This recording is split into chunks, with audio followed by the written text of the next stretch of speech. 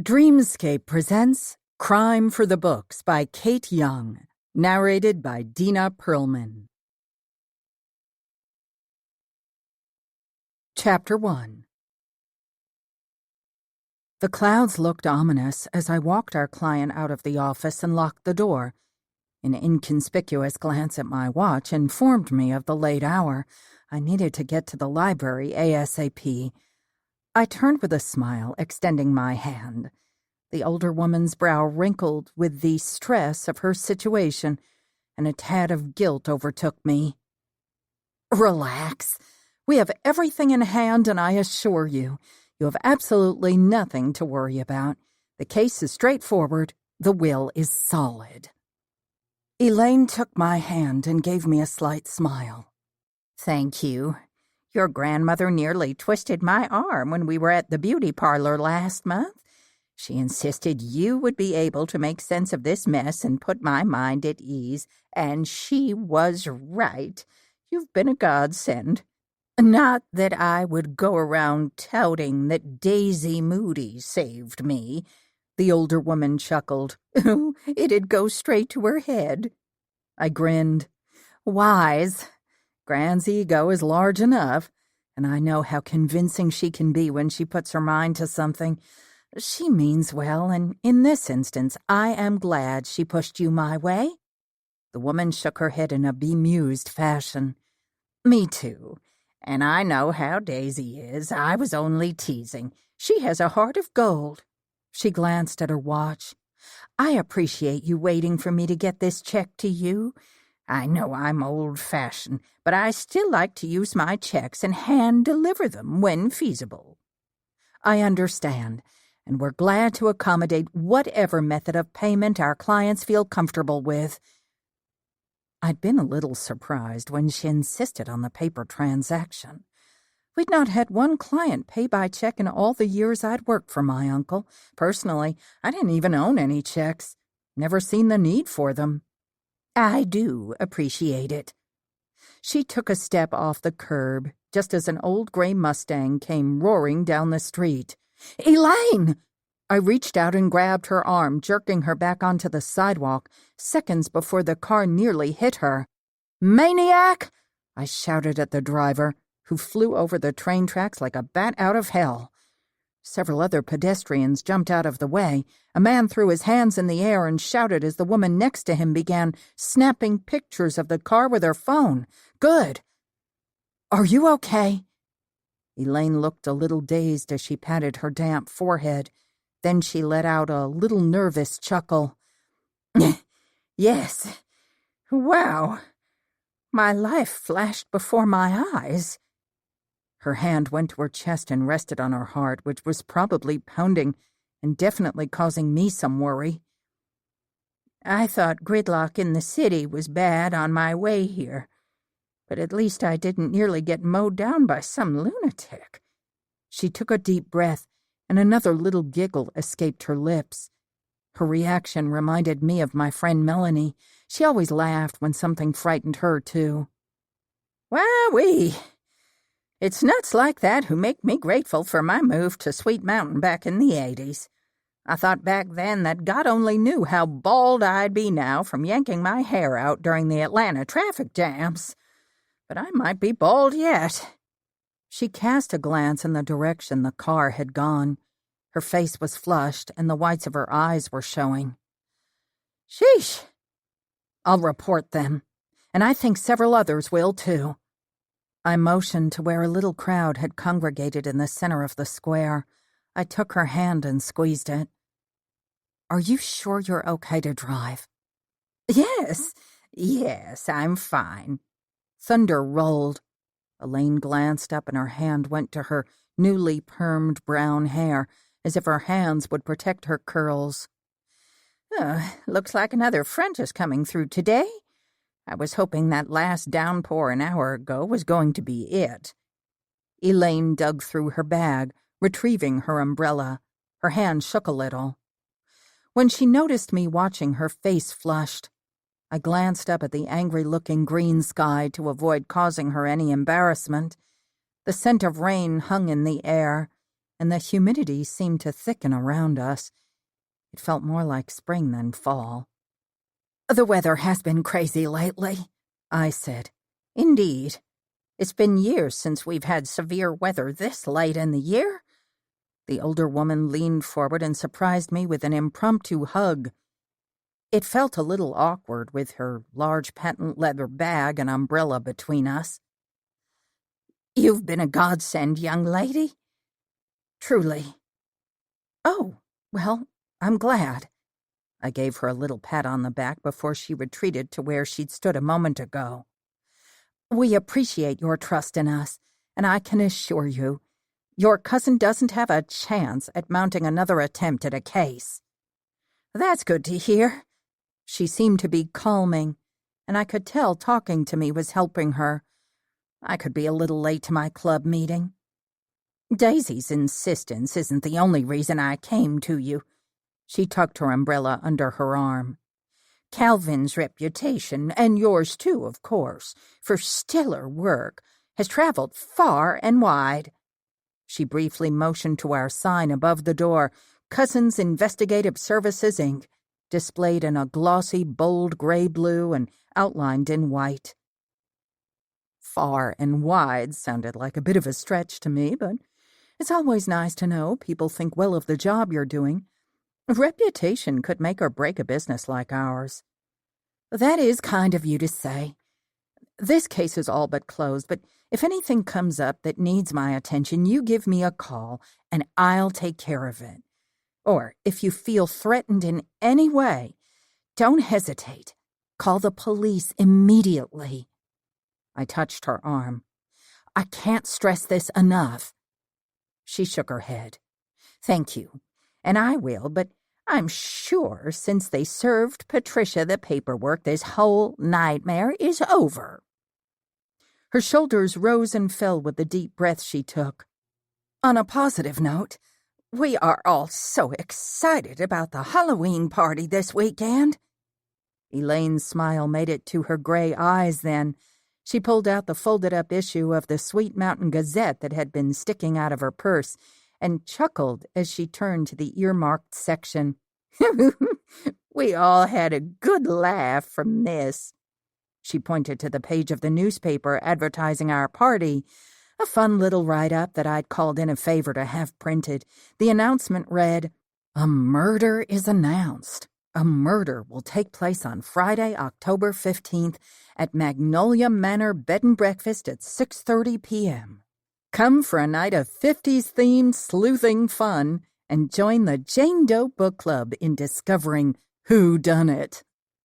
What a clever party idea. I read a lot of Agatha Christie in my 30s. She sure can weave a tale. "Yes, ma'am. And the credit all goes to the Queen of Mystery. After all, she came up with it. I simply borrowed it for an evening." I smiled. The Jane Does had all agreed it would be a nice touch to keep with the book's era.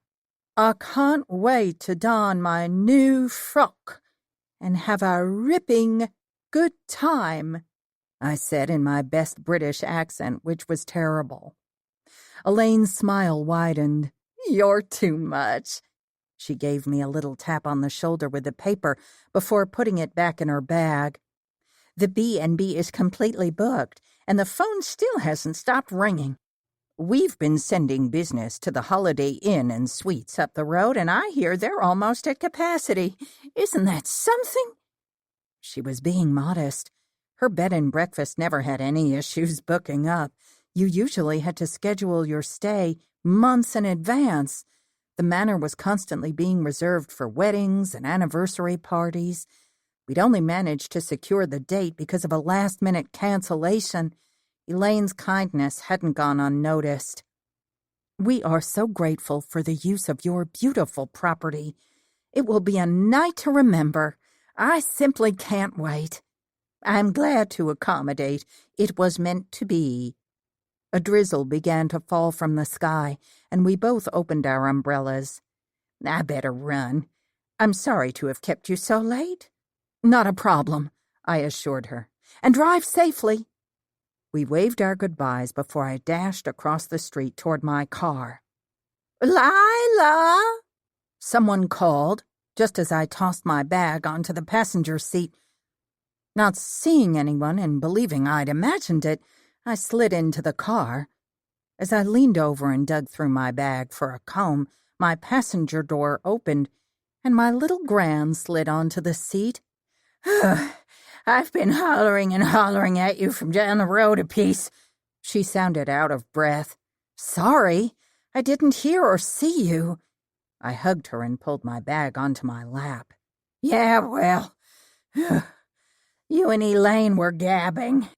She forgave me and pinched my cheek. I rubbed the spot she'd created. "I thought you were getting dropped off at the library." We were going to be so late, but it couldn't be helped. Earlier, I'd texted my best friend Melanie, who would be leading tonight's book club discussion, with news of my tardiness. Gran shook her head.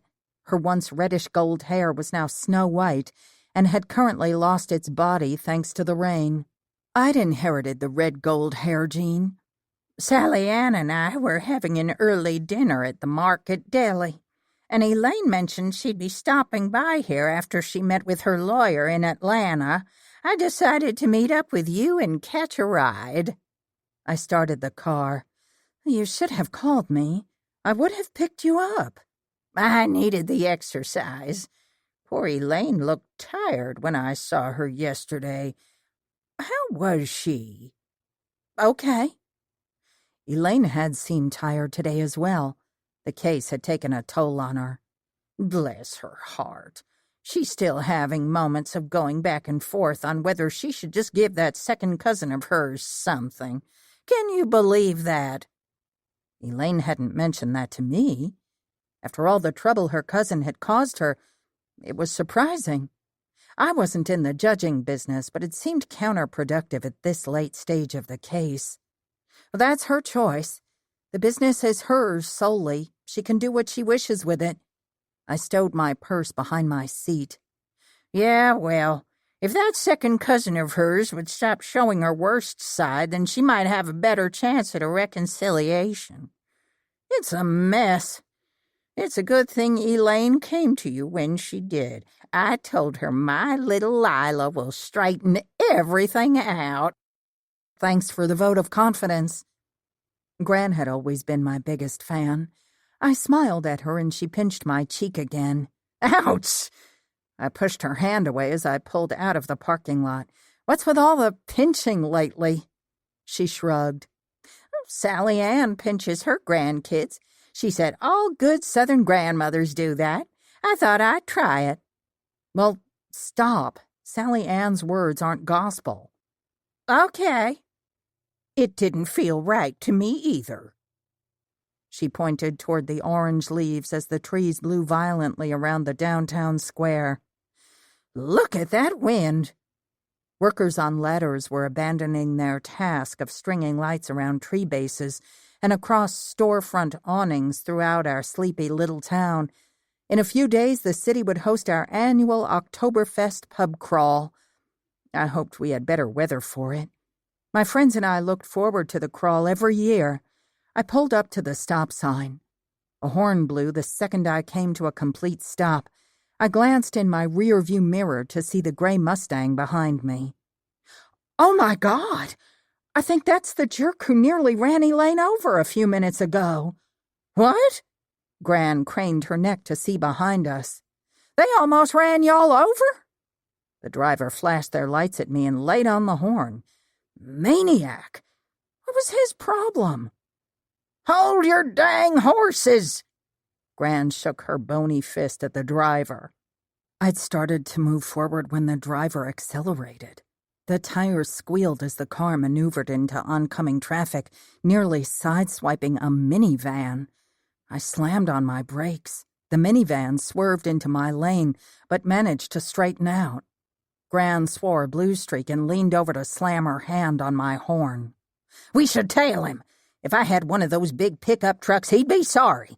I would be just like that fella in the unhinged movie your daddy was watching the other day. Gran's eyes flashed hot. Nobody gets away with nearly killing my granddaughter. I will be reporting them for this as well as the earlier incident. Probably stupid kids." "Yep," she nodded. "I bet you're right. Kids like that are the ones that make me still a proponent of spankings. I know what folks say about that nowadays, but some kids, that's all they understand. Huh.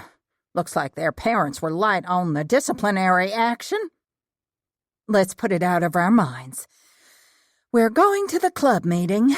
Better late than never." I slowed my breathing and forced a smile as my mind went a million directions. Who was the driver? And why had I seen them twice in one day, driving recklessly? Chapter 2. The rain was coming down in buckets when I parked my car in front of the Sweet Mountain Library where my book club, the Jane Does, was meeting. Since we were already late, we decided that giving it a few more minutes to see if the rain let up would be okay. Gran went back to her concerns regarding her friend Elaine as she applied orange-red lipstick to her lips. "So, where are we exactly on Elaine's case? I mean, specifics. And before you say it's all confidential or some nonsense, Elaine's going to tell me herself when we meet up for dinner later this week." There's really nothing more to tell. I glanced up at the sunroof. The rain pelted the glass. "You got the lawyer to drop the case, didn't you?" "Yes, that's all settled. I'm just running down a small personal matter for Elaine now." Gran leaned closer to the visor mirror and wiped the lipstick off her teeth. "These family disputes can take a toll on people. Not all families can be like ours." I gave her a sideways glance. "What? We're normal?" "Uh-huh. Normal-ish, then." "Okay, I'll give you normal-ish," I smirked. She slashed her hand in the air, dismissing me. "Anyway, all I'm saying is that wacko woman has some nerve. Did you know?" She leaned closer to me. "Elaine hasn't seen hide nor hair of her in 15 years. And then when she finally gets word of old Mrs. Peterson passing, she comes running with her hand out shouting, 'Foul play!'" "Yes. You know good and well that I'm aware of that." I leaned over and gave her a swift kiss on the cheek. "Now, don't get riled up. It's all sorted now." Gran tended to rehash things and get herself all worked up even well after the fact. I reached behind the seat and grabbed my purse. "I just care about my friend. Most folks aren't as tough as we are, sugar." She patted me on the shoulder. "I always knew you'd be a great private investigator." "Who needs a cheering section when you have Daisy Moody, grandmother extraordinaire?" I winked at her and she beamed. I'd been working for my uncle as a receptionist PI for almost 3 years now. My uncle had needed a receptionist secretary after Harriet Wiseman took maternity leave to have baby number 3. I'd leaped at the opportunity. I'd come a long way since that first day on the job and was now a trusted part of my Uncle Calvin's team, something I'd had my heart set on for many years, to be an asset instead of a trainee. The job had been a natural fit for me. True crime and unsolved cases got my blood pumping. And that was one of the reasons I enjoyed my book club so much. We had a great group of fellow mystery-loving members who understood the need for closing a case, even if most of them were fictional. Since our club had recently merged with another book club in the area, we had almost a dozen consistent members and about a dozen or so who showed up when they could make it or when we were reading a book they especially enjoyed. Our core group of founding Jane Does hosted and scheduled the meetings. Some months, if we had a special speaker like a mystery writer or a Georgia Bureau of Investigation investigator, or were watching a popular docu-series, we had close to 20 or more in attendance. Utilizing one of the library's conference rooms had become a necessity. When we'd hosted a retired special investigator from Atlanta, who discussed the ins and outs of investigations involving John and Jane Does. We'd been nameless, oscillating between a couple of ideas. True crime stories had always intrigued the club. Because of our deep interest in such cases, it only seemed natural to our founding members that the club should be called the Jane Does. And hosting special guests had become infinitely more accessible when I started dating Special Agent Brad Jones. We'd met 2 years ago while working together on a Jane Doe case. My first case as a PI in training had ignited something in me that solidified my desire to work in the field professionally. A clap of thunder vibrated through the car. "Wow, it's really whipping up out there." Gran rolled her lipstick down and put it back in her purse. The banner outside the large 3-story brick facility located a few blocks from the town square flapped violently. A few stray limbs blew past my car. It wasn't tornado season, but our weather hadn't been taking typical patterns this year. "I better check my weather app." "You don't need an app to see what's right in front of you. Are those sirens?" Gran rolled down her window and a giant gust blew rain inside. "Gran!" I held up my hand, ineffectively blocking the spray. She quickly rolled her window back up. "Sorry, sugar. It's going to be a doozy of a storm. Hope it doesn't run folks off from the club meeting." She dabbed at her damp face with spare napkins I'd kept in my glove compartment. Gran sporadically attended our club meetings. She enjoyed the social aspect of the club. Gran never read the club pick until after the meetings. She enjoyed the wine, coffee, and snacks while pestering everyone with questions. Gran's a real card, and my club loved her colorful personality. I laughed and held out my hand for a napkin and wiped the water from my screen. My screensaver of Brad and me at the local brewery appeared. I smiled, admiring my man. He was close to 40, with thick black hair cut close to his scalp, a sharp nose, and eyes a little closer together than average. He wasn't what you'd call traditionally handsome, but I found him immensely appealing. Gran gave me a mischievous grin and wagged her brows. "If I were a few years younger, I'd give you a run for your money with that one." I chuckled and tapped my weather app. "I don't doubt it." A stream of people rushed from the library doors, racing for their cars. Several I recognized as regular attendees. There went what was left of the club meeting. I grabbed my umbrella and ran around to get Gran, and she and I huddled under my umbrella and ran across the parking lot. The rain pelted us from both sides as the wind swirled around us. We took shelter under the awning just as Mel came out the front door. "I was so worried." Mel hugged Gran and me as a few more people dashed past us. "Y'all just missed Amelia. She left about 5 minutes ago. Some family stuff came up. Her sister, I think." I nodded, recalling Amelia mentioning to me something about a sister and how they weren't close. Amelia Klein was one of our core members. I hope she makes it home okay. I told her to text me the second she pulled into the driveway. "That's good of you, little Mel." Gran touched a strand of Mel's blonde hair. "You're looking good, even with this fuzzy mop atop your head." Mel's hand went to her hair and she made a face. "Thanks, Gran. The bottom fell out when Amelia left and I forgot my umbrella. Not all of us can rock the messy hair thing, like you."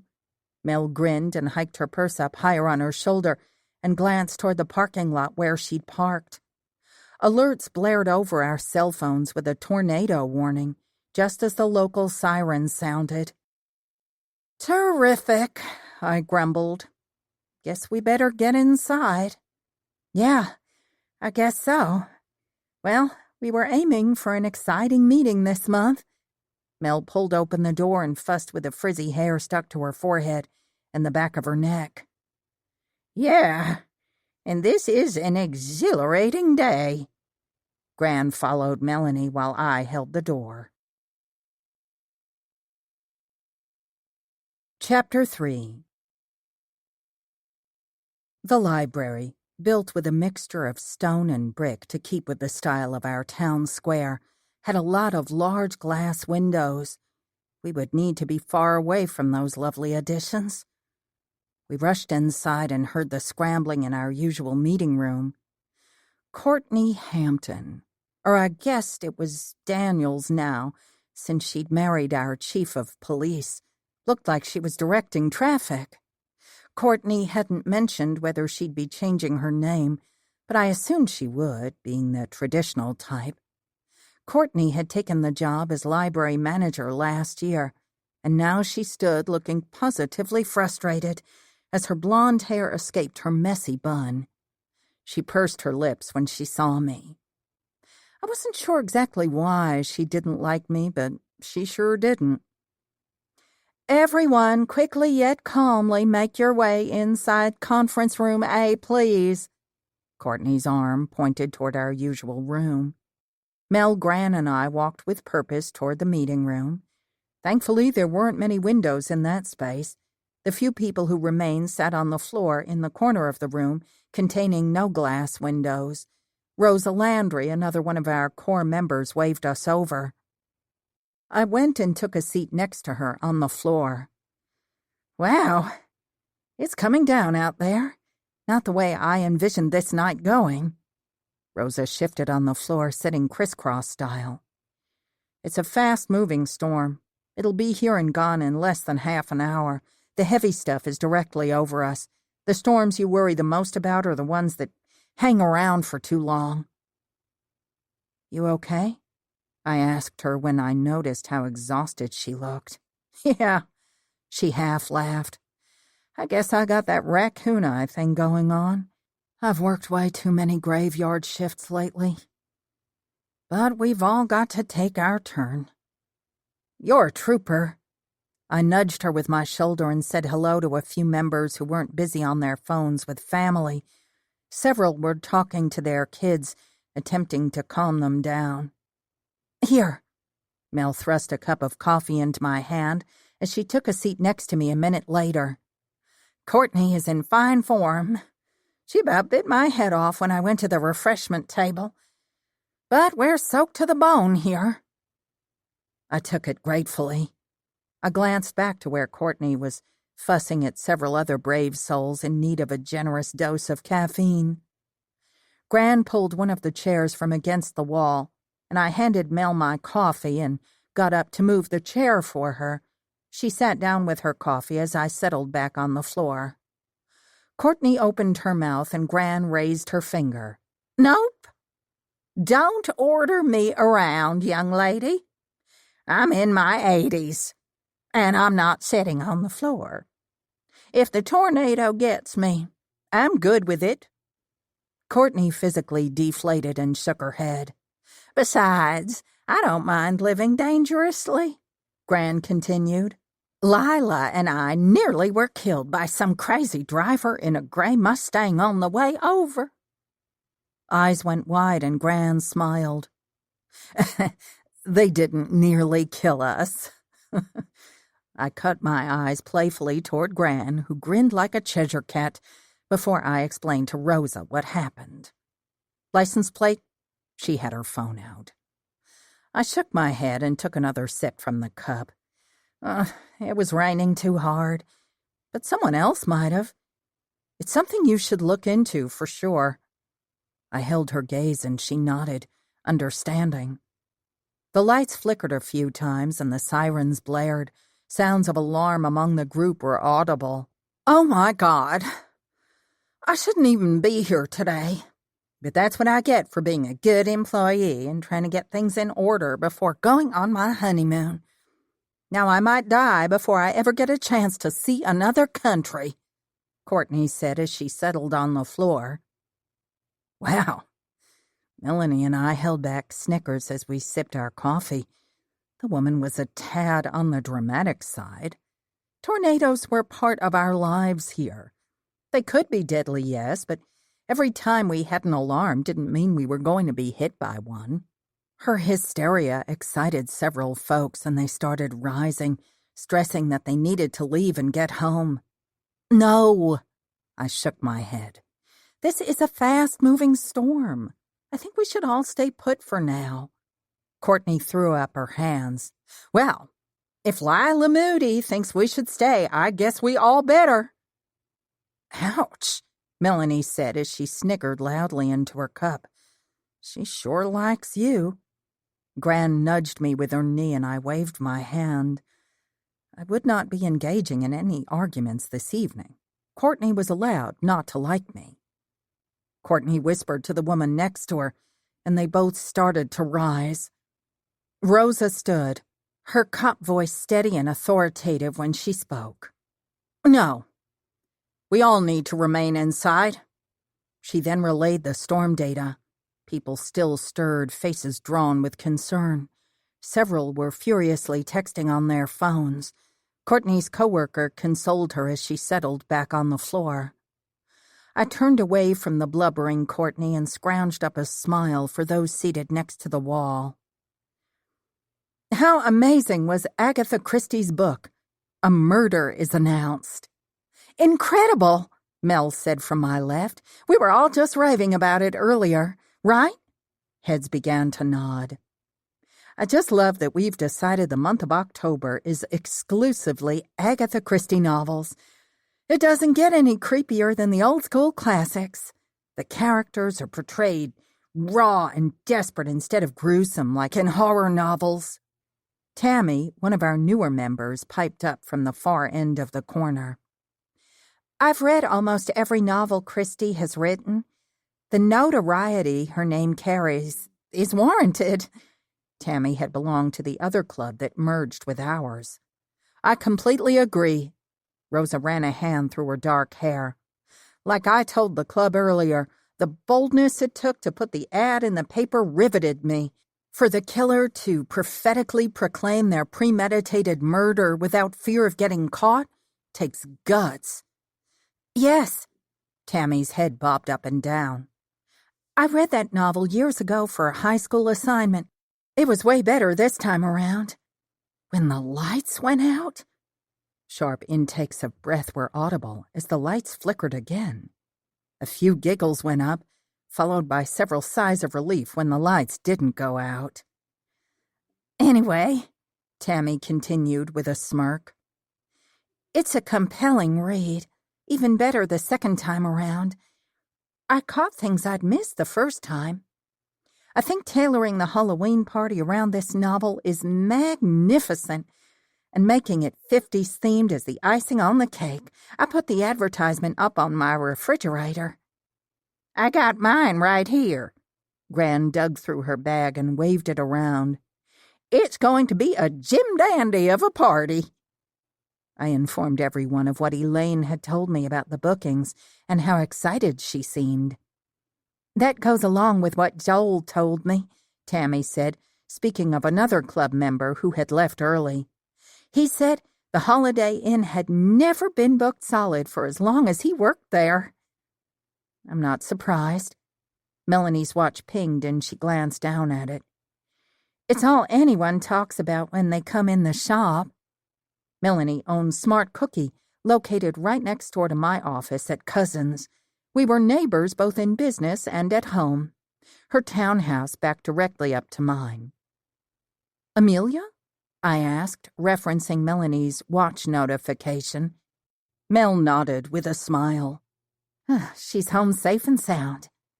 Melanie, Rosa, and I all let out a little sigh of relief. We were a tight-knit group. Well, I think it's truly clever of you girls. Gran smiled.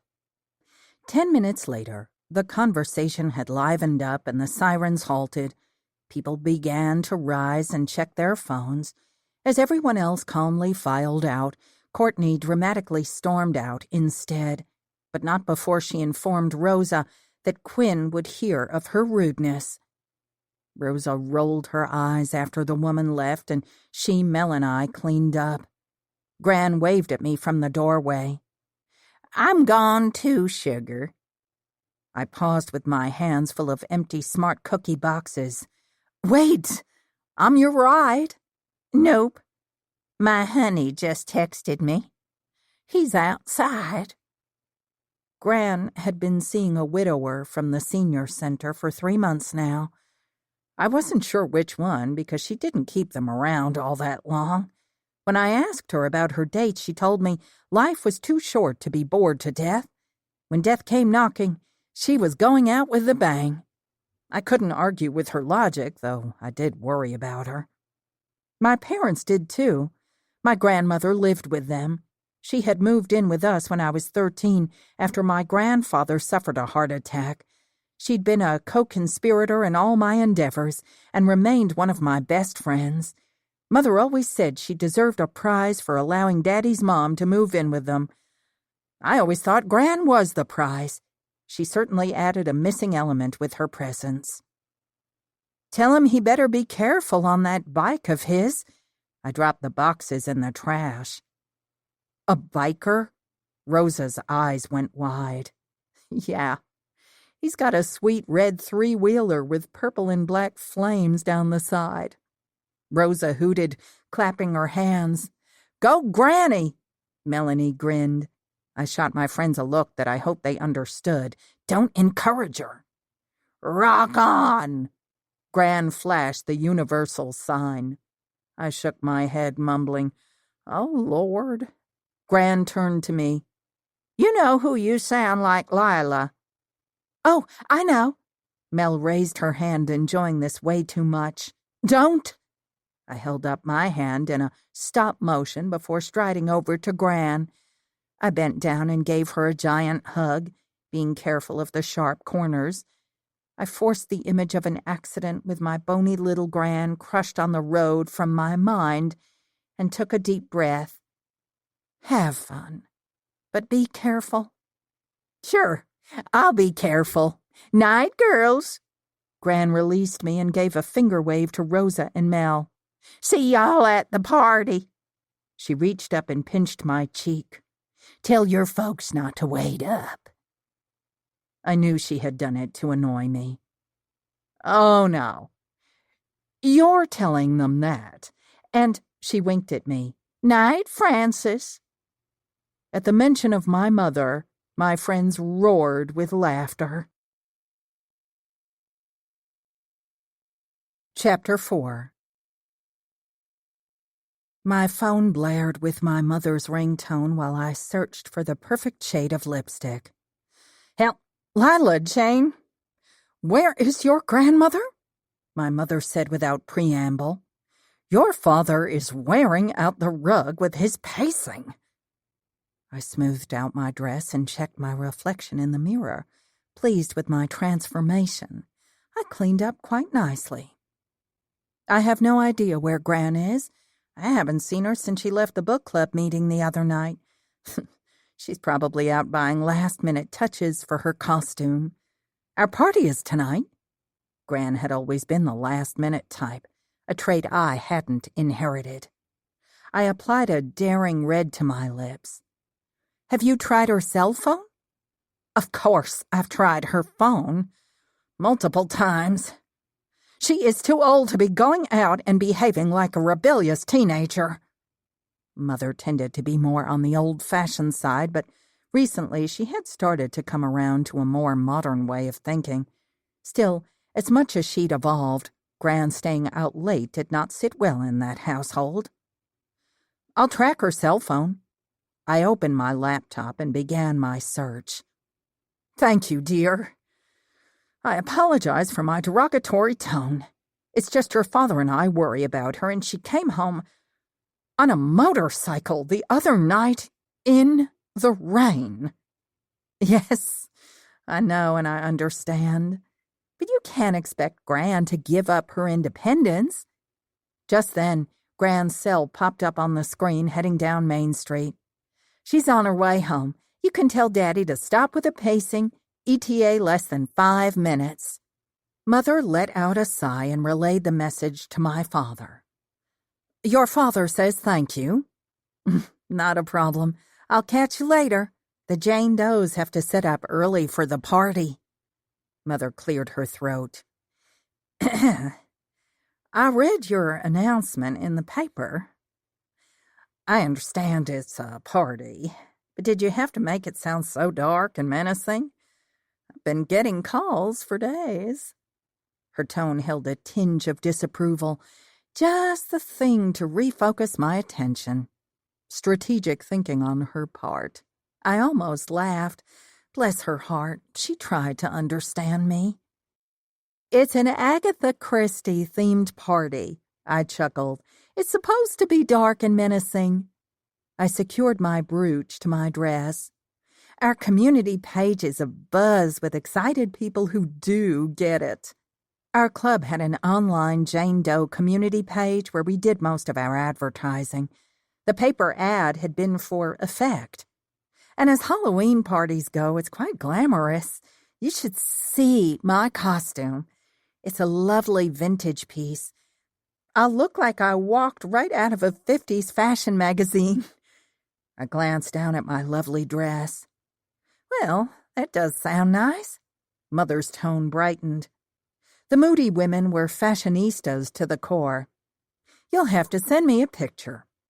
Oh, your grandmother is finally here. Speak to you later. Night. I'd started to hang up when I overheard Gran's chatter, and when Mother didn't disconnect the call, I knew my grandmother would be asking to talk to me.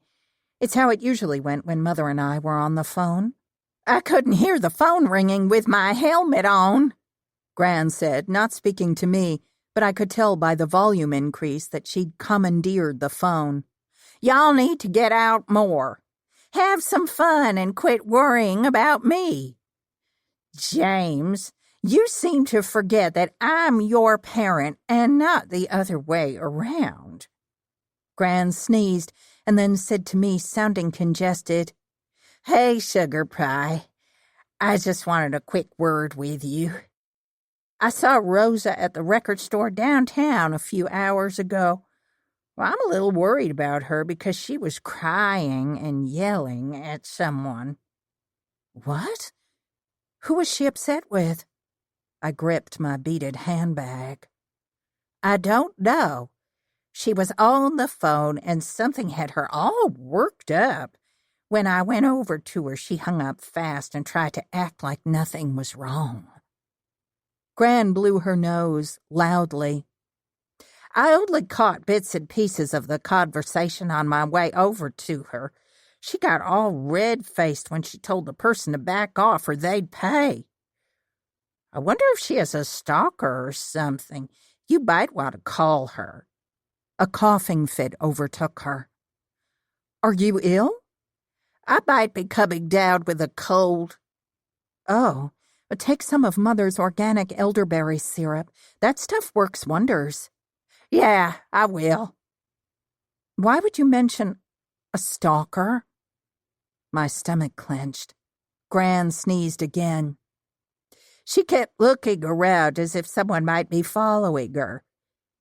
And when Rosa left, she dropped her keys when she went to unlock her cruiser. I know she's a cop and all, but we single ladies have to stick together. I hear you, Francis. Gran didn't sound well. I hate to say this, but you should stay home tonight. Get to bed and drink lots of fluids. Yeah, I will. I think I might take it easy for a few days. I have lots of fun for me. Night. Night. When Gran didn't argue with me about not attending the party, I knew she must be feeling rough. I'd miss her there, but consoled myself with the knowledge that the family doctor would take care of her. Even if my daddy, Dr. James Moody, was technically a psychiatrist, he still felt the need to look everyone in the family over when they were ill. I pondered what Gran had said about my friend as I locked up my townhouse. Rosa would hate to think anyone might feel sorry for her or pity her on any level. It was a pet peeve of hers. Besides, Gran sometimes got things mixed up. I'd speak to Rose at the party and get a feel for what was going on. Everything was probably fine. I joined Mel in the car. Magnolia Manor, located at the end of Magnolia Lane, was brightly lit. When I parked my car in the small lot located a short walk from the B&B, the sun had just set behind the mountains, and even in the dusky light, the outdoor string lights sparkled brightly. "Wow," Melanie breathed as she closed the passenger side door. I smiled. "Yeah, it looks better than I imagined." We strolled down the street in our 1950s boatneck vintage rockabilly cocktail party dresses that we'd picked up on Amazon, tailored after the marvelous Mrs. Maisel, one of Mel's and my favorite shows. I wore black and Mel a gorgeous Tiffany blue. When Mel had initially suggested making the party an era theme straight out of the Queen of Mysteries novel, I'd pictured us doing exactly what we were now, arriving together, dressing together, and chatting with excitement like schoolgirls. And we'd had such fun fashioning our hair and getting our makeup just right to complete the look. It had reminded us of going to prom 100 years ago. Except our dates would be joining us later this evening, thankfully without one of those awful wrist corsages. I glanced around and spotted Amelia's car. Ever the early bird. Then froze where I stood. "What is it?" Mel glanced back at me from a few steps ahead. "That car." I marched over to where a gray Mustang was parked next to Amelia's tan sedan. I cupped my hands at the passenger side window and peered inside the empty car. A paper sat on the seat, and the highlighted advertisement glared back at me. "Is this the car that nearly ran over Elaine the other day?"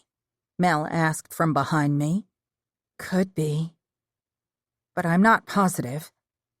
I went around and snapped a few pictures of the car. There was a cardboard square where the plate should be. Someone had written, "Tag applied for," in a black Sharpie. Huh. Mel began walking in place, rubbing her hands together. "Ooh, come on. It's starting to get chilly." I took a couple more pics of the car and followed Mel. I wouldn't let this spoil the night. If this was the same car and the driver was somewhere on the property, I had no way of knowing who they were, other than that they were a rude, obnoxious driver. I had nothing to go on. It was a little early for guests, not that we'd turn anyone away. Another explanation could be that they worked for the bed and breakfast, which would mean they had nearly run their boss over the other day. Or, and I hated to consider the possibility, it could belong to Patricia Donaldson, Elaine's second cousin. That prospect made me nervous. She hadn't exhibited any violent tendencies during the investigation, but crazy things sometimes happened when a large sum of money was involved. Not that Patricia had ever had a stake in the property or the business, though she disagreed. It would be easy to deduce whether the car belonged to her if she was on the premises. I'd speak with Elaine. I took off my professional hat for now and smiled as I spotted the bright moon sitting above the old renovated manor behind a stately iron fence lined with red azaleas and neatly trimmed boxwoods. The sounds of soft jazz carried across the cool fall air as we entered through the iron gate. Lanterns hung from the limbs of large oak trees. The illuminated winding pathway led to the elegant 3-story Victorian mansion, offering airy rooms with fireplaces, a large lounge, 2 oversized porches, and a courtyard. The rooms were lavishly decorated with tapestries, tasseled silk lampshades, billowing fabrics, and floral patterns that produced a riotous sense of opulence. The manor's 24 bedrooms and suites were sumptuous hideaways, where people came from all over to enjoy luxurious accommodations and sensational cuisine. Large potted mums and heirloom pumpkins strategically placed on both sides of the pathway, and the scent of something spicy made the journey breathtaking. This place was picture perfect. "I can't believe how lovely the manor is," Mel grinned over at me and squeezed my arm. "You forget that we have such a gem right here in Sweet Mountain." I was in awe. "You really do. Wow." Looking right at home, Elaine stood out on the large front porch as if she were waiting there to greet us. And she was home, having lived on the property for the last 20 years. The place had once belonged to one of Sweet Mountain's founding families. When the last living member of the line passed away, he'd willed it to the town and it went up for sale. The Peterson family swooped in and bought it, turning it into the beautiful bed and breakfast it was today. The late Thelma Elaine Peterson had willed her business to her granddaughter, who was also her namesake. Our friend Elaine Morgan was now legally the sole owner. She didn't appear upset in any way. A promising sign. Maybe I'd been off base with my theory that the car belonged to her cousin. Perhaps Patricia'd finally come to a place of acceptance. It hadn't taken much digging to put together a file on this second cousin of Elaine's, who'd kicked up a fuss about the will. The woman had no claim to the property, and once I'd sent my file over to the attorney considering taking the case, the situation seemed to resolve. Patricia made one more lackluster attempt, which went nowhere. "Don't you ladies look beautiful?" Elaine sighed, taking us in with a smile. "Now those were the styles I adored. Fashion made sense back then." "Thank you, and I agree. The designs were lovely. This era suits me." Melanie mounted the steps before I did to hug and greet our host. "It'll come back in style. My grandmother always used to say that there is nothing new under the sun." Elaine crossed her hands in front of her. "Amelia is already inside setting up, and Chef John has some amazing tapas prepared, if you'd like to sample them." "I'm sure they're wonderful. The chef never disappoints," I said as a bit of a chill ran through me. Not wearing a coat had been a mistake. My mother had hired Chef John for several of her more significant charity functions. Everyone always raved. Melanie went inside and Elaine placed her hand on my arm before I crossed the threshold, halting me. "I just wanted to thank you again for all you've done. For the life of me, I'll never know what I could have done to deserve such dreadful treatment from an extended member of my family. She's been the thorn in my side for months now. The last 2 days have been the peace I so desperately needed." I covered her hand with mine and smiled. It was our pleasure, truly. With the cease and desist letter, she shouldn't be a problem moving forward. "You haven't had any other communications with your cousin, have you?" She shook her head. "No, it's been nice and quiet." "Good." I smiled and then waved my hands around, motioning to the manor. "And we should be thanking you for the price break you gave us on renting out your gorgeous B&B. What a delightful surprise we'd had when I settled the bill this morning." The older woman waved my gratitude away. "Parties like this liven up this town." "True. Our sleepy little town hopped tonight. We were practically bursting at the seams accommodations-wise. Plus, we were bringing attention to literary and classic works that needed more recognition, in my opinion anyway. I always enjoy showing the place to locals who don't usually frequent the establishment. I find it amusing that we get more out-of-town business than any other, except for weddings, that is." I thought back to Quinn and Courtney's lovely wedding on the lush green lawn.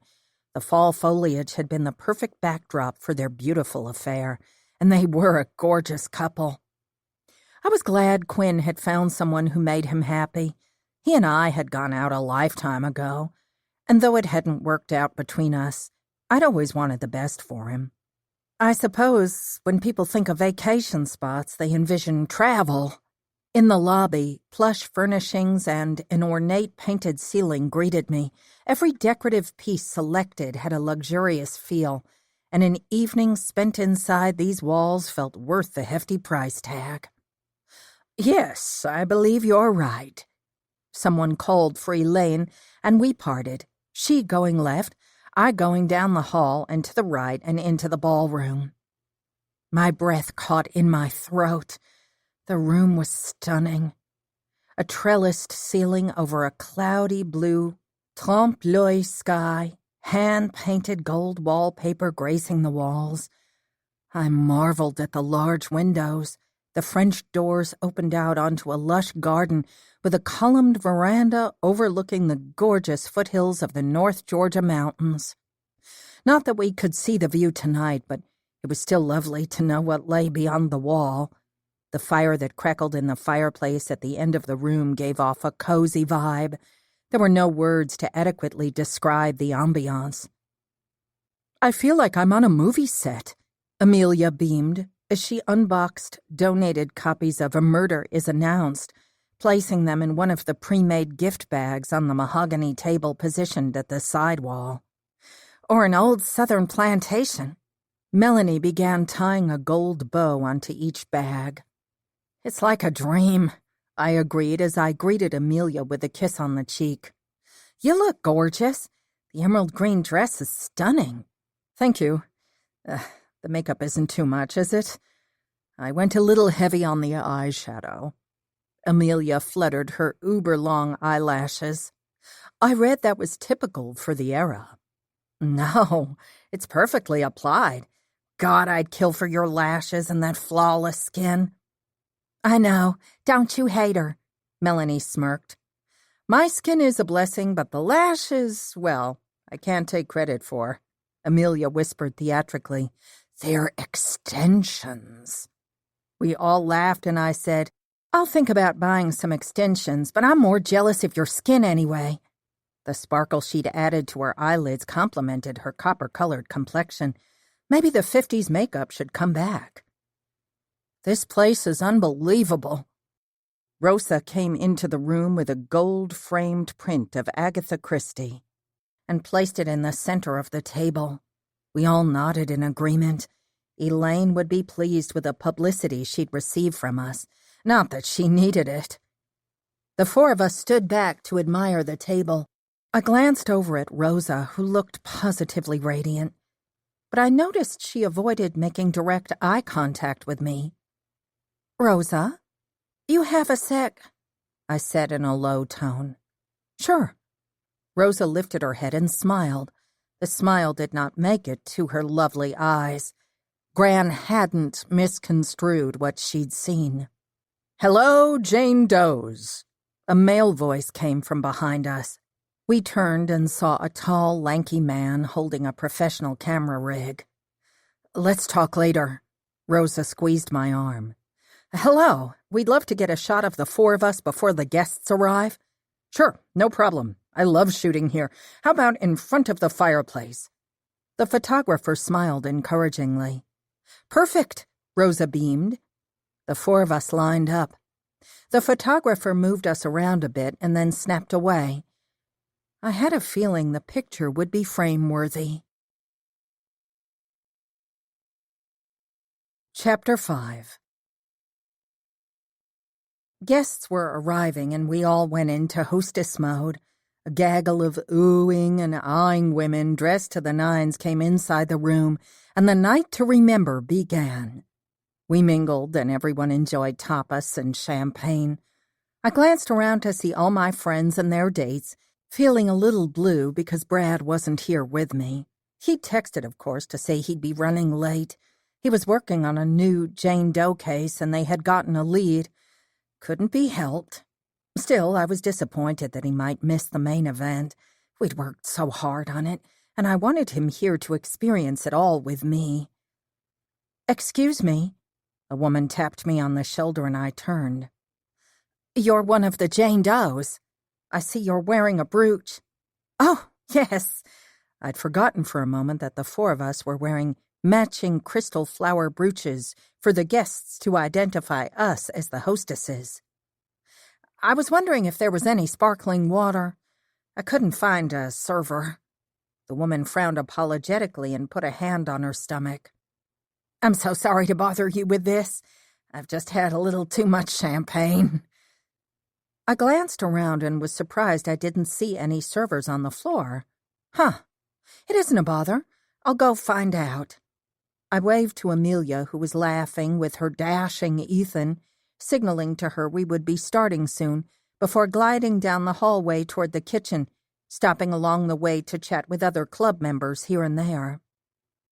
The overcrowding in the ballroom had warmed me up, and I realized I wouldn't mind a little water myself. A thunderous clap sounded overhead, and I hoped we weren't in for more severe weather. As I came to the kitchen area, which was roped off with a sign that read staff only, I heard a woman bellow, "I don't care what that stupid lawyer or you say. Nanny Thelma swore to me I'd be a partner in this business, that I'd get half. You took advantage in the late stages of her disease."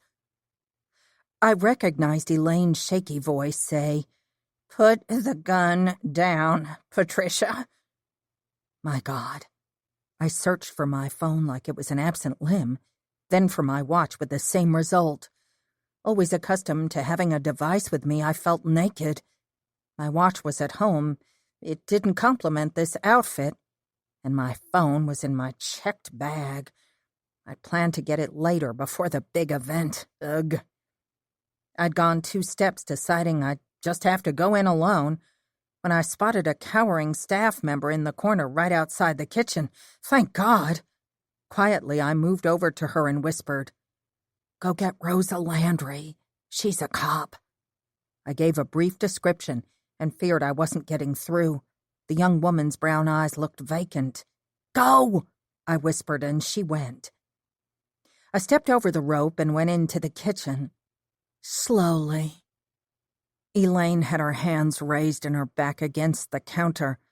Patricia Donaldson looked nothing like I'd pictured. She was much younger than Elaine, and they did not resemble each other. She stood about my height, a tall, hefty woman who didn't appear to know how to handle a gun properly. Her hands shook and her finger placement was all wrong, terrifying me. "You knew you could manipulate her when she was diagnosed with Alzheimer's disease," Patricia said through clenched teeth.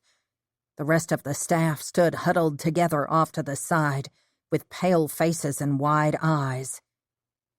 "Hey," I said with my hands raised. "Let's calm down in here." "Lyla, careful." Elaine's eyes were petrified. Patricia whirled toward me. You're the one who sent those lies to my lawyer. Lyla Moody, the woman who destroyed my case, destroyed my life." Having her direct her vehemence toward me would draw her attention away from Elaine and allow Rosa time to get here. "Why don't you put the gun down, and we'll discuss this civilly. Perhaps we can come to some understanding." "There's nothing left to discuss. Someone has to pay." Spittle left the woman's lips, and I flinched as she shook the gun. I hated being weaponless. I'd locked my weapon up at home. "Your life will be over if you don't rethink this. Put the gun down." I swallowed. Please tell me what I can do to make this right. I'm sure we can work something out. I see it all the time in my line of work." Patricia chewed on her bottom lip as she considered my words. Chef John edged backward toward the butcher block island. His hand slowly went to where his chef's knife lay, and our eyes locked. I gave my head an infinitesimal shake, which I hoped was imperceptible to everyone else. When he allowed his hand to drop by his side, I let out a tiny sigh of relief. "Lila's right. I'm sorry you're so upset. What can I do to make this right?" Elaine's pale face looked gaunt. Patricia shook her head. Her hair flew wildly around her face. "Nothing now. My life is over, and it's all your fault." She oscillated her aim between Elaine and me. "Over! You'll be sorry, Elaine Morgan." Her lips pulled back and she bared her teeth venomously as she backed slowly toward the rear exit. "I'll ruin you, just like you ruined me." She stormed out the door. Chills spread like a virus after her ominous declaration. But as the seconds ticked on, relief swept through the room. "Everyone okay?" I surveyed the space. "That woman should be locked up," Chef John said. "I agree. And she will be. Rosa should be here and she'll call it in. I have no idea what's taking her so long." I cast a glance toward the doorway. I suppose her late arrival might be a blessing. The threat of police action might have sent Patricia over the edge. "Elaine, are you all right?" I glanced over at Elaine, who gave a nod of agreement. I turned toward the staff and asked again, "Everyone else okay?" Nods went all around, just as Rosa came into the kitchen, the staffer in tow. Rosa's face looked flushed, but I didn't have time to figure out why. I briefly relayed what had taken place. She'd have to run to arrest an armed woman. "Everyone remain here. I'll need to speak with each of you." And she went in search of the perpetrator. We'd all have to give her statements after she apprehended Patricia. "My God, I thought this was over." Elaine finally spoke. Her face crumpled, and she deflated onto a chair. "She'll have to appear before a judge now, if she doesn't plea out. Either way, it'll go on a record. We'll get a restraining order to make sure she can't come within 1,000 feet of you or your property. Oh, I'm kicking myself for not doing that sooner." Elaine shook her head, her shoulders slumped.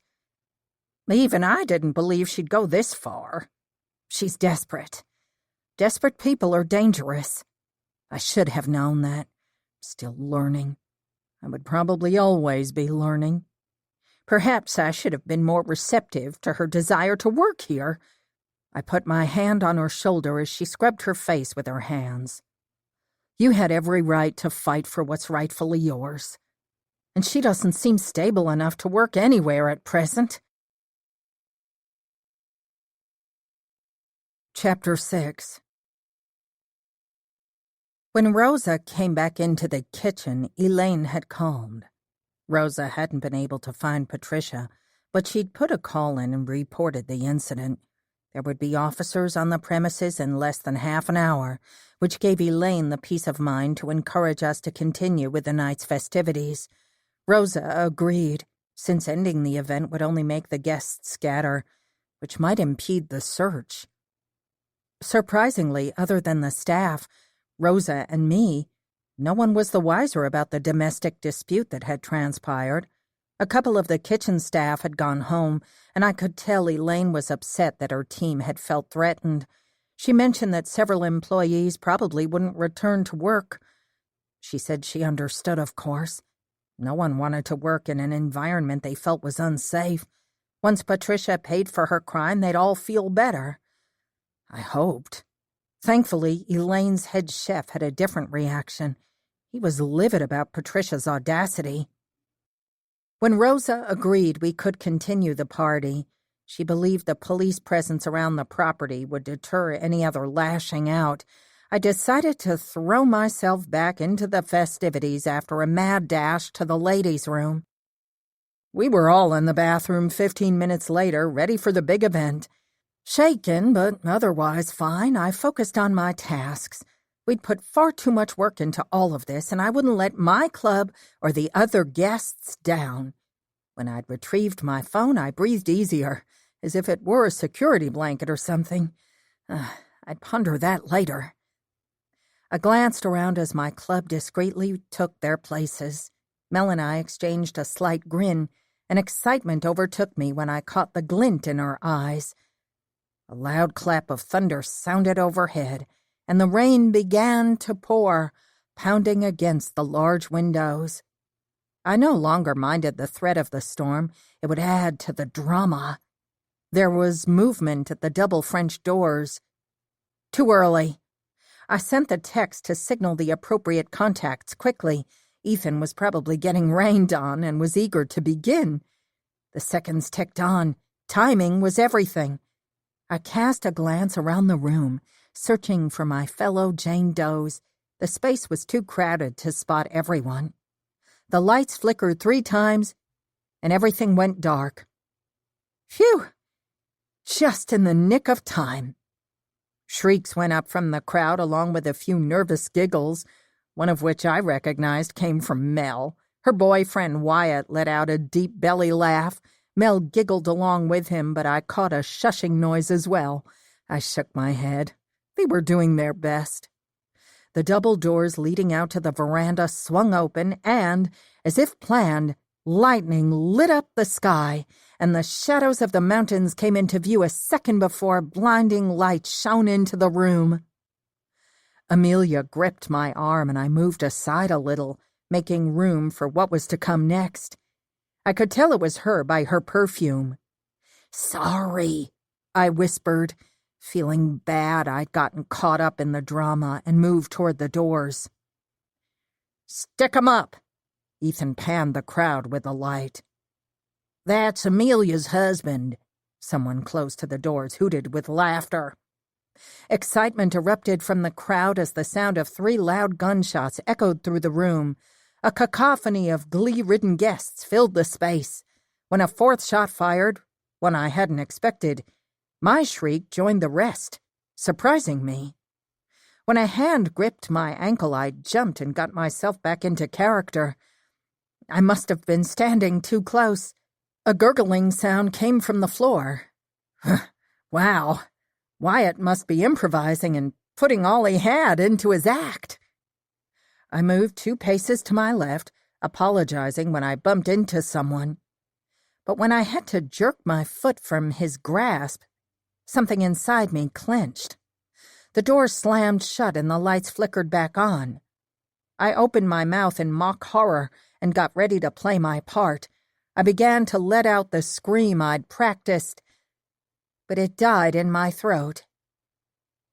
Patricia Donaldson, not Wyatt, lay on the floor at my feet.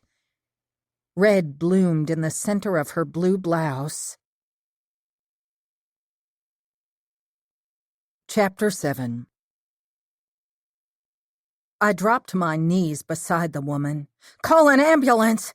I glanced around wildly, seeking out someone I knew. Amelia already had her phone to her ear.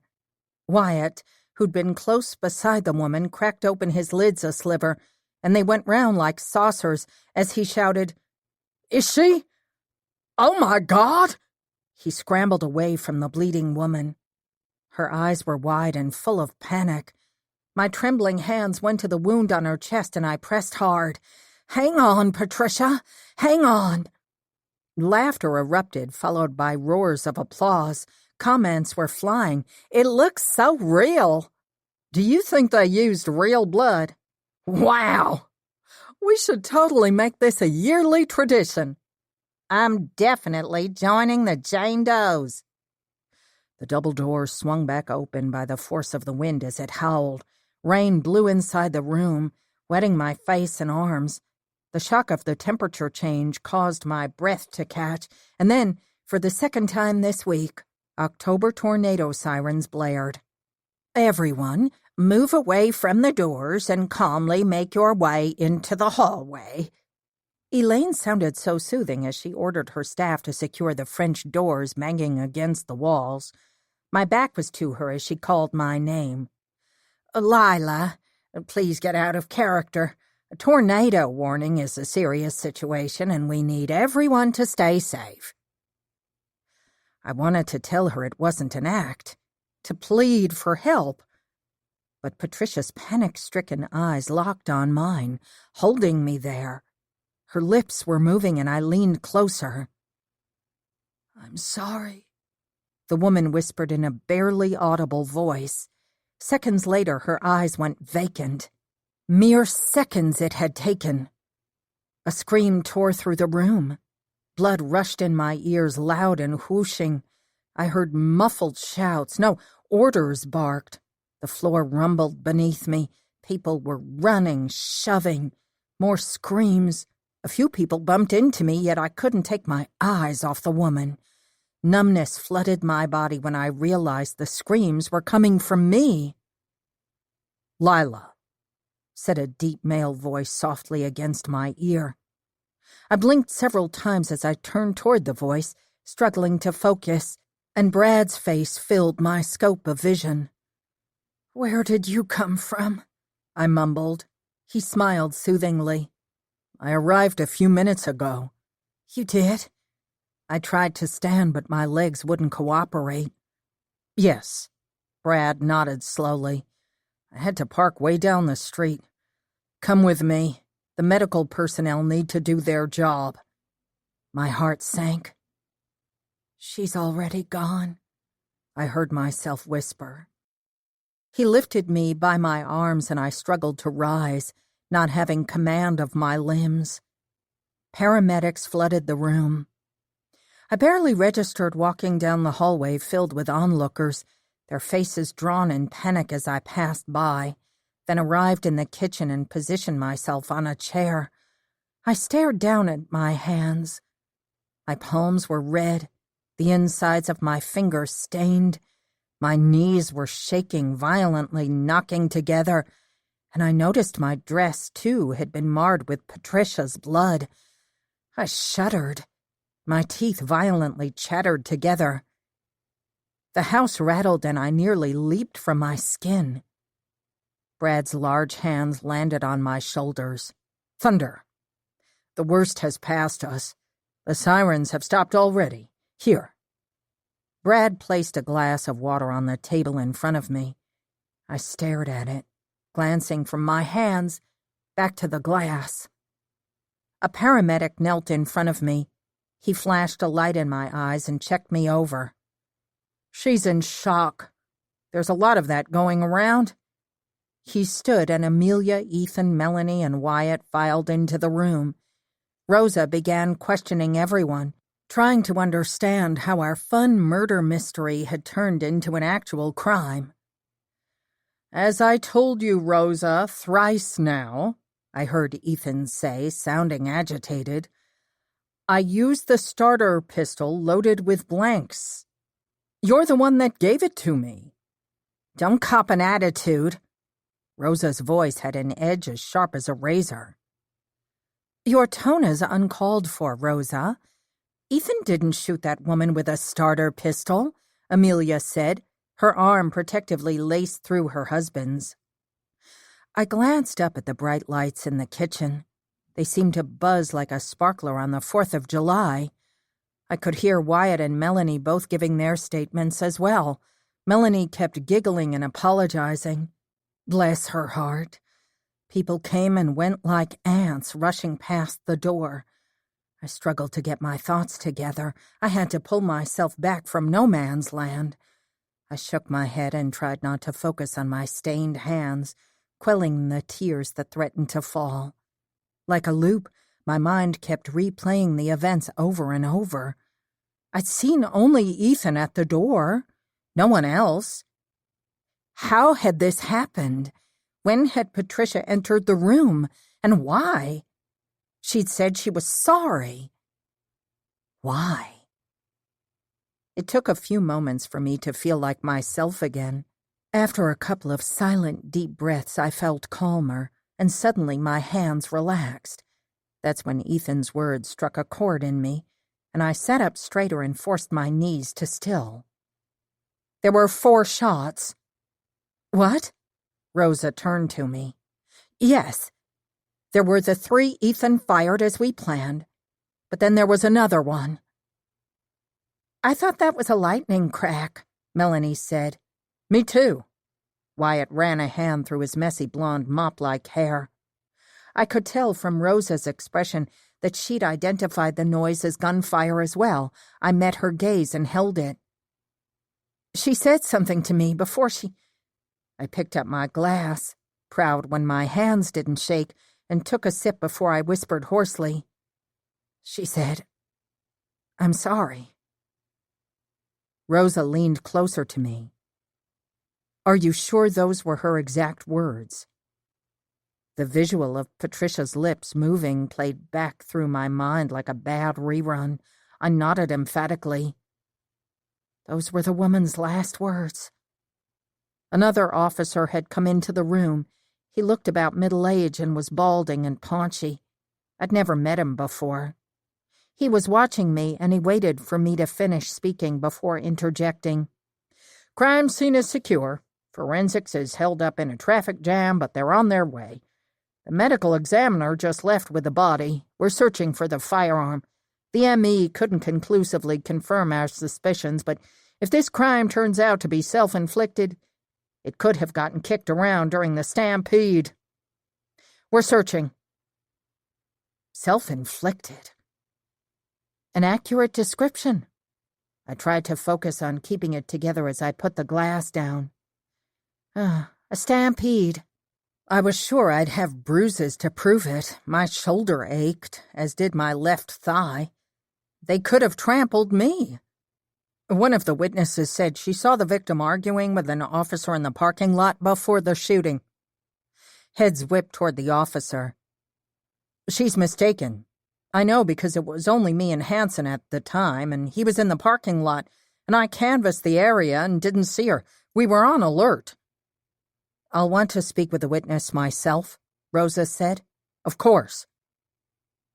The officer and Rosa turned back to me and stared at my stained hands. I'd left a red handprint on the glass. Melanie let out one of her hysterical giggles, all high-pitched and manic-sounding, and all eyes went to her. Jeez, Mel. Wyatt cut his eyes in her direction. I'm sorry. Melanie pinched her lips together, and I cast a sympathetic glance her way. She reacted to stress and trauma differently than most. She couldn't help it. Her body's response to brewing emotions always came out in the form of giggles. I just can't believe a woman was shot right in the middle of everything. It could have been any one of us on the ground, bleeding out. The weight of our friend's words was palpable. Chapter 8. Rosa cleared the room of all the witnesses except Brad and me, instructing everyone to remain on the premises. The room had been too crowded for direct or deep questioning, though it had surprised me that she'd kept us all together in the first place. As I understood it, the procedure was to question each person individually so their statements weren't influenced by another's.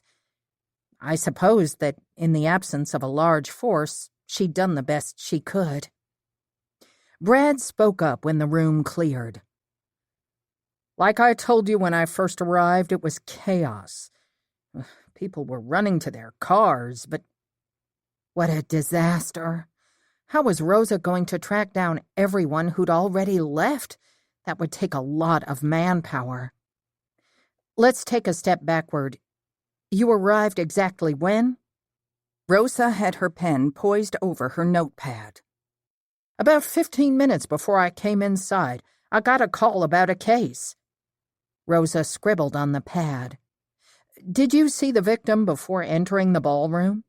No, but as I walked up the street past the parking lot, I may have seen an officer questioning a civilian by a gray Ford Mustang. May have? I'm just putting it out there, leveling with you that I was distracted and didn't pay close enough attention to say I'm 100% sure. The woman was flying off the handle at the officer, or the person I perceived as an officer. Elucidate, Rosa said.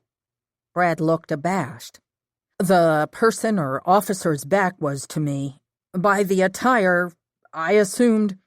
He kept his tone even and direct. I couldn't clearly identify anyone in the dimly lit lot. I thought the officer was writing up a citation or perhaps giving a verbal warning. As I said, it was an assumption. I sat up straighter and turned in my chair to face Brad. His gray shirt had a stain on the front of it. It must have happened when he helped me up. I glanced up to focus on his face. The civilian. Was it Patricia? I don't know. Brad met my gaze. Something sad swam within the dark depths of his intelligent dark brown eyes.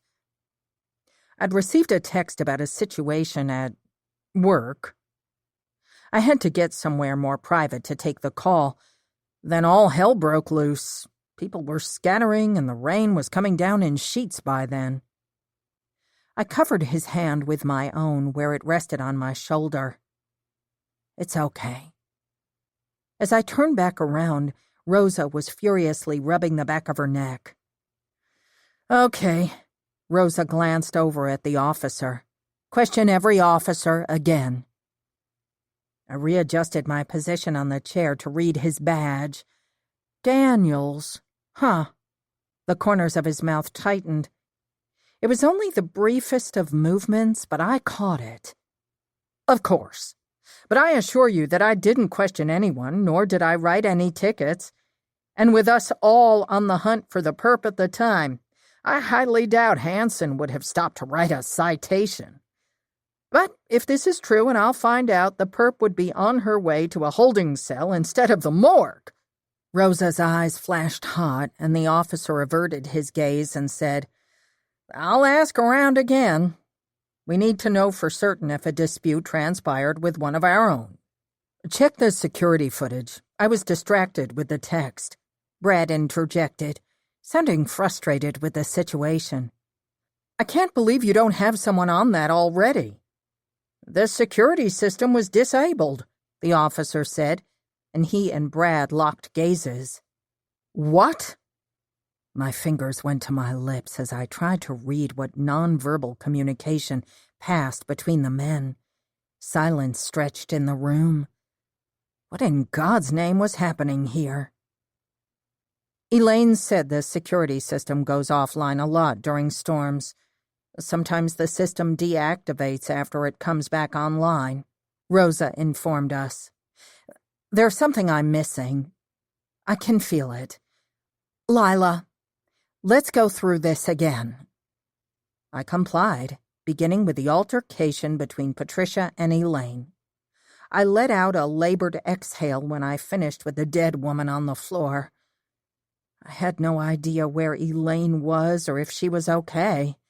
The possibility that this was a suicide weighed heavily on me, given Patricia's last words, and guilt that perhaps I'd played a part in her decision to end her life had me spiraling. I worried Elaine would be wrestling with the same guilt tenfold, especially since, technically speaking, they were family. Fatigue settled in, and I had a difficult time rehashing the events entirely.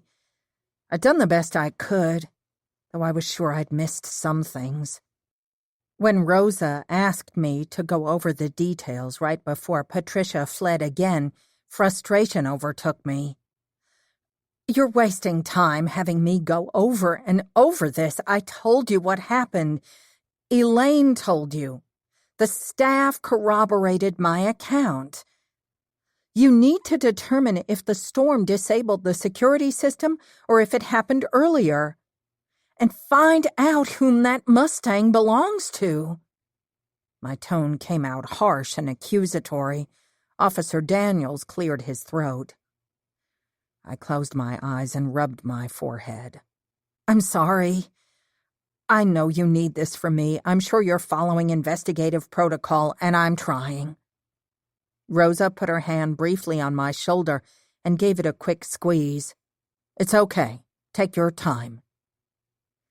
I thought back and focused as I glanced around the kitchen, visualizing the events. Chef John reaching for the knife. Elaine, pale and sweaty. The deceased shouting, I'll ruin you just like you ruined me. I relayed the vivid memory to Rosa. What? Rosa furrowed her brow. That wasn't in your original statement. It had been, I was sure of it. Yes, I told you that's what Patricia said before she stormed from the kitchen. I met Rosa's gaze. Her eyes were darting from side to side as if she were searching for the recollection in her memory. She glanced down at her pad and flipped a page. Right. You did. I let out a little sigh. I worried for Rosa. Not that I wanted to call her out on coming across as scatterbrained.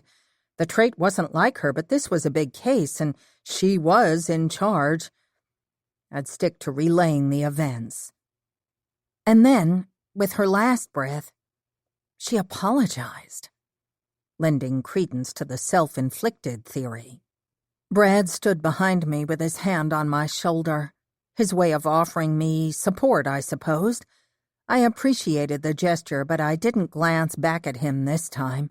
With all these warring emotions, I worried it would weaken me somehow, and perhaps cause me to break down completely.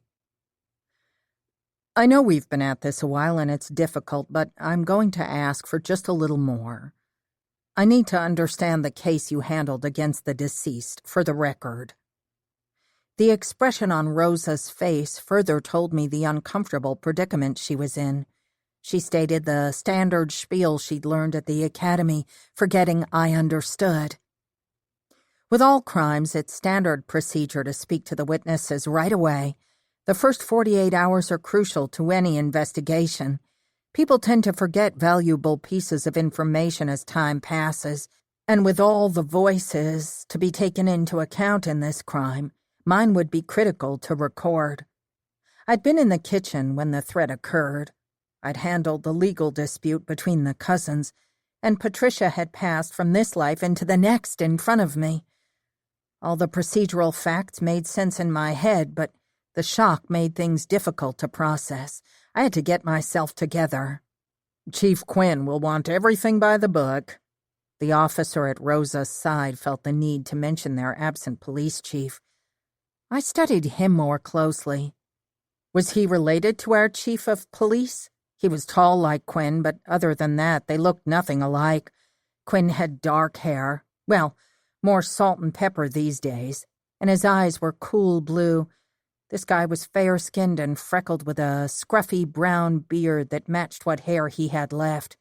Not being able to make the connection visually, I asked, "Yes, ma'am. I'm his cousin, Officer Harry Daniels." Quinn hadn't mentioned anything to me about his cousin joining the force, and neither had Rosa. Not that they had to run all the new hires by me. It simply seemed curious.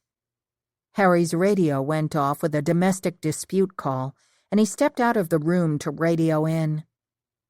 A lot of domestics going on this evening. I'd once heard that during a full moon crime increased. I'd never considered it a fact before. I had no idea how the small force would be able to manage tonight. After another sip of water, I noticed my hands again. All of a sudden, I had to get them clean. I got up and hurried over to the sink and began scrubbing. "Sergeant Landry," Brad said, "I'm here and can help." Brad patted Rosa on the shoulder. It hadn't escaped me that he'd offered her the respect of addressing her formally. I gave him a small smile as I dried my hands. "Thanks, I appreciate it, and we could use you. Anything you need." Brad pulled his shield from his pocket and clipped it to his belt. "I'll go help take the rest of the statements. Get the contact info from everyone still here. I assume we have the guest list?" "Yes. Officer Daniels can forward it to you," Rosa said. "I'll make sure the witnesses understand we may need to call them to come in and speak with us further." Rosa and Brad shared a perfunctory head nod before he left the room. Once we were alone, Rosa pulled out a chair and sat down. She rested her head in her hands. I sat down next to her and gave her a few minutes to collect herself. She lifted her head. "God, this is a shit show. The crime scene is contaminated. Tracking down everyone that came in and out will be a nightmare." If this was a suicide, why did she need to track everyone down? "You're leaning towards suicide, right? The coroner must have given you some inkling if he believed that to be the case.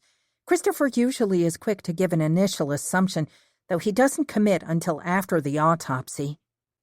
I'd worked with him before, never in person but on the phone, and we had a decent rapport. It'd be simpler for sure. Christopher said he couldn't rule it out. Simpler. I understood Rosa's meaning, and an uneasiness swam in my stomach. You said you handled the background of the case against Ms. Morgan? She'd gotten right back on track, and I focused on her question. I nodded. Yes, it was cut and dry. I cleared my throat. Patricia hadn't a case, not really.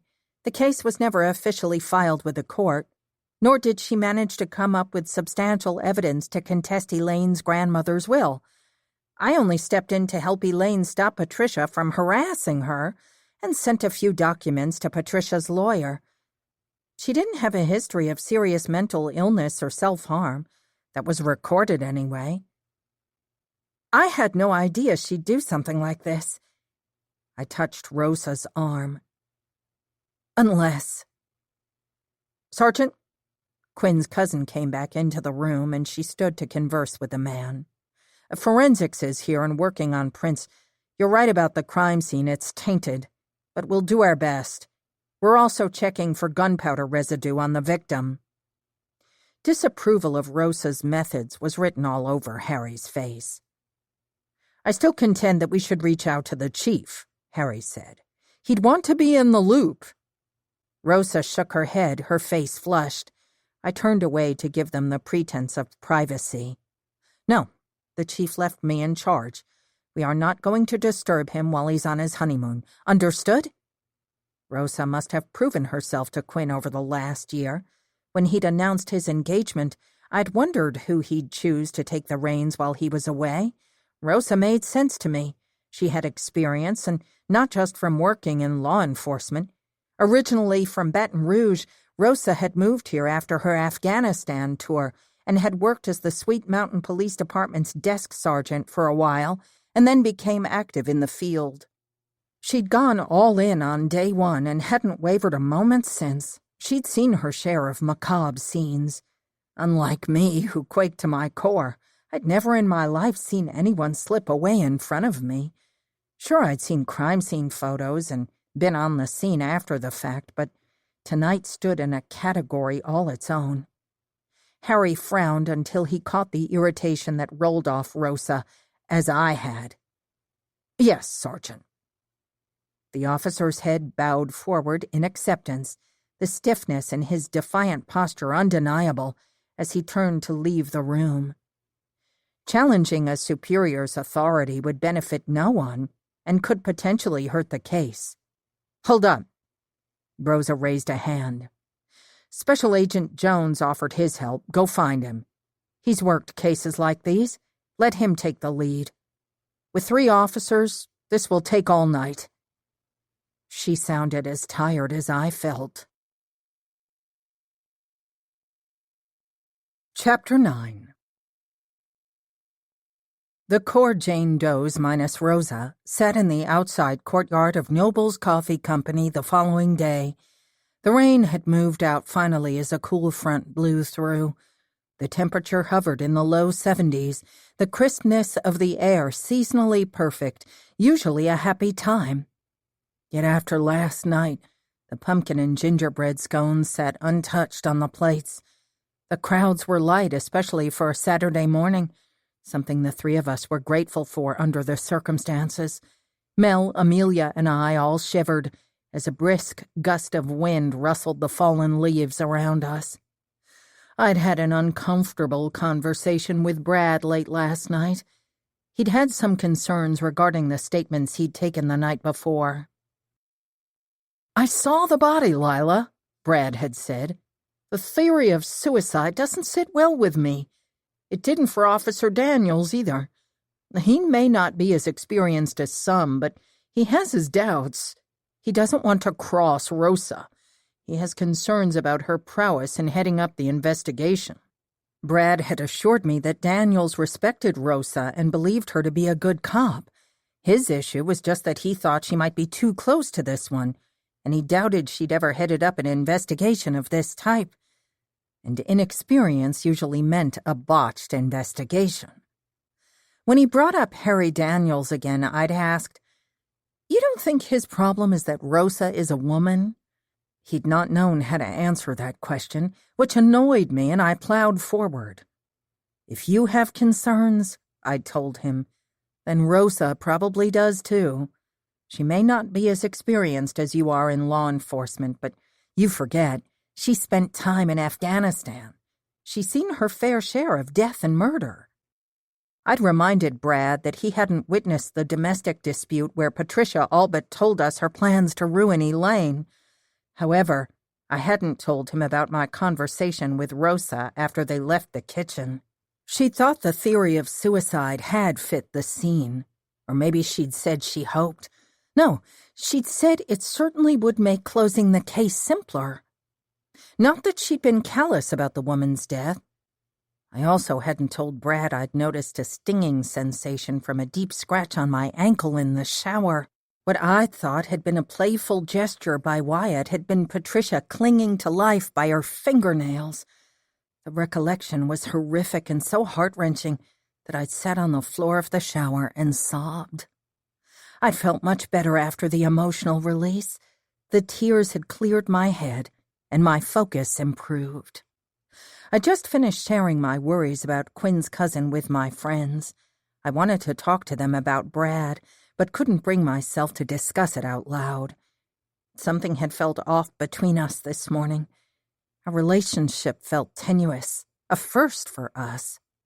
And I was glad I hadn't brought it up because Mel had decided to hang on to my mention of Brad leaving for the city a few sentences prior. Brad left for Atlanta? I nodded and pulled my denim jacket closed, adjusting my scarf in the process. Even after your traumatic ordeal? Mel looked appalled. Not pleased with her tone, I narrowed my eyes. It's fine. Brad has work, Mel. Okay. Mel raised her hands in a posture of defense. I'm just looking out for you. What's that supposed to mean? A wave of panic flooded me, but I managed to quell it. Why? Everything is fine. That he's your boyfriend and he should be with you during this trying time. He sat up with me last night. You know our relationship is different from other people's. Our jobs require more of us. My tone edged on hysterical. Mel's and Amelia's eyes were wide. Why am I so defensive? Lay off, Mel. She's been through a lot. We all have. Amelia squeezed my hand. You're right. I'm sorry. I just wanted to make sure Brad is good to you is all. Melanie took a sip from her paper cup. Amelia gave me a sympathetic smile. Or was it a pitying one? I was probably being paranoid. Last night had rattled us all. Yet as I replayed last night with Brad in my head, I recalled he'd been the perfect boyfriend. He'd sat up with me and we'd talked through the ordeal. He'd rubbed my back and spoken soothingly. Then I recalled how his phone had never stopped pinging. He'd apologized but hadn't muted it, a case, he'd said. I shook my head. Even my thoughts sounded suspicious. I forced myself to settle. I tried Rosa on my way over, but it went straight to voicemail. I thought she could use a friend. I can't shake the notion that she doesn't have the support of her officers. I spoke to her briefly. She said she was going to try and catch a few winks. Melanie adjusted her hair, smoothing the strands that attempted to take flight with the breeze. And I wouldn't worry about Harry or those other officers. Rosa can handle them. I wasn't concerned about Rosa's ability to handle the situation. I simply didn't think it was fair or professional for Harry or any officer to challenge her, especially in the middle of an investigation. Harry would have Quinn's ear, or at least as a relative I believed he would. Family roots in our neck of the woods ran deep. Not that I would voice any of that now. Mel was in a mood. I simply had to trust that Quinn would rely on his better judgment and confidence in Rosa. He wouldn't have left her in charge otherwise. Amelia's chocolate-brown eyes were bloodshot, and I asked how she was holding up. I couldn't sleep last night. The image of the poor woman appeared every time I closed my eyes.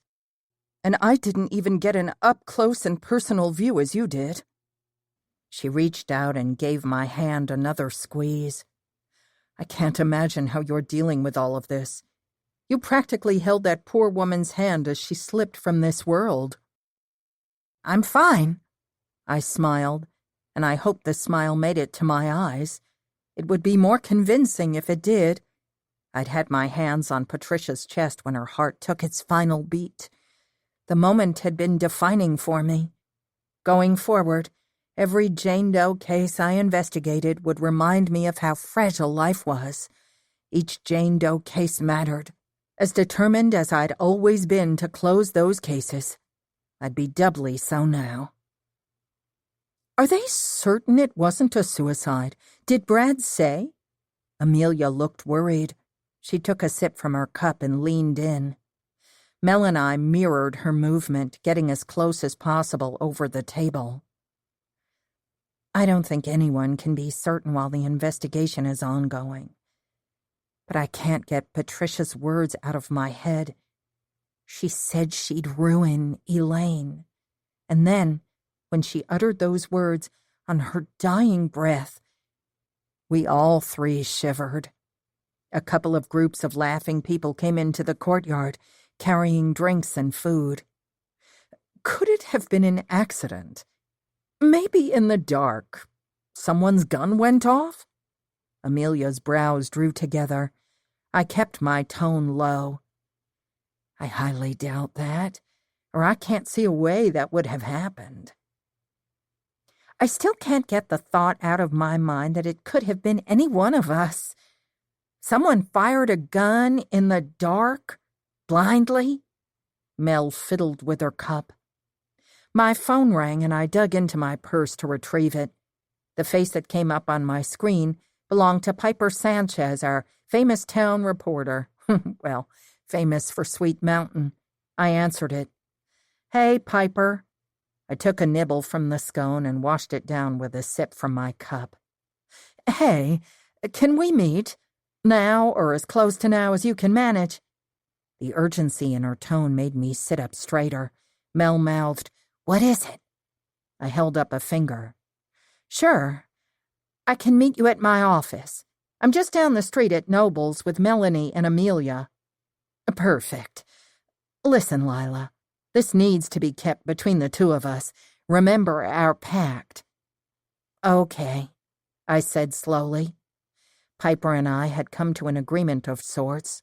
As a reporter, when she had information that could aid me in an investigation, she slid it my way, and when I could help her, I'd anonymously give her quotes or push her in the right directions.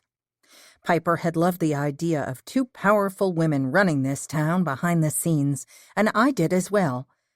I recalled the moment we'd pinky sworn, like junior high schoolers, to seal our agreement. I'd hold up my end. "See you in 10.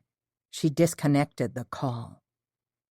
I slid my phone back into my bag and smiled at my friends. "You better tell Piper to be respectful. I get that she wants the inside scoop." Mel unhooked her purse off the back of the chair and rose. "But Elaine doesn't need any bad press." "I don't think she'll spin it negatively toward Elaine."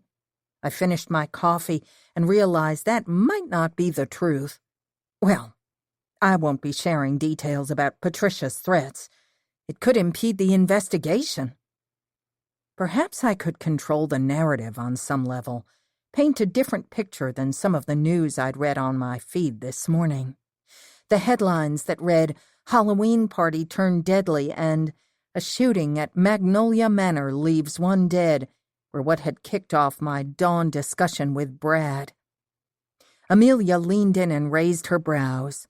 "Weren't there quite a few people in the kitchen with you? Any one of them could talk, and they'd have all the dirt on Elaine. It isn't out of bounds to think Piper could paint Elaine as a money-hungry relative who wouldn't offer help to an unstable woman." "Did you speak to the press? To Piper?" Melanie asked. Amelia smoothed a couple of silver strands behind her ear. "No. I wouldn't have the inside scoop, Mel. Her staff would." Mel slowly sat back down, her voice hushed as she said, "You can't possibly believe Elaine is partly responsible. Patricia made her own choices." Amelia's eyes lit with an indignant fire. "I didn't say I believe she was responsible. But I can't help but sympathize with the poor deceased woman. Patricia was undeniably desperate. Who knows what she was dealing with in her personal life? And how is any of that Elaine's problem? Mel's face flushed.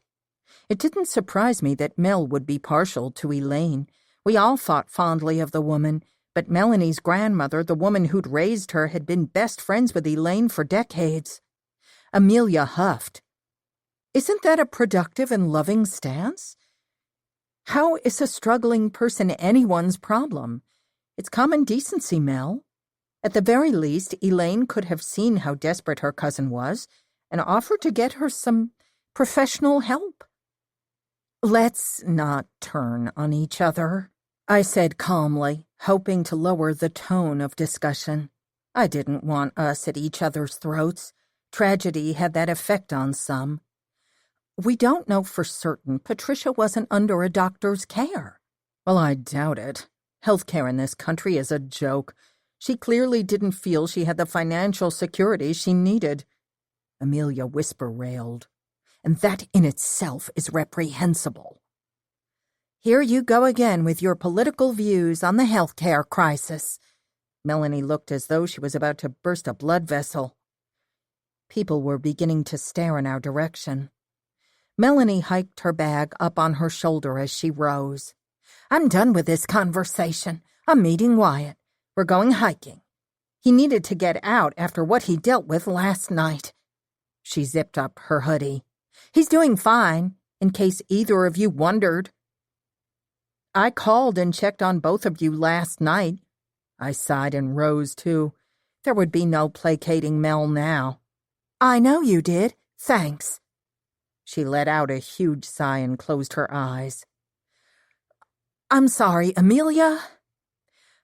I can't today. Amelia rose too and held her hands up. I'm sorry, too. We'll talk later. Yeah, okay. Love you. Mel gave her a small smile. Love you, too. Amelia returned it just as Mel turned and left, though her brow stayed tensed. Something more was definitely going on with Amelia. Not that what had happened last night wasn't enough, but I could sense something more profound, more personal warring inside her. We tried to stay away from politics for the most part. There were times when it was unavoidable, but we did our best. Our friendship had begun based on our love of books and true crime, but it had evolved over the years to something more like family. Okay, hon? What's really going on? I'm sorry. Her eyes filled with tears. I didn't mean to attack Mel like that. I could see she was stressed out. I looped my arm through hers. And Mel didn't mean to come at you either. You know her, she'll simmer down. She just needs time. I'll walk you to your car, and you need to unburden. That's what we call getting everything off our chests, clearing the air so we could breathe freely again. It was one of the bonds of our core group. The trust we shared wound us tightly together. We could get through anything if we were honest, cleared the air, and didn't allow anything to fester. My sister and I have never been on the best of terms, you know, she said as we crossed the street. Is she the family issue from the other day? The wind whipped up, and we huddled closer together. Amelia had explained to us early on that she and her family weren't close. Her sister constantly struggled with addiction, and the relationship had always been a toxic one. Amelia had felt forced to close the door on that part of her life for her mental health. Yes. Amelia opened her car door and tossed her purse inside. When I separated myself from that side of my family all those years ago, I swore I'd never reopen it. My sister and I haven't really spoken for more than 5 minutes in the last 5 or so years. When she called me last week, I didn't even answer. I thought she was using again. She calls a lot when she's high, raving. I thought about changing my number, but something inside me told me not to. I gave her a minute. I recalled how difficult it had been for Amelia to confide in us about her past. After her mother died, she and her sister had been in and out of foster care. And judging from her stories, the homes weren't the best. Despite her challenging beginnings, Amelia had done well with her life. Her sister hadn't. Their father's frequent incarcerations had left them with significant baggage. She wrapped her arms around herself and stared up at the sky, as if hoping she'd find courage there. A few beats later, she said, "I have a niece that I was unaware of, and she's ill." Her voice hitched. "She has a blood disorder. My sister hasn't any insurance, of course, and the prognosis isn't good if she doesn't receive a specialist's care." My heart dropped, and my fingers went involuntarily to my throat. "Amelia." "Yeah, it gets worse. My sister has a court date for possession with intent to sell, and she's going in for a long sentence this time. She wants Ethan and me to adopt Sasha." I don't know what to say. I rubbed my friend's arm. "We have the means, and Sasha is only 2 years old. Young enough." Her voice trailed off. Amelia had done well for herself in real estate. It was a seller's market, and she consistently brought in offers above the asking price. Bidding wars weren't uncommon either. She told us about all the money they'd been able to stash away. I knew she'd be thinking of delving into the nest egg she'd worked hard to earn. I reached out and pulled her into a hug. "You've been dealing with all this on your own? I'm so sorry. Please tell me what I can do." No wonder she was livid about the healthcare industry. It had hit home with her and become personal. Amelia gripped the back of my jacket. "You're such a great friend." I just wasn't ready to talk. "There's a treatment. It's expensive, and we have to work through all the nuances in our insurance plan regarding pre-existing conditions, but Ethan thinks they'll cover part of it." Her voice hitched. "When I saw her on a FaceTime call with her foster mother, she looked so much like my sister and me when we were little, lost and scared. I loved her instantly. I just don't want to let the child down. She deserves a chance." I held her tighter. "You couldn't. That little girl couldn't ask for better parents." She nodded against my shoulder. "We leave in the morning for Maryland. I'm not sure how long we'll be gone, and there's so much to be done. You leave me a key to your house. I'm sure you'll need lots of stuff for a toddler. I'll organize something and we'll get everything you need. She'll be so scared at first. I don't know how she'll react to me since my sister and I look so much alike." I held her arms and stared her straight in the face. She needed to see how serious I was, see that I loved her and had meant every word I'd said. "It's going to be fine. You're not alone. We'll love this little girl so much. You've got us. Always. Melanie would be mortified with herself if she knew. She'll jump in with both feet to help. And you know how my mother loves to fundraise."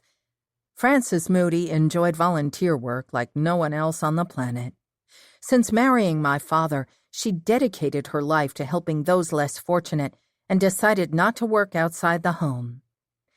"If it's money you need for Sasha's treatment, we'll raise every single penny. If it's family you need, you have it." She nodded, and we were both doing a little sniffling. I dug through my bag and handed her a tissue. "I don't know what I'd do without you." She wiped her nose and fisted the tissue as she smiled. "We're your family. It's what we do." She nodded again, dabbing at her pouring eyes. "Thank you. You'll call me day or night if you're struggling, right? And you'll keep me posted?" Yes. She hugged me again, and we both bawled like babies. Chapter 10. "Miss Moody!" I turned, adjusted my sunglasses, and scanned the street. Sweet Mountain's newest officer stood on the other side of the road, waving toward me. He motioned for me to stay put, Then he held up his hand in a stop motion at the crosswalk, halting several cars as he trotted across the street. "Harry, isn't it?" I squinted my eyes to pretend I'd struggled to come up with his name. Yes." The officer gave me a lopsided smile and scratched his bearded chin. His eyes were hazel, I noticed. "Could I have a minute of your time?" He motioned to the bench under the maple tree. I glanced at my watch. "Won't take long." "I'm supposed to be meeting someone." I looked down the street toward the office. "I don't see her, so yes, I can spare a few minutes. My office is just down the street if you'd like to accompany me."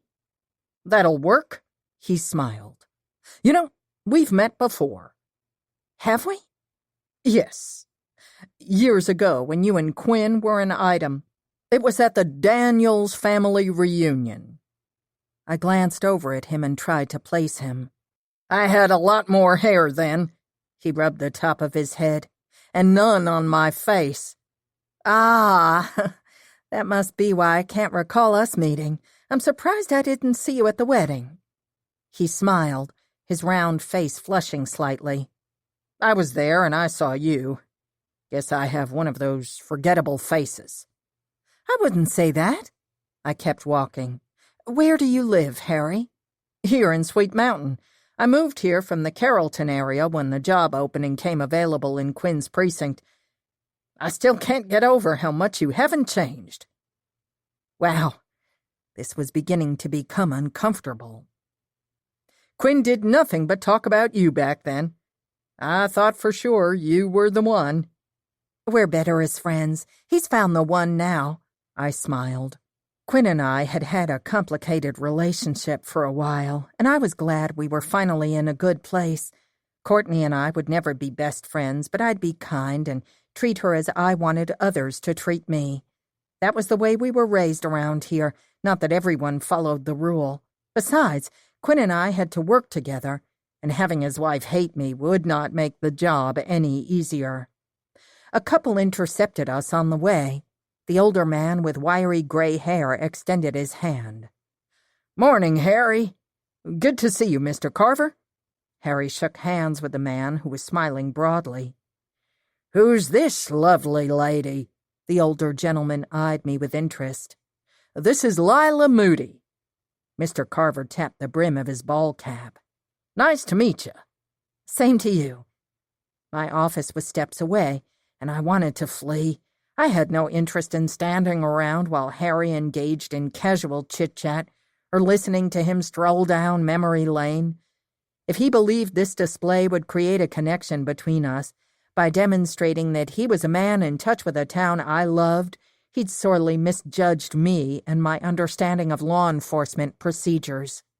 "Tell your old man I'll be looking for him at the next fishing tournament," Mr. Carver said to Harry.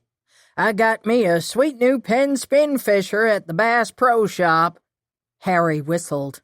"Bet that set you back a pretty penny?" The man adjusted his ball cap, exposing more hair. "Wasn't too bad. Gotta watch those sales." "Nice to meet you.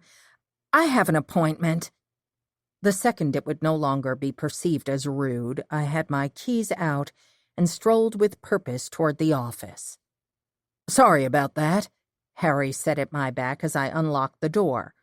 I flipped on the lights and we entered. He pulled a little pad from his front pocket and flipped a few pages before pulling the cap off his pen with his mouth. "My dad and I always participated in the One Fish Wonder tournament at Lake Allatoona every year, have since I was a boy." I nodded, my politeness threatening to wane. Not sure why he would be sharing any of that with me. "You ever attend the tournament?" I gave my head a shake, put my purse on the desk, and perched on the edge.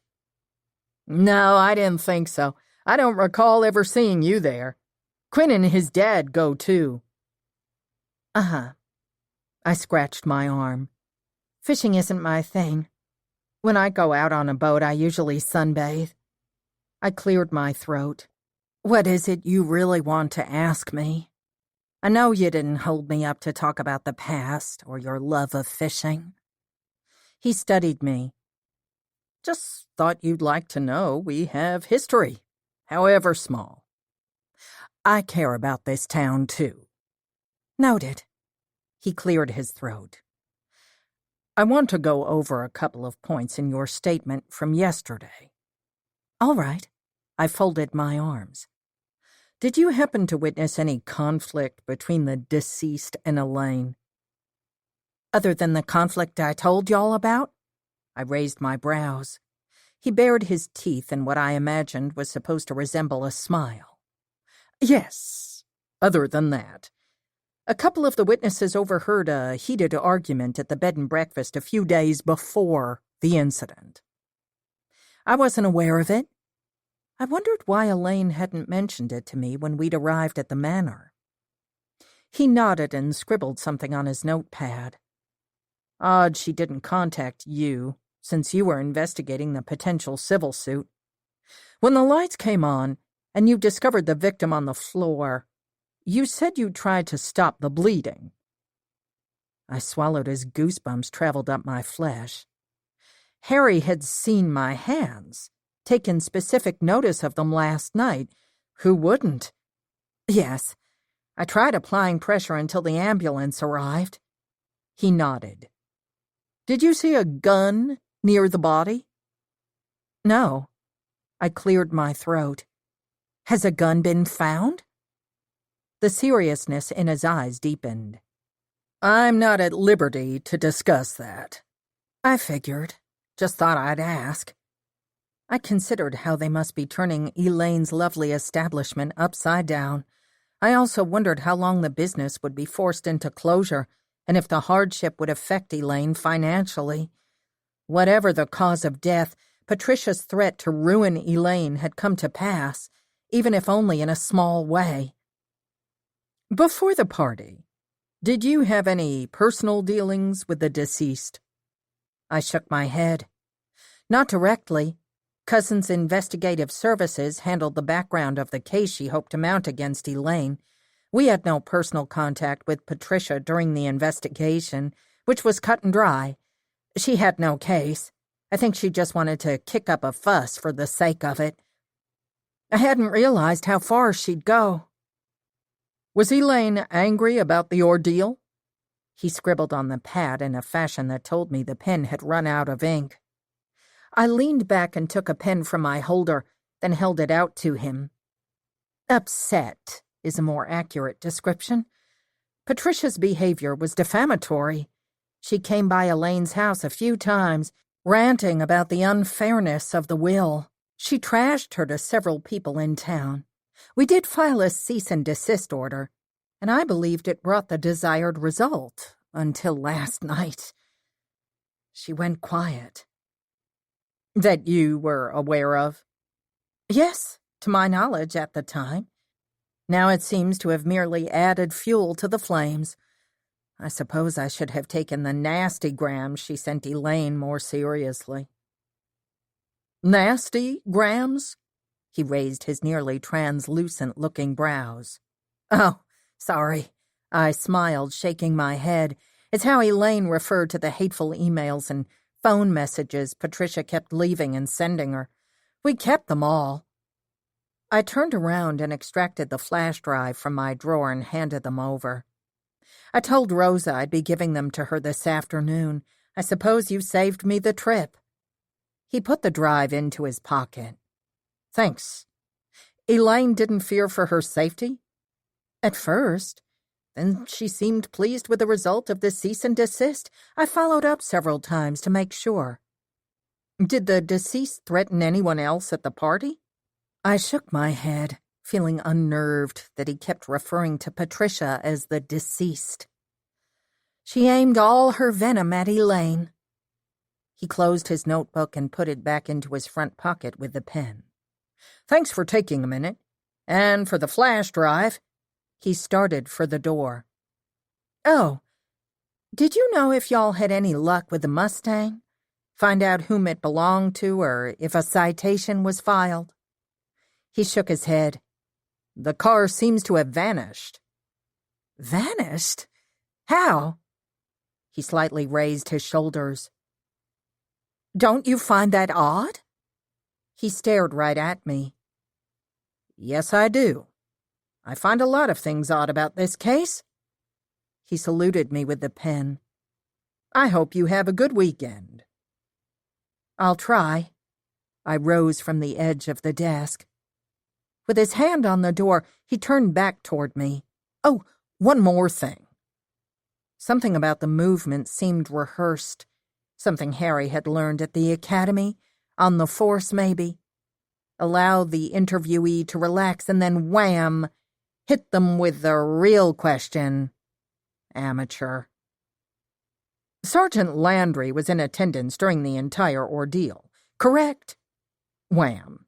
"Yes," I replied cautiously. He tapped his fingers casually on the door and cocked his head to one side. "She was in the bathroom when the lights went out?" "Sure." He squinted. "You saw the sergeant?" The situation felt very sticky. What was the man driving at? If I said yes, would Rosa say otherwise? Had she already? My suspicions about him rang loud and clear. Well, I suppose I couldn't absolutely say where she was the entire time. In the house, I mean. She had a part to play in the staged murder. In the packed ballroom, there was so much going on. But she had to be there even if I didn't see her the entire time, I sighed. To play her part. Which was? I beg your pardon. I tucked a strand of hair behind my ear. Her part in the staged murder? What was it? Rosa would have told him all of this. She set off the screams from her phone after Ethan fired the starter pistol. Her phone connected via Bluetooth to the B&B sound system. She'd have to have been in the room to time the screams appropriately. Honestly, Harry, you should just speak with your sergeant. He pointed his finger at me and smiled. I'll do that. But it does beg the question, if the Bluetooth sound system was functional, why wasn't the security system? He had me there. I had no idea. Hello, Piper Sanchez said from the doorway, just as he'd turned to leave. He flushed as she hit him with a 100-watt slow smile. Piper had that effect on men. She was average height, but way above average in figure, face, and hair. She had large brown eyes rimmed with those super long lashes, gorgeous olive skin, and a head of thick dark curls I'd have killed to have. Her sharp wit was the icing on the cake. Piper was a force. She'd made lead reporter at Sweet Mountain Gazette last year and wrote freelance for several larger outfits. I'd even seen her on the news a couple of times. Great things were ahead of her, and she would let nothing hold her back. I admired that. Piper laughed and placed her hand on the officer's arm.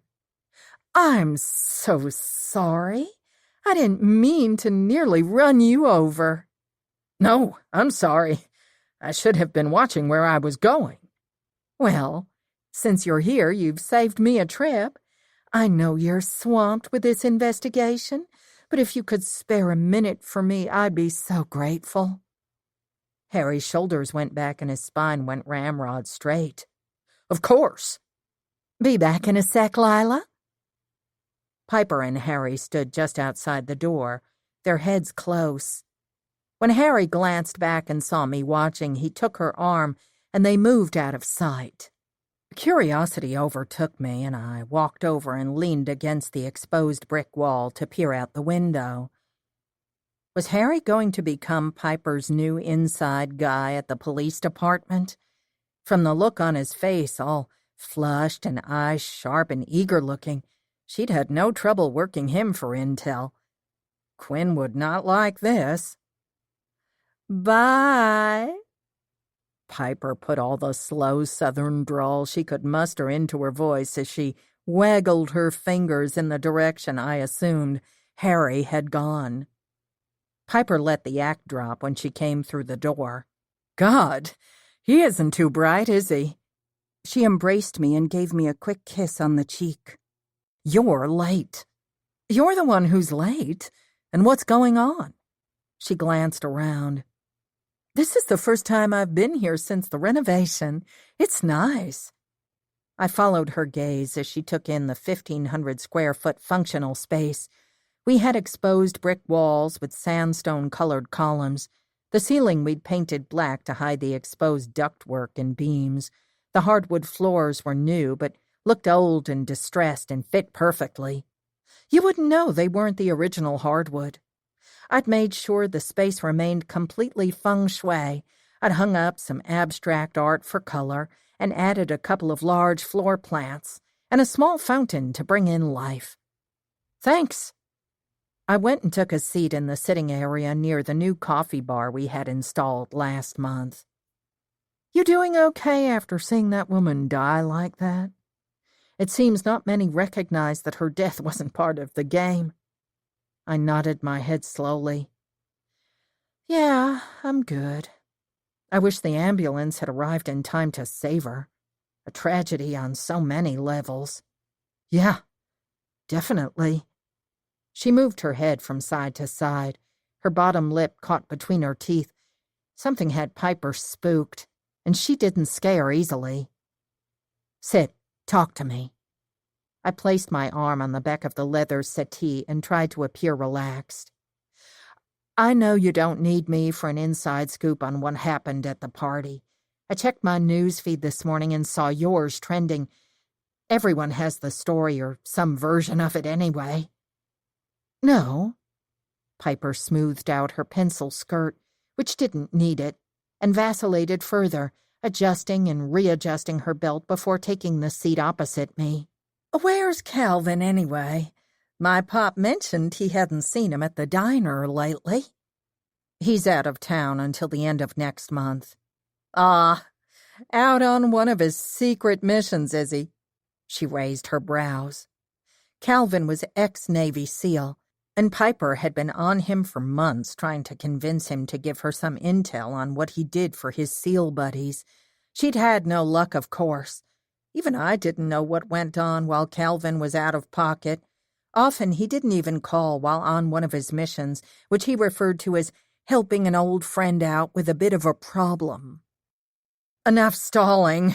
You're making me nervous with all this prattling. The way she dithered caused my anxieties to ratchet up. I raised my palms. Why was it so important to meet this morning? She leaned forward, crossed her legs and folded her hands together and laced them over her knee. She released her hands and sat back, then relaced them over her knee, leaning forward once more. She inhaled deeply. Okay, listen. You remember that cute little ad you had me write up as a favor? I nodded slowly. The irony that my advertisement had been prescient made us both shiver. Well, Piper fidgeted. Someone reached out to me about another one. I refused, of course. But she dug through her bag, opened her iPad, and handed it to me. I read the entry on the Gazette's announcements page. It was down at the bottom in small font. A murder is announced. Jane Doe's, your host for the evening, is informing everyone that a murder will take place on Friday, October 22nd at Oak Mill Cemetery, 15 North Irwin Street. Come for a night of swinging All Hallows Eve fun. Chapter 11. I glanced up from the screen. Is this a joke? Is someone using our book club to rip off our Halloween party idea? And wait a minute, I thought you refused to print the advertisement. I did refuse. Her shoulders elaborately rose, then fell. But after I refused the woman via email, she called the Gazette. One of the administrators set it up, thinking it was like your party, and just happened to mention it to me this morning. I studied her. Okay, but your staff wrote this before what transpired last night. correct?" She nodded. "As in bad taste as this is, it's nothing to get you worked up over. You think we should be reading more into this?" "It doesn't feel right." I ruminated, a deep sinking dread forming in my gut. "Did you run down who paid for the ad? This woman who contacted you." I handed her the iPad back, deeply curious as to who would throw the party and if they'd had something to do with Patricia's demise. I had to consider the possibility that the crime might be a homicide. Piper nodded. "That's where it gets creepy. There is an online event set up on Facebook for the party, and many people have marked themselves as going. The event shows the Jane Doe Book Club is hosting the event." She tapped on her iPad screen as she handed it back. "I'm confused." I sat forward, taking the iPad and clicking on the event listing. "Who would have the audacity to pull a stunt like this? We can at least place a retraction in the Gazette, and I can contact the organizer of the Facebook group." "I wouldn't count on them being cooperative," Piper frowned. "The group wasn't private, and I could see comments. More than 50 people were going, and some of them were on my friends list. I read the headline of the event. It read the same as the one in the paper, but added, 'This party will top our last. Don't miss out.' The audacity!" I shook my head and continued to read some comments. "Oh, can't wait. A Halloween keg party at a cemetery? Count me in. Maybe someone else will die? Exciting. My God." I kept scrolling, shaking my head. "You insensitive jerks. Someone actually died at your last party. I'm deleting every one of you that is on my friends list." I rubbed my forehead. "Thanks for the heads up. We'll need to post something on our Jane Doe community page and contact everyone we know personally and—" I sighed. "Attempt to reach out to those we don't. I'll prevent anyone from getting caught up in this mess if I can." "You're as suspect about this dubious behavior as I am?" Piper studied me. I raised my brows. "Did you think I wouldn't be?"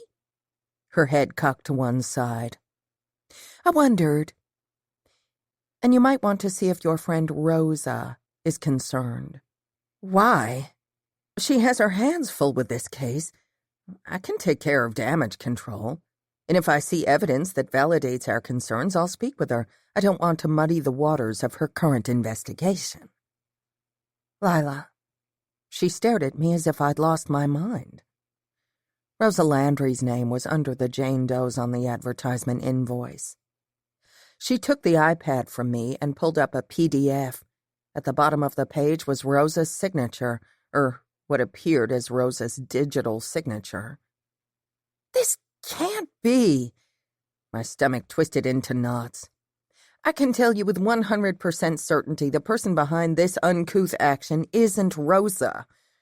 We're obviously dealing with some form of identity theft or impersonation." "To what end?" "I don't know yet, but someone is trying to stir things up, or—" I contemplated Rosa's work situation. "Or someone has a vendetta against Rosa. Or someone is using what happened to Patricia as a jumping-off point. The Facebook listing went up last night after the murder." "Murder?" "Harry is leaning in that direction. You got to admit it's fishy." I tapped my foot against the floor. "Yes, but you weren't there. The ballroom was pitch black. The shooting was at close range. I never even saw Patricia in the room before the lights went out." "Can you be positive she wasn't there? What about the witnesses who claimed she fought with an officer beforehand? Can we even be sure that didn't take place?" She'd done her homework. "We can't be sure of anything. I suppose it's possible someone walked her into the room at gunpoint and then waited for the appropriate moment to pull the trigger. God, I wish the security system had been online." "What?" Piper's eyes bulged. "That's off the record." I supposed she hadn't gotten all the specifics from her sources. I could have kicked myself. Not that I didn't trust Piper, I did. But there was an order to these things, and we both had different roles to play. I mean it. Fine, she grumbled, and I let out a little sigh. You're right. Rosa needs to know about this. Piper pursed her lips. Okay, here's the thing. Perhaps you shouldn't be completely open with our Sergeant Landry. I did a little digging before I came here. Digging into Rosa? I shifted on the seat. Come on, Piper, don't be ridiculous. She isn't behind this, any of it. She stared at me. She's not as squeaky clean as you might think. After her tour in Afghanistan, her life got a little messy. I reached out to her because I agree with you. She needs to know about all this. And she said in no uncertain terms to stay the F-bomb out of her life. Are you serious?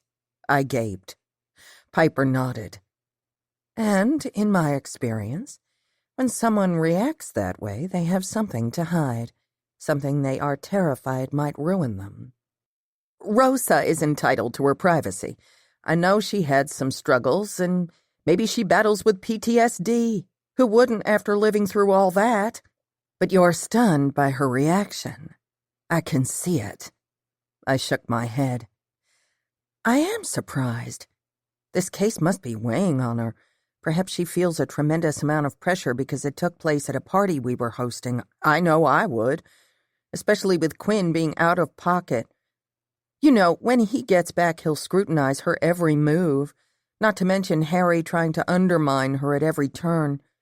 I motioned toward the door to reference his visit. I might buy that, but when I asked her point blank about the ad, she said you handled it. And she didn't have time for the, she used finger quotes, likes of me. Rosa has her hands full, I said firmly. Say she isn't involved. Fine. But what if this, she held up her iPad, turns out to be something? I sighed heavily and massaged my temples. What name was on the credit card used as payment? I can track them down. Piper huffed and leaned back against the chair. Like I can't. If that were possible, the payment was made with a prepaid Visa card. See, it's probably a juvenile prank. She ran her fingers through her curls. I know. And normally I'd agree with you. But the threat feels heinous. I chewed on my bottom lip. I could almost see Piper's thoughts running away with her, and mine were doing the same. Somewhere out there a possible predator could be attempting a copycat crime, one we could cut off before they strike. When you tried to track down the email, the phone number they used, you came up with nothing but ghosts. Piper nodded. It's brazen to use a local police sergeant's name and attempt to blame the Jane Does. I didn't want to consider Piper's insinuation about Rosa. She dropped her hands, her gaze sharpening. Okay, whatever. Clearly, if something happens in this town that has a link to someone you care about, you put blinders on. She shook her head and put her iPad back in her bag. I'm disappointed. When we decided to work together last year, we made a pact to be honest and forthright with one another no matter what. We deal with serious situations, life and death sometimes. And if you can no longer hold up your end, she shook her head. Perhaps this... Wait a minute. I scooted to the edge of my seat and searched her face. You just dropped a bomb about my friend, and you expect me to simply jump to the same conclusions because of a hunch you have? That isn't fair. I studied her, suspecting she'd kept something from me. Not something our usual professional agreement allowed. I felt my eyes widen as realization struck. My God. Harry told you something, didn't he? Something more than suspicions. Her lips thinned, her usual aplomb with information non-existent, and that sealed it. I deflated, sitting back against the settee. Brad's opinion that the condition of the body didn't quite match the initial forensic assessment came back to mind. Her fears were warranted. She raised her brows. I see we're on the same page. And I had to tell Harry about the ad to be on the safe side. If Rosa isn't taking this seriously, someone else should. I wanted to see where your head is. Okay, thanks. And since we're sharing, I told her about the gray Ford Mustang, about being nearly mowed down, and about a witness claiming they saw an argument between Patricia and the officer beside the car. It would be helpful if we could find out who owned the vehicle. For some reason, I believed the car could be linked. Got it. Piper made a note. Our gazes locked. We were indeed on the same page, sentence and word now. Not that I suspected Rosa. Piper didn't know her the way I did. The trust we've built, as well as your friendship, I'd hate to lose. She picked up her bag and stood. We'd both understood when we engaged in this partnership that we'd never speak again if it was ever severed. Our jobs were too integral to who we were for a breach of trust not to destroy everything. Harry has concerns about Rosa overseeing the investigation. I wonder why. Yeah, me too. I rose as well. Her lips thinned. Maybe someone should call Quinn. Chapter 12. Magnolia Manor didn't have the same glamorous shine it had had a week ago. There were no cars in the parking or overflow lot, and the grounds weren't bustling with excited travelers enjoying the scenery. Elaine wasn't on the front porch in a teak rocker with a cup of coffee. She'd sip her dark brew while she waited for her paper to be delivered, a scene from days gone by. Guests always mentioned her ritual in their reviews on Yelp. I'd read tons of them before we booked the party. Now the darkness of crime encompassed the grounds. Patricia might not have intended to end her own life when she spewed threats, but this, I felt sure, was what she'd meant when she vowed to ruin her distant cousin, her greed and hatred eating up everything in its path like wildfire. When Elaine had called last night and asked me to come by, I'd not hesitated. After my conversation with Piper, I needed to walk the crime scene myself. The door creaked open ominously. Had it always creaked? The hallway bore the markers of forensic processing. I couldn't even imagine the amount of fingerprints and DNA found in this place. I had no idea how the police could process it cleanly with all the contamination. I pulled a couple of blue shoe coverings from the box forensics had left on the front desk. I had my own gloves and had already donned them. "Lyla, you here?" I heard my Gran calling. "Gran? What are you doing here?" "I had lunch with Elaine. Where are you?" "Back here in the ballroom." Yellow crime scene tape blocked off the room. I ducked under it and scanned the space, not even sure what I was looking for yet. "Thank you for coming." Elaine stood next to Gran outside the doorway. When they started to duck under the tape as I had done, I held out a hand in a stopping motion. "No, please stay in the hallway." The pair of them nodded, looking anxious. Elaine said, "The reason I wanted you to come by isn't to go over the crime scene. I mean, I'm glad for you two, but I need your help again." She glanced back at my Gran. "Help with?" I watched the contemporary silent exchange. Eyebrows rose and lowered, mouths contorted oddly in a rather comical display. I continued slowly walking the room's perimeter while they sorted out whatever they wanted to tell me. I'd eventually find out everything anyway. Gran wasn't known for her ability to keep a secret. "With Rosa. I think she is blaming me for Patricia's death," Elaine blurted. "Why would you think that?" I stared down at the outline and bloodstain where Patricia had died. "It's the way she looks at me. She's questioned and re-questioned me about my whereabouts when Patricia did that horrible thing to herself. She never looks like she believes me. I told her I wasn't even in the room when it happened. She blames me. I know she does." "You aren't to blame." Please don't take that guilt upon yourself. Rosa is simply thorough.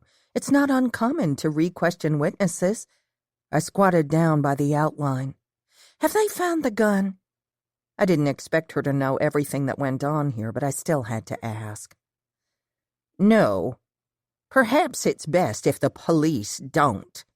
Elaine sounded distraught, and I glanced back to see Gran consoling her friend. Maybe this will all just go away if they don't, and I can't stay at the hotel another night. All the looks and questions about Patricia are unraveling my nerves. Hush now. Gran hugged her friend. Lyla is going to sort this out. I'm sure we can find you another place to stay until they wrap this all up. See, Gran patted Elaine's back. I told you Lyla will solve everything. The confidence Gran had in me was astounding. I didn't tell Elaine that we needed to locate the weapon. She wasn't in any state to handle the news. It shouldn't be difficult to find the gun if Patricia had used it that night. That probably wasn't the first tip the cops had to go on. I could believe the stampeding people had kicked the gun around the room. I could not wrap my head around the possibility that the police hadn't found the weapon, even with the number of people in the room. Has their investigation kept them in this room? Mostly. But cops have been all over the property looking for the gun. My bushes and walkways are in terrible shape. Huh. I rose and sighed, moving around the room. I futilely checked the corners and under the credenza, never expecting to find the gun. The police were looking to see if the perp, in a panic, had dropped the murder weapon in a bush as he fled the scene. They were operating under the assumption that this was a murder case, and that was why Rosa and Harry were handling the case the way they were. Their plan struck me as an intelligent one. If the guests believed the cause of death was a suicide, they'd be unguarded, speaking freely about what they recalled. But then, why wouldn't Rosa hear Piper out? I slowly spun in a circle. What was I missing? The party should have been fun, a murder mystery to be solved, with everyone going home unharmed, and with a memory that would last a lifetime. We'd succeeded in the memory part. I drove Gran and Elaine to my parents' new home. That was the easy part of helping Elaine. The house erected on 20 acres of land right outside of town would be far enough away to give her some seclusion, and close enough for her to speak with the police when necessary.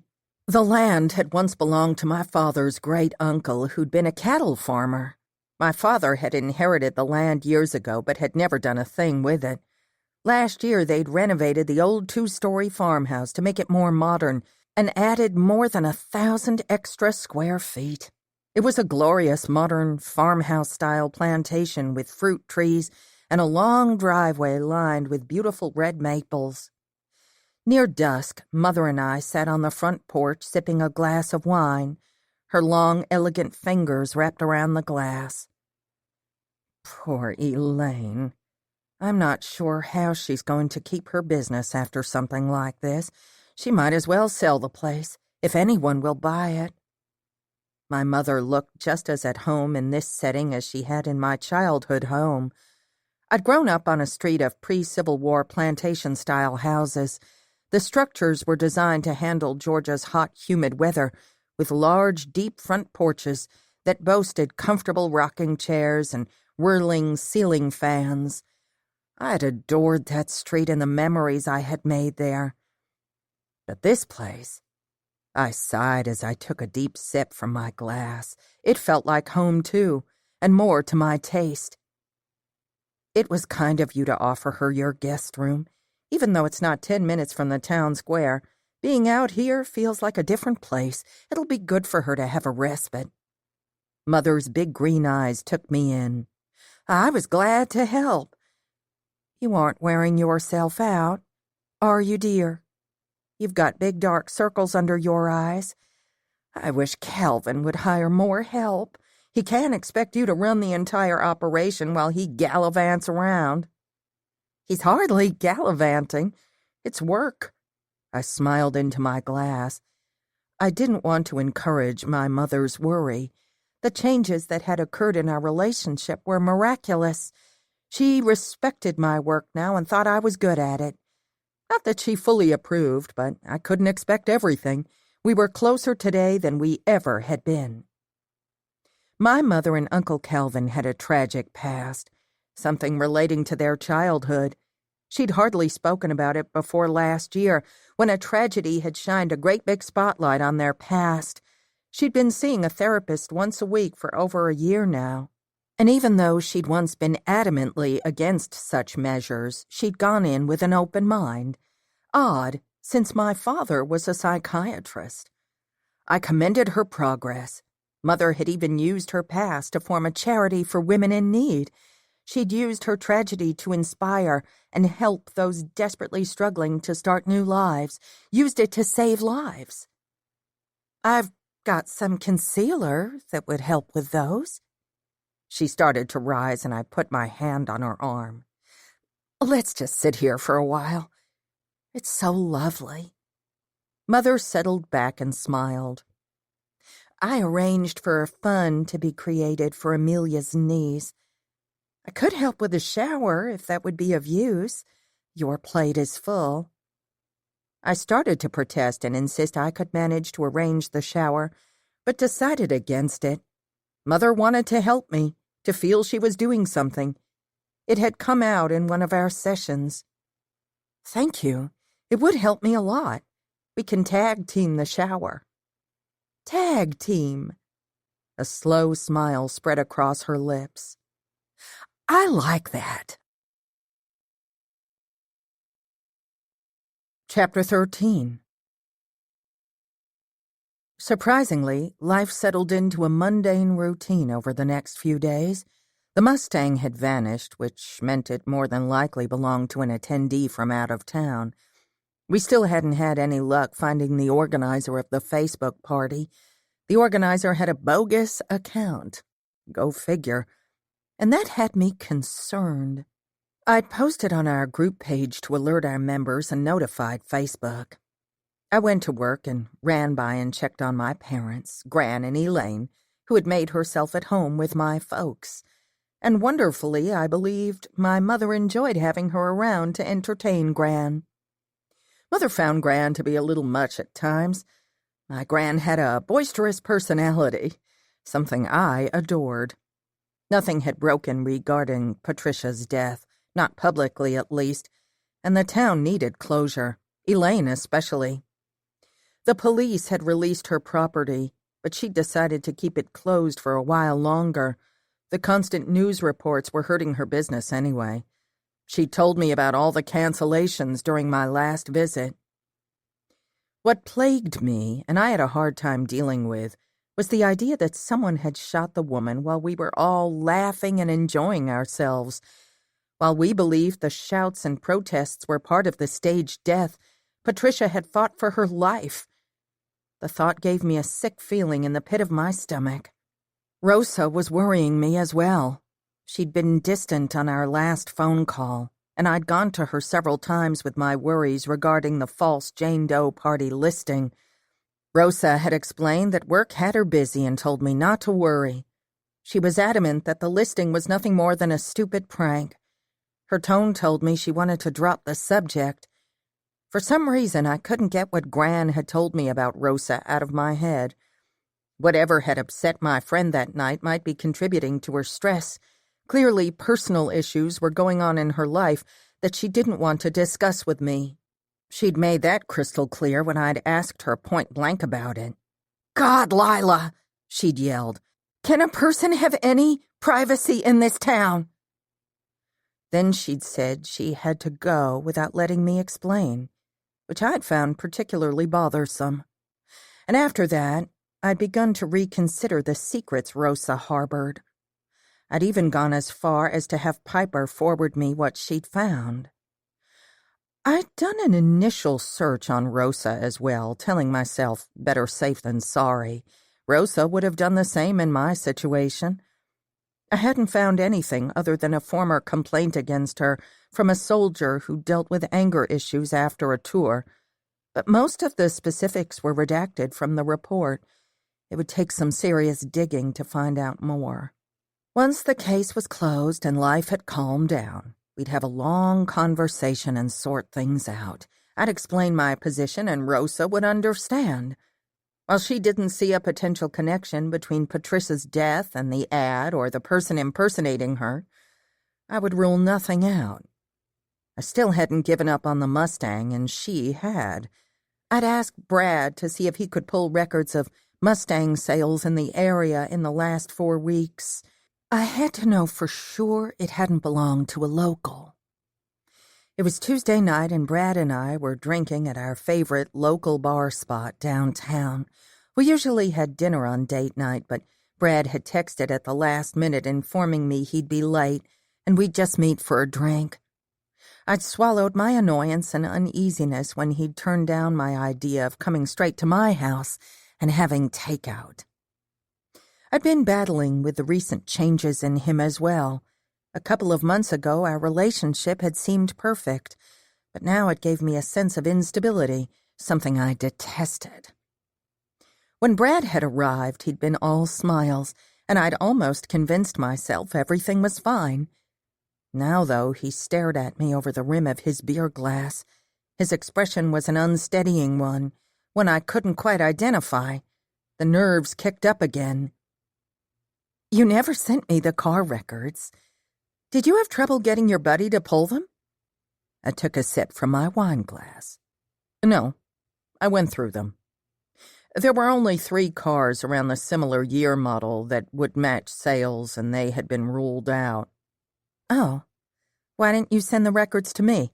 A second set of eyes could be useful." I couldn't keep the annoyance from setting in. "Because I'm telling you they weren't a match. A statewide search would be better, but without good cause, I can't ask that favor."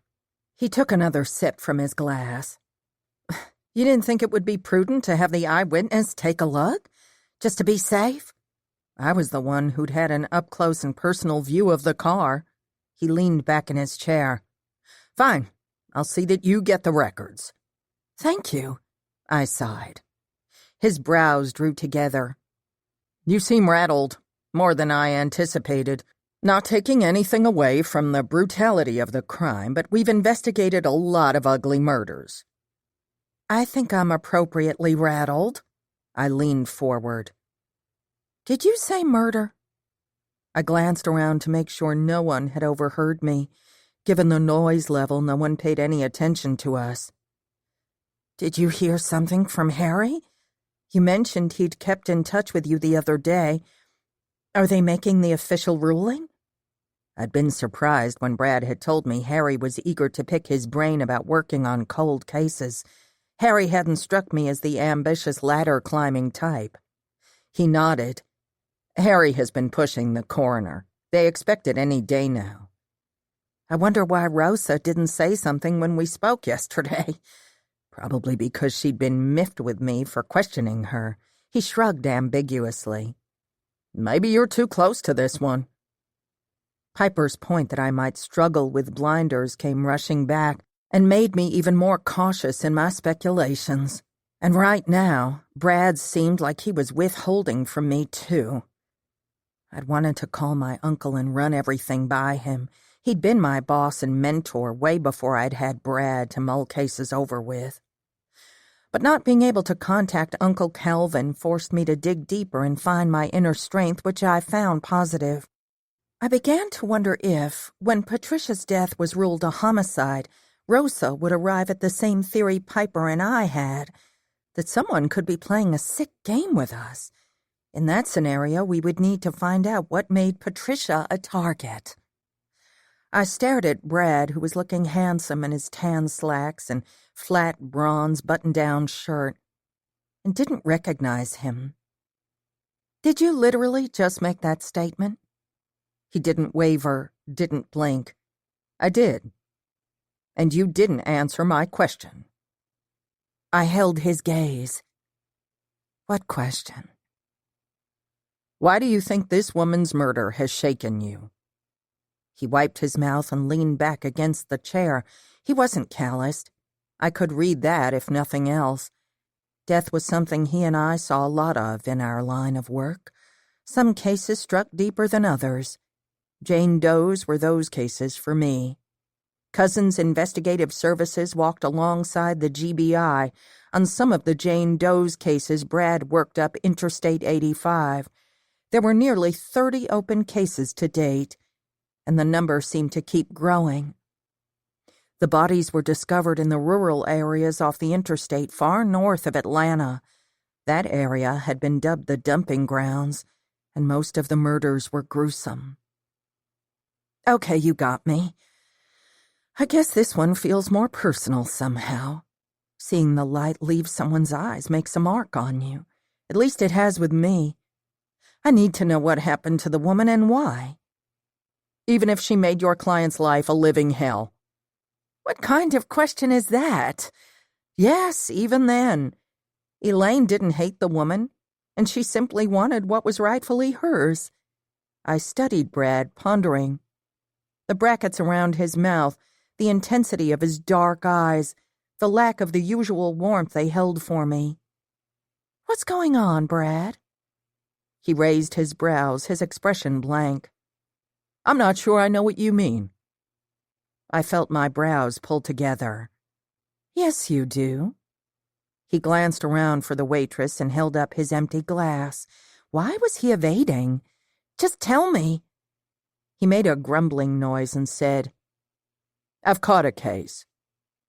He always had a new case, or so it seemed to me, and I wasn't buying that as the excuse. New cases invigorated him, gave him purpose, he'd once told me.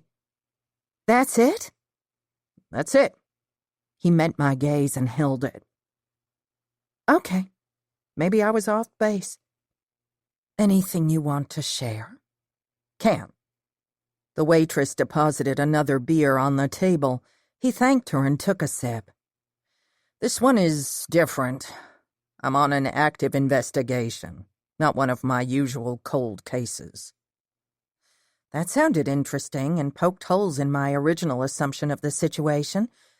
But why would they take Brad off cold cases if he hadn't requested it? Or had he been looking for a change? Wouldn't he have felt comfortable discussing that with me? Had he lost the zeal for the Jane Doe cases? My heart sank a little as I realized this could be the end of our working relationship. Okay, I said slowly, deciding not to push. Brad would discuss it with me when he could, though this would be the first case he'd ever caught that he hadn't shared with me, that I knew of at least. I take it you and Rosa are on the outs. He steered us back to our normal territory, and suddenly I felt grateful. I kept my voice low, so low Brad had to lean in to hear me over the soft music playing in the background. Not on the outs, per se, but she's acting strangely. I'm not sure if it's from the pressure of being the acting chief, the undermining from Harry's misgivings, or something else altogether. I rubbed my finger down the condensation on the glass. If it's the latter, well, then we may have bigger problems. How do you mean? Brad folded his big hands on the table.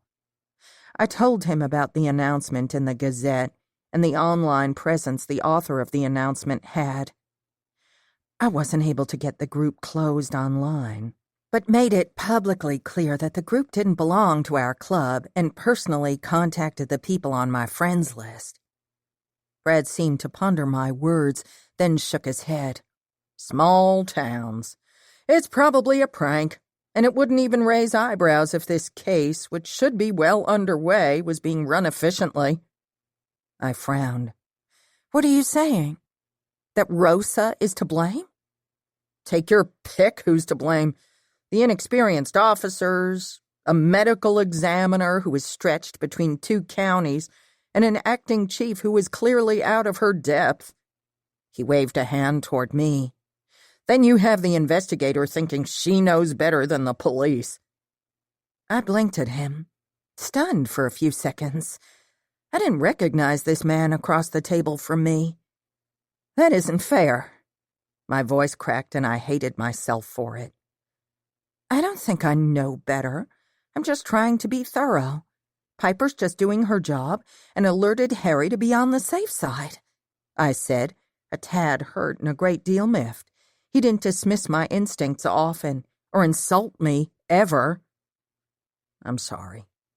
His expression softened, and he placed both elbows on the table and placed his fingers on his forehead.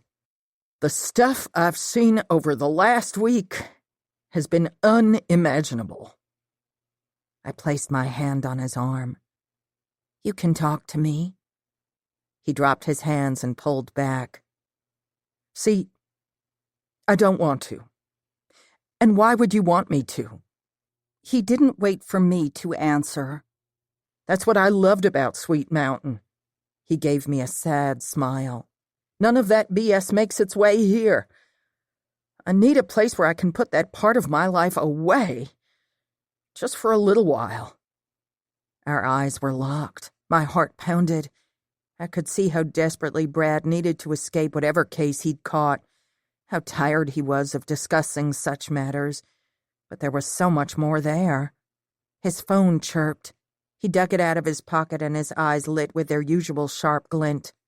Jones here. Give me a minute. Brad slid to his feet. Listen, I know you're worried and have good instincts, but life is too short to go chasing dead ends. Until you know otherwise, I'd put it out of your mind and really consider what it is you want with your life. He made an imperious gesture with his hand. I've got to take this. He put the phone back to his ear.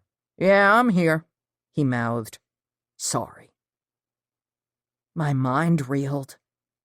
Figure out what I want for my life? What an unusual thing for him to say. It was so unlike Brad. He knew and understood what I wanted for my life, or so I thought. Put it out of my mind. He knew it wasn't that simple, and it wasn't a response I would ever give him if he were in a similar situation.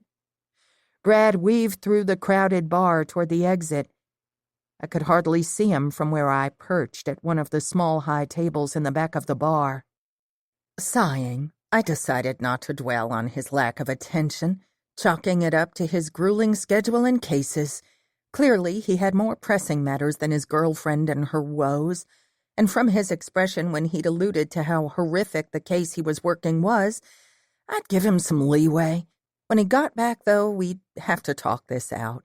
He'd seriously confused me. I finished my wine and glanced around the dining room. Locals were enjoying their night out, all smiles and lots of laughter. I tried not to be envious. A couple to my left caught my attention. She had both hands to her mouth as she stared down at her date. He was on his knees before her with a small velvet box in his hand. My heart rate sped up as the woman began nodding her head emphatically. It was a scene right out of a romance novel I'd read years ago. Well, except for the location. The man scooped her up in his arms and spun her around. The entire bar cheered as he shouted, "She said yes!" I sighed and glanced back in the direction Brad had gone. My mother used to tell me how different life would be if I'd chosen another path. Was that what Brad had meant? That not only had I gone into investigations, but I'd also chosen a man who'd spent his life doing the same, and even he got tired of dinner conversations being about criminals and murder. We could discuss other things, of course. Sports, the weather, town gossip, whatever. I could do that. But as to my path, this was the only one I knew how to walk, and the only one I desired to.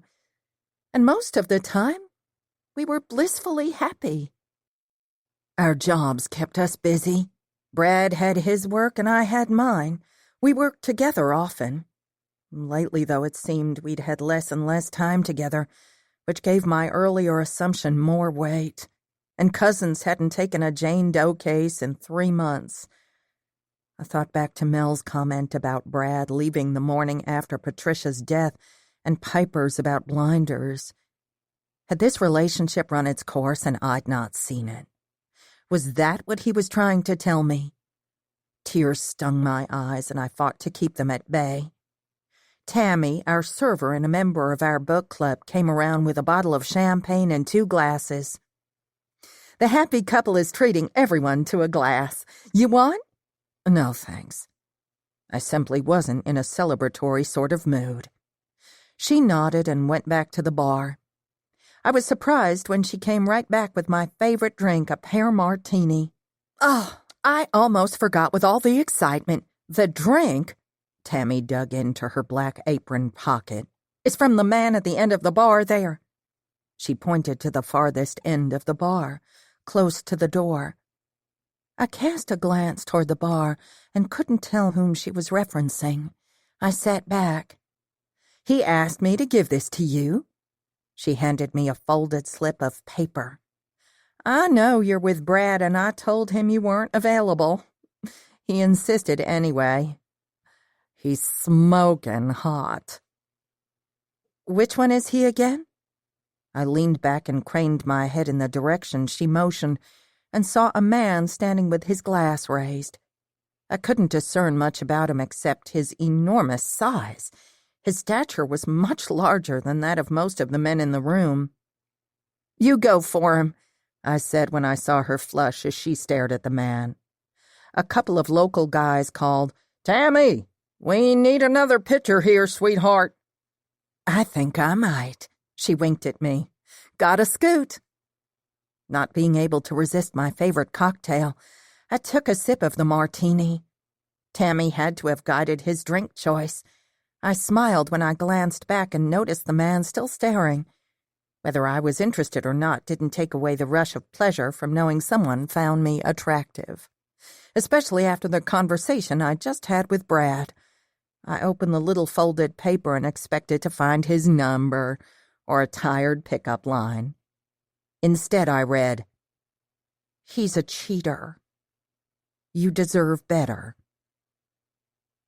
I gaped, anxiety drying out my mouth as I slid off the stool and went looking for the man, but I could no longer locate him through the throngs of people. My phone pinged 3 times in succession. I pulled it from my bag and felt like I'd been sucker-punched right in the gut as I read the texts. Sorry. I had to run. Call you later. Chapter 14. I stood outside the bar, brooding and glancing down at my phone while I waited on Mel to pick me up. How could Brad do this to me? Not even come back in to say he had to leave? Seriously? A text? A freaking text? You look like you're ready to murder someone. Not me, I hope. I glanced at the man on the periphery of my attention. He'd been standing there for a minute or so, not speaking, for which I'd been grateful. I took a step farther away while I vacillated on whether to engage. I suppose the man had been waiting for me to notice him and become impatient. He was a huge man, standing at least 4 to 5 inches above my 5'9" frame. His biceps stretched the limits of the gray button-down shirt he wore. He had curly dark blonde hair pulled back in a tiny ponytail. He cleared his throat. I hope I didn't put you off by my note. He's the one. Mortification nearly overwhelmed me, but I got a handle on my insecurities, turned toward him and stared him straight in his chiseled-looking face. Who are you? Just a guy in a bar who can relate. I haven't the foggiest idea as to what you're referring to. Leave me alone. Having no desire to discuss my private life with an opportunistic male, I turned my back on him. Hey, listen, I didn't mean any harm. It just rubs me the wrong way to see someone mistreating a woman. I overheard your man talking on the phone and glancing back at you. Some people haven't any scruples. He took a step closer toward me, and when I didn't budge, he gave me a small smile. I sent the drink over, not as an attempt to pick you up, just a hello from one dejected person to another. My heart began to ache within my chest. I forced myself not to focus on it. I blinked a few times and kept my expression blank. Anger radiated through my body. My boyfriend had a work thing. It's no big deal, and this is none of your business. Why am I explaining myself to this stranger? Sorry. I didn't mean to intrude. If I've overstepped, I apologize." The wind kicked up, and I caught the scent of his cologne. It was rich, warm, and spicy. I cleared my throat and realized that I must look unhinged, judging by the glances of those passing by. "I didn't mean to sound so hateful. I'm not normally like this. I apologize. Have a nice night, and thanks for the drink." I turned and had started to stalk away when I realized I hadn't any place to go. My car wasn't in the lot. Melanie hadn't arrived yet. I decided to move down the sidewalk and took the vacated seat on the bench. "Hey, you have nothing to apologize for," the man called after me, and I felt my shoulder slump forward as he took a seat next to me on the bench. I didn't have the energy to ask him to leave. I hoped I wouldn't regret that later, or the fact that I might be using his attraction to me as a confidence booster. "Let's start over." He extended his hand. "I'm Dean," he said, his voice warm as melted butter on a hot biscuit. His tone was devoid of a Georgia accent. It still sounded Southern, but more low country, South Carolina maybe. I took his hand. "Hi, I'm Lyla." His eyes lit up with the hope a man gets when he thinks he has a shot. I expelled a deep breath. "I'm not interested, Dean. I do appreciate the effort, but I'm in a relationship, and I do believe you misconstrued what you overheard." He held his hands up in supplication. "I didn't mean to upset you. Your man talks loudly. I heard him talking to a woman, and he sounded like a man explaining himself." "My boyfriend is in law enforcement, and sometimes the job calls at odd hours. He works with women." I raised my brow. He ducked his head. "Of course. I may be projecting my own relationship disaster onto you. I've been reeling for a while now. I'll leave you in peace. I've caused you enough trouble for the night." He started to rise. He looked so downtrodden that I felt terrible for being rude and abrasive. "No, listen, it's okay. I've not seen you around before." He settled back on the bench and smiled. He had a friendly smile. "I have a confession to make. Courtney pointed you out to me when I first arrived in town." I cocked my head toward him, leery once more. "Courtney Hampton?" He nodded. "Well, Daniels now, but yes. I only got a glimpse that day. You were stunning in that vintage dress. Took my breath away." I turned on the bench and studied him, his profile illuminated by the streetlight. "You were at the party?" He smiled again. "I was, but not for long. My date got sick, and we left before the shooting." His eyes softened. "I read in the paper that you tried to save that woman." "Yes." I repositioned myself facing forward and crossed my legs, but I would rather not talk about it. "I get that." His phone pinged, and he leaned toward me to dig it out of his pocket.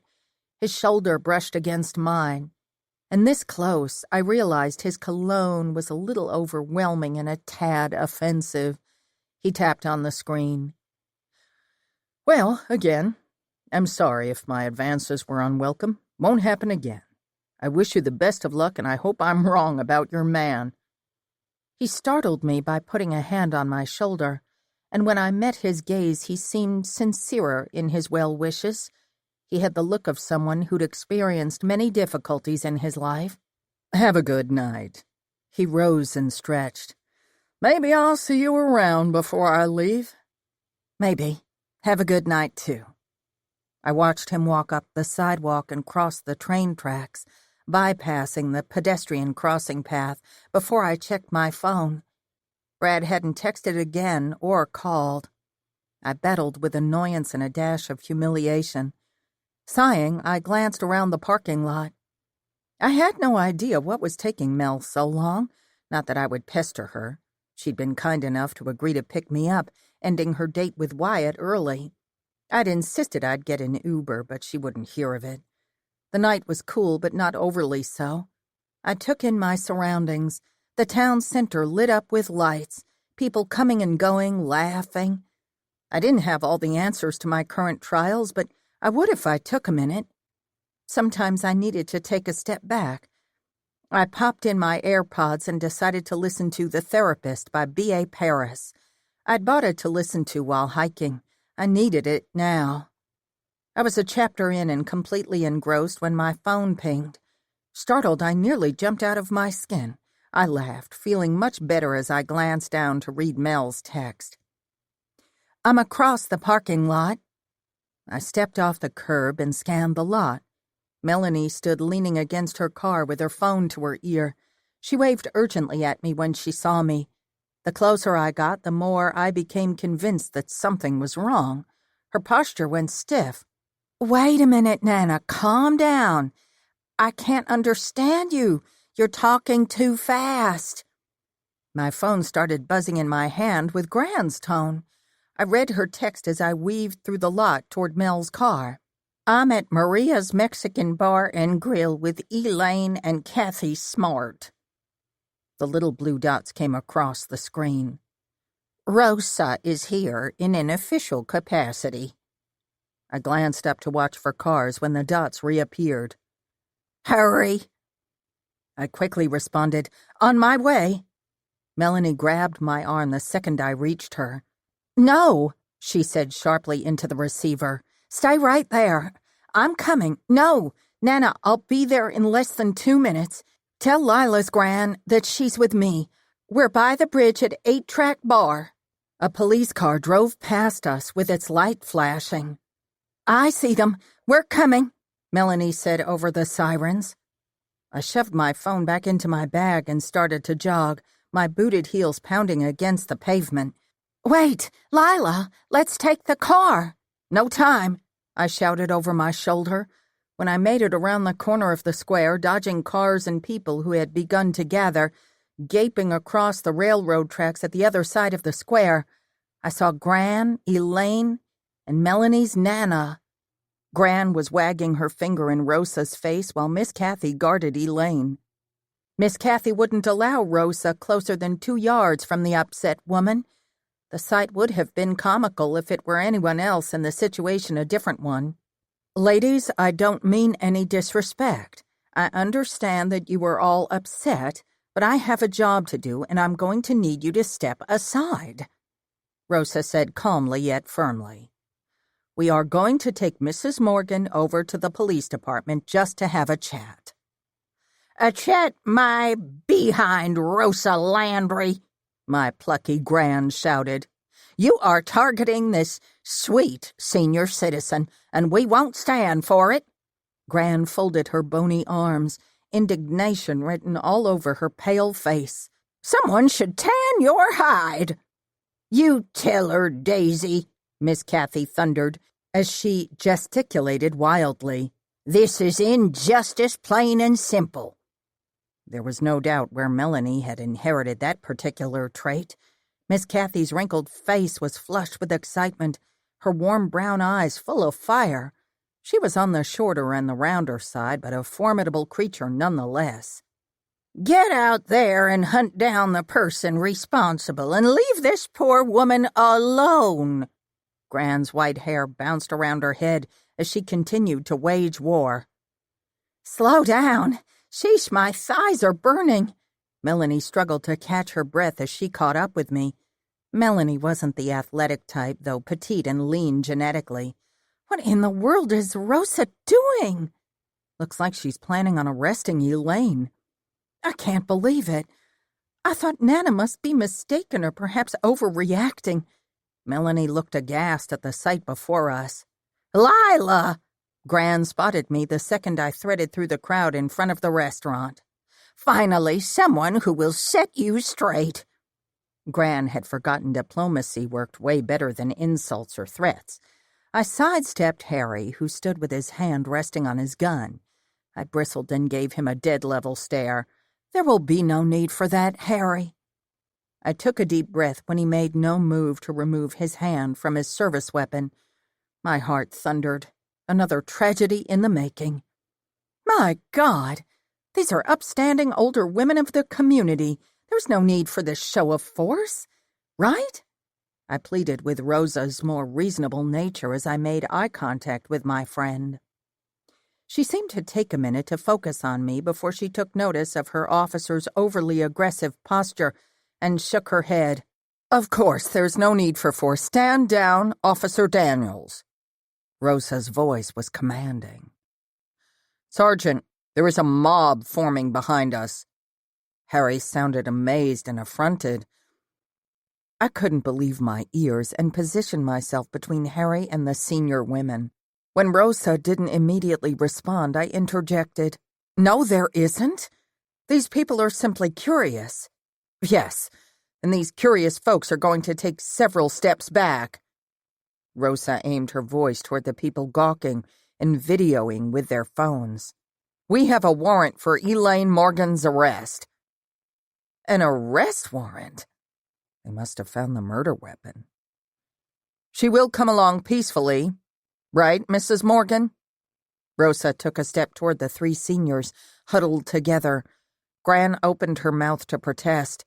I could tell by the exasperation written all over her face that she'd further attempt to prevent the arrest.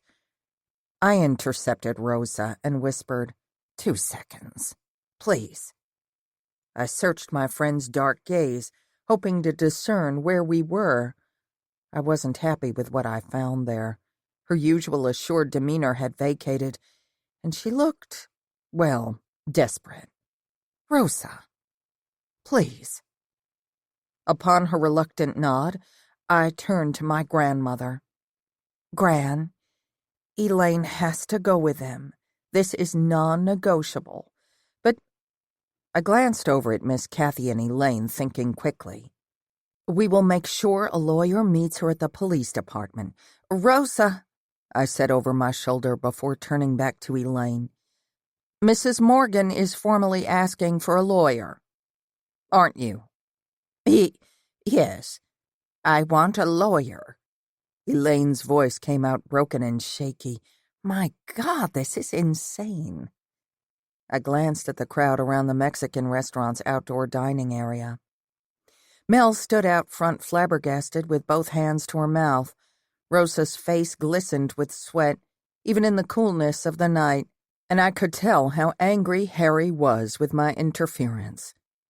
I couldn't fathom why Rosa had made this a scene. She could have waited until Elaine got home to arrest her. Rosa was aware that Elaine was staying with my parents. Realization struck. That was precisely why the arrest would happen here. My father would have insisted on calling his attorney. He was known for his deep belief in representation when it came to dealing with law enforcement. "Gran, call Mr. Green." I glanced down at my phone, which opened with facial recognition, and handed it to her. "His number is in my favorites. I'm sure he'll be willing to represent our friend." Gran's head bobbed up and down, and she stepped aside to make the call. I crept slowly toward Gran's contemporaries. "Ladies, Mr. Green is the very best in his field. He'll get to the bottom of this. Elaine, I swear to you that you'll be in the best of hands with him. He's represented my family for decades, and I'll offer to assist him and do everything I can. I know this is difficult, and I'm sorry it has to be this way, but if they have a warrant for your arrest, there isn't anything else I can do. Don't say a word until Mr. Green arrives." Elaine nodded slowly and gripped my arm, pulling me closer to her. "I found the gun and turned it over to the police. I should never have picked it up. I should have called and reported it instead. What have I done?" Her eyes were full of water, and my heart nearly broke. This sweet old lady had never been in trouble a day in her life. The murder weapon had her prints on it.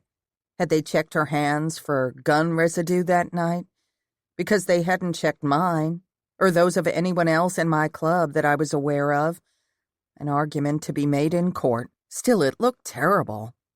"It's going to be okay. Tell Mr. Green everything. Leave nothing out." I took Elaine's arm after I squeezed Miss Kathy's hand. Melanie rushed forward and took her weeping Nana in her arms. The daggers she shot at Rosa were lethal. Reluctantly, I led the shaking senior over to Rosa, who had her cuffs out. I met Rosa's stern gaze, staring her straight in the face. There's no need for that. There would be no moving me on this one. If she pushed me, I'd make this even more of a scene. One call to Piper and she'd have a news crew here in minutes. Protests from the crowd became audible. Good God! The acting chief is going to handcuff an old woman. What's this world coming to? Hey, Harry! Where's your cousin? Someone needs to do something about this. Rosa's defiant eyes held mine, and for a second I thought she would cuff poor Elaine anyway, and I could tell she was considering it. Flexing her authority here could backfire. I gave my head a tiny shake and glanced out to the crowd. I did not like that it felt like we were on opposing sides here. Hated it. But right was right. When she put the cuffs away, I let out a sigh of relief. This way, Mrs. Morgan. Rosa gently took Elaine's arm and led her to her cruiser. The crowd had grown. A lot more phones were out now, and I was sure this arrest would hit YouTube in the next 5 minutes. Good God! Elaine hadn't even been in the ballroom when the murder occurred. Her staff would corroborate her story. This arrest seemed like a haphazard one. What in the world was the DA thinking? Lots more muttered murmurs and shouts echoed around us. Release Elaine! Elaine is innocent. I'm calling the news to report this injustice, someone from the increasing crowd shouted. Gran handed me my phone and shook her fist into the air to encourage the crowd. Elaine is innocent, she shouted, before she looped her arm through mine. William is on his way. These folks won't stand by and let this happen. Despite her brave performance moments ago, I could feel the tremor in her limbs, and she kept sniffing and patting her eyes with the tissue in her hand. I hugged her close, listening to the roars of protesters. It sure didn't appear that Sweet Mountain would stand for this. Melanie and Miss Kathy huddled close to us as we watched Elaine's small brown head bow in the back seat as Rosa pulled away. Piper was right. I would be calling Quinn tonight. Chapter 15. It took me forever to calm Nana down. She loves deeply. Thank God we got there when we did. I can't even imagine how bad things could have been. Melanie handed me a cup of tea and settled next to me on my white tuft sofa. Yeah. I blew on the surface of the steamy hot tea, still in disbelief. Melanie and I hadn't even attempted to reach out to Rosa. We both understood we had to let the process play out now. It was really sweet of Daisy to stay over with Nana tonight. They'll be able to comfort each other. Rile each other up is more like it. I could see Gran and Miss Kathy scheming to bust their friend out of jail, an honest-to-God Lucy and Ethel type of scheme. Melanie laughed when I told her my vision of our two grandmothers bulldozing down the side of the jail and rescuing their friend. Yeah, with Sally Ann at the wheel. I nodded and laughed. Gran's friend Sally Ann was a character for sure. It was the levity the evening needed. Have you heard from Amelia? I shook my head. Not since she called to tell me they arrived safely and her sister received a 15-year sentence. Wow, I can't even imagine. Melanie's eyes were wide and she gave her head a shake. I still feel awful about the way I acted at Noble's. She said she forgave me, but I haven't forgiven myself yet. I get so carried away sometimes that I forget that I can come across as a raving witch. Melanie Smart, you are the farthest thing from a witch. Stop beating yourself up. Amelia understood, and she was in a mood, too. Emotions were running high. Mel bowed her head. I've debated calling, but I know she'll be focusing on Sasha. Ugh, the guilt. I squeezed Mel's arm. She wouldn't want you to feel that way. I think it's best if we wait to hear from her. Melanie smiled. You're right. She'll be delighted when we tell her about your mother's fundraiser. Amelia has nothing to worry about with Frances Moody tugging the purse strings of the county's most wealthy donors. So true. Mother is serious about her philanthropy. I can't wait for Amelia to come home. Life seems weird without her here. Like part of our family is missing. And she would flip her lid if she knew what happened tonight. How Rosa went all OK corral on us. That was a little extreme, but I got her meaning. And we were a family. One with some issues at present, but a family nonetheless. Mel exhaled loudly. Life is out of sorts and I hate it. I nodded, feeling the same. Tomorrow we should know more. Mr. Green will find out what the police have. I felt a tremendous amount of gratitude toward our family attorney. He told me on the phone that the police were stonewalling at present. He'd chuckled then and told me to wait to hear from him, and that Elaine had requested that I specifically be assigned to her defense team. This whole situation would be a sticky mess, since a friend of mine was at the helm of the investigation. I mentioned the conflict to Mel. Melanie placed her mug on the coffee table. Yeah, but justice must be served, and we both know Elaine isn't guilty. Besides, you know, even before tonight, Rosa hasn't been herself. Something is up with her. I nodded and told her about the phone call Gran had witnessed and how Rosa had nearly bitten my head off when I mentioned it. See, that's what I'm talking about, and tonight, Melanie shook her head. I mean, I get she's doing her job, I do, and she must have her reasons for arresting Elaine, evidence and all. Maybe someone is trying to frame Elaine, I don't know. And I don't want to jump to conclusions like I usually do and pass judgment before I have the facts. But it's little Elaine. Melanie scrubbed her face with her hands.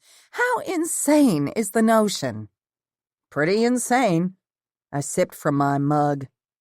There isn't any motive I can see, and I've racked my brain. It had been instinct when I offered to reach out to our family attorney. I shifted and gave Mel part of my chunky blue chenille blanket. Her cousin was the disgruntled gun-waving lunatic, not Elaine. Mel pulled the blanket higher on her lap. Although now I feel a little guilty for speaking ill of the dead. We both swallowed, and I could tell we were both reliving the moment we'd seen the poor woman on the floor. Where had the gun been all that time? And where exactly had Elaine found the weapon? That could lend itself to suspicion.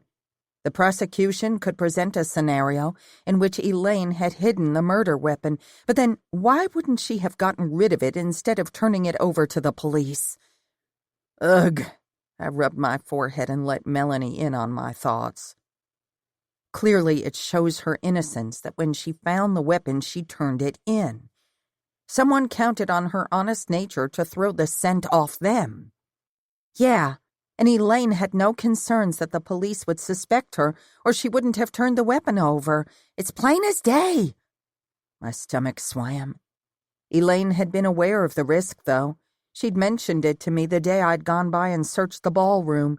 Elaine had worried that Rosa blamed her for Patricia's murder. She'd also said it might be best if the weapon never surfaced. Huh. What? I can see the wheels turning. Melanie looked concerned. You don't actually think... No. I waved my hand. Good.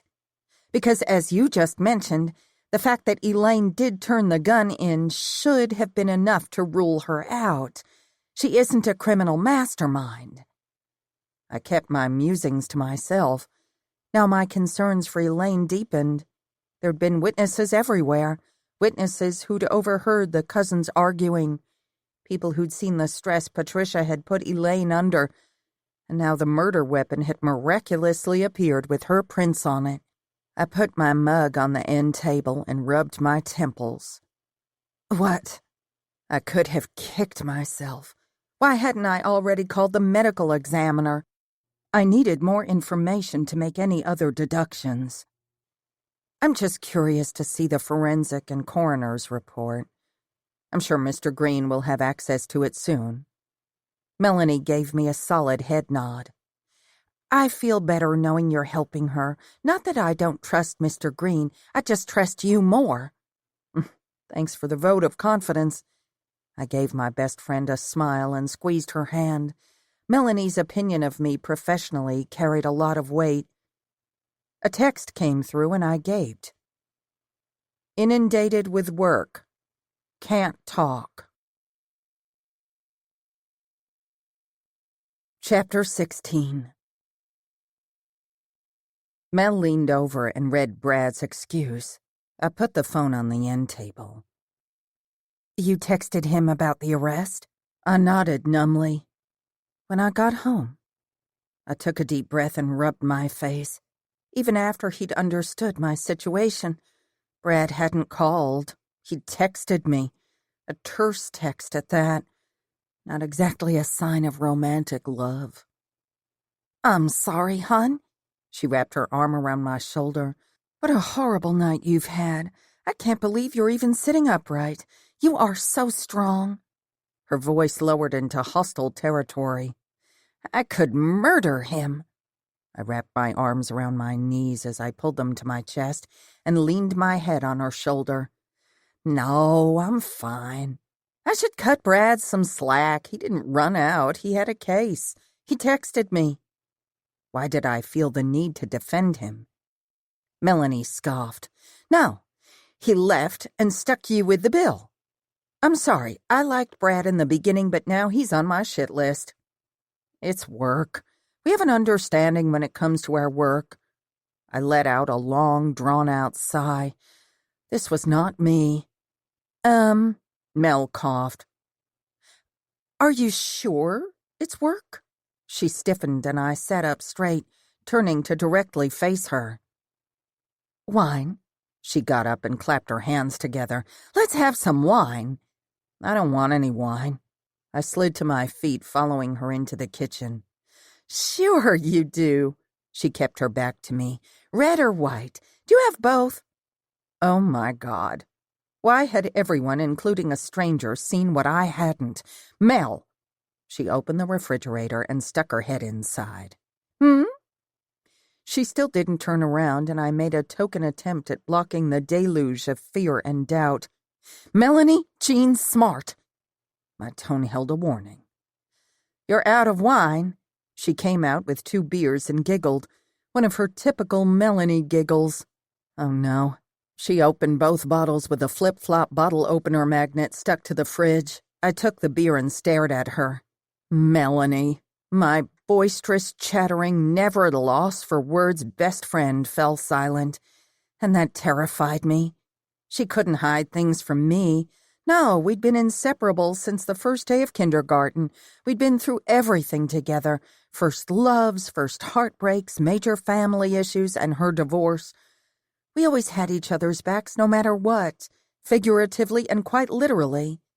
Not only was her business right next door to Cousins, but her townhouse butted up against mine. She got me like no one else, and right now she'd know I would not let this go.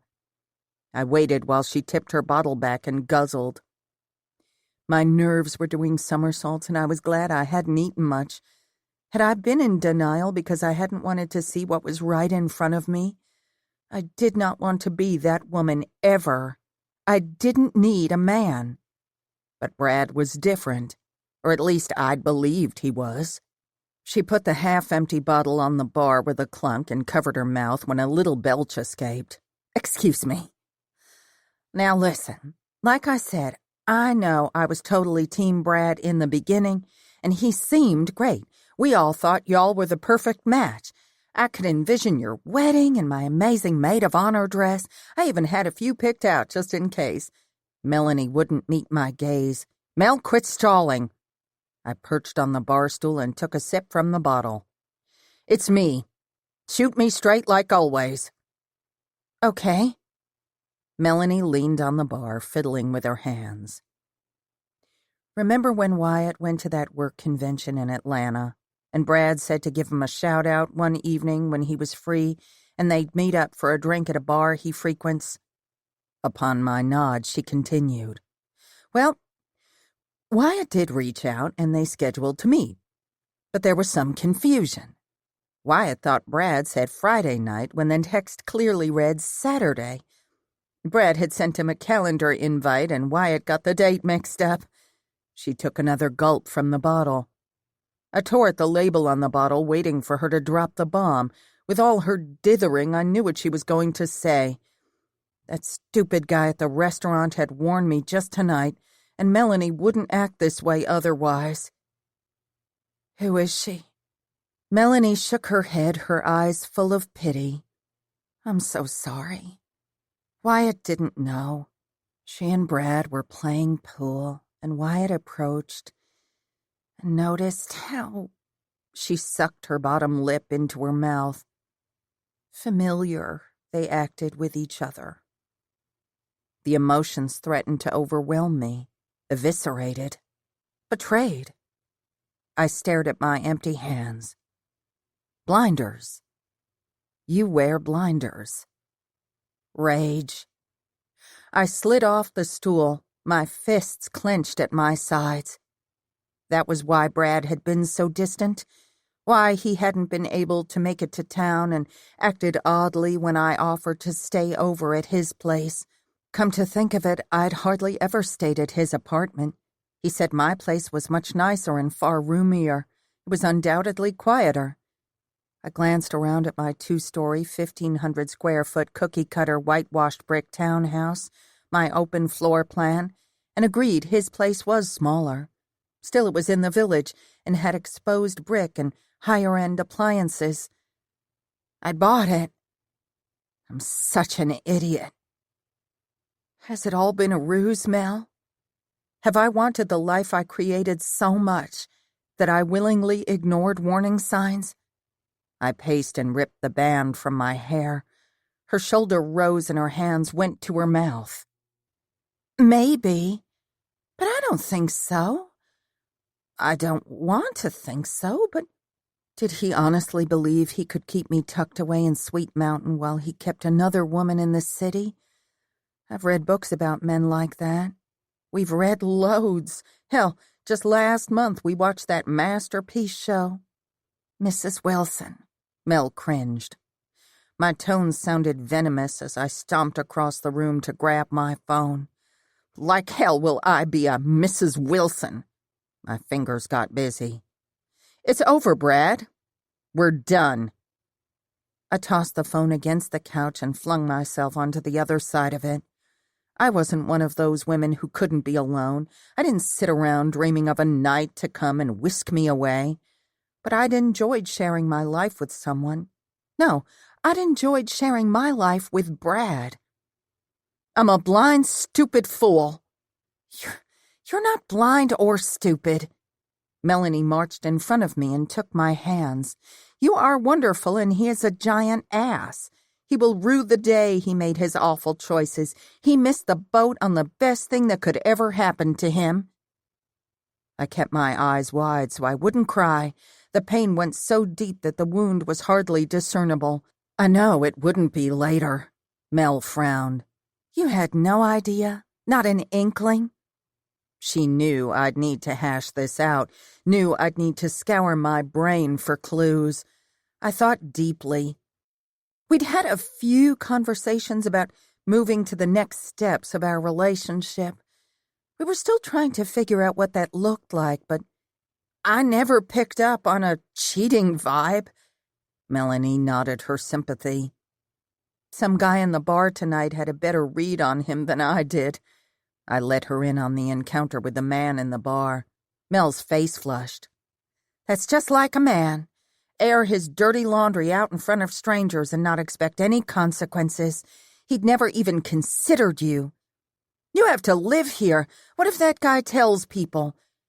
Brad Jones is at the top of my Wait. I stared at my oldest friend in the world and my heart nearly stopped. You said this happened last month. Mel nervously dropped my hands. I wanted to tell you. It was literally killing me. But Wyatt said Brad had some elaborate excuse, that Brad didn't even seem rattled when he saw him standing there. I didn't want to be the friend that spread gossip and caused a rift in your relationship. You tell me everything." I ran my fingers through my hair. "You have no filter. Why did you decide to start withholding information now?" "Don't be mad. I meant well. And nobody is beating themselves up more than me, right? God, I'm really striking out in the friend department lately," Mel said morosely. She looked so grieved that I felt like scum. I got up and hugged her. "I'm sorry. I'm just all jumbled up. None of this is your fault, and you're telling me now." "I honestly didn't think more about it until the party." I released her. "What happened at the party?" "When he arrived, I was in the covered courtyard chatting with a couple of members from one of the other book clubs. I overheard him on the phone. He was standing over by the hedges away from everyone else. He sounded upset." She shook her head. "Or maybe angry. I don't know." "What did he say exactly?" Mel took a deep breath. He said, "Jennifer, be reasonable. I'll be back in the city first thing in the morning. I'm going to tell her tonight." Jennifer? Oh my God. Jennifer Mitchell. His ex. I sat down on the edge of the sofa. My phone pinged and I glanced over at it, cringing. It wasn't Brad. Piper texted, letting me know she had some news and would be coming by in the morning. So he planned on ending it with me that night. He just couldn't do it because of Patricia's murder. All the signs were there. I just hadn't wanted to see them. "I don't know." Melanie sat down next to me. "When he saw me, he was all smiles, acting like nothing was amiss. He behaved as if I hadn't overheard his conversation when he knew I had." "Are you sure he knew you overheard him?" She half laughed. "Absolutely. I threw my drink on Brad's shirt." The stain on his shirt that awful night. I smiled and hugged my friend. My mind went back to Nobles the morning after the murder. Mel had tried to bring up her issues with Brad and I'd shut her down. "I'm sorry I doubted you." "You have nothing to be sorry for." She rubbed my back. "I hate men," I grumbled into her shoulder, feeling petulant. "I know, honey. We all do. Men are the worst." Chapter 17. "Night," Melanie called as she stumbled toward her house next door. "Remember, bros before... No, wait, that's not it." I laughed as Mel kept tapping her forehead as if that would bring the phrase she searched for to her mind. The chill felt good against my warm cheeks. "Night, you crazy woman." "Wait, I got it." She held up her finger as she turned back around to face me, sniggering. "Chicks before Melanie!" I bent over, laughing. Mel tended to get a little crude when she drank. She never held her alcohol well. She cackled loudly and began to walk backward. "I've got it now. You ready?" I nodded, still fighting a fit of giggles. I was so thankful for my best friend. Life wouldn't be worth living without my girlfriends. "Pearls before swine." Mel stumbled backward over the azaleas and went down hard. Her shriek echoed through the night. "Oh, my God!" I held my hand over my mouth to muffle my loud bursts of laughter. I stumbled over to where she lay on the ground and held out my hand to her. Are you okay?" She was laughing too hard to answer. Her loud cackles exploded into the night like rapid fire. "My God, y'all are trashed." I glanced over to see Piper as Melanie went on all fours and peeked over the bushes. Piper stood with her arms crossed, shaking her head at us. "No, we're not." Melanie managed to get to her feet. She had dusted her backside off. "Uh-huh." Piper pointed to the twigs sticking out of Mel's hair. Mel messed with her hair. "And if we are drunk, it's only because Lyla needed a blowout." She cupped her mouth with her hands and said way too loudly, "Brad's cheating on her."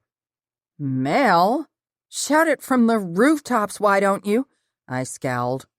Sorry, She yawned loudly.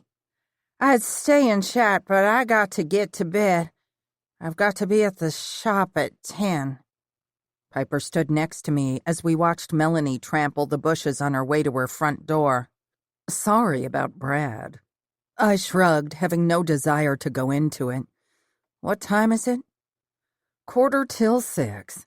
I guess you have no recollection of my text from last night. I rubbed my eyes. I do. Come on, I need some coffee. Who is this woman? The one giving the interviews? I asked Piper after a hot shower and my third cup of coffee. We'd just finished watching the video footage from Elaine's arrest. As I'd suspected last night, the scene hadn't painted the police department in a positive light. A petition to remove Rosa from active duty had already started making the rounds. I didn't know how much weight it would carry, but Quinn wouldn't be happy either way. His entire department had seemingly gone to shreds the moment he'd left for his honeymoon. Her name is Judy Galloway. She attended the party. She belongs to one of the other book clubs y'all invited. And as you can see, she pulled no punches. Click on the news folder on the home screen. That's what will go live in about an hour. Piper rinsed out her cup and put it in the sink. I used my index finger and thumb to zoom in on the woman's face, speaking to a reporter on the screen. I couldn't place her at the party. She was a middle-aged, jowly woman with a tiny mouth, which she'd painted bright red. I don't recall her, and I believe I spoke to every club. Have you met with her? Piper nodded. Yes, she checks out. A couple of taps on the screen and the front page of this morning's Sweet Mountain Gazette came into view. Sweet Mountain Police Department's acting chief, Sergeant Rosa Landry, botched the investigation by allowing guests to contaminate the crime scene. Her arrest of Elaine Morgan is a cause of concern. Elaine Morgan is portrayed by those close to her as an upstanding member and pillar of our community. I read aloud and glanced over the iPad at Piper, who sighed.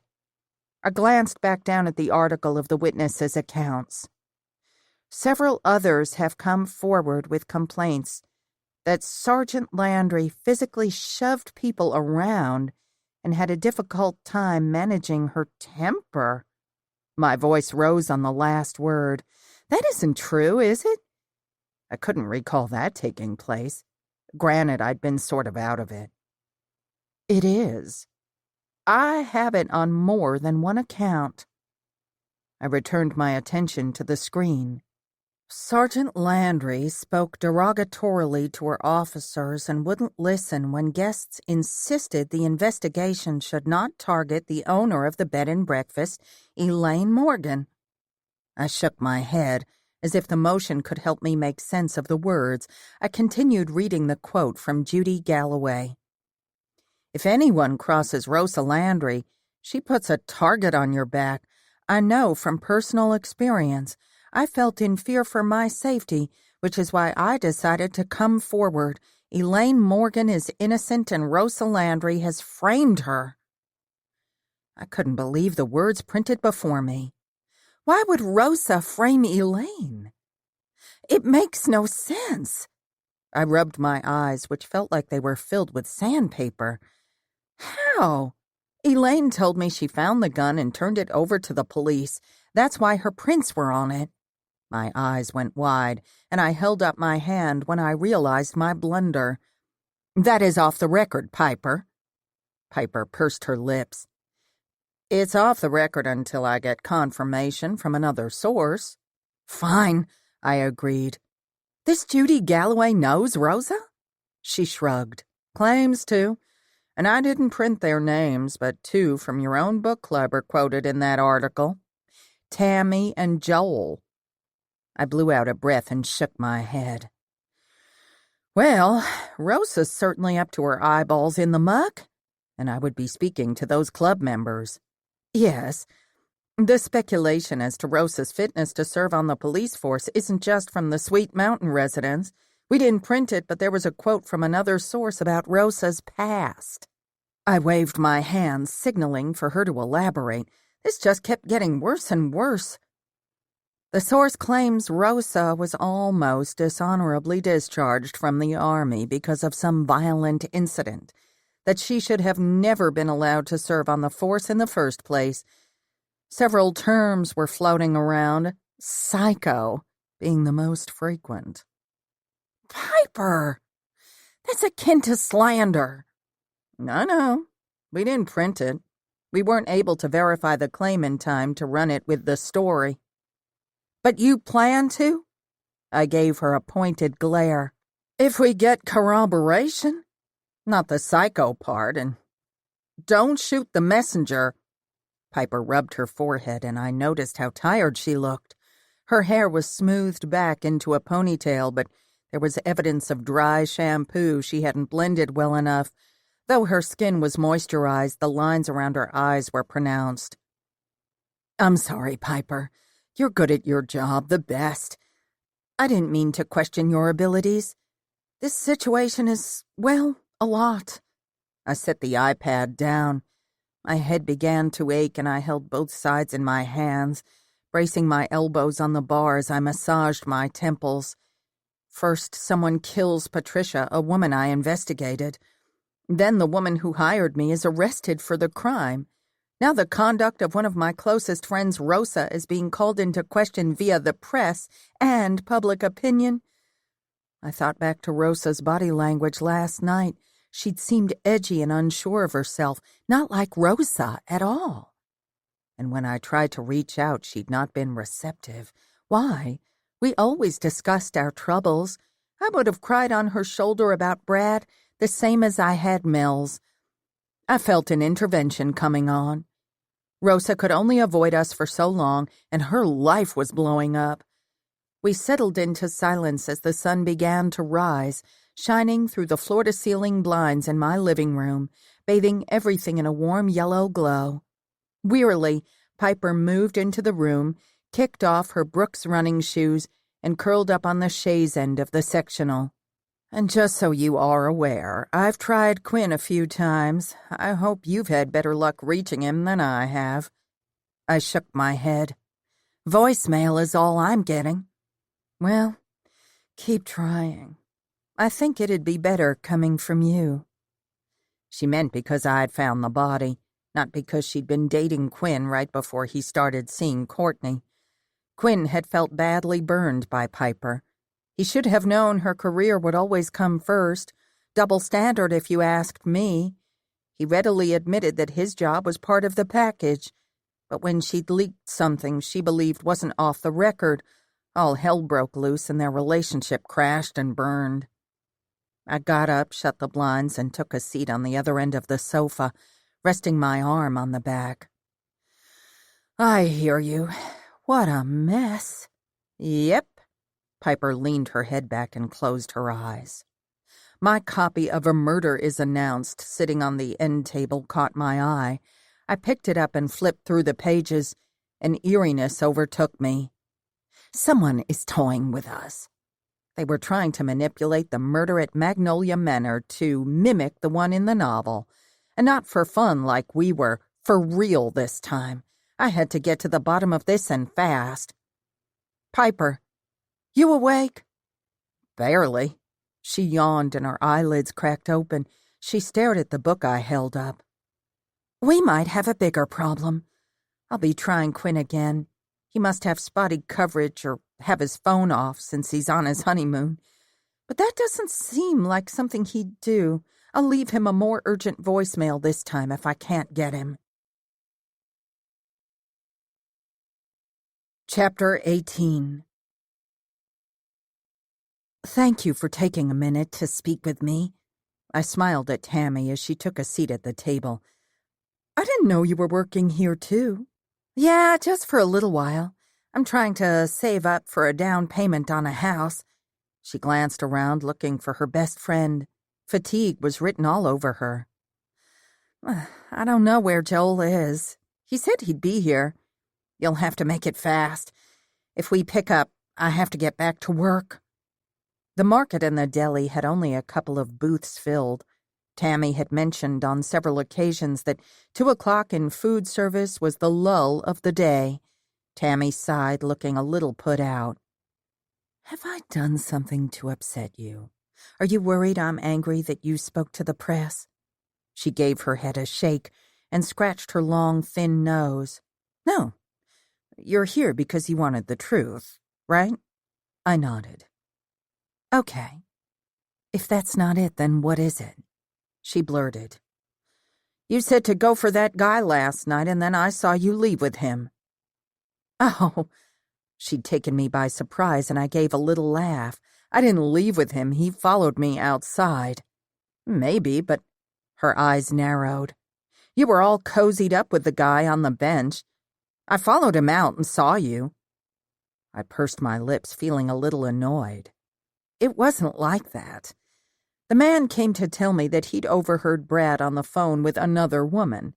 He caught part of their conversation, and it didn't sound professional. Can you even imagine how humiliating that was for me?" She sat back against her chair and her face flushed.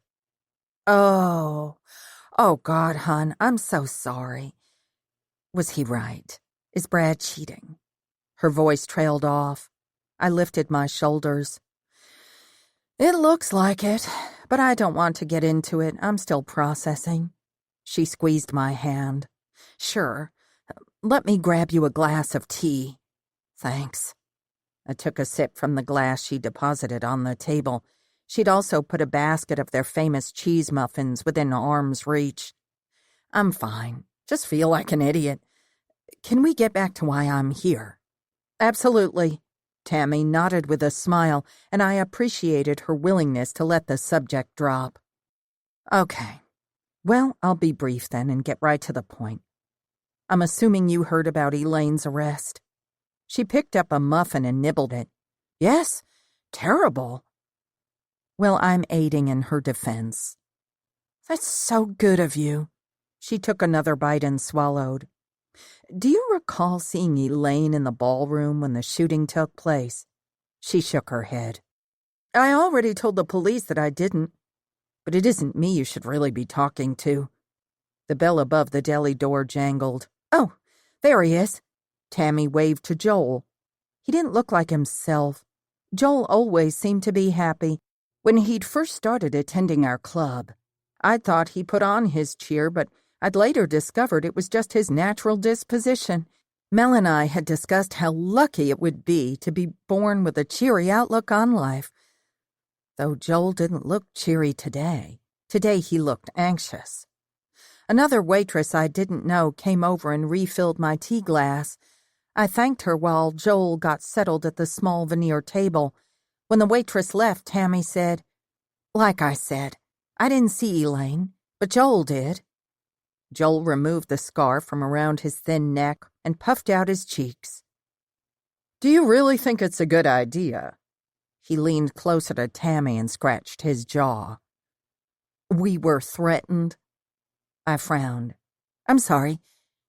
Who threatened you?" They exchanged a worried glance before Tammy's pale, freckled hand covered his deep bronze one. "She's working for the defense, right?" When she cast a quick glance my way, I nodded and said, "That's correct." I understood she wanted Joel to hear it from me. "I trust her." Her vote of confidence hadn't exactly settled Joel, but he'd talk. Joel's head bobbed forward as he said, "Okay, maybe it will be better to tell someone else, just in case." Just in case. That sounded ominous. "Joel, you can trust me. I won't betray you, and I'll do everything in my power to make sure these threats, wherever they came from, stop." His eyes locked on mine as he chewed on his bottom lip. "Okay. Let me get this out before I change my mind." He took a deep breath. I went to the restroom, hoping I'd get back before the mystery kicked off, and ran into Elaine washing her hands.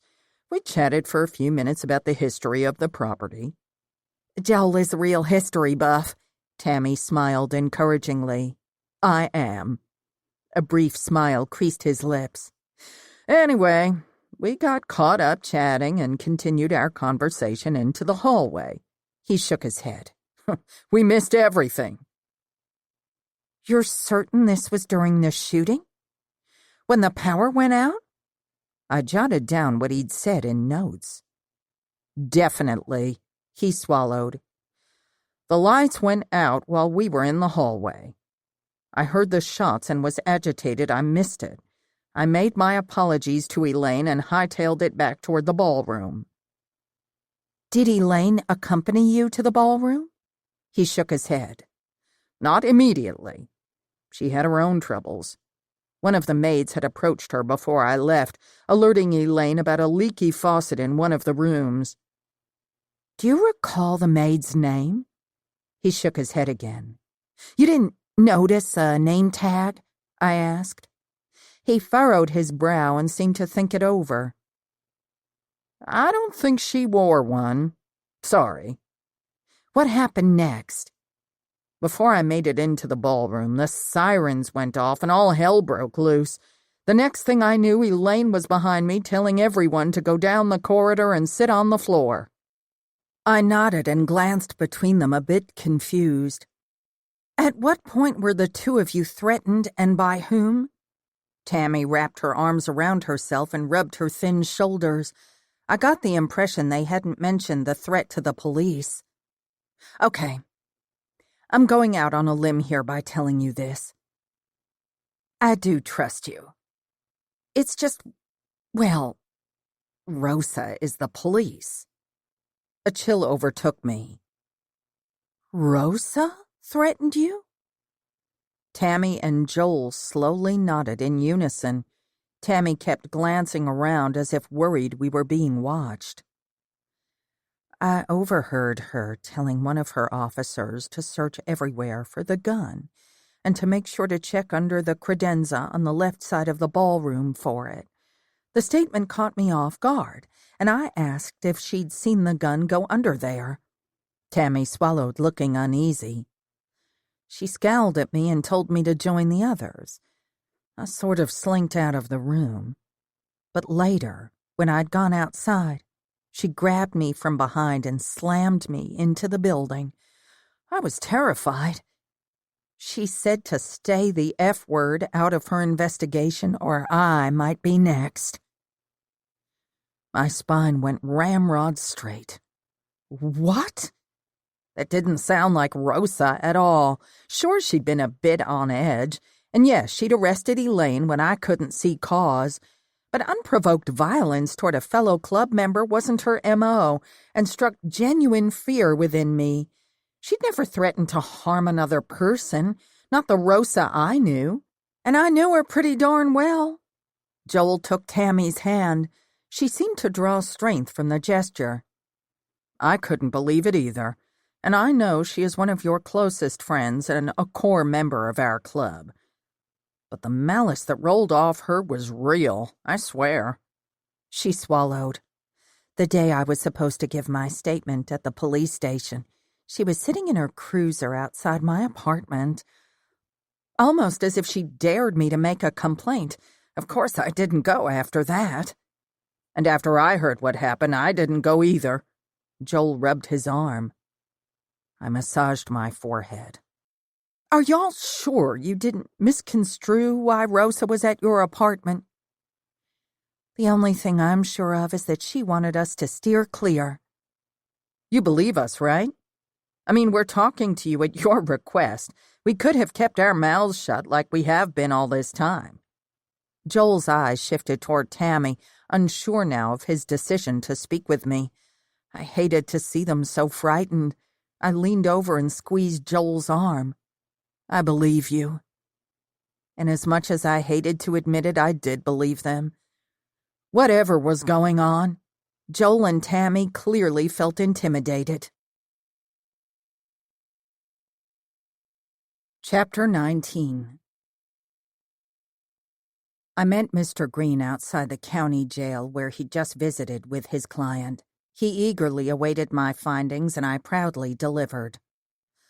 According to Joel Adler, he can place Elaine outside the ballroom at the time of the shooting, and from his account, other eyewitnesses can as well, and I spoke to 4 other employees on the phone before arriving here who will also testify to that fact. I haven't spoken to a couple of others on my list, but I will. These, I handed him the images I'd had printed, are the crime scene photos I took the other day. It might be good to compare to the originals. Outstanding work, Miss Moody. Mr. Green turned in his seat to face me as he looked over my notes. We were sitting in his Cadillac. And quite expedient. When we spoke this morning, I never expected such results. My usual investigator would take at least a week to produce his findings. I might throw a little more business your way if you're interested. Definitely interested. I smiled at the older man, who'd been our family attorney for as long as I could remember. How's Elaine holding up? As expected. She's a gentle soul. I feel certain she'll be released tomorrow. We'll be attending a preliminary hearing in the morning. I don't believe they will be able to make the case to warrant a trial. Everything they have is circumstantial and incredibly weak. Quite frankly, I'm shocked they managed to get a judge to sign off on the arrest warrant, which begs many more questions. The most pressing is what they could have presented the DA to give him probable cause. Mr. Green scratched the top of his head. If the case proceeded as Sergeant Landry planned, surely the acting chief would know we'd request all her supposed evidence during discovery. Well, some of the witnesses might have been afraid to come forward or be honest. He raised his bushy gray brows, and I told him about Rosa and her alleged intimidation tactics. His lips compressed into a thin line. I want to get their statements on the record. I don't believe we'll need them, but if we do, I won't have them intimidated. Okay. This Sergeant Landry is a good friend of yours. I nodded and told him about our relationship, how we'd met, her active role in my club. If the case moves forward, will this be an issue for you? He held my gaze, and I could see why prosecutors didn't want to meet him in the courtroom. This man did not like to lose. I lifted my chin. No, sir. And just to show you I mean it, I spoke to Quinn on my way to meet you here. I wouldn't allow my personal relationships to come before the case. This was a serious charge, and even though my heart and head didn't agree about Rosa, I was determined to do everything in my power to get to the truth. My thoughts went round and round until I felt nearly dizzy. I'd be trying Quinn again this evening. Like I told Mr. Green, I finally managed to get him on the phone. The conversation hadn't been productive because cell coverage was poor, but he'd gotten the gist, and he'd be returning early. I'm glad to hear it. Mr. Green checked his cell phone, which had buzzed. And it is good news for Mrs. Morgan that you facilitated the introduction.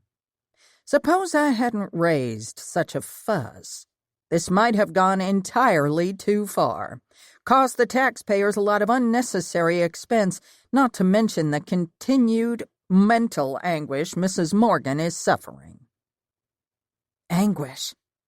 That sounded like a term used to lay the groundwork lawsuit for monetary damages. I also plan to have a word with the mayor. Oh, boy. Your father and I have a round of golf scheduled with him next week, and he'll be getting an earful from me. I would have gone straight to him if he was in town. This could have been over before it even began. He glanced at his watch. I hate to rush you, but I have a dinner engagement to get to. I smiled at the confident man with gray bushy eyebrows that always looked to be waving at me. You've grown into quite a capable woman. Thank you, Mr. Green. Enjoy your dinner. He'd paid me the most welcome compliment. A real confidence booster. The parking lot of my favorite specialty foods market had emptied while I'd been inside paying for my groceries. I always put off grocery shopping for as long as I could. After the long night and even longer day I'd barely finished up shopping before the store closed for the night. My phone had rung several times while I was shopping. Still, After the dirty looks I'd received from a couple of employees ready to clean up and end their shifts, I'd neglected the calls. Boy, was I dead on my feet. I dug through my bag after closing the trunk and leaned against the car, my breath puffed out in white clouds under the fluorescent lighting in the dark parking lot. I checked my phone to see I had 2 missed calls, one of which was Brad, and I felt heartsick. I didn't want to hurt. Hated that I did, but I still couldn't deny that Brad Jones had wounded me. My finger was hovering over the callback icon when I spied Rosa's name next to his. I hit her name instead. "Lyla, this isn't a good time," Rosa said without preamble. "I'm returning your call." I didn't appreciate her tone. God, life was literally unraveling all around me. "Look, I know things are crazy right now. I have a murder on my hands, Lyla. A case that is falling apart, and I'm doing everything I can just to keep my head above water." She sounded out of breath. "And you're not helping the situation." "I'm doing what you should be doing." I felt like stomping my feet in indignation, yet resisted. "And I think And what would that be?" Her tone came out bitter and resentful. She'd cut me off before I could alert her to my growing concerns about a crazy person toying with us. "Searching for the truth? God, what's gotten into you? I hardly recognize this person you've become. Your tactics will be scrutinized." "My tactics?" I puffed out a breath. "Listen, we need to talk. If something is going on, you need to get ahead of it. Do something now before too much damage is done." "I have no idea what you're talking about." "Yes, you do. Have you lost your senses?" She let out a frustrated growl. "I don't have time for this. I think it's best if we cease communication. I'm in the midst of a murder case. I don't have time for frivolous things like a book club or puerile gossip. Don't call me again." Click. Cease communication? What in the world? I wanted to scream. I leaned against the car and stared up into the night sky. Everything indeed did seem to be unraveling at the seams. Everything. A text came through, and I expected it to be from Rosa, containing an apology. "Please remove me and all the book babes from the Jane Doe Book Club. We've left all club's social media outlets." Not from Rosa. From Tammy. I stared down at the text in confusion. What? Sheesh. Had I crossed a line with her a few hours ago? Had I come across as if I didn't believe the two of them? No, I didn't think I had. My fingers moved across the screen. Tammy answered on what had to be the last ring. I'd almost given up and readied myself to leave a voicemail. "Hello?" "Tammy, it's Lyla. I just got your text. What's going on?" I opened the car door and paused as a pink flyer caught my eye. I pulled it from the windshield. "This isn't what we signed up for. We never agreed to this, and it isn't funny, especially after what I told you today. You know how scared Joel and I were. I'm all in for creepy Halloween parties, you know that. But this?" She gave a bark of bitter laughter. "It's not funny. And as the president of our original club, the Book Babes, I've been asked to speak for everyone. We're cutting ties. Effective immediately." I honestly don't have any idea what you're referring to. I fisted the flyer. "I know how." The cheap clip art image of the old game of hangman caught my eye. My gran had played paper games like this with me before we were all glued to screens. I relaxed my grip and smoothed out the page. There were 10 dashes beneath the hangman art and an announcement that read, "A murder is announced. The Jane Doe's, your host for the evening, is informing everyone that a murder will take place on Friday, October 22nd at Oak Mill Cemetery, 15 North Irwin Street. Come for a night of Halloween fun where a book club member will die." 10 dashes for 10 letters. My breath came out in a whoosh. Sweet Lord. The phone slipped from my fingertips and crashed against the ground. Lyla? Lyla, are you okay? I could hear Tammy shouting. Stooping, I picked up my phone, glancing around in fear that someone could be watching me. Yes. I cleared my throat and got into my car. The engine roared to life, and I turned the heat up full blast. My chill had nothing to do with the cold. The phone switched over to the Bluetooth car speakers. Did all of you receive this flyer? Someone put one on my car while I was buying my groceries. Yes, and you scared me. I dropped my phone. I couldn't believe what I was looking at. Someone is toying with us, and I have proof. Tammy, I can tell you with absolute certainty that neither I nor any other founding member had anything to do with this. I started to wad up the flyer and thought better of it. I sat in the passenger seat and snapped a pic. I believe you. Can you say for sure Rosa didn't? I just spoke to Rosa, and she doesn't have time to pull any stunts like this. So who did? Oh, no. Tammy's voice trailed off. Don't jump to conclusions. I don't know who is behind this, but I plan to find out. Someone was walking across the lot, and my breath caught in my throat.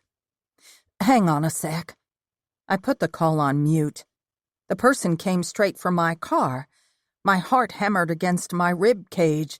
My hand went to my purse, which held my Car Arms P380 handgun. The man smiled and lifted a hand when he reached my car, and I recognized the store manager.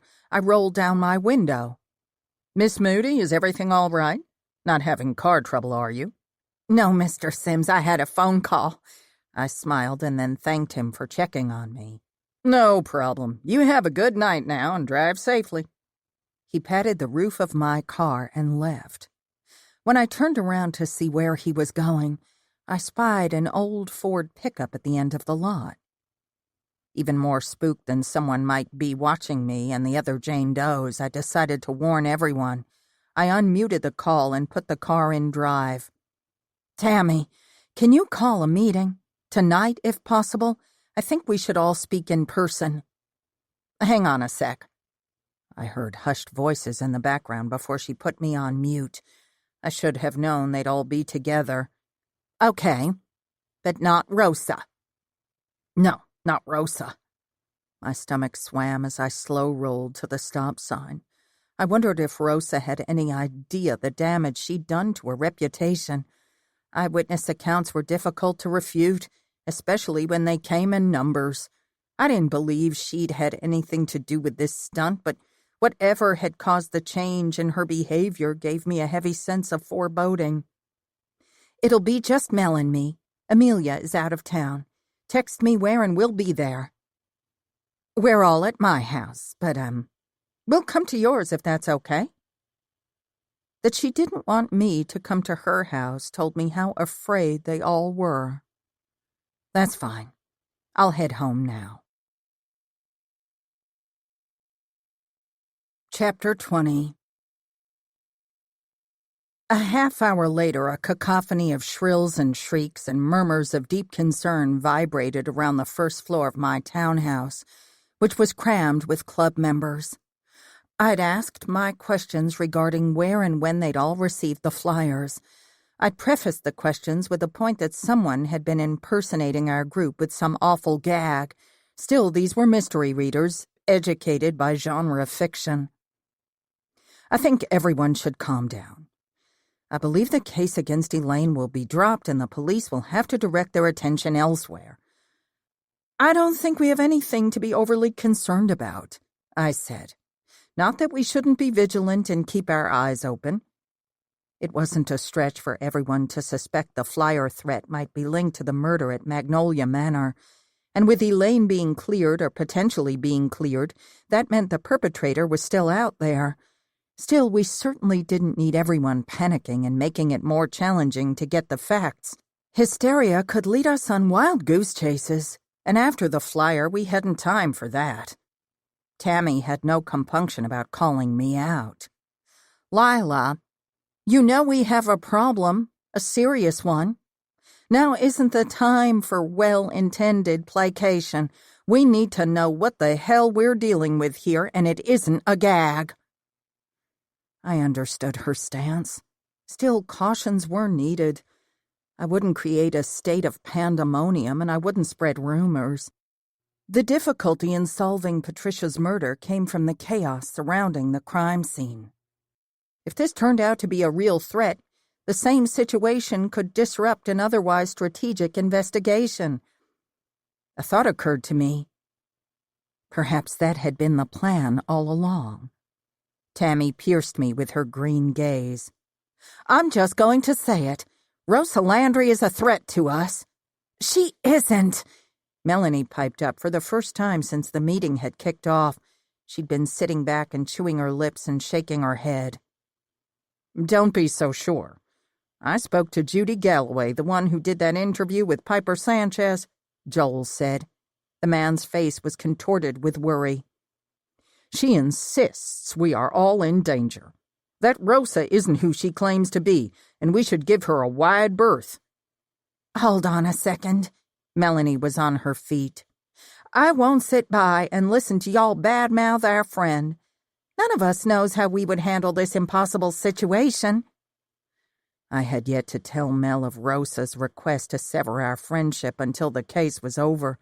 At least I assumed it would be until our case was over. "Look, Melanie." Tammy turned to face Mel, her cheeks flushed. "We like you and Lyla, and Amelia is the sweetest. Our beef isn't with the three of you.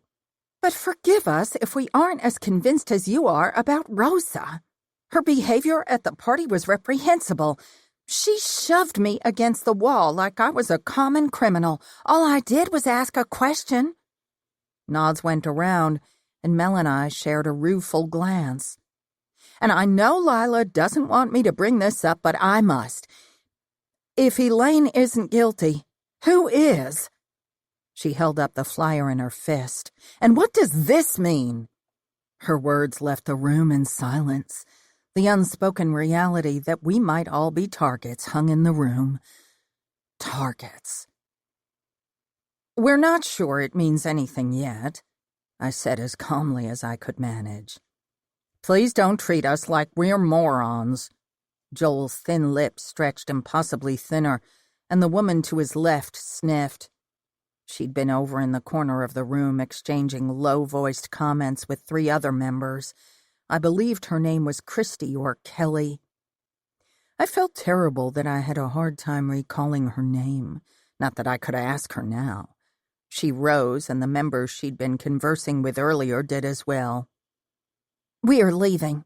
Tammy and Joel can represent us. They know everything we do. This is all too much, and we have to get home." I stared at the faces filled with concern. "I'm not being condescending or treating you all like fools. I've been in the investigative field for a few years now, and one of the things I've learned is not to assume anything. Facts are what we count on." I held my hands out, making eye contact with each one of them. "I'm so sorry you all feel threatened. And you have my word that I won't stop digging until I get to the bottom of things and make the person responsible pay for their crimes. Sweet Mountain has always been a nice, safe place, and I plan to keep it that way." "I wonder if we were all simply naive," the woman said. "I don't believe any place is safe anymore. All you have to do is turn on the news." She had a point, but I couldn't take that perspective. I would do everything in my power to make my little part of the world a better place. Joel said, "Christie had a drive-by from Rosa, too." "Ah, Christie, not Kelly." I jotted the name down and made a mental note. Christie told me a story similar to Tammy's. She'd spotted Rosa's cruiser outside her residence. She had gone to the press instead of the police. "I'm sorry you were frightened, but you can't be certain as to Rosa's motives." I raised my hands. "I'm not making excuses for her. You had every right to speak to the press if that makes you feel safer, and to prove that I am willing to do whatever it takes. Chief Daniels has been informed and will be back here in Sweet Mountain earlier than expected. I will be meeting with him the second he arrives." Hearing that I was on their side seemed to simmer them down. Mel simply sat, staring at her hands in silence. "Thank you for your hospitality." Christie and her friends moved toward the door. "We'll be on our way. We appreciate you hearing us out." Everyone looked fatigued, and I hated it. This wasn't what I wanted for my book club. A wave of anger raged through me like I'd never experienced. The person's audacity to torment my friends meant only one thing.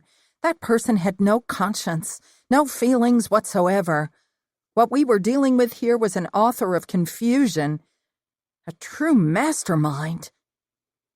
There weren't more words to console my group.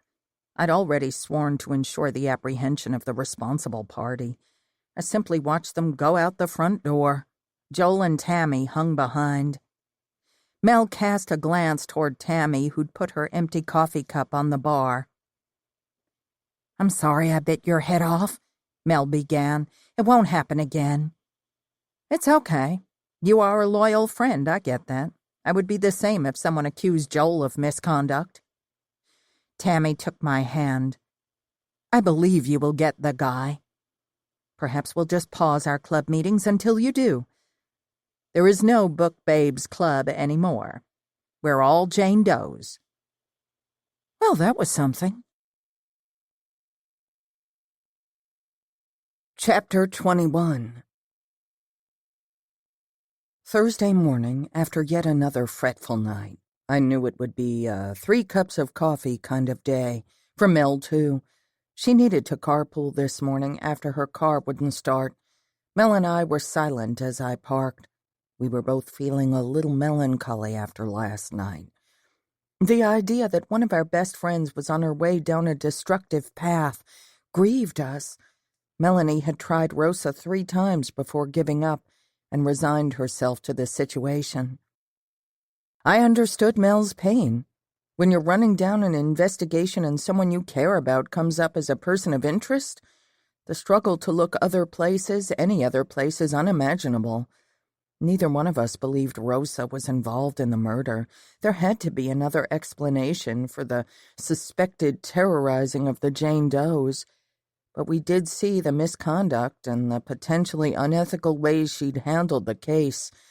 We forced ourselves to examine the accounts. Mel sat up straighter. "Who is that?" Seeing the way she'd quickly checked her lipstick in the visor mirror, I knew she'd spotted an attractive man. I put the car in park and adjusted my sunglasses. The man I'd met the other night at the bar stood between my office and Mel's shop. I couldn't help the warmth that rose to my cheeks. He'd been right about Brad, and I'd behaved like a typical female in denial. "I don't know exactly. He's the guy from the bar. Dean, I think his name is. Courtney sent him my way." Melanie's eyes went wide. "Wait a minute. I think I saw him at the party the other night. He was leaving with some woman when I threw my drink on Brad." "He told me he'd attended but left early. Did you recognize his date?" She shook her head. "He was kind of trailing after the woman, and she didn't look well." "That's what he told me." I cleared my throat as I reached behind the seat for my purse and computer bag. Melanie kept grinning at me. I knew that look. "No, Mel. I am not interested in going out with anyone right now." "Why not?" Melanie blinked at me with angelic eyes. "I haven't even spoken to Brad yet, heard his side of things, so we're sort of in limbo." "You tried to call him back last night, and did he answer? A big fat no. So again I ask, why not?" I gaped at her. Her mention of Brad ignoring my callback stung slightly, even though I knew she was only trying to help. "Mel." Melanie leaned closer. "What is it you always say to me?" She straightened up and lifted her chin and said in mock falsetto, Melanie Smart, you've got to stop pining after that loser and get back out there. He never deserved you anyway. I don't sound like that. Okay, whatever, but I don't see the issue, seriously. That guy is smoking hot. I opened the car door. I'm in the middle of an investigation. The Jane Does are terrified, and I'm not ready to get back out there. As I locked the car from the key fob, the sequenced beeps caught his attention, and he glanced up from his phone. An easy smile creased his face, and a wariness came over me. What was he doing here? This couldn't be a coincidence. I wondered what he wanted from me other than the obvious. Melanie leaned closer and whispered as we approached our places of business. Look at him. Yum. There's no harm.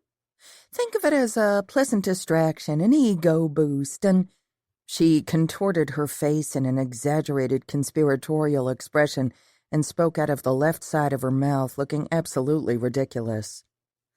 Maybe a little stress relief. I lost control and chuckled to myself. Melanie made it challenging to stay serious. Go to work, Melanie Smart. She laughed loudly, using her practiced, seductive laugh. As she hurried her pace and raced ahead of me, she extended her hand. Hi there, I'm Melanie Smart. I own this shop. Hello, Melanie. I'm Dean. He glanced up at the colorful striped awning and the shiny Smart Cookie sign before turning his attention back to me. I'm here to see Miss Moody. Oh. Melanie drew out the word with a smile. I cast a warning glance her way before turning to Dean. Good morning. Is there something I can help you with? I said, using my professional tone of voice. I sure hope so, Dean said, and Melanie giggled. We both cut our eyes in her direction, and Dean's lips twitched. Someone has a dirty mind. Melanie giggled again. No, not us. We're good girls. She winked. Well, mostly. My God. Goodbye, Melanie. Everyone needed a Mel in their lives most days, but not today.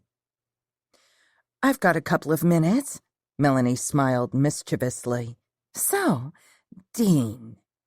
I turned my back on them and went inside my own office. Mel meant well, but sheesh. She wanted me to get over Brad. We didn't feel over yet. Yes, I had technically ended it with him, or maybe he'd ended it with me and I'd made it official. Either way, it felt messy, and we both would need closure. A heaviness settled in my shoulders, and I sighed as I started the coffee machine. No, I hadn't the time for this. Today was a big day. Elaine would be arraigned, and I had to focus and wait to hear the next steps from Mr. Green. I had to get to the bottom of what was going on in Sweet Mountain and directly see what this man wanted. I was done feeling sorry for myself for today. There was no room for my love life woes. My coffee finished brewing, and I took a couple of sips from the steaming hot liquid. My brain slowly began to wake. The door opened, and in walked Dean. I turned to my guest and forced a smile. Coffee? He shook his head and took a seat in the chair in front of my desk. No thanks, I already had a travel mug full. I sat at my desk sipping more caffeine. Okay, I said, then took another sip. My brain has fired awake. Tell me how I can help you. He took off his denim jacket and folded it over his arm. The tattoo on his exposed forearm caught my eye. It reminded me of one I'd seen before. Military, perhaps? I'm looking for Calvin Cousins. You're his niece? I cocked my head, wondering why he wanted to speak with my uncle. I'm his partner. His brows shot up. Oh, partner. He hitched his thumb toward the door. Blondie out there told me you were his niece. Blondie, huh? Partner and niece. He smiled a slow, easy smile. He was an attractive man, very attractive. Ugh, Melanie had gotten into my head. I cleared my throat. What do you want with Mr. Cousins? I've recently become a civilian and was looking for work. Courtney mentioned he hired a lot of ex-military and might be hiring. He glanced around the office with interest. I thought I'd come by and see. I'm sorry, Mr. Dean is fine. His smile was still fixed in place. I noticed he had slightly crooked but white teeth. I'm sorry, Dean. Mr. Cousins is out of town on business until next month, and my phone pinged and I glanced down at it. It was from Rosa. She'd received my message, one I knew she couldn't resist. Fine, I'll meet you. Dean had glanced over at my phone, too. I met his gaze with a scowl. And I'm not the one in charge of hiring. He instantly sat back. Sorry. I guess I wondered if it might be from your boyfriend. Blondie said you'd ended things. Blondie talks too much. I covered my phone with my hand and slid it closer to me on the desk. Well, I guess I'll get going then and come back when Mr. Cousins is back in town. He rose and put his jacket back on. Don't be mad at your friend. I think she just wanted to take your mind off your troubles. I would like to take you out sometime if you're interested. I rose and walked around the desk. I'll mention to Calvin that you're looking for work when he gets back. You can send your resume to the email on our website. Though I don't think we're looking to hire anyone. Fair enough, he smiled. Thanks. Uh-huh. I folded my arms, not exactly sure why I felt the need to keep my guard up. He shook his head in a bemused fashion. The women in law enforcement in this town. Wow. I beg your pardon? I don't mean any offense, and I wasn't even going to bring this up, but since you asked. He dug into his pocket and pulled out one of the pink flyers. You're also the leader of that book club, right? Jane Doe's? Where did you get that? My skin prickled. That cop who botched the investigation at Magnolia Manor. Sergeant Landry? I felt ill. He nodded. His brows drew together. Are you okay? Your face looks pale. I'm fine. The room spun a little. He helped me into the chair he'd vacated. Water? I nodded and pointed to our little fridge by the coffee bar. Dean handed me a bottle and went down on his knees in front of me. I take it this flyer is more than a party invitation. I took a couple of sips and didn't respond. When I raised my eyes to meet Dean's, they were alive with curiosity. They're right, aren't they? The press about Sergeant Landry? I took another sip from the bottle. I'm not sure what you mean. Yes, you do. And now I think you need to know something. He rose, his face serious. This Landry? He pointed to the flyer. She stopped me at the square and gave me a jaywalking warning the night they arrested that old lady, the one you're trying to get out of the jam. It was right after I left you, in fact. She seemed to be standing around looking for a reason to stop me. Rude and extremely unprofessional. I'm shocked she still wears a badge. He shook his head, looking disgusted. She got a call while in the process of ticketing me. She let me off with a stern warning. She acted shady and a little jumpy. I'd seen PTSD behavior many times, so I followed her. Curiosity. He shrugged a shoulder. He gave me a shy smile. Then I saw you. You disarmed what could have become a volatile situation. I even considered stepping in before you arrived, but I feared I'd only end up in a cell with the old woman. Our eyes held for a few beats. Dean's words sobered me right up. I shook myself and stood. He moved back to let me rise. I cleared my throat, feeling like an utter fool and behaving like one. When did Sergeant Landry give you the flyer? He held my gaze. After she gave me the warning. She had them in her cruiser. She said her book club was hosting another party if I was interested, and that this one would be mind-blowing. He handed me the flyer. Suspicious of her to invite me after she just reprimanded me. Anyway, I blew it off. He took a breath. But when I heard around town that a lot of people are going, it raised my hackles again. I guess they all wanted to see if someone gets killed again. Stupid people. I stared down at the hangman game, and it hit me like a 2x4 in the face. His account gave credence to the claim that Rosa hadn't been scrupulous in her position. As much as I hated to face the facts, there they were. And even more shocking, if I'd had any doubts before, I no longer did. This flyer was a clue to who would be murdered, and who was behind all of this. I studied the blank dashes below the hangman clip art, and chills like icy-cold fingertips crept up my skin. Lyla. Huh? I stared up at him. If you need any help with this, I'd be glad to offer my services. I told you I'm not authorized to hire anyone. I kept staring at the pink paper. No, I mean, I could help you. I'm an ex-SEAL. He lifted his big, broad shoulders, his hands so strong and large they could easily choke the life out of someone. Why am I thinking this way? With the police situation in this town being what it is, and you going at this alone, I could stick around and help. I'm not alone. My tone came out bitter. Dean took a step back, his eyes so wide the whites were showing. I didn't mean to offend. No, of course not.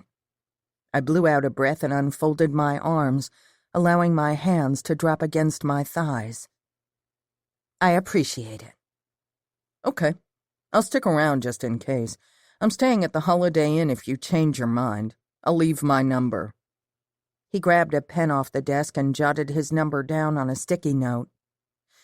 I did a little deep breathing after he left.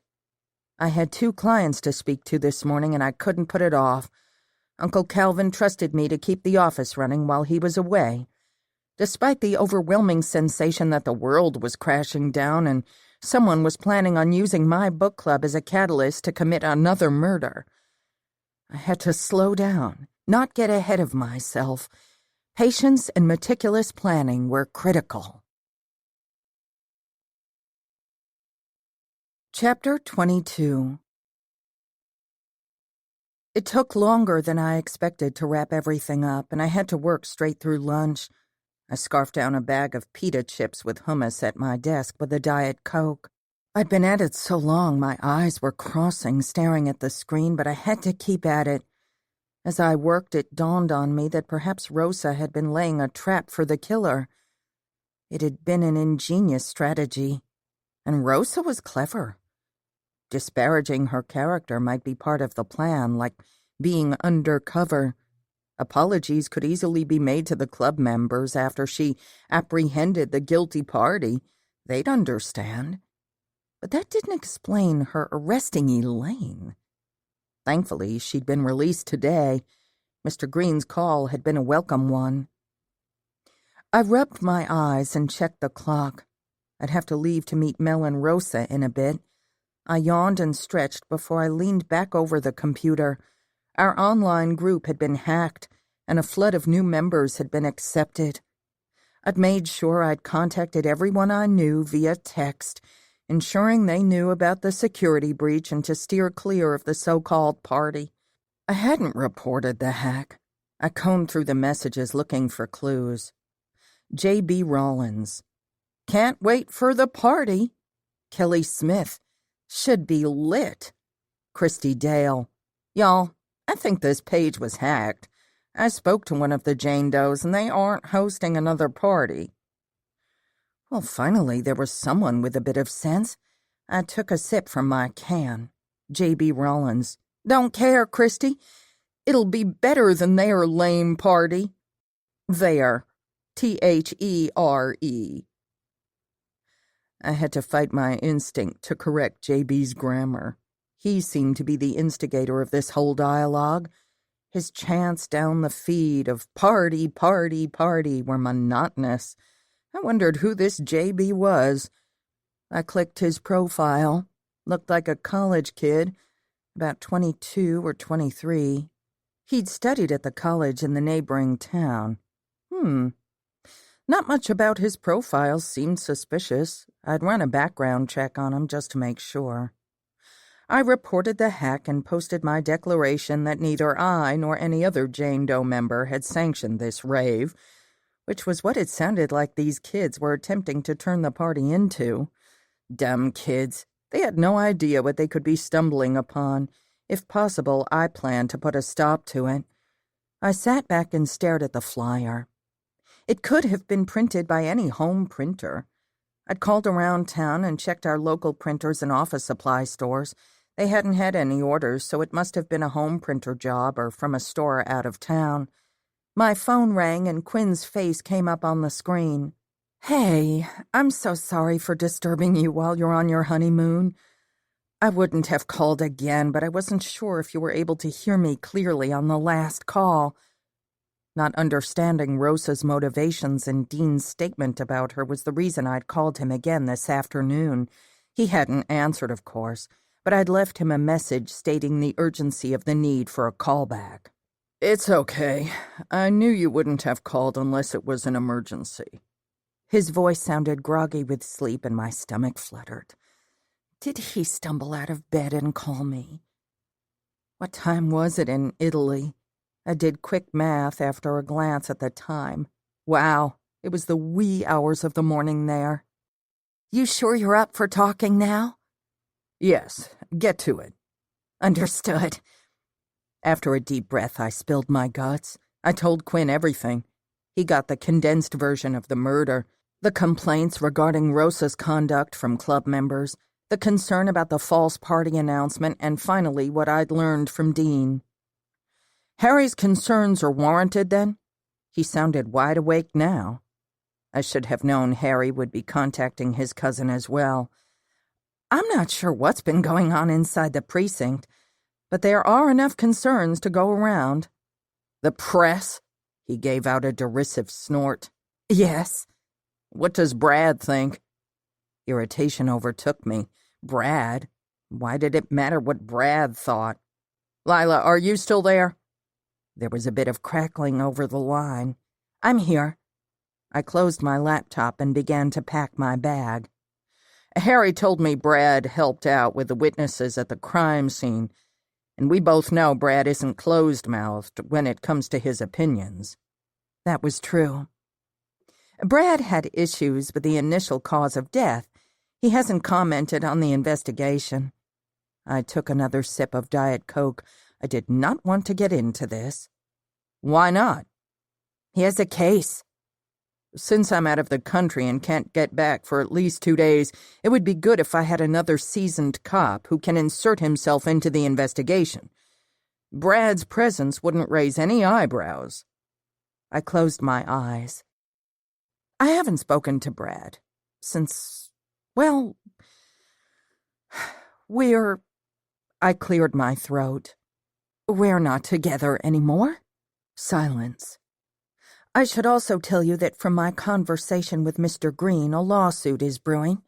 And Quinn, he plays golf with the mayor." "Shit." I heard his hand slam on something, maybe a table. "I'll have Rosa's ass for this." "Don't overreact. I'm leaving work to meet Rosa now. There may be things we don't yet know about." I didn't want him to destroy my friend's career. I had a hard time believing Rosa was anything but the honest, caring, tough chick I'd grown to know and love. If she wasn't, I'd take her down myself.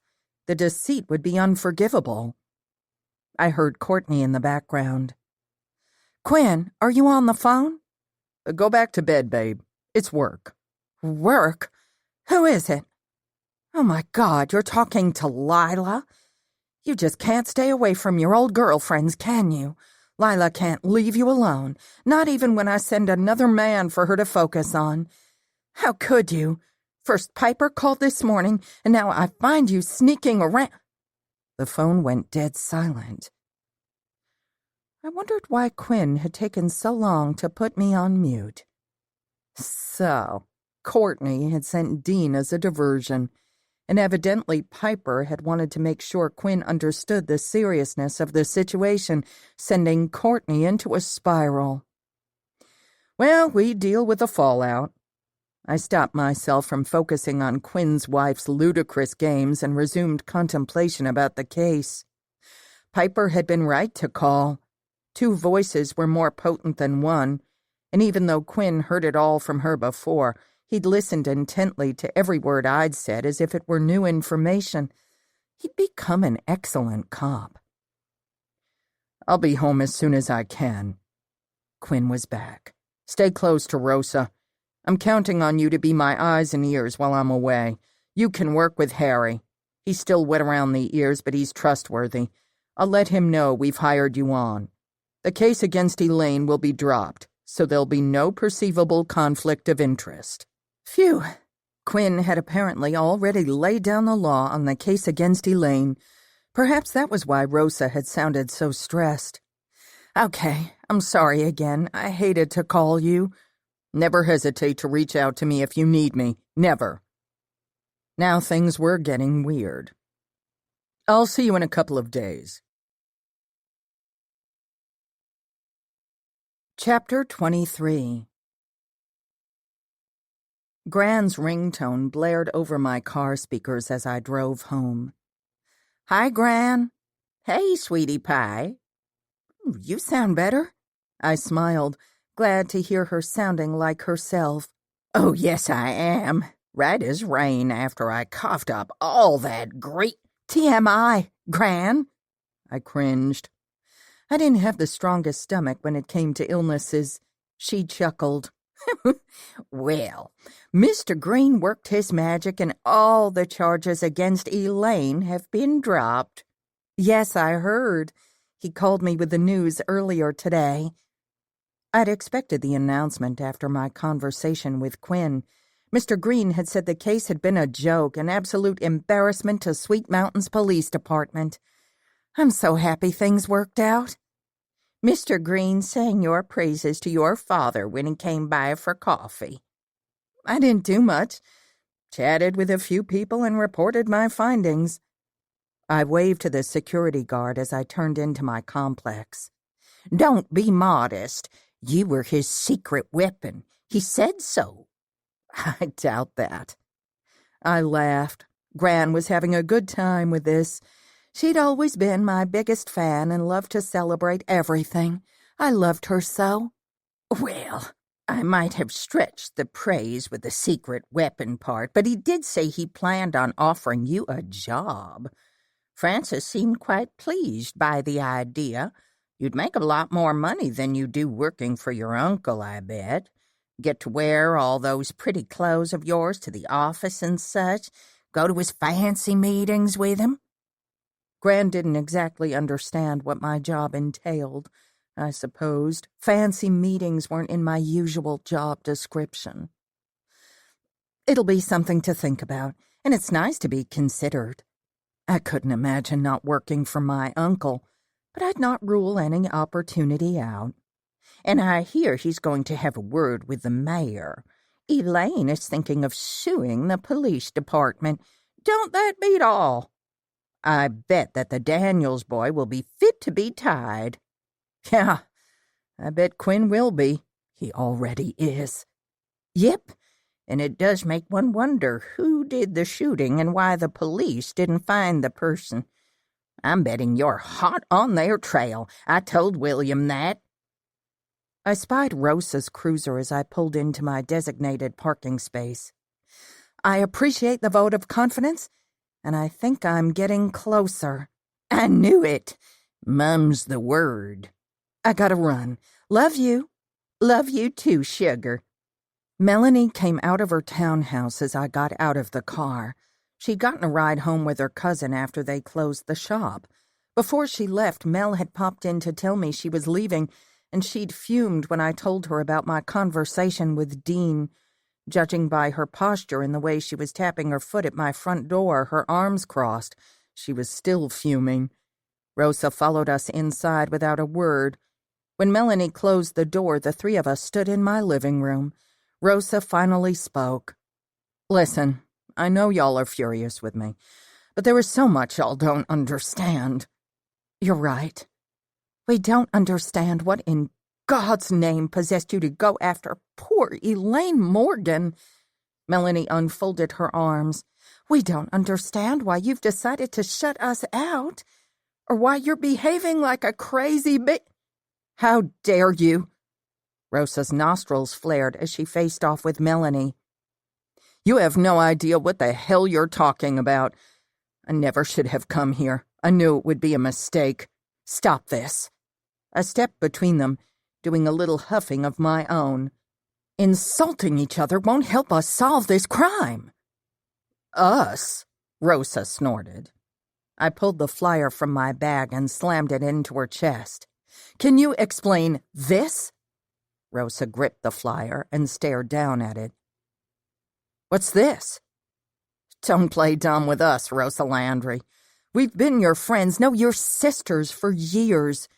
Melanie folded her arms again. "Tell us what you've done. You owe us that much?" Rosa threw her hands in the air, her face red with anger. "What I've done? What I've done? All I've been trying to do is protect this town from a killer." "Oh, swell job there," Melanie snarked. "The flyer?" "I have no idea what this is." She threw it at us. "Are you seriously wasting my time with some bullshit Piper Sanchez stirred up?" I took a step toward her, my blood near boiling. "Do you deny distributing the flyers or taking out an ad in the Gazette?" Rosa's head whipped back as if I'd slapped her. "Yes, I deny it. My God, I've been working my tail off. When do I have time to print flyers or solicit advertisements? This is all Piper's doing. She's trying to stir up more trouble to break a story at my expense." "Bull. You've been working your tail off to make yourself look like a fool, you mean? Arresting poor Elaine, harassing club members, not to mention physically assaulting Tammy. You should have seen how scared they all were." Melanie was on the verge of tears. "I don't even know who you are anymore. Where is my friend?" Rosa's gaze skated from Melanie's face to mine and back again before she deflated onto the sofa and placed her face in her hands. "I didn't assault Tammy. She exaggerates. And the reason I arrested Elaine was that someone set me up, or sabotaged me is more like it." "You were set up." "Spare me." Melanie wiped furiously at the tears that tracked down her cheek. Rosa dropped her hands. "It's true. I received intel from an anonymous source that pointed to Elaine Morgan. I had documented proof of Elaine threatening Patricia. I had her prints on the murder weapon, and I was hell-bent on proving myself, especially after Officer Harry Daniels' incessant undermining. Ugh, I got ahead of myself." She scrubbed her face and shook her head, looking disgusted. "I screwed up. There was a backup in the lab, and I didn't wait to get the audio back from being analyzed before seeking the warrant. I told the DA the case was a slam dunk. I've tanked my career with 3 lousy words. A slam dunk." I sat down next to her. "The recording had been fabricated?" She nodded in 3 slow motions. "The entire recording had been tampered with. Elaine's words were modified. Your folks' lawyer, Green, he shredded my case until there wasn't anything left. He had his tech guy turn the job around in under an hour." "It's a good thing. Elaine would have suffered horribly if the case had gotten drawn out. A sweet little old lady, Rosa." I stared at my friend. She had dark circles under her eyes. Her uniform hung looser on her frame. She couldn't be eating or sleeping. She ran her hands through her shoulder-length dark hair and gripped it, tugging slightly. "I know. I could make excuses for myself, but I won't. I was only trying to do my job, and I probably won't have a badge for much longer."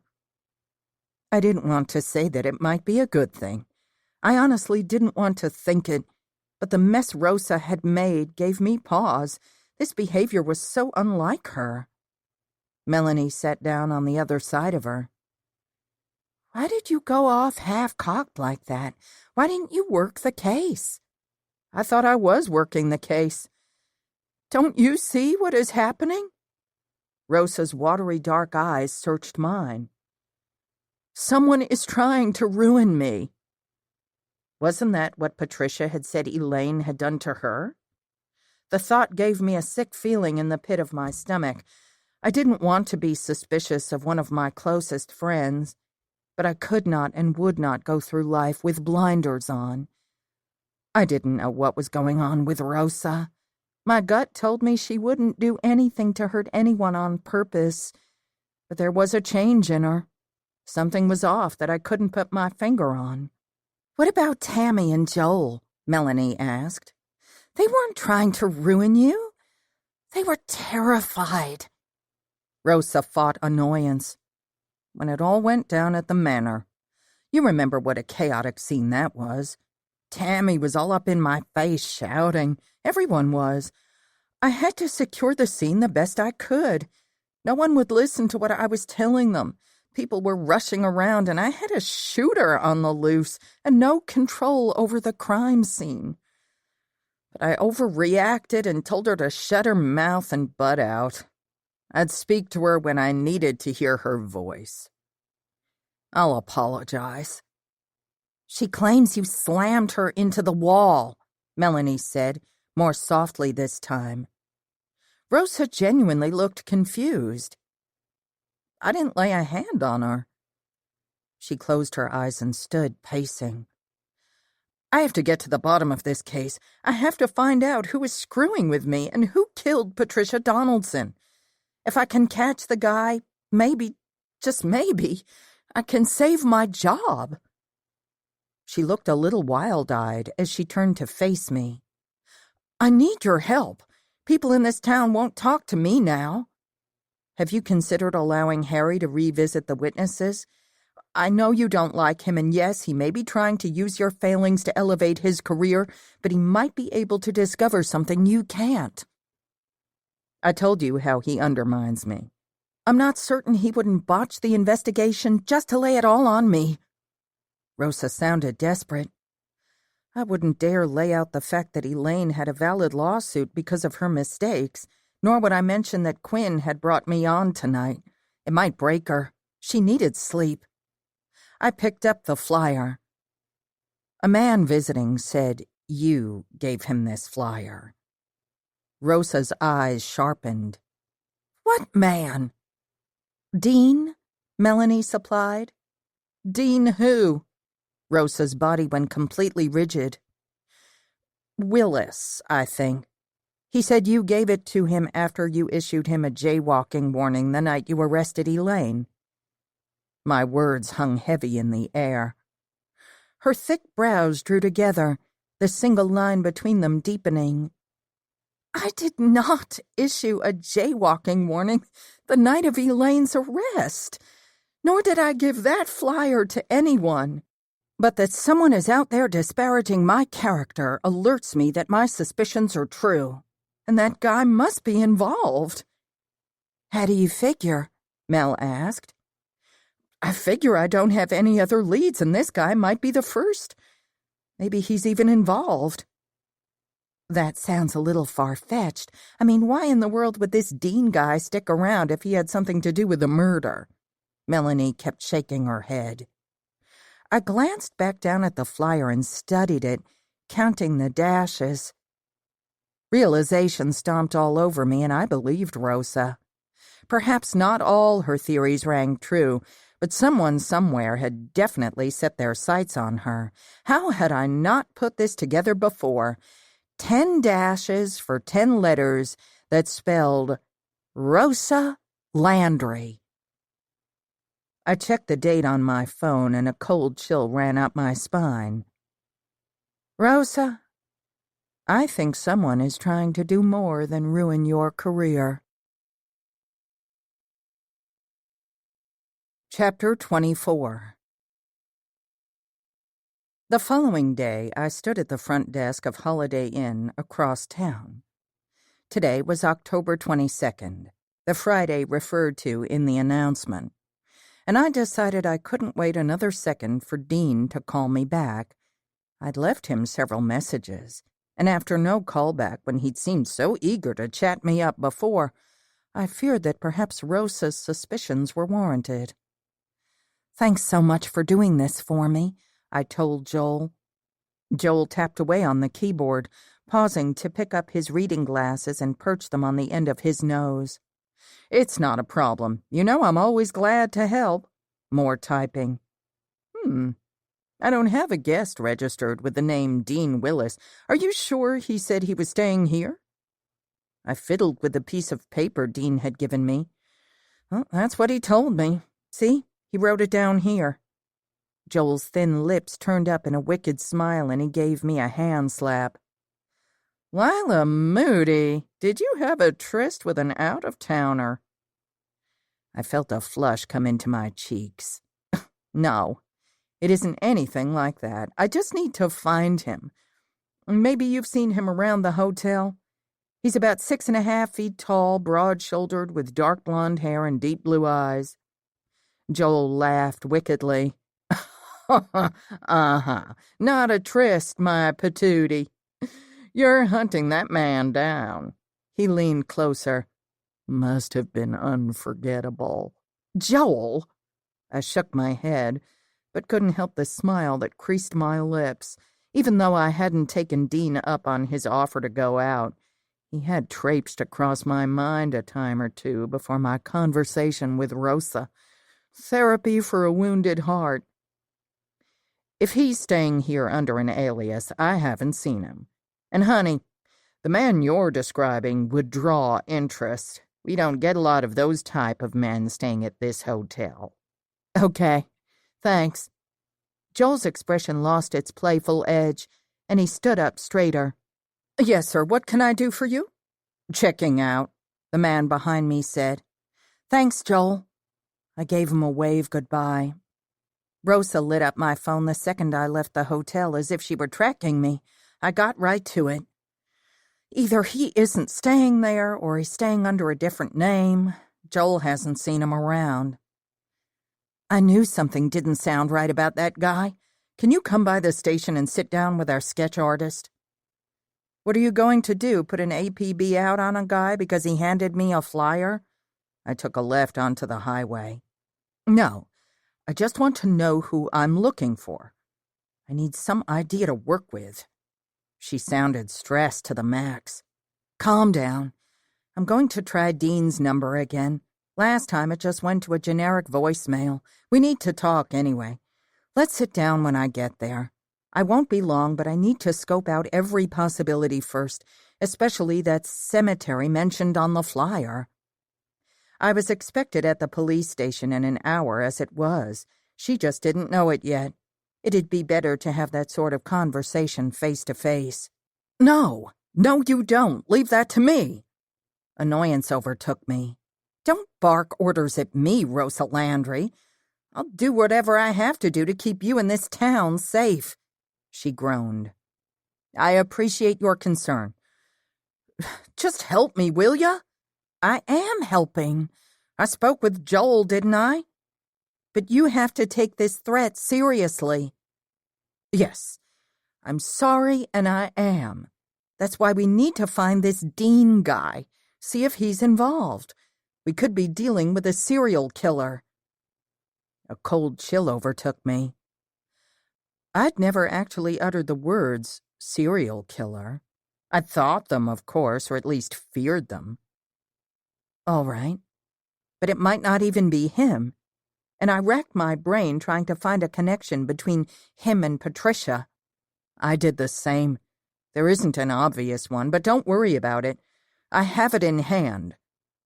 You're not keeping anything from me, are you? No. She didn't sound very convincing. I'd push more when I saw her. You should send a car out to the cemetery with a police presence. Perhaps it will deter any persons with the wrong intentions, but you should stay away.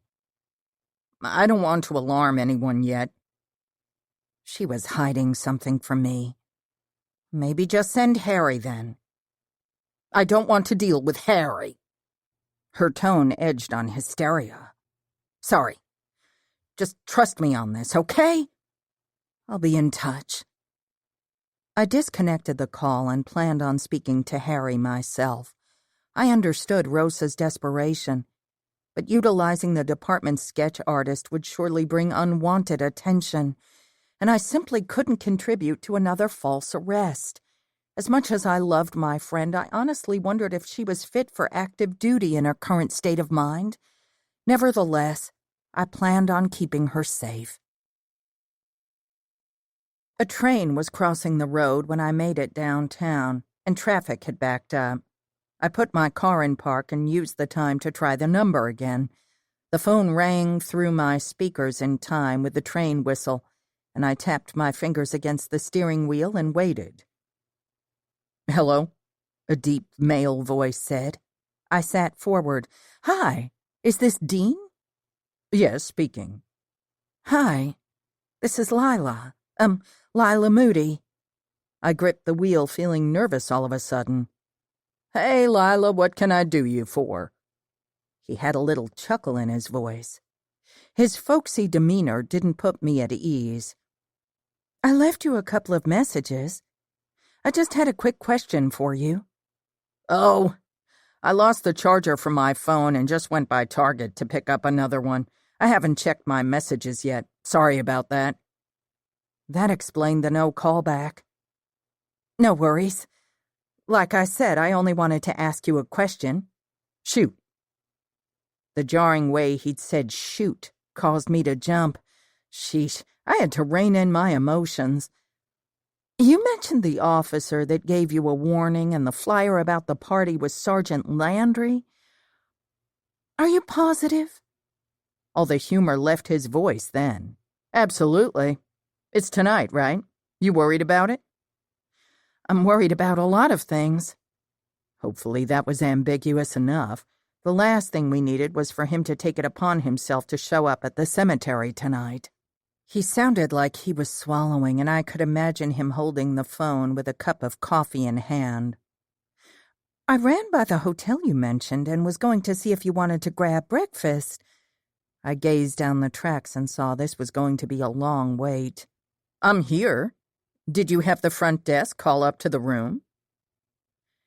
I spied a news van going over the flyover bridge on the other side of the square and got a sinking feeling in the pit of my stomach. Lyla, did you have the front desk call? Oh, sorry. I planned on it, but the front desk couldn't find you in the registry.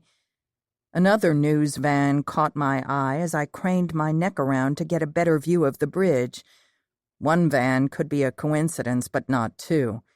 The touch screen on my dashboard alerted me to another call coming in. Piper. Definitely not a coincidence. At the Holiday Inn Express on Highway 20. He was on the other side of town at the Holiday Inn Express. His note had just said Holiday Inn, and I'd made an assumption. My instincts had been right. There was no need for a sketch artist. My fault. I guess I got mixed up with the Inn and the Express. Well, I'm flattered you went searching for me. I could hear the smile in his voice. If he had any suspicions about my motivations, he hid it well. I felt bad for being rude to you when you came by the office.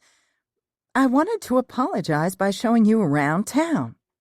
I heard a television in the background, the news. Something is bugging me, though. Why would you need to double-check? Does Sergeant Landry say otherwise? She does. The volume on the TV in the background turned way up. Well, she would, wouldn't she? There's a press conference going on at the police station. That's her, all right, I'm positive. What? Alarm shot through me like a jolt of electricity. Yeah, wow. It looks like the sergeant is holding a press conference. I grabbed my phone, checked my local news app, and found the live news conference. Rosa had called an impromptu news conference, a press conference she'd told me nothing about. Trust her, she'd said. Not withholding information, my ass. I have to go. Hey, wait. You mentioned the sergeant denied giving me a warning. I didn't want to discuss this now. I'll have to talk to you later. My hand hovered over the disconnect button on the touchscreen, and I silently willed the train in front of me to end. I have a picture of her I can send if that helps. What? My hand dropped. A picture of the sergeant. I'm always worried about police impropriety, my background, I suppose. A convenient body cam malfunction or abuse of power. I make it a habit when I'm pulled over to take a picture of the officer, get their badge number. Sergeant Landry's conduct concerned me. I tried to capture the badge number on her uniform. Did you file a formal complaint? I tried to listen to the conference and Dean at the same time, failing miserably. No. When I found out Sergeant Landry was a friend of yours and seeing I was interested in getting to know you better, I let it drop. I'll text it to you. Rosa's rigid posture in front of the small audience informed me I was missing quite a lot. Okay, thanks. Listen, I'll call you back. I turned up the volume just as Rosa, red-faced and agitated, said, We ask that the press be careful in their representation of the investigation. It is imperative with an investigation such as this one that the press does not engage in fear-mongering. Sadly, some of the local media have been guilty of such tactics to sell subscriptions. Isn't it unusual for a person in law enforcement present when a murder occurs to head up the investigation? Piper ignored Rosa's directive. Rosa ignored her as well and attempted to take a question from another member of the press. I chewed on the side of my thumb. Isn't that a conflict of interest, and perhaps the reason there is a potential lawsuit against your department? Piper did not back down. Piper Sanchez, I'll have you know that this investigation is above board.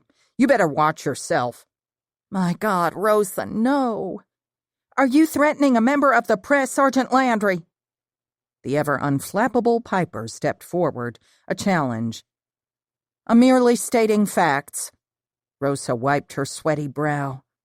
She looked guilty as sin to the accusation of misconduct. What in God's name is going on with her?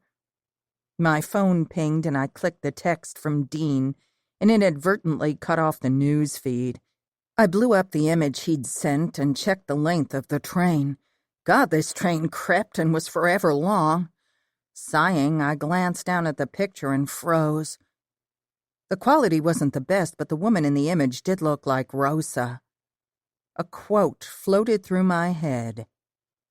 Very few of us are what we seem. Agatha Christie. My heart sank. Chapter 25. The police department was in total chaos when I arrived. Rosa, insulated by a couple of her officers, stayed holed up in the office. Licking her wounds, I assumed. I managed to have a quick word with Harry before driving home to change. I couldn't believe how, in a matter of weeks, my happy world had imploded. When my phone rang, the ruins crumbled a little more. Hey? I hit the speaker icon and sat down on my bed, sock in hand. Hey? Are you okay? Brad sounded tentative and uneasy. Good. At least he cared. I'm managing. I saw the news. Someone really needs to step in and relieve Rosa from duty. It was a real circus act today. I sighed. Yes, I know. Quinn is on his way back. Thank God for that. Are you working on the case? I assume. I rubbed my head, listening to him go on and on with his questions and assumptions until I couldn't take it a second longer. Brad? I gripped my sock. Enough. Who was the woman and how long has this been going on? There was silence for a few long beats. The weight on my chest was unbearable. But I would not be the one to break the silence, would not beg him to do what was right and come clean. She's a coworker. Was a coworker. We've worked together for a long time. We, my division, and some from forensics were celebrating her early retirement party. She's going into teaching and getting out of field work. That's what Wyatt walked in on. He cleared his throat. Jennifer Mitchell, just like I thought. Something had to be going on. He would have told me they were working together otherwise. Plus, he hadn't been himself, and he knew how upset I was. And still, he hadn't driven to Sweet Mountain, hadn't come pounding down my door declaring undying love for me. God, my fantasy sucked sometimes. What's her name? I twisted the sock in my hands. He cleared his throat. Jennifer. As in your ex? My pulse sped up. Yes. I laughed. God, I am so stupid. The Jennifer you had all that history with? The one you almost married but decided it would never work out because you both were in the same office and dealt with the same crimes. Now she's leaving. Isn't that perfect? I jerked the sock onto my foot. How long has this been going on? It isn't like that. Whatever you've concocted in your mind isn't what's going on. Yes, there are feelings between us. You can't spend years with a person and just cut your emotions off toward them. Of course not. But he'd said they'd both decided they were through. Guess they'd both decided otherwise. I could throw up. Yes, I should have talked to you before now. I'm a jackass. But I didn't want to have this sort of discussion over the phone. There isn't anything going on. I swear. But... He blew out a loud breath. To be honest with you, I've been clear on what I've wanted, Lyla. We've had several discussions over the last few months that ended with your dismissing me. No! You will not turn this around on me. I shoved my left foot into my trainers. I'm not the one with feelings for another person. I'm not the one who's at fault here. You know what, Brad? I snorted. It doesn't matter. It's over. We'll work together on the cases as we need to. The Jane Doe cases are important, and I'm still going to advocate for them to Calvin, but like you, I have a case right now, and I need a clear head. I get that. His tone sounded monotone, empty. I'm sorry. Yeah, me too. I disconnected the call. Do you really believe Rosa could be involved? Melanie asked as she pulled down a dark Irwin Street leading to the Oak Mill Cemetery. We'd ridden in silence the entire way over here. I'd not told her about my call with Brad. I wasn't ready to discuss it yet. Too fresh, too painful. Work was good.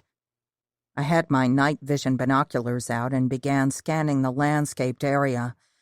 I was determined to put an end to all this madness. She's involved. I'm not sure how. She wouldn't even see me today, and she'd been hell-bent on me sitting down with a sketch artist not a half hour before. And that picture Dean sent isn't the best, but a jury might find it interesting. I don't know if it's the threat against her that has her so rattled and unstable acting, or that she's done something that could get her arrested. She won't be coming out here tonight. Harry will be keeping her busy until he does a drive-by later. That's good, I guess. Rosa admitted to making some serious mistakes. I hope they aren't the life-changing kind, like that new conference. God, it really blew up in her face. I cringed during the entire thing, watching through my fingers like a full-on collision that I couldn't turn away from. It was bad. Piper shouldn't have been so awful to her. It was as if Piper could see Rosa's cracks and fissures and decided, who cares about her mental state? Let's apply pressure and see what happens. That's her job. I glanced over at Mel. Rosa should have been prepared for that. Not that I'm not worried for her. Something crazy is going on here, and honestly, if someone is baiting her, I can't imagine how I'd react if I were in her shoes. I've been trying to... I reached across the cab and grabbed Mel's arm, and she squeaked in surprise. "Slow down. I see movement." We slow-rolled around the bend, passing giant angel statues by headstones and creepy weeping child ornaments. I saw a few cars parked in a row. Melanie giggled, sounding quite hysterical. "Sorry," but the giggles continued. I motioned for her to park behind the last car several yards back. We got out of the car as quietly as we could manage, being careful to close the doors lightly. I had my sling pack tucked to my side, carrying my loaded piece. Melanie kept herself low and behind me. Laughter erupted up ahead, and I could smell smoke from a fire. When we got closer, I spied a rusty barrel in flames coming out of the top. Those dumb kids had shown up, despite the warning. I shook my head. I didn't want anyone else to get hurt. I pointed, signaling that we should go around behind the activity and sneak up to see what we were dealing with. I had no intention of going in with Mel guns a-blazing. I'd wait for the police. Not that the activity I spied warranted such actions. From here, it looked like kids taking advantage of a Halloween prank by partying at the cemetery. Their loud voices carried. The wind chill made me glad I'd worn my fleece hoodie as we scurried around headstones and grave markers. Melanie had a death grip on the back of my sweatshirt. For someone who loved haunted houses and horror movies during this season, she sure freaked out when she got anywhere near cemeteries. Mel stumbled and nearly choked me. "Sheesh, let's go." I jerked my shirt out of her grasp. "Sorry. I just think this might not be the best idea. I mean, maybe we should call this in. The psycho might be waiting to see who shows up from our club, and when it isn't Rosa, pick you or me." She ran her finger across her neck. I halted by a large stone a reasonable distance from where the youngsters had gathered and glanced over at a panting Mel. She pointed at me. "See, I'm on to something, aren't I?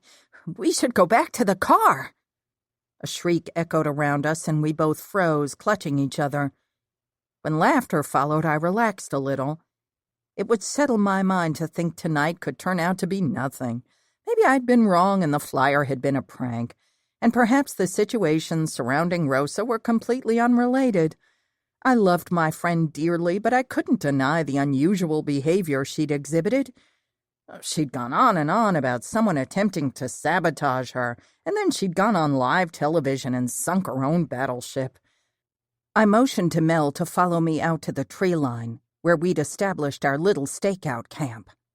I had driven out here earlier today to set up a spot where we'd be able to scope out the only tree resembling the one on the flyer. Better safe than sorry. Best case scenario, we'd get a little chilly hanging out and watching the kids party. I began moving the branches away from the camp we'd set up earlier.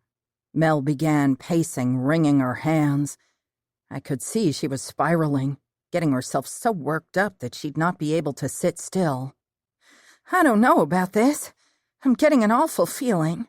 And you know how my gut is always right when I get a bad feeling. Watch out." Her words came out frantic, barely a breath between them. I grabbed her by the shoulders and said in a low, pacifying tone, "Listen, I know you're scared and I understand. I don't know what I was thinking." She gripped my arms in return, nodding her head in agreement. "I'm so sorry I allowed you to come with me. I have no idea what I was thinking bringing you along, you poor thing." I poked my lip out. "I know how delicate you are. I won't let anything happen to you. I will protect you." Mel's face contorted with indignation. "Delicate?" she spat. "What are you talking about? You didn't allow me to do anything." Melanie jerked away from me and wagged her finger in my face. "And I don't need you to protect me. I'm a grown woman and fully capable of taking care of—" Her voice trailed off as she studied me. I smirked and she slapped me on the arm. That tactic always worked with Mel. It was like her reset button. I winked at her. "You're incorrigible." I tilted a shoulder, turned back toward the party, and lifted my binoculars. It worked. Melanie laughed softly behind me. Yeah, okay. Next time just slap me. You know, like they do in those old silent movies when the female protagonist gets hysterical. I'd much rather be slapped than patronized. You got it, I said over my shoulder. Slap first. Thanks. She settled next to me inside the tent. Are they doing anything suspicious? Oh. She leaned forward. Maybe it's one of them. You know, that J.B. kid you were telling me about? The one egging everyone to attend? I don't think so. All J.B. has is a couple of speeding tickets and he plays college ball. From his social media posts, I gathered that he's hoping to make the pros. Huh. So what are they doing? Just defiling some sad souls' resting places. They're smoking, drinking, and dancing around their rusted-out old burn barrel. This is going to be a long night, Melanie groaned. Long and boring, I hoped. Chapter 26. We sat watching drunk college kids act like fools for what felt like hours in the two-person camo instant pop-up tent Melanie had ordered from Amazon. The portable little tent folded down neatly and fit into a small backpack. I'd commended her for her choice. Mel had brought snacks or sustenance, as she referred to her petit fours and biscotti, and a thermos of coffee. About an hour in, I'd expected to see a patrol car roll by and run the kids off, but it never came. Earlier today, Harry had agreed to make a run out here. He'd been much more accommodating since my conversation with Quinn. I hadn't even had to bring it up. He was in the know, as he called it. I shot him off a quick text. Kids partying on the grounds. A drive-by would be nice? I slid the phone back into my pocket. Harry's delay made me wonder if this whole party thing might have been a diversion. This entire situation had me second-guessing my second guesses. I'd had so much coffee that I'd had to do the unthinkable and dash behind the tent and do my business primitive style. Thank God Mel had brought napkins. She kept snickering and saying, "Watch your jeans and don't sprinkle as you tinkle." I was sanitizing my hands with a double dousing of the alcohol-based gel when Mel whisper-railed, "Holy smokes, it's Joel and Tammy!" What? I took the binoculars from Melanie's outstretched hand. A little too quickly I panned the area. I thought I caught a flash of light. Maybe movement. Slowly I scanned back. "I can't believe it," Mel gasped. "Wasn't it Tammy who first brought the flyer to your attention?" I nodded, still scanning, and found them several yards from the teens. There they were, Tammy and Joel wearing black hoodies and carrying flashlights. I watched them creep slowly up behind the group and lost them behind a grouping of large headstones. I crept out from the covering of the bushes and trees, trying to get a visual again. "Lyla," Mel whispered. I kept moving forward, closer. Another whisper shout. "Lyla, wait!" Something dropped from the tree. A scream went up. One of the girls was on the ground and scrambling backward. A couple of kids were running away. I dropped the binoculars, allowing them to fall around my neck. I ran, stumbling and fumbling in the darkness, toward the only illumination ahead. I had my hand on my sling pack when I arrived on the scene. My gun was within grasping distance. "Everyone remain where you are!" My voice came out thick and raspy. "The cops!" one boy said and bolted. The kids who remained were rolling on the ground, laughing, drunk out of their minds. "He did it!" a boy shouted, pointing in the direction of another boy. I glanced up at the swinging, oversized rag dummy that dangled from the tree and blew out a breath. Both my knees throbbed, probably skinned from my stumble to the ground. My chest ached from the battering it had taken from the binoculars as I ran. I bent down, grabbed the gallon of water on the ground, and doused the fire. "All right. The party is over." I used all the authority of a professional investigator. Each of you is breaking several ordinances, and I should call the cops and have you all run in." Blue lights appeared, and a police siren blipped a few times. Finally, the laughter stopped then, and they all stared up at me with wide eyes. "Go, now!" I pointed to where they'd parked. Mel reached me, huffing and puffing, her hand over her heart. "I've got to start exercising." Piper stood next to me, shaking her head. "I was with Harry when you texted." From her state of dress, she didn't have to say in what capacity she'd been with him. I wouldn't comment, it was her life. We stood while Harry gave the kids that remained a stern warning. He'd been able to prevent the ones too drunk to drive from the possibility of ruining their lives and potentially someone else's. He wrangled an unruly, heavy-set boy who'd taken a swing at him into the back of his cruiser. "I'll be hitching a ride back with you and Mel." Piper tied her tan trench coat tighter around her. "It's freezing out here." "You're telling us," Mel said. "We've been staking this place out for hours. Any sign of Tammy or Joel?" Piper glanced at Melanie, who had busied herself cleaning up the beer and spiked seltzer cans littering the ground. "No. We saw Tammy and Joel here earlier," I told Piper, who raised her newly threaded brows. "I lost them after the screaming commenced." "What were they doing?" I lifted both shoulders in an exaggerated fashion. "Probably exactly what we're all doing here. Though I'd made myself perfectly clear to my club that they should steer clear tonight. As frightened as they'd seemed over the last few days, it gave me pause that they would go against my instructions. I glanced up at the dummy swinging from the tree. "I've got to run this kid in." Harry rubbed the side of his jaw. "From what I gathered, one of the kids saw the posts online and decided to have a little fun with it." "Yeah, I've been watching it and tried to shut it down." This had turned out to be a stupid hoax. Someone had a horrid sense of humor, but I felt immensely relieved. "Dumb kids," Piper grumbled. Still, that didn't explain the flyer. "Did they say if they knew who printed and distributed the flyer?" I stared at a perplexed and agitated Harry. He rubbed the back of his neck. "Not yet, but they will." A deep guttural bellow came from down the hill toward the road. Piper nearly fell into me, shouting, "Holy shit!" Harry shined his light in that direction.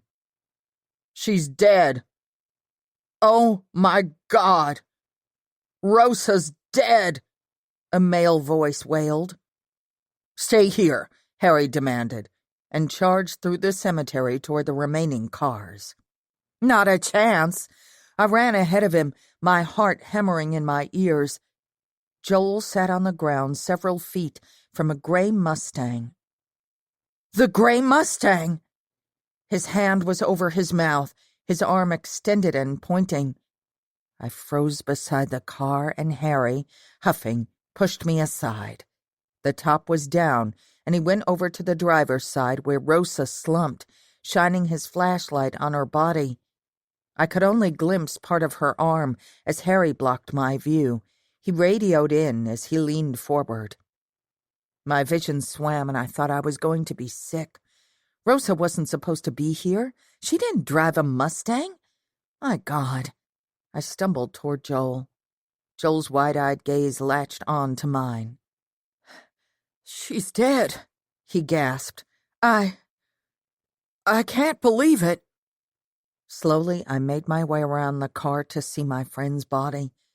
Harry barked into his phone. I heard him calling for backup. It took a couple of beats for me to get up the nerve to raise my eyes to Rosa's face. I heard Piper saying something behind me, but couldn't make out the words. There were boot prints in the soft red dirt around the car.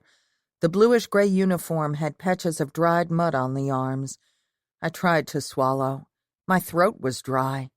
Thunder boomed overhead in a loud, ominous warning. I wanted to shake my fists toward the sky and shout, "Too late!" The warning had come too late. I lifted my gaze, tears streaming down my cheeks. I noticed a deep wound to the cleft in Rosa's chin, and my pulse quickened. Her nose had been broken, her face bruised and streaked with dried blood. I leaned forward, being careful not to touch the car or the body. My shoes sunk into the soft earth. Something was caked to the side of her face. Even with all the distortions, I was 100% certain. It isn't her. My voice sounded unrecognizable. I cleared it and said over my shoulder, "It isn't her." Harry turned around. "What?" "It isn't Rosa."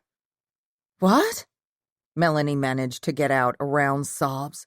She and Joel were clutched together on the ground, and it occurred to me that I hadn't noticed when Melanie had followed us over. I shook my head. "It isn't Rosa. She's dressed in a uniform, her hair is the same color, and the resemblance is remarkable, but it isn't her." I moved away from the deceased. This had to have been the woman in Dean's photo. This had been the woman roaming around town impersonating a Sweet Mountain police officer, a sergeant and acting chief at that. Bold, callous, daring enough to shoot a woman in the middle of a party. "Everyone remain exactly where you are. Once the other patrol car gets here and the scene is secured, we are all going down to the police station. Everyone will give a statement and an account with the reasons why they are here. You," Harry pointed at Joel, "don't move." Joel's bottom lip quivered. Melanie wiped her face with a shaky hand, still feeling the after-effects of adrenaline. I stared at the car containing our Jane Doe. My God! Rosa was right. Someone had been trying to sabotage her, and they'd received a death sentence. A quote floated through my mind. 3 can keep a secret if 2 of them are dead. Benjamin Franklin. Jane Doe hadn't been working alone. The mastermind is still out there. Chapter 27.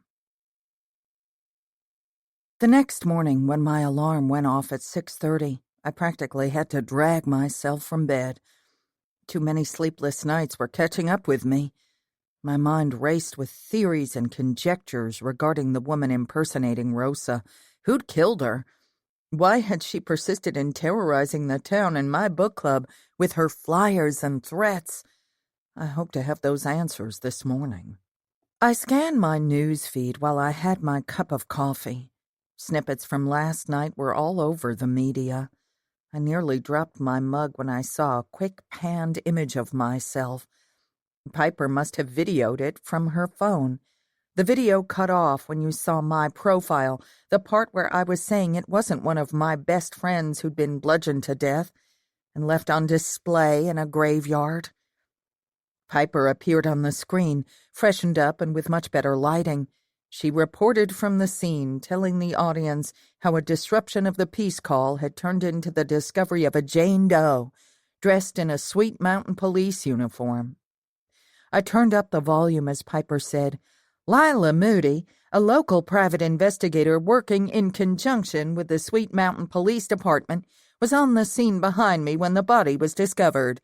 It was Miss Moody who recognized the imposter and alerted Officer Harry Daniels. The police are working to identify Jane Doe and hope to have an ID shortly." I hit Piper's contact icon as I hurried out the front door. "Are you on your way here? It's all hitting the fan. We're setting up for the press conference." "What?" I waved at the security guard as I passed. "Please tell me Rosa didn't call another one." "Not Rosa. Quinn's back, and from the look of him, this is going to be worth the lack of sleep." I heard a lot of background noise and a man talking. Piper responded, "Damn it, Jean, I told you to set up on the left side.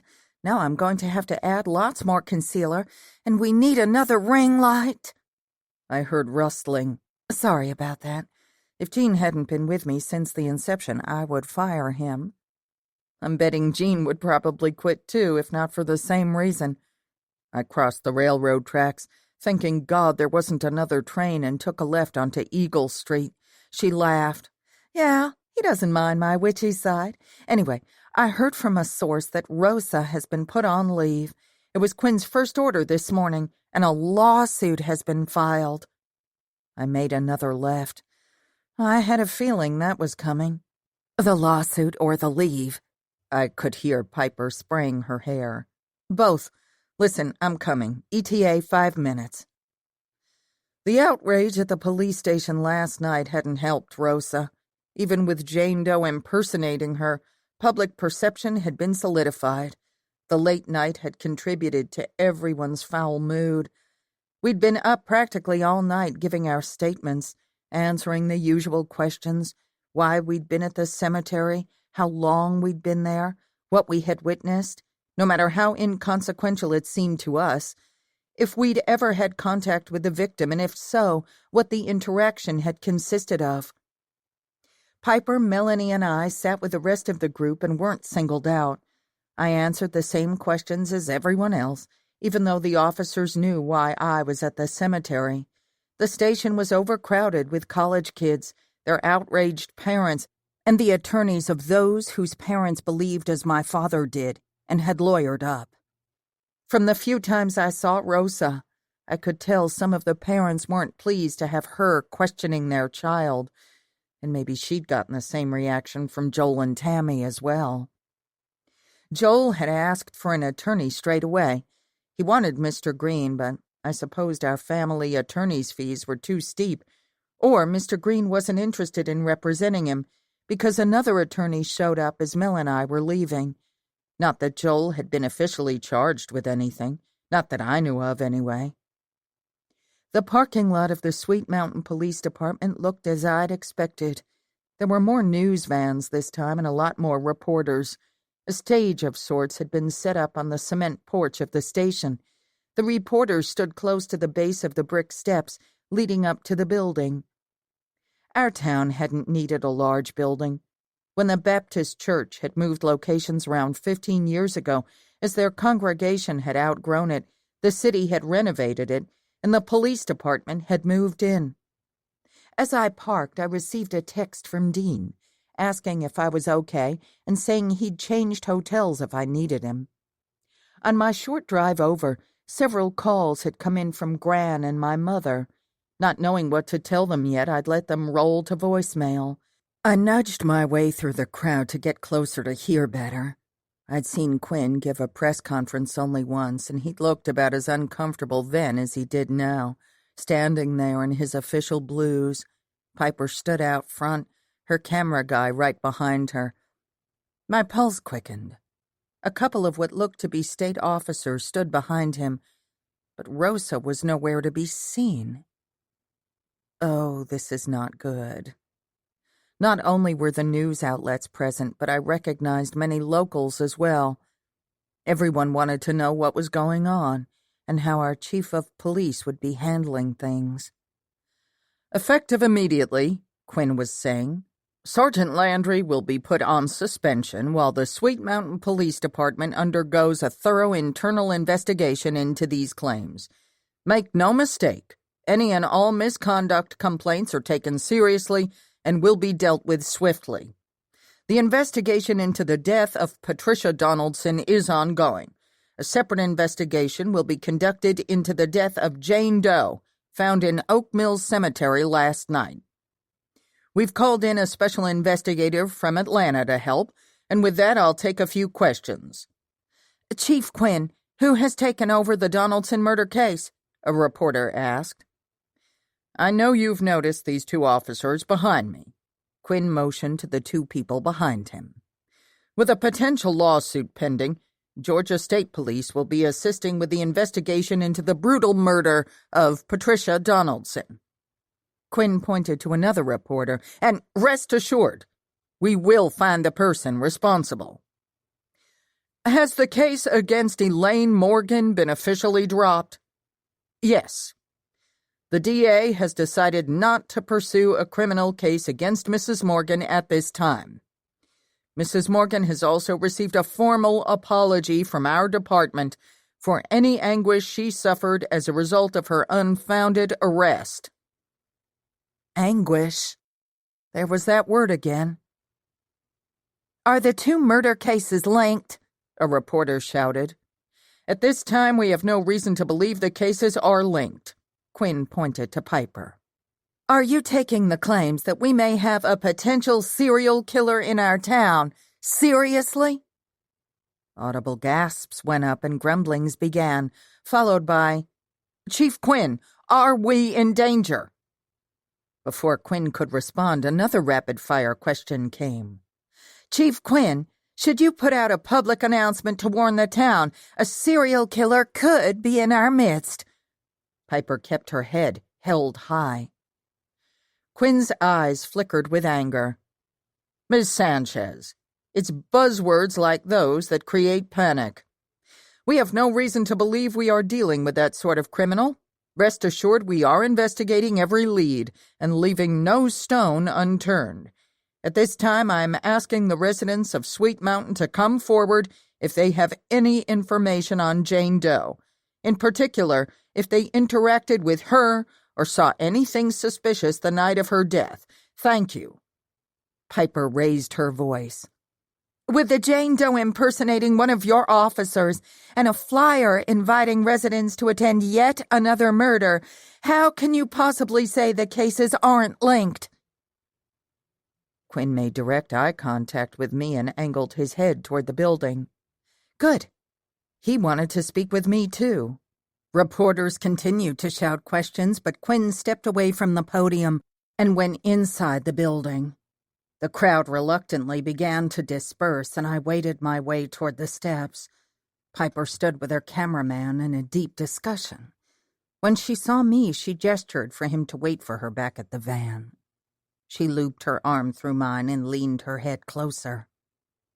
"Hey, how worried should I be?" Concerned, but not terrified, I glanced around. Not cool. Inciting panic? I'm just trying to give the department the kick in the pants it needs. If I hadn't asked the questions, another reporter would have. Probably so.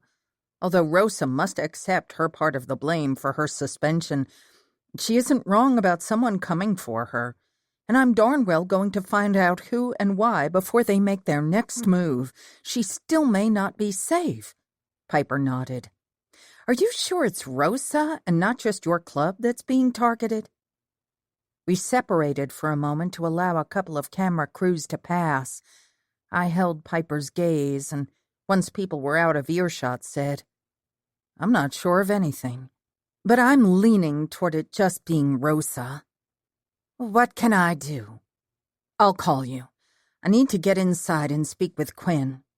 I turned and started up the steps. Hey, Lyla. I glanced over my shoulder.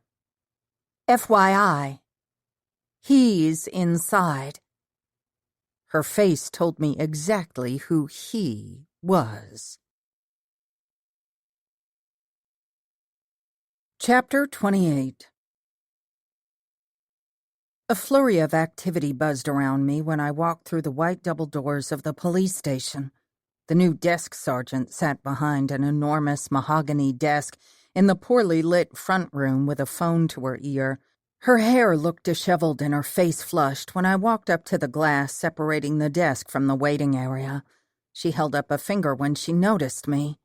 I stepped back, realizing there weren't any vacant seats available, and stood to the side, glancing up at the plaque that hung over the glass.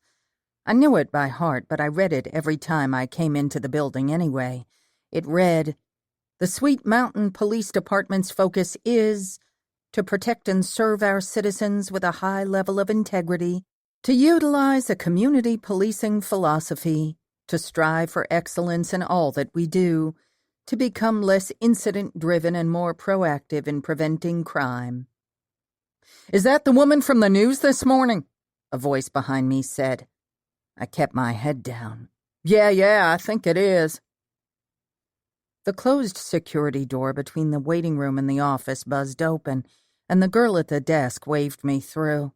A wave of gratitude washed over me.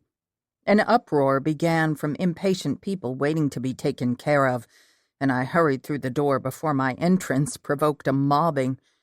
Concern agitated my insides like a butter churn. The state officers were conversing with Quinn at the back of the room. The tension radiated around us like thick, heavy humidity. The air almost felt too stifling to breathe. I had never encountered this sort of activity in Sweet Mountain before. People I'd never seen before scurried around the tiny office. Brad stood with his hand on one of the partitioned walls at Harry's desk. My pulse quickened. A man loaded down with a portfolio, a heavy-looking bag slung over his shoulder, and a thick wool coat tried to get by me. "Oh, sorry." I stepped out of the doorway to allow him to leave, intending on making my way to where Quinn stood. Brad raised his head then, and our eyes met. My feet were nailed to the floor by creeping dread. I'd known I would be facing him, steeled myself for it. It made sense that they would be bringing in the most experienced investigator handling the state's Jane Doe cases. But the brief distraction in the lobby had thrown off my concentration. The door closed behind me with a solid thud, and I jumped. Thankfully, it shook me out of my momentary discomposure. I cleared my throat, straightened, and broke eye contact. "Lyla!" Quinn called curtly and waved for me to follow him to his office before disappearing inside the small room. Harry rolled back in his chair and watched me as he chewed on the back of his pen. I gave him a nod of acknowledgement, and he returned it. I'd seen a different side of Harry at the cemetery. As much as he attempted to be a senior officer on the force by default because of his cousin, he wasn't. Quinn had mentioned that he was green, and that he definitely was, but there was a great strength within him as well. The scene and Jane Doe had shaken him, more so than he'd thought it would. He held it together, though, secured the scene and gotten everyone down to the police station promptly. He'd be a good cop one day. I navigated around the beige room with its ratty green threadbare carpet, giving Brad a wide berth, as wide as I could manage in the small space. He didn't make a move to stop me, and for that I felt appreciative, or perhaps slightly disheartened. I didn't know for sure. We'd pretty much said everything there was to say on the phone. Still, it felt uneasy. By the time I rounded the water cooler, I'd concluded that it didn't matter. My whip-sawing emotions had no bearing on why I was here. I would compartmentalize anything and everything. To do my job and secure Sweet Mountain's safety, I had to. A wise decision with the press nearby.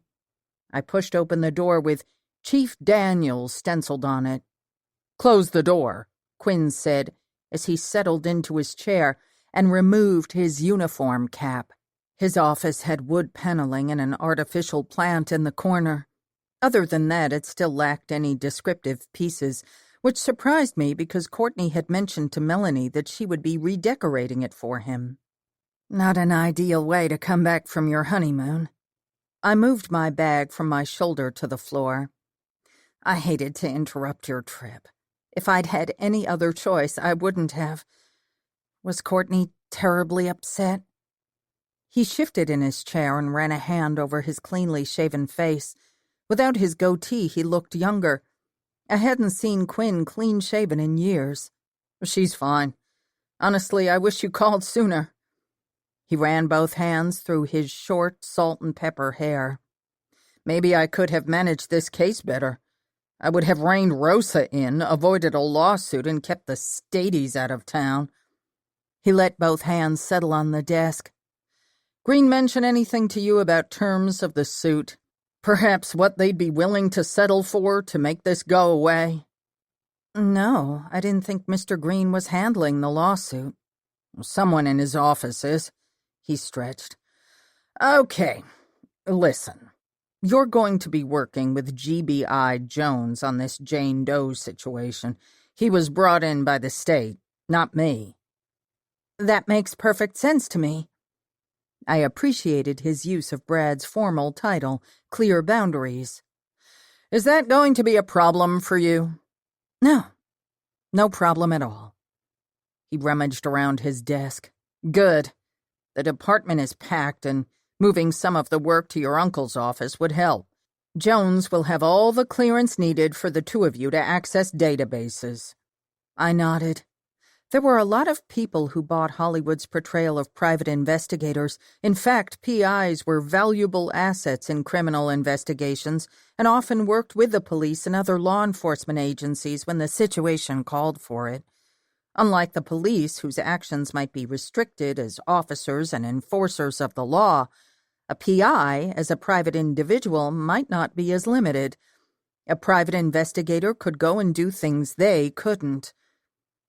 "I'll introduce you to the two state police working on the case." He opened and closed a few drawers. "It should go without saying, but I must say it." He gave up on his search and lifted his head. "Rosa isn't to be consulted on anything to do with this case." Of course. I leaned forward. "Are you taking the threat against her seriously? Someone impersonated her for a reason, and whatever that reason was, it may have gotten her killed." I reminded him about the flyer. "I'm on it. I don't want you to concern yourself with anything to do with Rosa. Focus on the Jane Doe." His voice had an edge to it. "Are we clear?" There was a knock at the door, and he didn't wait for my answer. "Come in." Chapter 29. Brad walked into Cousin's investigative services later that afternoon. I'd made up my mind that I would keep all our interactions professional. We had a case to solve, and nothing in our personal life should interfere with the job. I flipped the sign to closed. "You can use the desk." I'd cleared the desk off in anticipation that he'd need it. He liked to spread his work out, use multiple screens, and have plenty of elbow room. I was good working from the seating area. The coffee table would be adequate for my printouts and such. He made no move from where he stood. His blank expression unnerved me more than anything else. He looked good, though, dressed in his gray slacks and navy sports coat. I'd put that outfit together for him several months ago and convinced him to purchase it. I gave myself an inward shake. "Coffee?" I kept my back turned and began making myself a cup at the coffee bar. "Are you actually going to pretend that everything is fine between us?" I turned and stared him straight in the face. "Yes. We have a job to do. My friend's life may be in danger. In fact, I'm almost certain it is." I'd sent Rosa a text asking her to please take care and be extra vigilant. It had been clear to me that some of the alleged accounts of her activity at the manor hadn't been Rosa herself but the imposter. "Our personal relationship has ended. Plain and simple. Let's focus on what's important." I felt proud that my tone was steady. Confidence oozed from my pores, even though I felt the opposite. His eyebrows pulled together. "Closing your eyes to reality won't change things. It'll make them worse." A flush crept into my cheeks, hot and tingly. "So we were doing this then. Fine. I'm not closing my eyes to anything. My eyes are wide open. I see you, Brad Jones.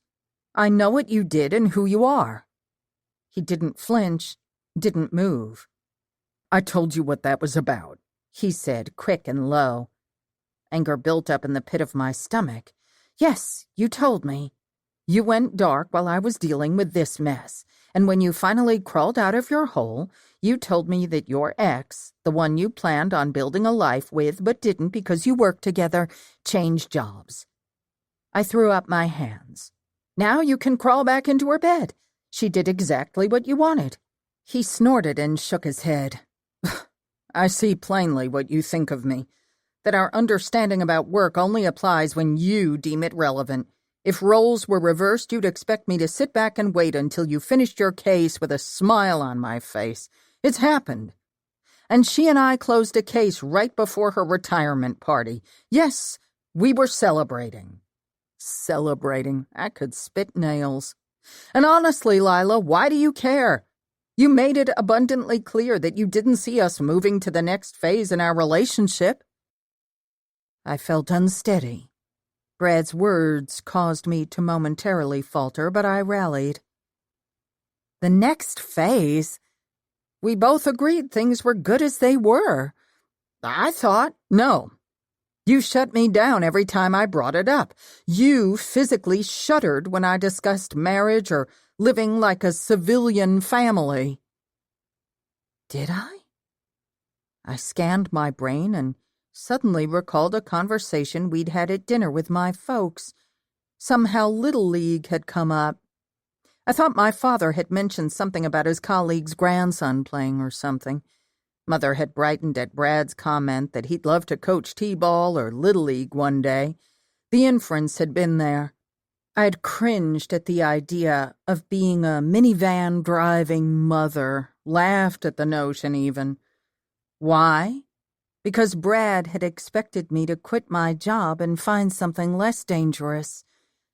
And his ex had done just that. I sighed. So it was already over, and I had blinders on. Brad gave me a sad smile. "You've made it clear we want different things." I'd thought we were perfect together, both career-driven, enjoying the freedom of being untethered. I sighed as I recalled a couple of instances where I'd pushed away his references to a future that had me home with kids or in another type of job, while he continued working in law enforcement. Perhaps I'd have looked at the idea more fondly if he'd painted a world where I'd still be working in my chosen field. I should have discussed it with him. I'd chosen to ignore it instead, afraid to find out he wanted more than I could give him. Ugh, I'd never wanted to be a person who denied the facts, denied what was right in front of me. Why ice me? Anger gave way to remorse. You could have told me. Should have. I had a sensitive case.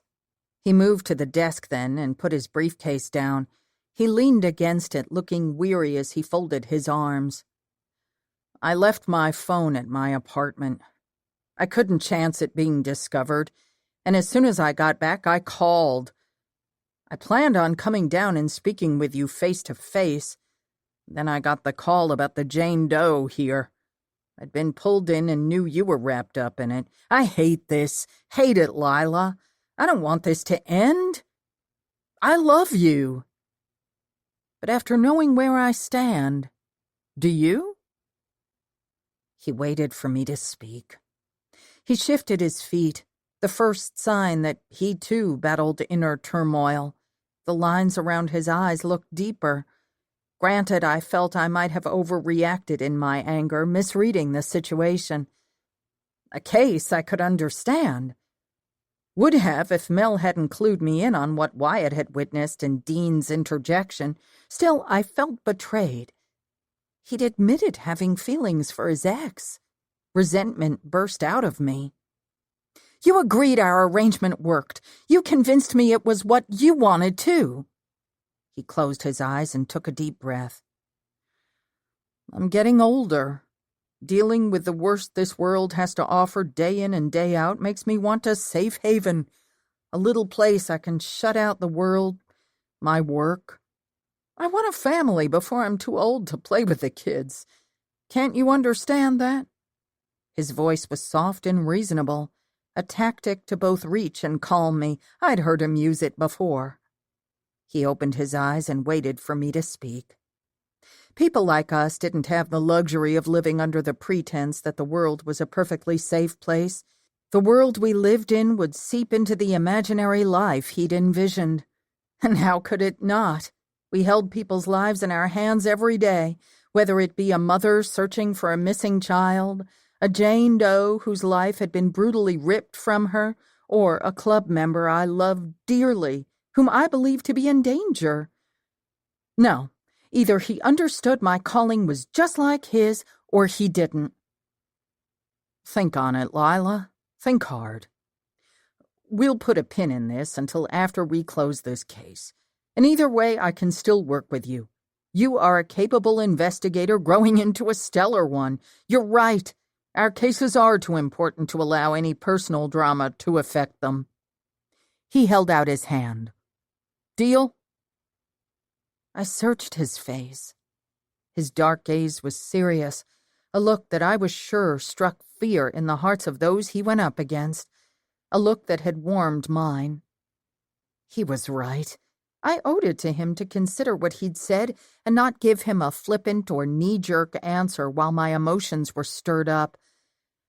I'd read somewhere once that there's a time to think and a time to lay fallow. Now was a fallow time. I closed the distance between us and took his hand. Deal.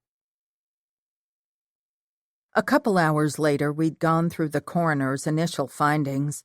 The Jane had most likely died of asphyxiation. We'd have to wait for the final report to know for sure. Dental records were being searched, and we'd have to wait on those as well. From the initial findings, it didn't appear she'd spent a lot of time in the dentist's chair. We couldn't run her prints because someone had tampered with them, a grotesque and calculated act. We couldn't use my go-to facial recognition software with her nose broken and her left cheekbone shattered. It would be futile. We went through missing persons and found several hits that could be her. Anyone could get a uniform, it seemed. There were companies online that made them, but didn't keep good records, or at least they didn't want to share their records. We'd have to get a court order to access anything. That would take time. Brad and I had both come to realize we were dealing with a person with psychopathic tendencies. "Another dead end," I stretched, leaning forward on the settee after I ended the call I'd been on. Brad lifted his head, but his fingers were still moving on the keys. "What did you find?"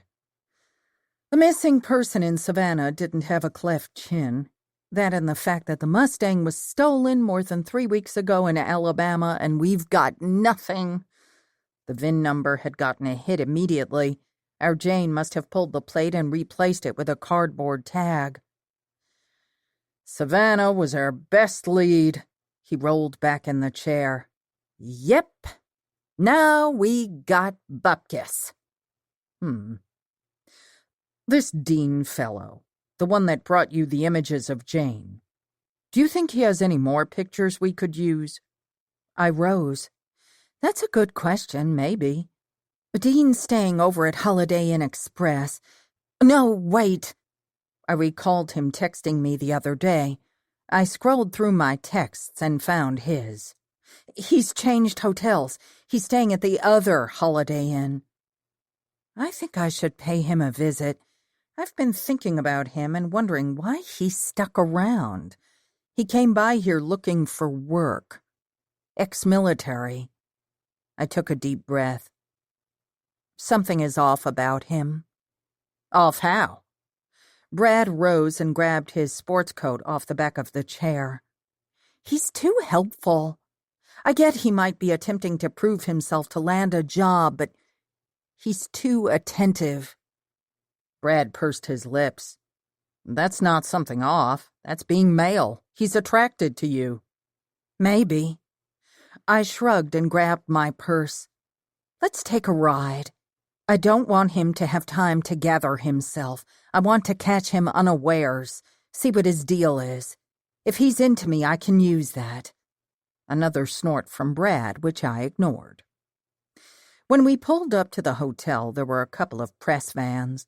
It looked as if the hotel had emptied itself of all of its guests. People were everywhere and car horns blew. People were fleeing like bugs from a trap. Police and ambulance sirens bellowed in the distance. "What the hell?" Brad hit his lights on his unmarked black Lincoln and pulled up to the front, parking by the curb. Joel came through the automatic doors holding a tan blanket to his chest, his expression ghostly. He proceeded to wrap the blanket around the shoulders of a woman sitting on the curb. I recognized her from the article. The jowly woman who'd loved attention sat with her arms wrapped around herself, rocking. Brad unclipped his badge from his belt. Police! Everyone back up, please." Judy Galloway lifted her watery gaze. There was so much blood. Blood everywhere. Alarm prickled my scalp. I moved over to Joel, who clutched me like a barnacle. His hands were shaking. Brad bent down and had a low discussion with the woman. "What happened?" I asked Joel softly. "You know that guy you asked me about, Dean something or other?" I nodded, searching his thin face, his eyes so wide they were mostly white. "Well, he and I were chatting at the front desk, and Judy Galloway called about a disturbance."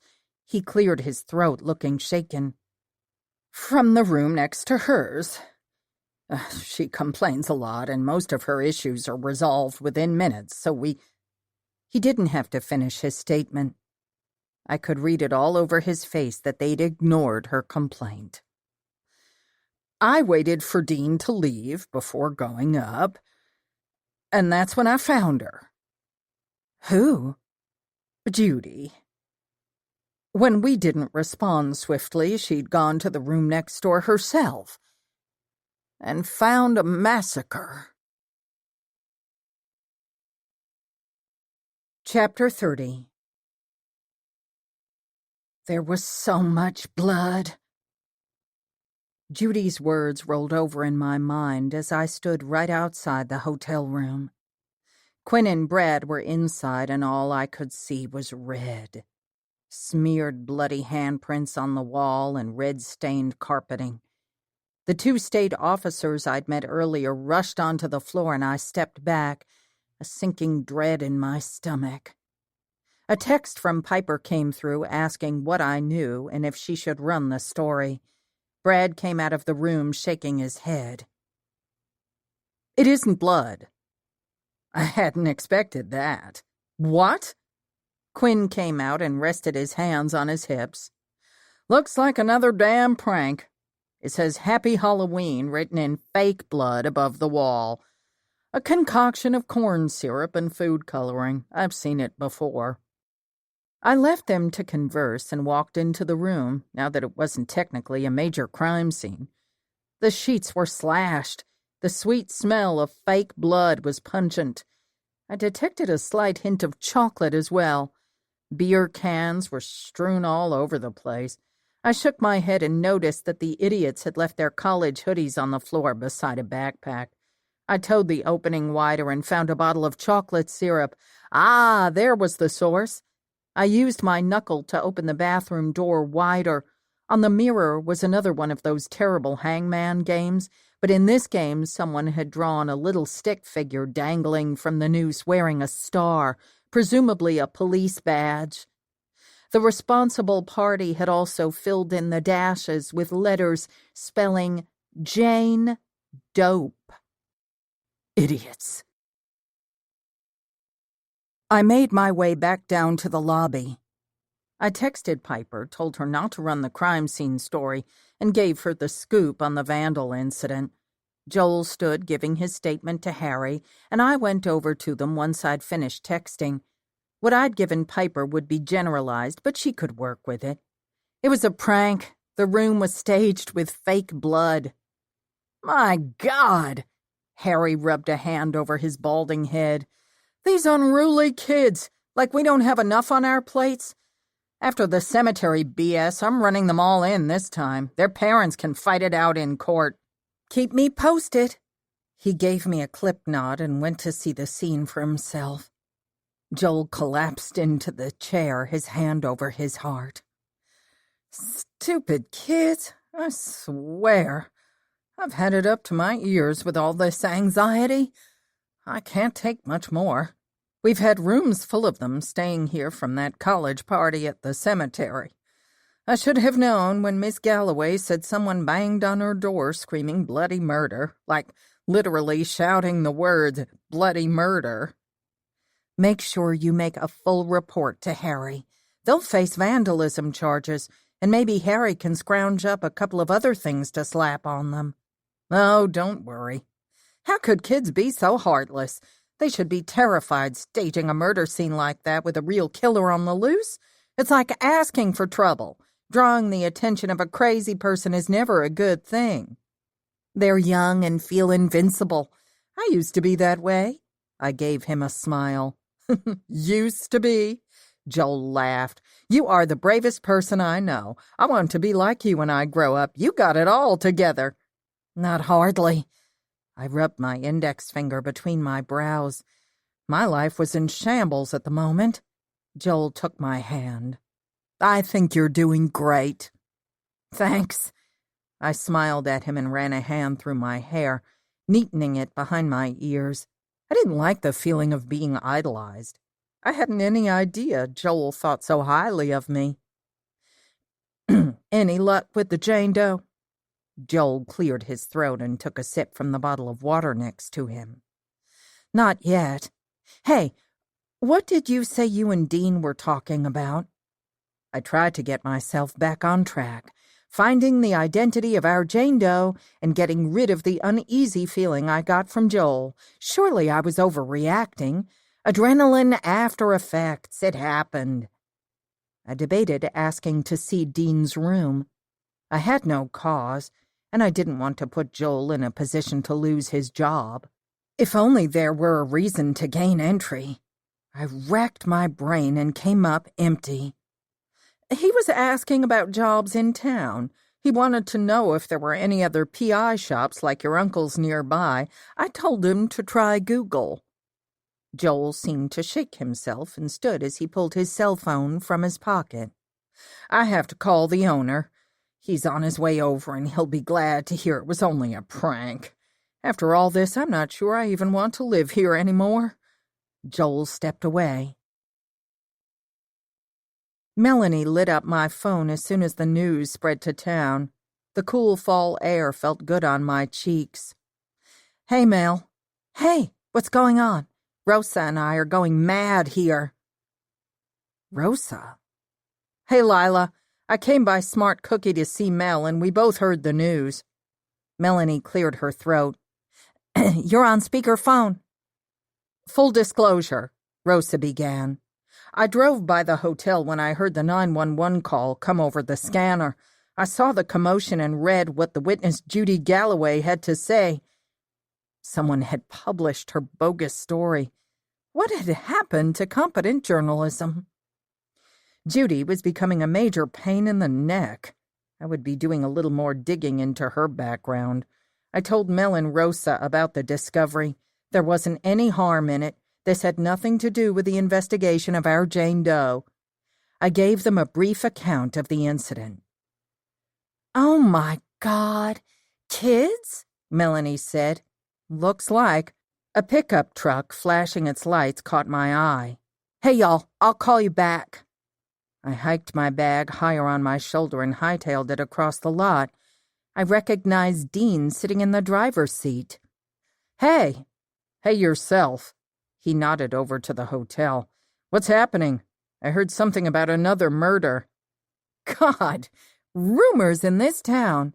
No, this time it really was a prank. He nodded. I wondered. There were a group of kids making a ruckus on the floor this morning. I think they were up late drinking and lost their brains down the toilet with the contents of their stomachs. Yeah. I leaned against the car and smiled. You wouldn't happen to have any other pictures of the Jane Doe on your phone, would you? I might. Having trouble IDing her? He leaned over and pulled his cell phone from the holder on the dashboard. He scrolled through and handed me the phone. I frowned. There were 3 pictures, none of which were any better than the one he had sent me. In fact, they were much worse. Grainy, blurry, completely out of focus. Thanks anyway. I handed the phone back to him. He nodded. Sorry they're not better quality. I really should upgrade my phone. He sighed. Anyway, the offer of my help still stands. He smiled then, and I could clearly read his interest in me. I appreciate it. I smiled in return. But I'm working with the police department now, and with the sensitivity of the case, I couldn't bring anyone new on that hasn't been vetted by Calvin first. Any idea when he's coming back? A week or so. I'll mention your interest to Calvin when he calls in." His eyes lit up. "That'd be great. I'd even be interested in more of a freelance thing." He glanced over at the hotel. "I'm going to be checking out in a few days to head back home. You can have Mr. Cousins give me a call if he's interested. I'm flexible." I stepped back. "Okay." I truly regret the way things worked out with Sergeant Landry. I should have kept my mouth shut about the warning, and I certainly shouldn't have ever discussed my concerns with that nut Judy, or whatever her name is, in there.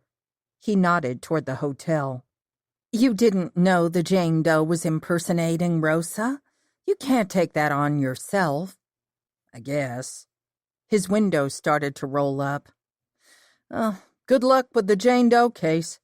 "Thanks." He gave me a tight smile and the window paused midway. "One more thing, and it may be nothing at all." "Anything could be helpful." I folded my arms. "Shoot." "Back to that woman, Judy Galloway." He nodded to the hotel, then gave his head a slow shake as he said, "Something isn't right about her.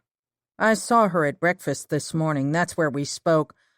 She told anyone who would listen that Sergeant Landry was the devil incarnate and would kill us all if she had the chance." He had my attention. "She worries me. Lord knows my opinion doesn't matter much to you yet, and you don't want another ex-military butting their nose into police matters, and I've already done enough, but I have a bad feeling about that one." He met my gaze. "I couldn't live with myself if I didn't warn you and something happened to you." "To me?" My heart rate sped up. "Judy made me wonder. How well do you know Landry? Is it possible she isn't who you think she is?" I stood stone still, staring into the eyes of this stranger, a man who was either trying to warn me or positioning himself as the outsider who could step in and see what I couldn't. I know her well. I did. I might not know every detail of her past, but I knew deep down she was a good person who cared for her friends and community. He let out a little sigh. "Good. I'll sleep better knowing that." His window rolled up and he gave me a small smile. Judy Galloway seemed to be an attention hog. What was she still doing in town anyway? I planned on finding out. Chapter 31. Melanie and I were having takeout at my dining room table when Amelia FaceTimed. She had an adorable little doll on her lap that could have been hers. We were astonished to see the spitting image of Amelia in miniature form, same eye shape and high cheekbones and bow-shaped lips. "This is Sasha," Amelia beamed. "Hi, Sasha," Melanie and I said in unison and waved. The little girl giggled, melting our hearts. I'd never seen a more precious child. "I'm Auntie Lyla, and this is Auntie Mel." Another round of giggles before she squirmed from Amelia's lap to play with her pink Duplos on the floor. "She's full of energy. We should be coming home as soon as the adoption is finalized. I can't wait for you all to get Sasha snuggles." My thoughts drifted to my conversation with Brad. Amelia looked positively radiant in her new role as mommy. I pushed it from my mind. Now was not the time to be thinking about motherhood. "I can't wait either. We miss you so much." Melanie scooted her chair closer to mine. "And just as an FYI, you're never allowed to be gone this long again, or at least not with any frequency. We're having withdrawals here." Amelia laughed. "I miss you guys, too. We have so much to catch up on." She got up and moved to the other side of her hotel suite. I could tell from where she sat that she could still keep her eyes on the little girl. "I saw the recorded news conference on my feed this morning. I can't believe Rosa is suspended and that Jane Doe impersonated her." Amelia shook her curly head. "I was literally mind blown." Do we know who she is yet? Can you help Rosa at all? Or is she to blame for the lawsuit? No, we haven't identified her yet. Oh, someone went to great lengths to ensure that wouldn't be an easy feat. We're working on getting to the bottom of this. Some of the complaints made against Rosa can be addressed and put on Jane Doe, but others she'll have to own. She arrested Elaine without real cause. The investigation is in shambles, and even when they find the perp who did kill Patricia, the defense will have no problem poking massive holes in the case. Wow. Amelia looked as perplexed as I felt. The door in a room opened and we saw Ethan with takeout bags. Sasha's squeals of delight added the levity we all needed. I'll see you guys soon. We waved goodbye and I sighed as I disconnected the call. I'm so happy for Amelia and Ethan. Mel wiped away a little tear that had escaped and tracked down her cheek. I gave her a little squeeze. You got that baby bug now? She shrugged. Maybe. But having my nieces spend the night will remedy that. We both had a good chuckle. But I could see Mel was considering it. She'd make an unbelievable mother, and I told her so. You know, you don't have to be married to make that sort of decision. I mean, I've been married and it didn't work out so well. A child of my own would be with me forever. She'd have us. Melanie gave my hand a pat, and I watched her swallow.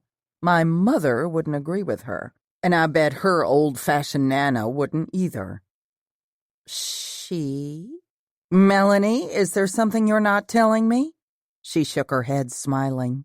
No, nothing like that. It's just something I've thought about. Anywho, back to our conversation about Brad. Dish.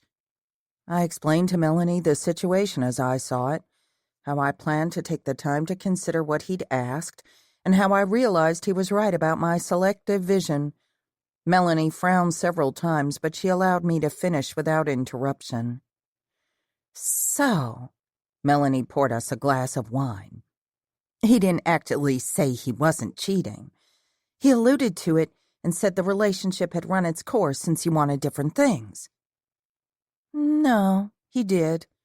He said nothing had happened. I took my glass and tucked my legs underneath me as I reclined on the sofa. But he also told me that he and Jennifer still had feelings for each other. I took a sip from the glass. The jerk! Melanie wound her long blonde hair into a bun and secured it with an elastic band. If he and Jennifer, she curled her lip, had feelings for each other, then why not come clean before now? Why be cryptic about it? No, I think he's pulling this, she used air quotes, we want different things, to soothe his guilty conscience. I don't think so. But Brad's right, Mel. I have been pushing him away. Not intentionally and only when he nudged for more. I just don't see a future where I'm not pursuing my career. Is that so terrible? No, it isn't. It's your life, and you should be able to live it however you see fit without guilt and pressure from others. It isn't that I'm totally against the idea of having a family. I thought back to the giggling little Sasha and smiled. Of course not. Melanie propped her arm on the back of the sofa and her head on her hand, turning toward me. I just think my life is on a different trajectory. I frowned. Am I a horribly selfish person? No. Then why does it feel like I'm being annihilated for taking a different path? Melanie nodded her sympathies. I get it. Why are we expected to live by the expectations of others? Not everyone has to live the picket fence life with 2.5 kids and a dog. There are many different versions of a family. Lots of mothers work in law enforcement. That could be your life. I nodded. But the question is, can it be Brad's? Yeah, that is the question. I sat my glass down. I knew the answer. Harry called shortly after Mel had left. I was towel drying my hair as I hit the answer icon. Hey, Harry. Hey, you wanted an update about the vandalism. Is this a good time? Perfect. What you got? I placed my damp towel on the table next to my open laptop. Sleep would elude me again tonight, so I planned to work late. The 2 kids I rounded up gave us something. They claim they were hired to enact the fake murder scene. Hired by whom? I ran my finger along the trackpad and woke my computer. Don't know. They're lawyered up now, and we're waiting for them to arrive. I'm sure the kids will be aiming for a deal with leniency. One of the brats did say that the person who hired them had a real beef with law enforcement, Rosa in particular. Was it our Jane they were referring to? They could have crossed paths with her. Maybe. My fingers slowed over the keys. You know, Harry, Judy Galloway has been slandering Rosa all over town. The witness? Yeah, that's her. She's the one in the paper, too. I tried to talk to her this afternoon, but she'd already gone down to the police station. Right. I talked to Miss Galloway. Nothing there. Huh. I've got some intel I'd like to discuss with her. Not a good idea. Like I said, nothing there. Hell, I gotta go. Lawyers are here. He disconnected the call. I stared at my cell, perplexed by his quick dismissal. Not prudent policing, if you asked me. Maybe he'd gotten credible information he hadn't been able to share with me. I still planned on speaking with Judy. She seemed to be everywhere, spouting her mouth off. But what would be her motive to pay college kids to trash an empty hotel room? I rubbed my face with my hands. How did the Jane Doe fit into all of this? And had Judy been working with her? Chapter 32. The following morning at 6, I was back at the hotel.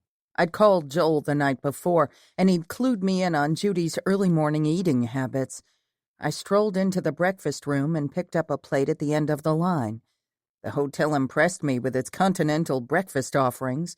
I couldn't cook to save my life, and this, by my standards, was a feast. I went through the line and placed a muffin on my plate, then a spoonful of decent-looking scrambled eggs. The server, refreshing the fruit, gave me a sideways glance as I waited a little too long to choose my fruit. Judy was finishing up her selections at the end of the buffet. I wanted her to be settled at a table before I moved on. "Morning." I smiled at the server before continuing down the line. I took my time making my cup of coffee, doctoring it to just the right creamy consistency. Seeming too eager might make Judy believe she was under suspicion. "Is this seat taken?" I stood next to the small round table where Judy sat, really digging into her waffle. If she was guilty of something, I'm sure it hadn't affected her appetite. She glanced up and wiped the back of her mouth with her sleeve. "No, go ahead and take it." "Thanks." I laid out my food and put the tray on the empty seat next to me. "I'm Lyla." I held out my hand. "I don't think we've officially met." She put her fork down and shook my hand. Hers was a bit sticky. "I know who you are. You're the one working for the cops. I'm Judy."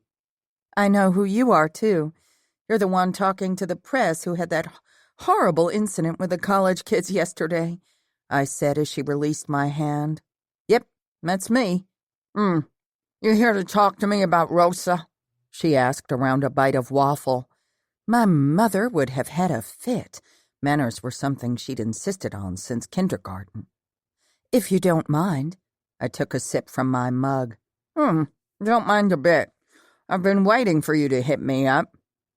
"Oh?" I raised my brows. "Definitely. Well, you've been going around town talking to everyone but me." She cocked her head to one side as she cut more waffle and said, Pretty lazy detective work, if you ask me." "Well, I'm here now and I'm listening."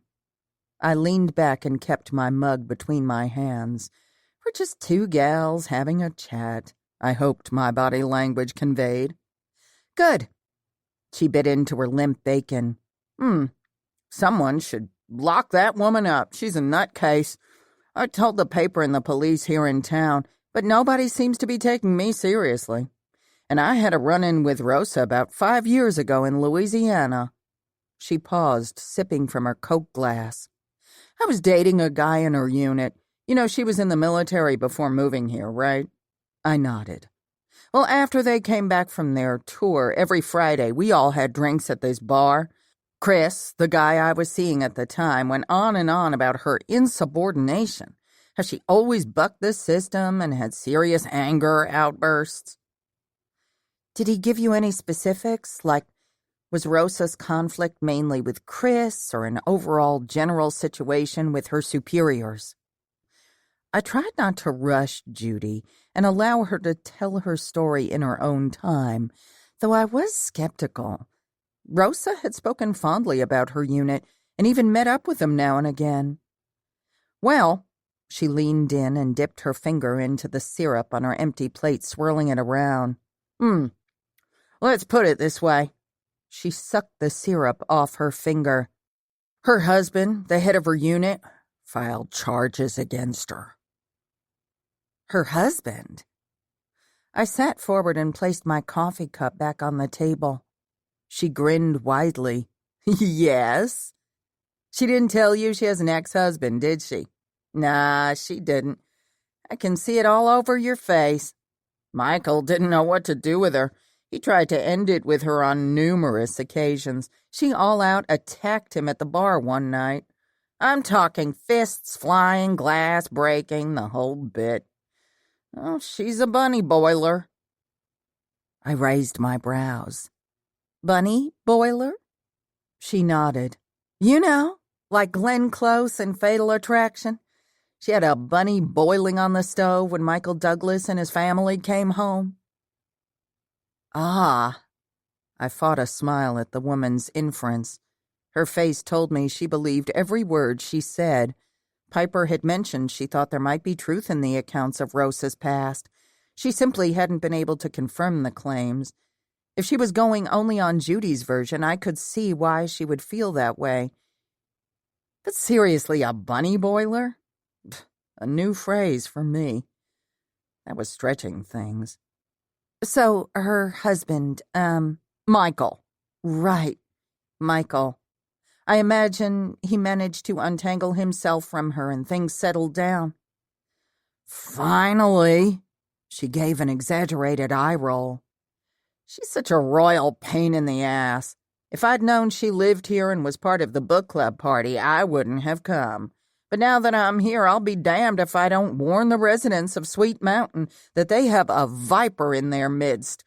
I bet you anything she killed that woman at the party. Maybe it was an accident or something." She gave a shrug. "I don't know. But the way she wigged out after arresting the poor old lady who owned the B&B speaks to her mental instability." She picked up her fork and stubbed a grape on my plate. "I saw her talking to your Jane Doe. They were at the railroad tracks. Rosa pinned something to her uniform." She ate the grape and took another. Her phone chirped and she dug through her giant shoulder bag, hanging on the back of her chair to retrieve it. I took a sip of my coffee, which was now lukewarm as I processed what Judy had told me. She stood and tossed her bag over her shoulder. "I've got to go. If you want to meet up again sometime, just give me a holler. I'll be here till the end of the week. Then I've got to get back home. Clean this up for me, will ya?" She pushed her tray toward me and stalked out of the room. Wow. I was battling a niggling headache by the time I made it to the office. Brad had retaken the desk. While he was checking the CCTV footage he'd gained access to, I pulled up the guest list we'd compiled after Patricia's murder. I decided to print it out and go at it with a highlighter before working on my spreadsheets. I'd been a little surprised at how Brad and I had fallen into our usual work routine. I'd not been able to keep myself from glancing over at him while he worked. I consoled myself with the fact that even if we didn't work out as a couple, we'd always be a really great team. Slowly, I was adjusting to the idea, and I knew that was telling. Somewhere deep down I'd sensed where we were heading. The thought of ending our relationship still brought a lot of anxiety. I had to discover if the anxiety could be attributed to the lack of Brad in my personal life or to the fact that I'd be alone. Or if it even mattered after he'd admitted to having feelings for his ex. I focused back on work. Work, I understood. I highlighted Judy Galloway and Dean Willis straight away. Judy kept showing up at all the places where crimes took place. She'd been at the party and had been the first to speak to the press. And I didn't believe for 1 second it was a coincidence she'd alerted the police about the vandalized hotel room. My gran always said that coincidences were God's way of winking at you. Well, I was paying attention. I didn't care what Harry thought. She could have paid the college kids to draw more attention toward Rosa. She clearly had a vendetta against her, and I wanted to know why. Was it simply bad blood? Or was there more to the story? Judy came off as abrasive and unfeeling, but maybe that was because she was hell-bent on destroying my friend. A friend who hadn't told me that she'd been married and divorced. But she wasn't just a friend. We'd been more like sisters, if any of what Judy had said turned out to be true. That's why it would hurt so much. As I continued down my list of out-of-towners and a few locals who raised an eyebrow, I thought of Harry's reaction to Rosa, his continual attempts to undermine her. I wondered what his motives were. Could it be he simply didn't care for her or her methods? Or did he believe she was utterly incompetent? I dug through my bag for Goody's headache powder and washed it down with my coffee. "Headache bad?" Brad asked as he looked up from his computer. "It's manageable." "You can take off. I've got this." "No, I'm good. Our Jane Doe could be somewhere on this list and we haven't time to waste." He nodded and went back to work. I started with the guests who'd booked a room at the B&B. I pulled my laptop onto my lap. I still had remote access to Elaine's database from when I was working on her defense team. I went through the records, noting when someone checked in, how many were in their party, and when they checked out. The majority of the list had checked out that night. I wasn't even sure how the staff managed to handle the rush of departing guests. One party of 2 had never checked out. I knew the B&B had been vacated completely that night. Either they'd never called back in to have their card charged, or...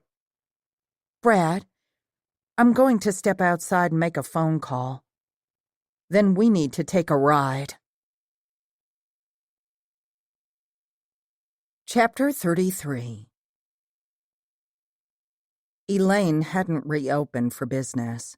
Still staying with my parents, she'd informed us when I'd called that the state police had also asked for access, which she'd granted, but only with her attorney present. She wasn't taking any chances, and after her ordeal, I didn't blame her.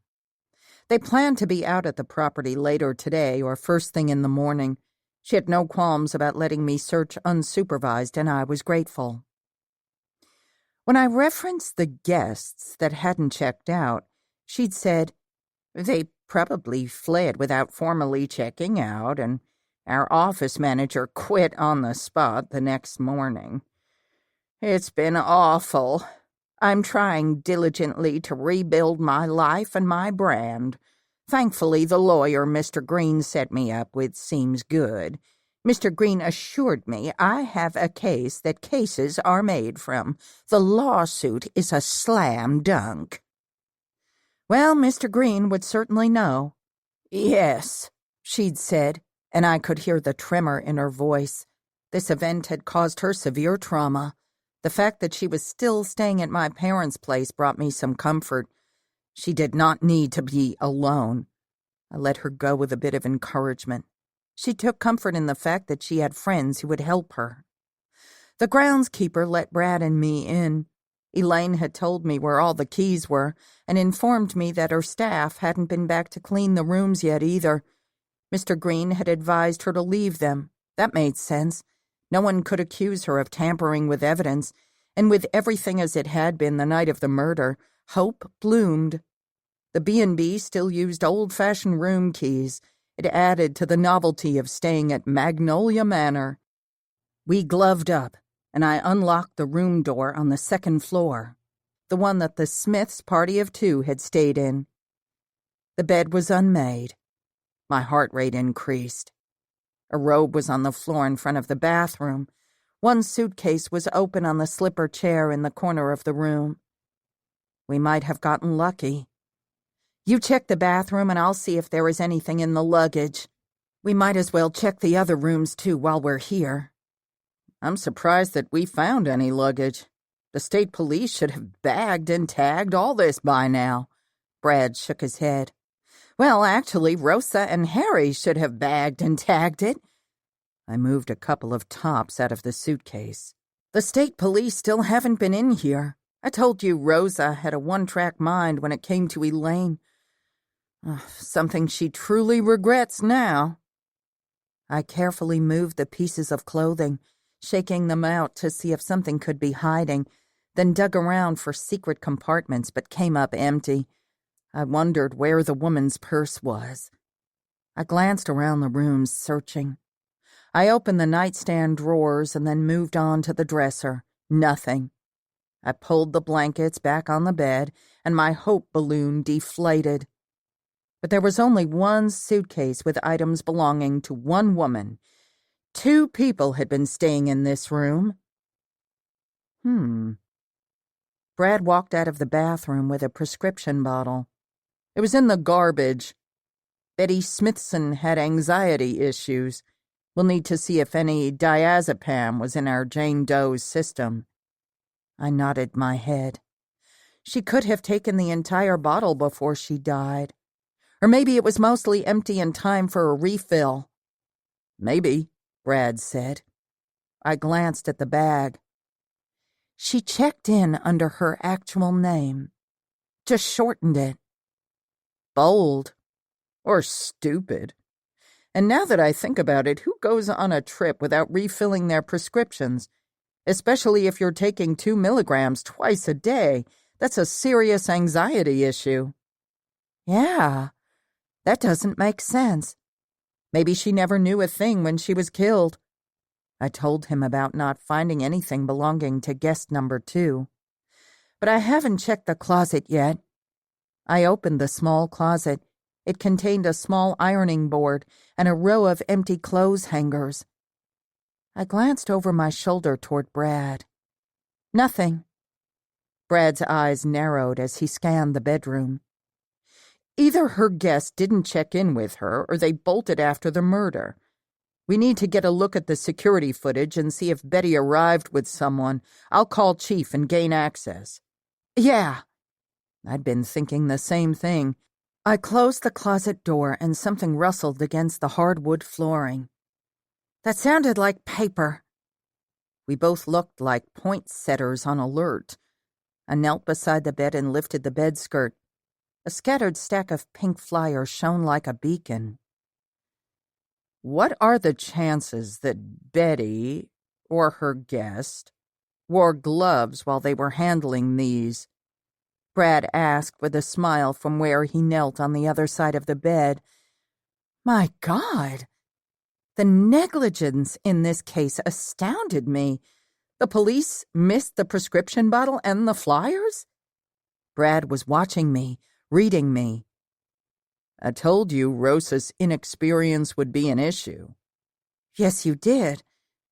But let's not overlook the possibility that someone placed the items here after the fact. The flyers didn't surface around town until after Patricia's murder. Brad nodded and bagged the evidence. Not that it matters if we don't have evidence to back up the claims. It seems like clear negligence. This will help Elaine Morgan's lawsuit. And be bad for Rosa. I stood and glanced around the room once more before we cleared out. We kept our gloves on as we made our way down the staircase and through the B&B. We paused by the ballroom to have another look. The air in the room smelled stale, almost as if Elaine had blocked the vents off and the air couldn't circulate. There was a thin layer of dust on everything, some from the lack of cleaning, the rest from forensic processing. Agatha Christie's picture in the middle of the table remained upright. Her eyes seemed to follow me around the room. I wondered ridiculously what the Queen of Mystery would see in this room. Nothing new stood out to me from the last time I'd gone through here. If the police had discovered the murder weapon that night, Elaine might have been spared, and Rosa wouldn't have career troubles. I squatted down to look under the credenza. There was no way the police could have missed the murder weapon. No way! Which was clearly another reason Rosa had taken the bait of the doctored audio recording. Could Betty Smithson have planted the gun here before she died? Brad noticed my posture. What? Drop me by the office before you take the evidence to process. I need to go by and have a word with Tammy. Chapter 34. Tammy was in the middle of the Sunday lunch rush when I arrived at the deli. I took a table in her section and waited for her to finish serving her last customers. "What is it?" she told me when she eventually came over. "I'm busy here, as you can see." She glanced down at the cup of coffee I'd ordered, and I realized that I might be interfering with her earnings today. "I know. I'm sorry, and just have one question, and I'll give the table up." She nodded and sighed, rubbing her forehead. "Shoot. I'm sorry. I am just under a lot of pressure. Money is tight." "I'm sorry to hear that, and I wouldn't be here if it wasn't imperative. I'll be quick." She motioned for me to hurry it up. "At the party, you said Rosa assaulted you outside the French doors of the ballroom?" Tammy nodded, and someone from one of her tables called her name. She waved to a coworker. "Trixie, can you refill my tables while you're at it?" A tall, thin girl with sleek dark hair pulled up in a high ponytail nodded, 2 tea pitchers in her hands. One read sweet, the other un. "Sure," the girl smiled. "I'll holler at you if anyone needs anything." "Thanks, I'll be fast." Tammy glanced around before taking a seat in the vacant chair across from me. We were seated next to the window at the front of the deli. "Yes, she was pretty brutal and it terrified me. I reported it to the chief yesterday." "Good, that's good." I kept my tone soothing. It was dark out and raining. "Drizzling by then. What's your point?" There was an edge to her tone, and I had to handle this carefully. "Did you actually see Rosa? She came at you from behind." "I know Rosa, Lyla. I'm not stupid enough to confuse her with the Jane Doe. Rosa pressed her hip into my lower back. I felt her gun and—" Her voice trailed off as her fingers went to her lips. "Oh, no." "Yeah," I said. Rosa wasn't wearing her uniform at the party. "The Jane Doe." She closed her eyes. My God. I never thought I would confuse something like that. Now we had confirmation that Sweet Mountain's Jane Doe had been present that night. We had a witness. "And the drive-by?" She nodded, her lips shaping the letter O as her hand landed on her forehead. I would have said no. Told Chief Daniels that I was certain it was Rosa. Now it very well could have been Jane Doe.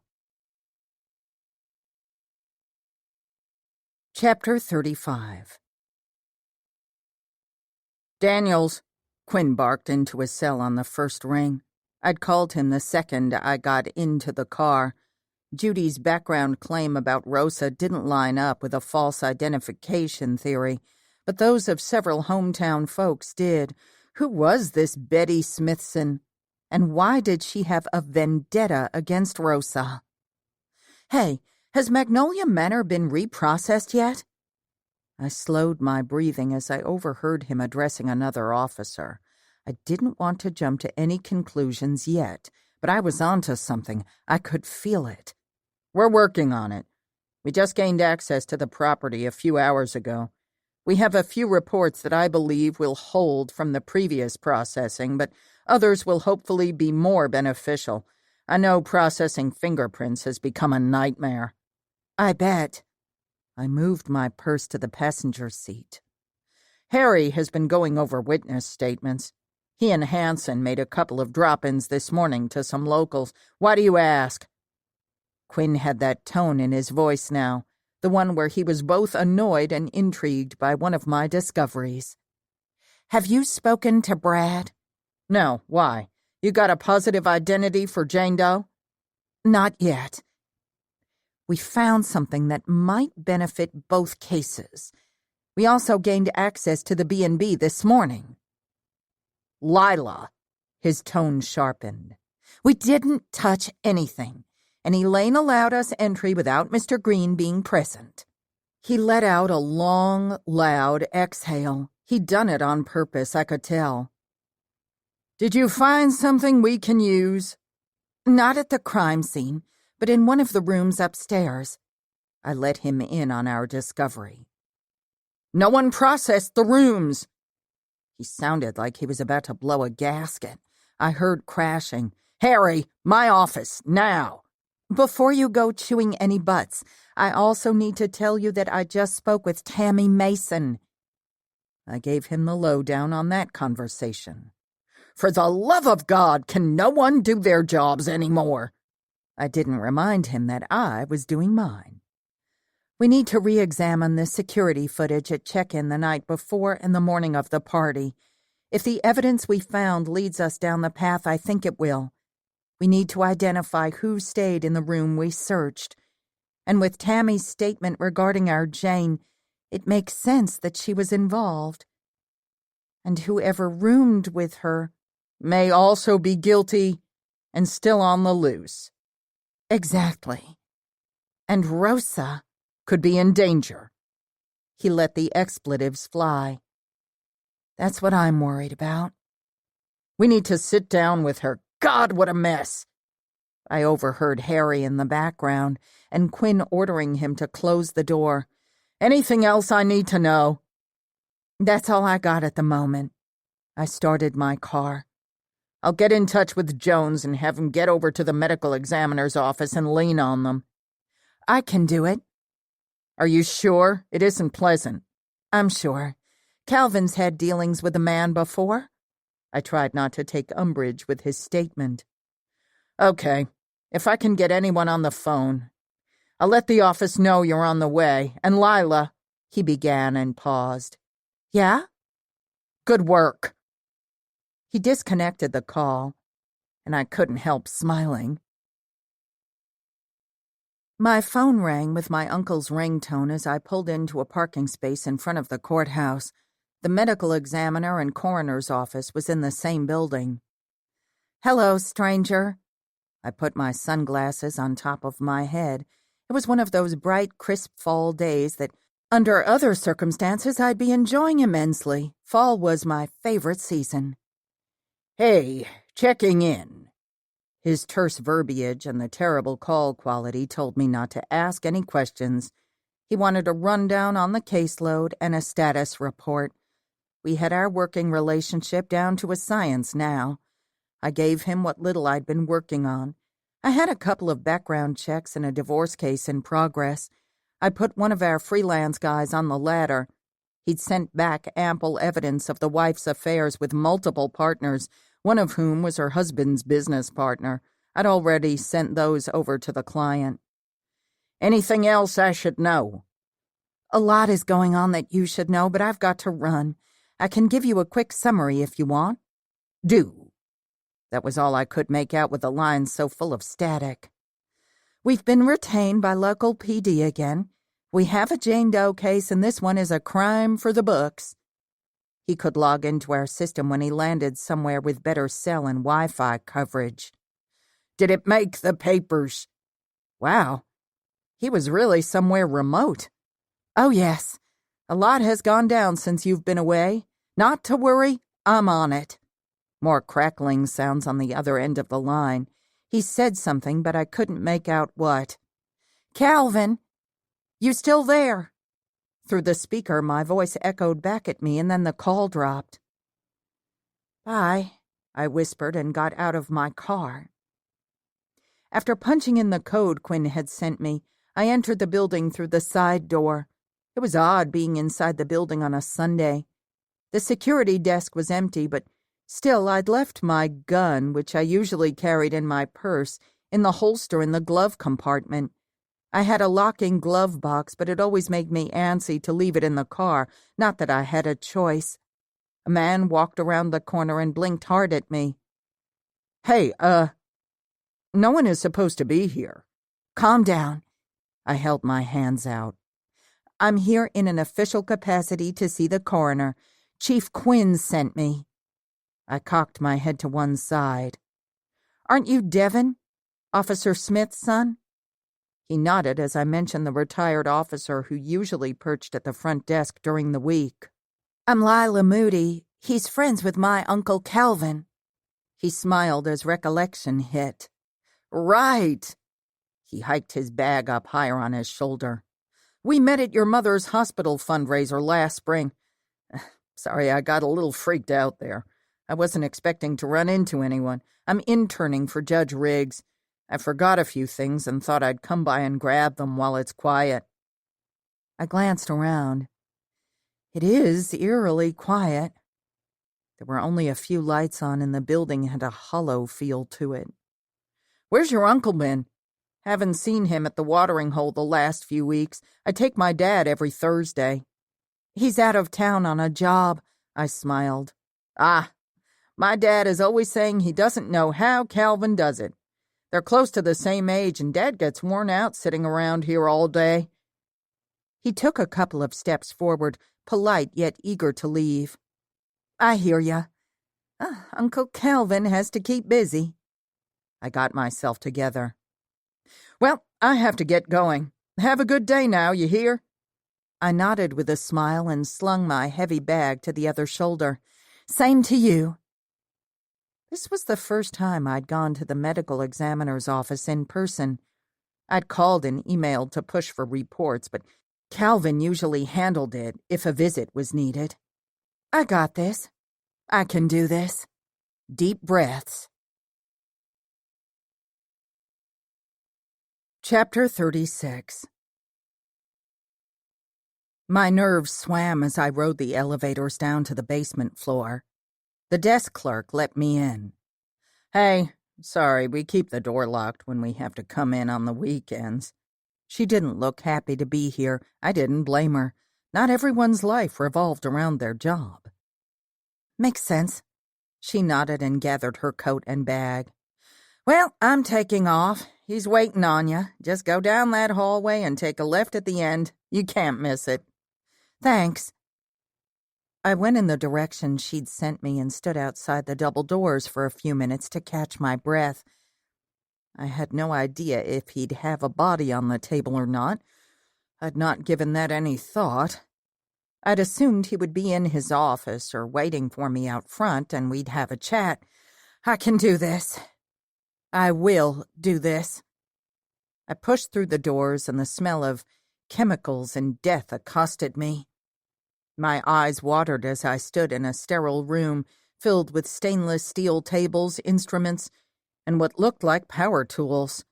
A giant drain had been placed in the middle of the concrete floor. I swallowed. A sheet covered a body on a table in the center of the room. A wall of refrigerator drawers stood to my left. A man in a white coat came through the doors, forcing me to step farther into the room. He did a double take. "You're here about Jane Doe?" I nodded and positioned my back toward the doors. I might need a quick exit. "Christopher Schwartz."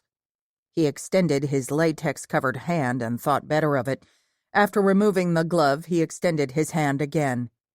"Chief Quinn said you or Jones would be coming by." I nodded, forced a smile. The smell was getting to me, and briefly shook his hand. "Lyla Moody." He scratched the top of his thick, dark brown head. Suddenly his eyes lit with recognition. "Oh, right. Calvin's niece." "That's me." I clasped my hands in front of me. "It's nice to put a face with that lovely voice." He pulled up the surgical mask that had hung around his chin and grabbed a pair of gloves from a box next to us. "It's nice to meet you in person, too." My gaze skated around the room, landing anywhere except on the body on the table. My stomach flip-flopped a few times, and no longer able to help myself, I put my fingers under my nose. "Your Jane Doe is right over here." He moved to the table. "As the chief requested, she was moved to the front of the line. Not that the others complained much. I don't stand for back talk." He chuckled and started to lift the sheet. When I stayed put and didn't laugh along with him, he glanced over his shoulder. "First time?" Yes." I cleared my throat and steeled myself to move forward, trying not to shuffle my feet in the process. He dropped the sheet, dug into his pocket, and handed me a menthol cough drop. "It helps." "Thanks." I unwrapped it, popped it into my mouth, and tried not to glance toward the table. Did I need to go this far? I decided on a resounding no. I couldn't identify her. That had already been validated, and I'd rather not have to see the wounds on the body again if it wasn't absolutely necessary. "You know," I said, taking a step backward, "I think I'm good here. How long until you'll be finished? I think Chief Quinn just wants to get an ID and confirmation on cause of death." I raised my hands. "Not that we think you're dragging your feet or anything." "Way to go, Lyla. Shoot rapid-fire questions at the man. That's applying pressure." I could have rolled my eyes at myself. I cleared my throat as he watched me with interest. "Oh, and if you'd gotten the tox screen completed, I'd love to know the results." Christopher still had his mask up, but I could tell from his eyes he was smiling broadly. They were heavily crinkled at the edges. He sat down on the chair in front of the small wall desk and removed his mask and gloves, tossing them into the wastebasket under the desk. "I'm working on the report and haven't had the body on the table long. I'm still doing my workup, but I can tell you that the cause of death seems straightforward. My initial reports of asphyxiation by strangulation holds. From the ligature marks, I'd say she was hung." Goosebumps broke out across my body and I shivered. My God, that could have been Rosa, or maybe another of our club members. I moved closer to the computer. He clicked the mouse on his desk and scrolled down the open document on the screen. "The victim was obviously roughed up beforehand, and the fingerprint tampering was post-mortem." I leaned closer, getting a good look at the diagram on the screen. Wow, someone hadn't been merciful in the killing. What about the tox screen? Did anything stand out? Could she have been unconscious when the death occurred? If she had a bottle of Valium in her, she would have been. "I'm not sure if the results have come back, but let's have a look. I expedited those as well." He put on a pair of black reading glasses and rolled the chair closer. "Anything in particular we're searching for?" "Diazepam." I cleared my throat, feeling slightly embarrassed at my initial reaction. This trip had been necessary, and my visits here could increase in frequency. I just have to woman up. He popped a chip from the open bag on his desk into his mouth. Yuck! Was that sanitary? I glanced back toward the screen. Nope. Christopher shook his head. I'm not seeing any diazepam, and that drug would show up under the routine checks. My heart sank a little. Betty Smithson would have had the meds in her system. Dental records? We're working on that. We've uploaded the x-rays into the database. If she's local or in the system, we should get a hit. But her teeth were in bad shape, and what dental work she had looks correctional to me. Correctional? Dental work while incarcerated? He nodded. If she was housed locally, that'll be pretty quick. And if she's in the system in another state? I swallowed the small cough drop that had nearly disintegrated. He rolled his chair back and took another chip from the bag. That'll take longer. If you leave me your cell number, I'll call you the second it comes in." He smiled again, and his smile sparked me to smile in return. He was a smiley kind of guy. You'd think working on murdered corpses all day long would make you a cynical person. That gave me pause. Well, Brad had said something similar about our profession and needing an escape. Mother had done her best to steer me in a different way as well. Okay, scratch that. I appreciate it and all of your hard work. I took a card from my wallet and extended my hand. He rose and a wave of odor hit me. The cough drop must have worn off. My hand went involuntarily to my nose. He laughed and took the card from me. "Sorry, we can step outside." "Oh, thank God." I hurried after him and out the door he held open for me. "I forget how offensive it is for those unaccustomed. I apologize." Christopher shook his head. "I guess that's not a very appealing thing for me to say." "No, but I can understand. Not a lot of people comprehend the trials of criminal investigations." I held out my hand and smiled a genuine smile this time. "Your work is exceedingly important, and I'm sure a thankless job most days." He took my hand eagerly. Out here, he seemed much more pleasant to converse with. He wasn't a large man, but stout with a sturdy column of a neck. He wasn't wearing a wedding ring, leaving me to conclude he was single. I bet dating for him was even more difficult than it was for me. "Thank you so much for your time and sharing your expertise." We parted, and though I did not want visits to this office to become routine, I had a new appreciation for Christopher Schwartz. Chapter 37. I rode with my windows down all the way to the coffee shop. I didn't care that it was cool or that my hair would suffer.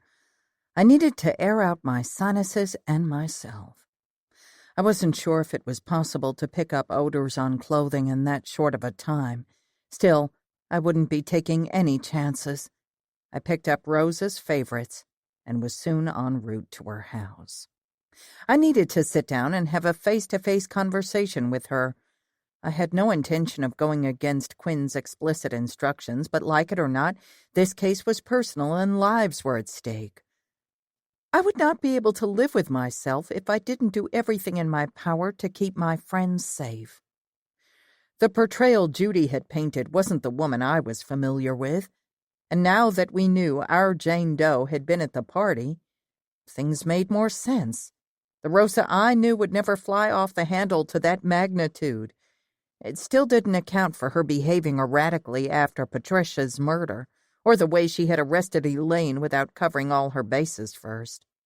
I couldn't imagine how she could think going off half-cocked after an old woman with an exceptional record would work out, a woman who had never even had a speeding ticket. It made no sense. And then the press conference. I still couldn't get my head wrapped around that idiotic move. I had this deep sinking dread that I was missing a critical piece of information. I called Brad to see where things were and update him on my visit to the medical examiner. He'd pulled a few strings to get a rush on the forensics, and they had managed to get prints off the flyers. He was currently waiting in the lab. I could picture him lording himself over the tech with that scary face of his. No one could stand silently and strike fear in hearts like GBI Brad Jones. I had loved that about him. I'd been pondering Brad and me when Melanie called. "Hey, you okay?" "Fine. Why?" I took a left onto DuPont Street. I'm waiting for you at Maria's. Texas fajitas for two and margaritas ring any bells?" I stopped at a red light, and both my hands went to my mouth. "Oh, Mel, I'm so sorry. Oh, I've had such a day I completely forgot." At the mention of Mexican food, my stomach growled. I'd forgotten to eat. "I'm listening." I told her about my day, minus the evidence, and gave her a condensed version of my conversation with Judy. "What?" Melanie sounded incensed. She has to be lying. There is no way Rosa would keep that from us. I don't know. I stopped at a stop sign and waited for a jogger to cross the street. With all we've shared over the last year or so? Nuh-uh, no way. She'd know that I'd commiserate with her. She and I are super close. Melanie's voice trailed off. Or at least I thought we were. I'm going to get to the bottom of all this. And if true, Rosa can't hide it from us forever. And if something is going on, we need to know about it. You're right. Want me to meet you there? I turned onto Rosa's dead-end street. No. Let me go at this professionally first. Maybe she'll be more open. She knows I'm working for the police department, and she has to be stressing about... Even the most gripping tales need a moment of rest. Let this pause refresh your senses.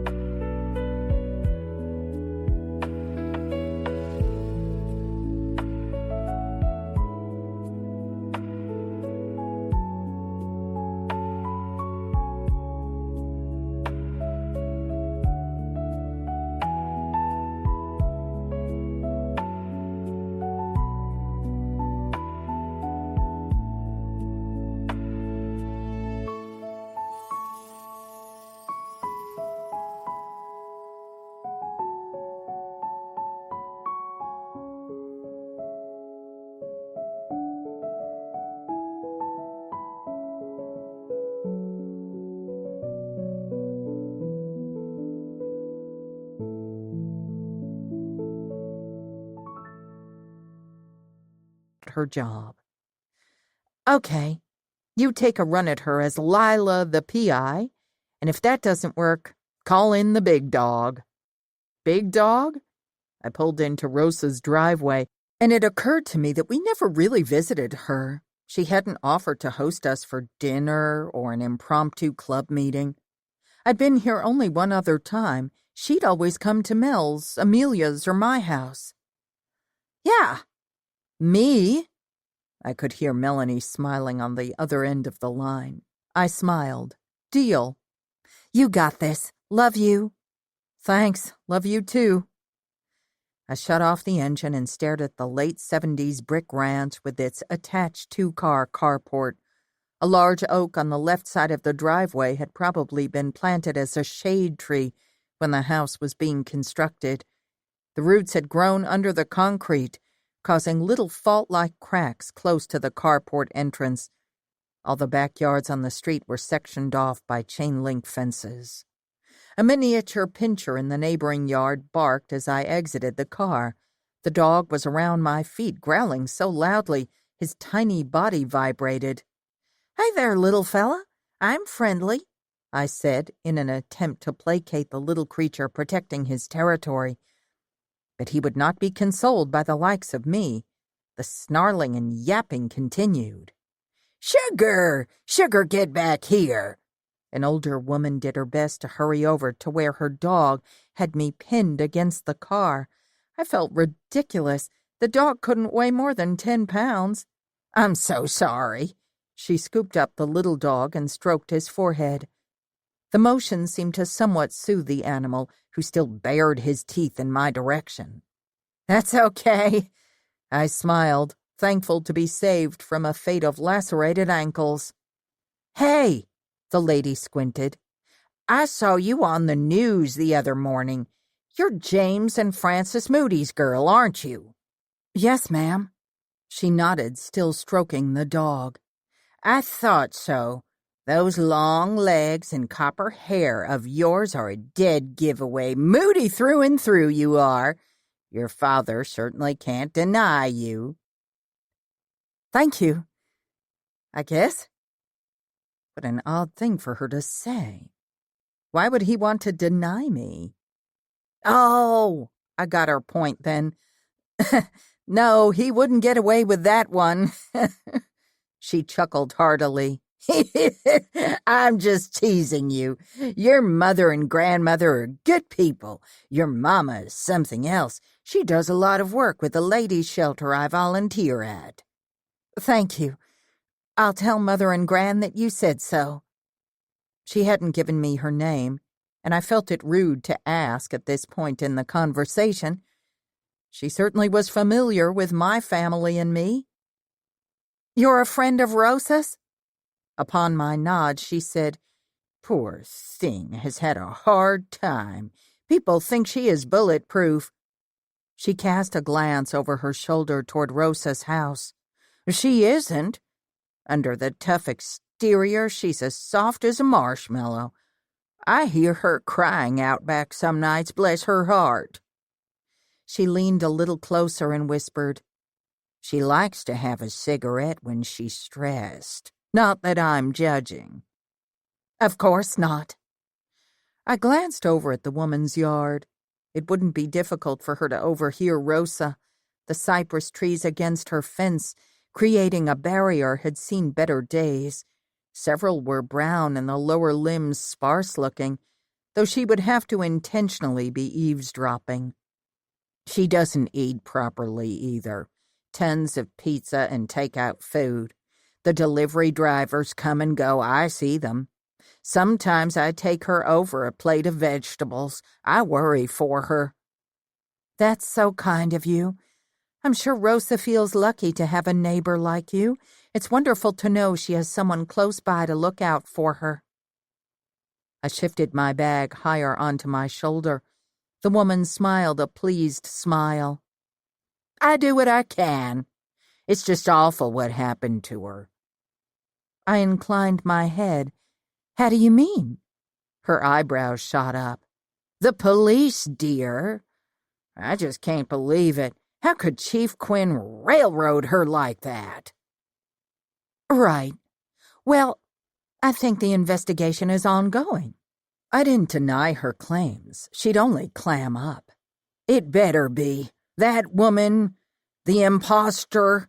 If she weren't dead already, she should be horsewhipped." Rosa's neighbor stepped closer and lowered her tone. "Can I trust you, or are you on their side?" Her little dog eyed me. "You can trust me." She studied me for a few minutes, searching my face in a scrutinizing fashion. She was so close that I noticed she had a tiny mole on her eye that she might need to get checked out. Okay, then. She solidified her decision with a single nod. Someone has been terrorizing Rosa. It's just plain awful. I thought it was the imposter, but now... She shrugged, glancing around the street. Well, unless the imposter sent it before she died. Her eyes sparkled. Wouldn't that be something? Okay, I'm a bit confused. Why would you think someone was terrorizing Rosa? Oh, I guess I am getting ahead of myself. She cleared her throat, happy to have someone interested in her story. I could read that all over her face. Well, the first thing I noticed was a dozen black roses on her front porch there. It had one of those funeral ribbons around it that read, "Rest in peace." She pointed to the little cement porch on the front of the house. That was a few weeks back. Then she found a dead crow in her mailbox. She nearly had a fit when she discovered that. I bet she did. I stared at the little mailbox. I wondered if Rosa had reported any of this and then decided she must not have. Harry would have leaked it to Piper or me. I'd ask her to make sure. I would have bet my bottom dollar it was that imposter, but something arrived for Rosa today. I didn't see what it was this time. I think a gift basket or something like that. I saw her reaction, though. She bolted out into the front yard in her bathrobe. My God! My hand went to my throat. What made you believe the Jane Doe sent the roses and was responsible for the bird? Jane Doe? She furrowed her brow. I shook my head. The imposter. Oh! Her shoulders rose and fell. Who else could it be? She's not had a lick of trouble until that woman showed up. All those negative reports about her in the paper. They're blaming everything on her. Someone should help the poor dear. She's coming unglued. Yes, I agree. I'm here to help Rosa. My God, I had no idea Rosa had been dealing with all of this. She should have said something. The woman gave me a pat on the arm. That's nice, dear. Maybe you should insist Quinn be kinder to her. I placated her by giving her a smile. Clearly, she didn't understand how the police department operated. You know, she glanced around conspiratorially. We should both say something. There's strength in numbers, I always say. I'm going to call him myself this afternoon. Tell him I saw that imposter on our street last week. I need to feed Sugar. It was nice chatting with you. She started for her yard. What? I hurried after her. Wait just a minute, please. You saw Jane, the imposter, on this street? Her head bobbed up and down as she pointed to the cul-de-sac. I saw her right there, sitting in a car in the middle of the night. I got up around 3 that Tuesday morning because my restless leg syndrome was acting up and I'd forgotten to take my pills. When I walked past my living room window, I saw a police car sitting on the street. There, she pointed. The woman got out of the car and stood at the end of Rosa's driveway, stood right there under that street light. For a second, I thought it was Rosa. Did you call the police? Report it? She shook her head. That's what I'm going to do now. I kept my face clear of expression. Why didn't you report it that night? Sugar growled at me.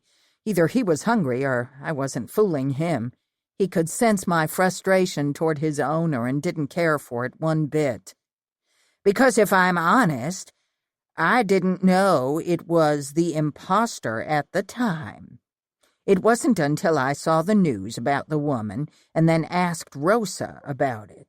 Well, when she told me that hadn't been her on the street that night, I knew it must have been the impostor." She squinted and stroked the dog's head. "It was 3 in the morning?" She nodded.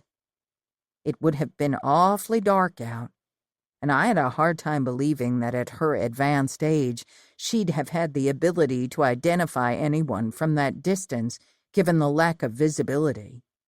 Not that an ID would help us now anyway. The screen door on Rosa's carport creaked open. The woman waved to Rosa. "Hey, sweetie, I hope you're feeling a little better today." Then she moseyed back over to her yard, stopping along the way to pick up a few fallen sticks off her well-manicured lawn. Chapter 38.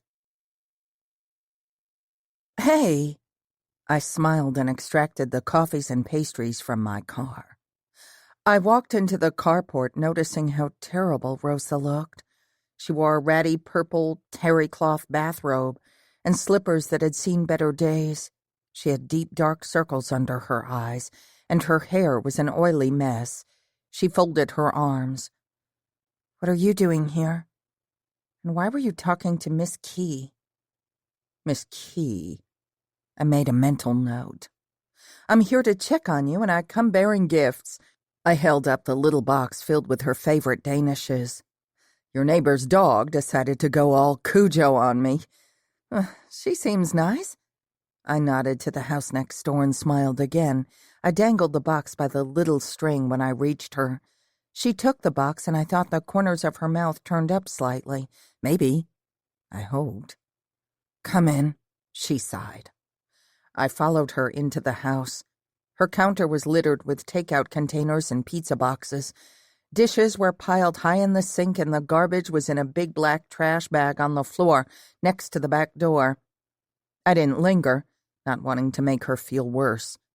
I followed her into the living room off the galley kitchen, preparing myself for a disaster. I gaped. The wall opposite her sofa was filled with pictures and timelines. She'd used red string to connect printouts and images. I set the coffees on the coffee table, stepping closer to inspect her work.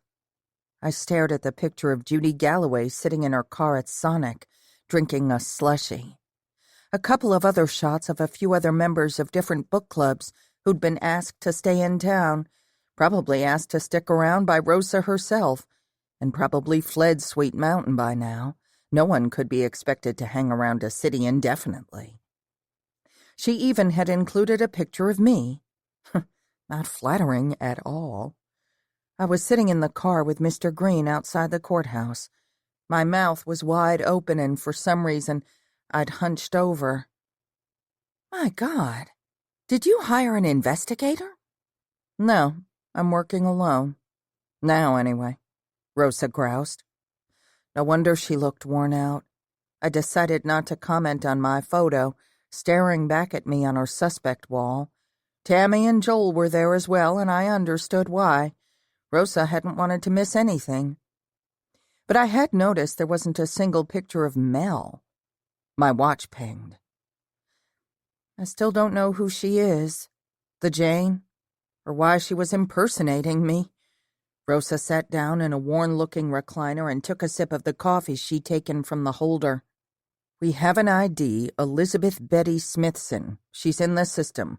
I've sent the docs to your email. Christopher." "Thank you," I sent back from my watch, and did a little happy dance on the inside. I still had lots of questions, but our Jane had been reunited with her name. And now that we had her, we could find her accomplice. "But I think she's the one who killed Patricia," Rosa said. "I have eyewitness accounts who can place her at the scene, those who mistook her for me. My guess is she stayed out of town and came in to do her dirty work." I had an inner debate as I stared at her wall. Quinn had said not to share any details of the case with her. He'd also said we needed to sit down with her after our discovery. I turned and smiled at my friend. "I can help with that." She sat up. Crumbs from her pastry fell onto her lap. "You've ID'd her already?" "Just now." I pulled out my iPad and sat next to her, moving her laptop aside. I filled her in while I tapped the screen. Within seconds, we had a mugshot and a rap sheet in front of us. Betty Smithson doesn't look anything like me. I raised a brow. Rosa furrowed hers in response. Well, you weren't twins or anything, but your coloring is similar, and your facial structure is close enough to pass for those not looking closely, and those who don't know you. I shrugged. Might get confused from a distance. She snorted. People see what they want to see. She wore some sort of makeup to cover her cleft chin. Not that she would have fooled any of your friends or colleagues. Except Harry. Harry doesn't know you that well. She nodded and chewed on the side of her index finger. Can we link her to the murder? Physical evidence? I don't know. We definitely have Betty at the scene, but you are aware no prints except for Elaine's were on the murder weapon. I told her how we'd found the Jane Doe's body in the cemetery and about the condition of her fingers, concluding with what she already knew. Apparently somebody wanted to stall the IDing process. Damn! Rosa settled back against the recliner and stared straight ahead. Betty was working with someone. She must have screwed up, and they had to take her out before she rolled on them. It's all that makes sense. Yeah, it's plausible. I got up and went back to her investigation wall. Betty checked into the Magnolia Manor with a guest, or at least registered as a party of 2. I tapped one of the pictures of Judy. How do you know Judy Galloway? Rosa snorted derisively. I don't. The only thing I know about her is that she's out to ruin my life. I ran her through the system before I was relieved of duty. I turned toward her and winced. I could tell how painful that had been for her to say. I needed her to come clean with me, to trust me enough to let me in. I couldn't get to the bottom of this otherwise. As much as I hated it, Rosa was the key to solving these murders, and she had to understand that. She shrugged a shoulder when she raised her head to meet my gaze. I came up empty. I see the way you're looking at me, and I get it. At first I thought maybe she was from Louisiana, and we'd crossed paths somewhere, but she's from Alabama. Maybe she knows or has family in Baton Rouge. I don't know. She won't talk to me. But she's sure talking to everyone else. Wait! My brows shot up. The stolen car is registered in Alabama. Rosa sat up. Well, that's something, but not enough if you can't link her to the car. I'll see what I can find out. What is it with this woman? What would her motive be? Rosa sipped her coffee slowly, focusing on her suspect board. I knew that look, understood it. The determination to keep staring at the evidence until whatever was hidden presented itself. It was always there, like little breadcrumbs you had to follow. But I saw something else in her tonight. A hollowness. As if something was inside her eating away, and she was powerless to stop it. Judy believes you're the killer. Rosa scrunched up her face. What? She told you that? This morning, in fact. We had an interesting conversation. Judy seems to think she knows you pretty well. I told her in a nutshell what Judy had said and watched her reaction like a hawk. She's a crackpot, Rosa exploded. I don't know where she got her information, but she's demented. You never saw her before? Not even in passing? She claims to have hung out in some bar with your unit. No. Well, I don't know. Maybe this Judy came around and I didn't pay her any attention. I drank a lot in those days. Rosa sat up and dug a loose cigarette from her pocket, then stuck it into her mouth. Don't say anything. Cigarettes will kill me, I know. She was hiding something from me.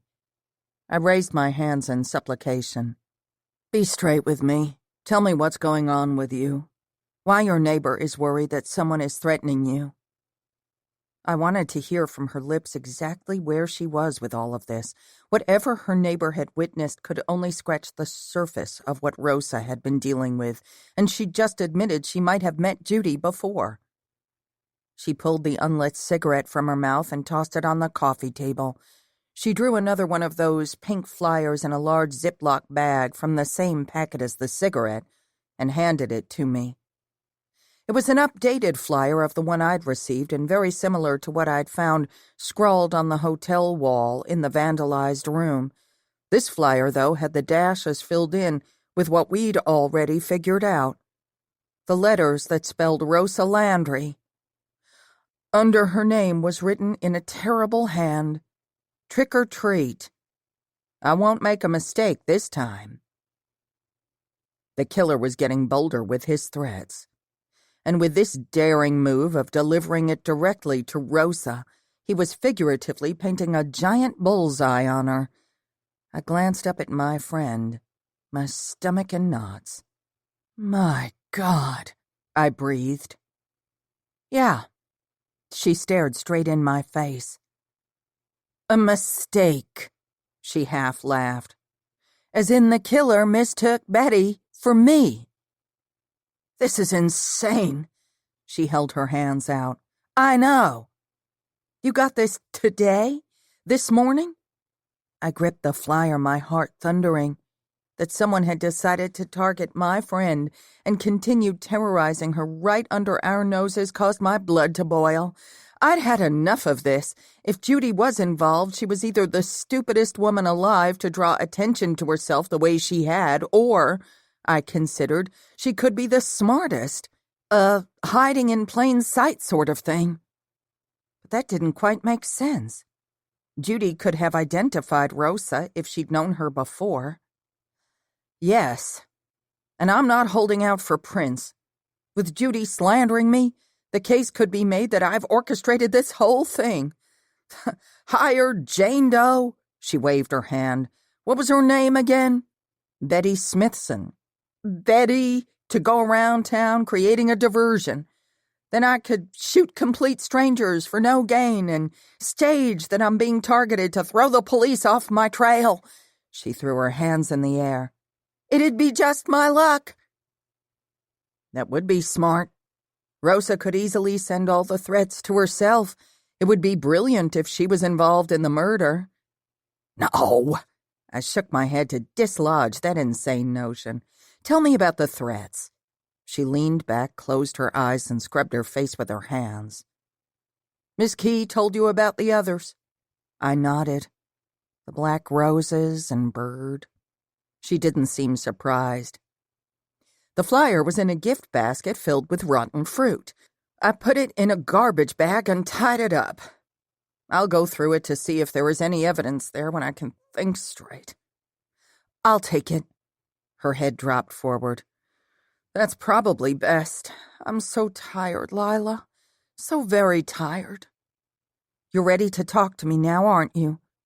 Of all my friends, Rosa was the one who never asked for help. She'd be the first to offer it, but prided herself on her strength and independence. I wanted her to trust me enough to confide in me about her troubles and not have to force it out of her. I wanted her to come to me on her own. Yes, she said, her voice quivering. I'm surrendering. I need your help.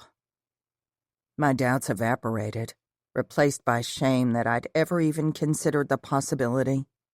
I hadn't been wearing blinders when it came to one of my closest friends.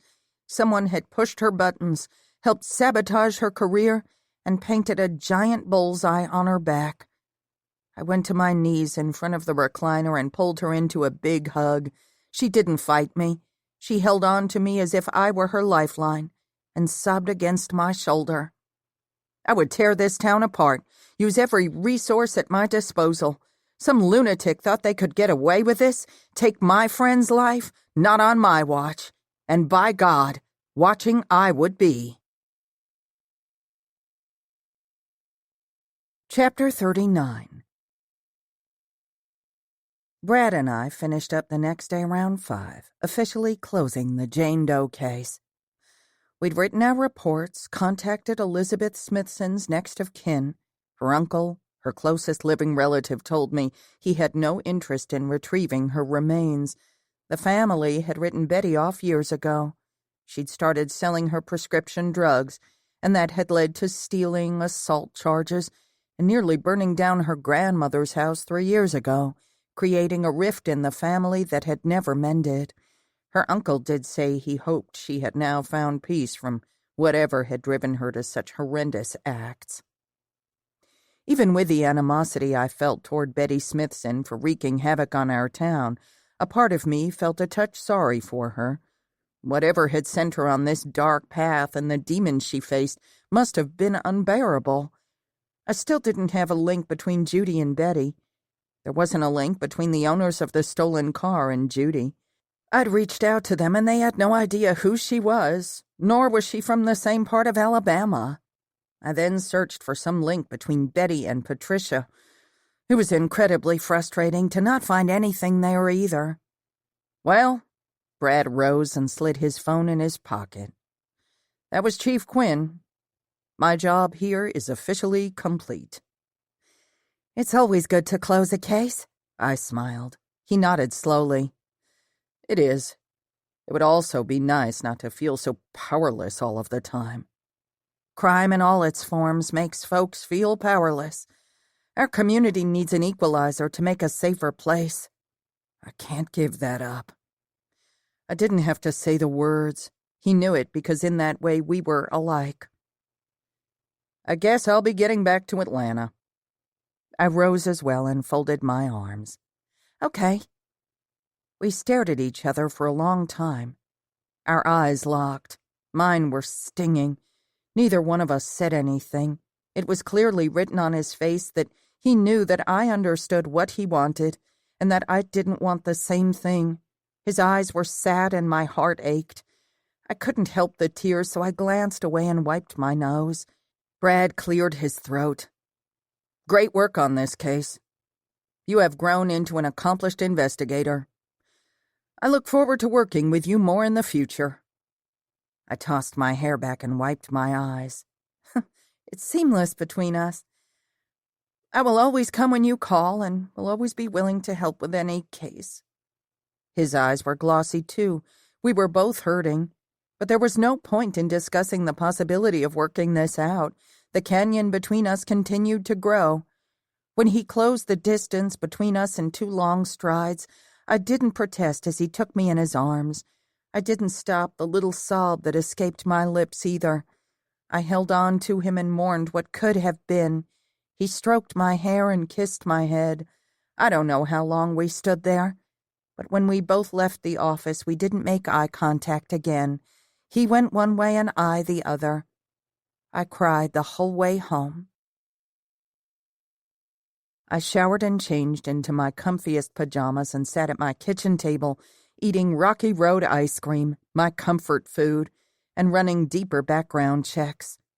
I would allow myself time to mourn more later. But now I had a job to do. I was learning to compartmentalize, and it served me well.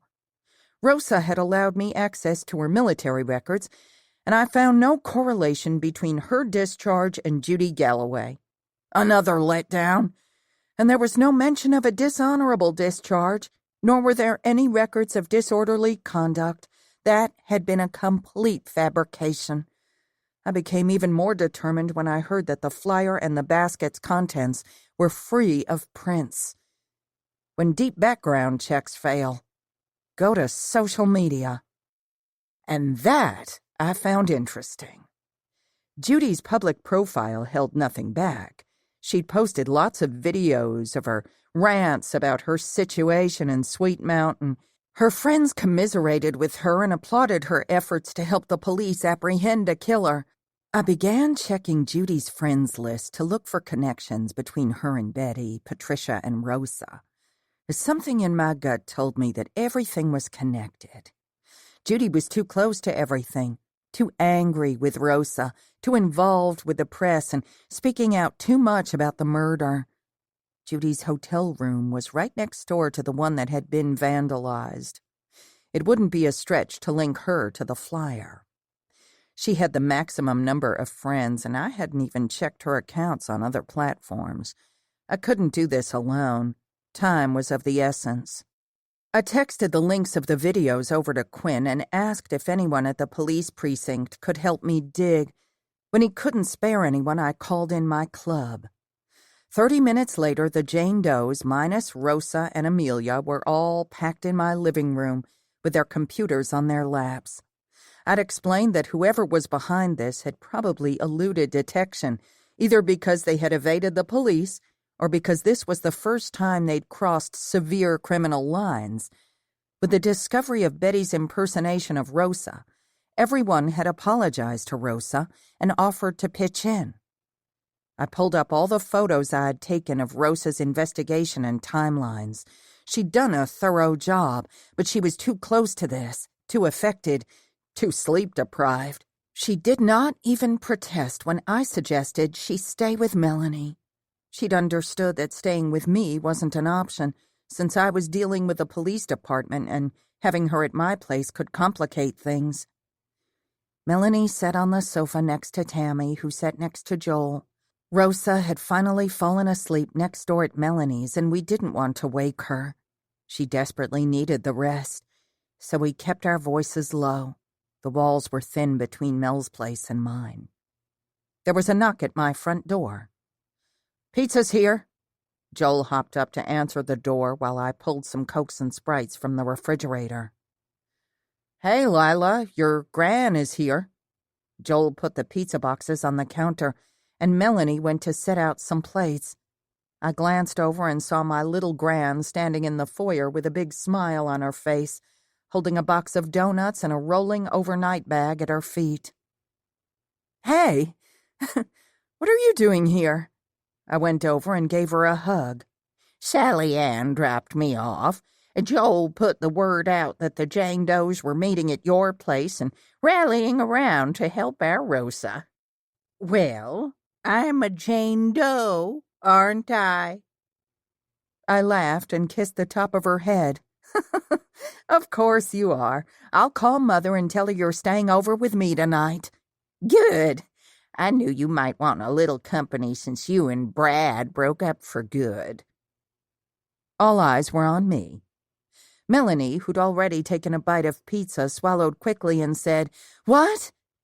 You were eating Rocky Road?" Of course Mel knew. "No way. Y'all were so perfect for each other." Joel made a sad face. "It's fine. I'm fine. We left it on favorable terms. Our working relationship won't be affected, and we still have great affection for each other. We just came to the realization that we want different things." Gran piled up her plate with pizza and donuts. "And she's got me. We'll patch her up and get her back out there when she's ready. She's like her old gran. It's hard for us to settle down." Everyone laughed, and I smiled gratefully at the sweetest, most supportive grandmother on the planet. She winked at me. "So, where do y'all want me? I thought I'd have more of a supervisory role here, until it's time to go out and bust some heads." Joel snorted and a little Coke ran out of his nose. Tammy laughed and handed him a napkin. "I don't know what we were worried about," Mel said. "We just needed to call Gran. She'll bust heads for us and save the day." Everyone erupted with laughter, something we all needed. Then we settled down and got back to work. Tammy had found a couple of people on Facebook who were happy to answer her messages about Judy. She had a good time reading out the snarky comments. Sadly, none of it amounted to anything. None of Judy's Facebook friends who spoke with us knew who Rosa was, aside from what they'd seen posted by Judy. Joel had focused on Instagram. He'd come up empty as well, though he had found someone interested in him. "Be careful, Joel," Mel cautioned. "You have no idea who that person is. They could be some whack job." "I'm not an idiot, Mel. I've checked out their profile and the tagged photos on their friend pages. I'm not looking to hook up tomorrow. Just get to know them and see if I might want to meet up for a drink sometime." I didn't want to rain on his parade, but with all the craziness going on and a target on our friend's back, I wouldn't be swapping information with anyone on social media. I decided to say something later when he wouldn't feel ganged up on. It didn't sound like he planned to do anything rash. I'd friended several of the commenters who were eager to chat. I had 3 instant chats going. 2 I could already tell were going to be fruitless. The women hadn't anything credible to relay, but were full of opinions about me and the town. One woman berated me for aiding and abetting a murderer. I refrained from informing her that she had no idea what she was spouting off about. The other told me I should thank my lucky stars Judy was helping our ramshackle police department. I ended those conversations in a hurry. Someone sent me an invitation to join a private group chat, but before I could accept, I needed a double shot of espresso. I'd have to settle for a cup of regular, extra strong. Oh, Melanie raised her hand from where she sat at the kitchen table with her giant Lenovo. I've got someone on here who claims Judy stalked one of her best friend's exes and threatened her best friend with bodily harm. I left my mug on the counter and hurried to read over Mel's shoulder. I've been calling the Sweet Mountain Police Department to warn them about Judy Galloway. She is a stalker and a dangerous woman. Finally, our first real lead. If it panned out. Mel and I high-fived and I pulled up a chair. Ask her who she talked to at the police department. I sat while Melanie's fingers went across the keys and we waited. I think his name was Officer Daniels. Melanie and I exchanged a wide-eyed glance. Which Daniels? Tammy asked from behind us where everyone, including Gran, had gathered to read. It has to be Harry. Quinn would have identified himself as the chief, and I don't think he'd be fielding calls, especially with the extra help from the state police. Melanie asked, and we waited, the little dots floating over the messenger bubble. He didn't say, or maybe I just don't remember, but he had no interest in hearing more. He said I sounded like a disgruntled female looking to settle a score. I kept calling, but to no avail. I've left 6 messages for the officer. He's never called me back. Wow, that throws up a serious red flag, Joel said, as his phone chirped and he stepped away to take the call. It sounds like she called incessantly. Melanie wound her hair up on top of her head, yawning. Why wouldn't Harry run it down? Maybe he did and it was a dead end. Here, let me see that. She pushed the computer toward me. I typed a message, needing to know for sure what we were dealing with here.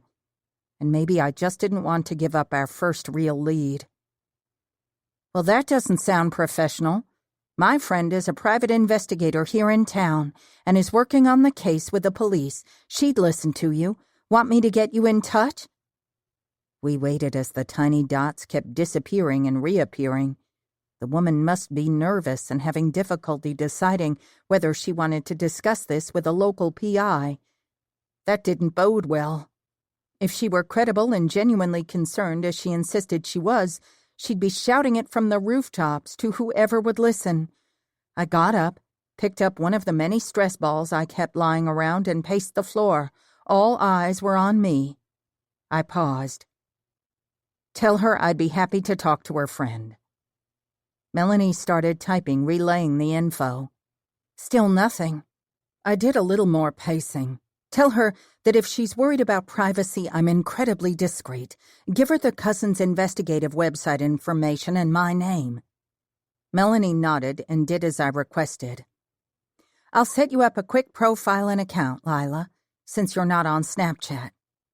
We all waited, holding our breath to see how or if the messenger would respond. I kept pacing and began thinking of my next move. She's back, Gran shouted.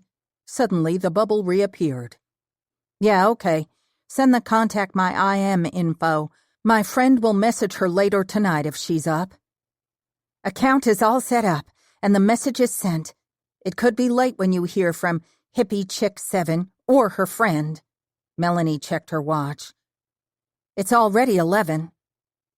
I leaned over Mel's shoulder and responded that Mel 23's friend would be waiting to hear from her. What time zone is she in? I asked, and leaned over Mel's shoulder again to begin searching Hippie Chick 7's location. But she disappeared. She didn't have her location listed on her profile. I could find out a general area with a bit of digging, and I'd do just that if I didn't hear from her or her friend later. I'd track them via their IP address and then search the database to see if there really was something there. I'd also be talking to Harry. I rose and stretched. Gran had moved back to the sofa with a cup of tea. Guess we wait. No, it's late. I can take it from here. Thank you all so much for coming over and helping out. We can reconvene at another time if we need to, but hopefully this is resolved before then. We were so glad to help, Tammy said, and Joel nodded in agreement. We feel awful that we contributed to Rosa's troubles. I went over and hugged Tammy. She felt so thin and fragile. Don't. No one would have considered Betty. My God, who ever heard of someone impersonating another person except in the movies? And with all the chaos, the mistake was understandable. Rosa knows there was no malice between you. Yeah, that's what she told me. And she apologized to us as well. She looked so exhausted, and I still feel bad. Tammy hung her head. I'll do whatever I can to help her. And I owe you an apology too, Lyla. I should never have accused you of having anything to do with those awful, terrifying flyers. Nor should I have threatened to leave the club. I waved her apology away. No, you don't. We're good. She smiled and said goodbye to Gran and Melanie. Guess I'm going too, Joel said, and he and Melanie gathered their things together. Are you working tomorrow? I asked. Yep. And don't you worry, I'll be keeping my eyes wide open. I might even do some investigative work myself. Judy likes to talk. Just let her talk. Don't bait her, okay? 10-4, he saluted me. I'm nosy. She already knows that. Not that you have to be with her. Okay, but be careful. I stretched again. He chuckled. Judy won't creep up on me. I got her number.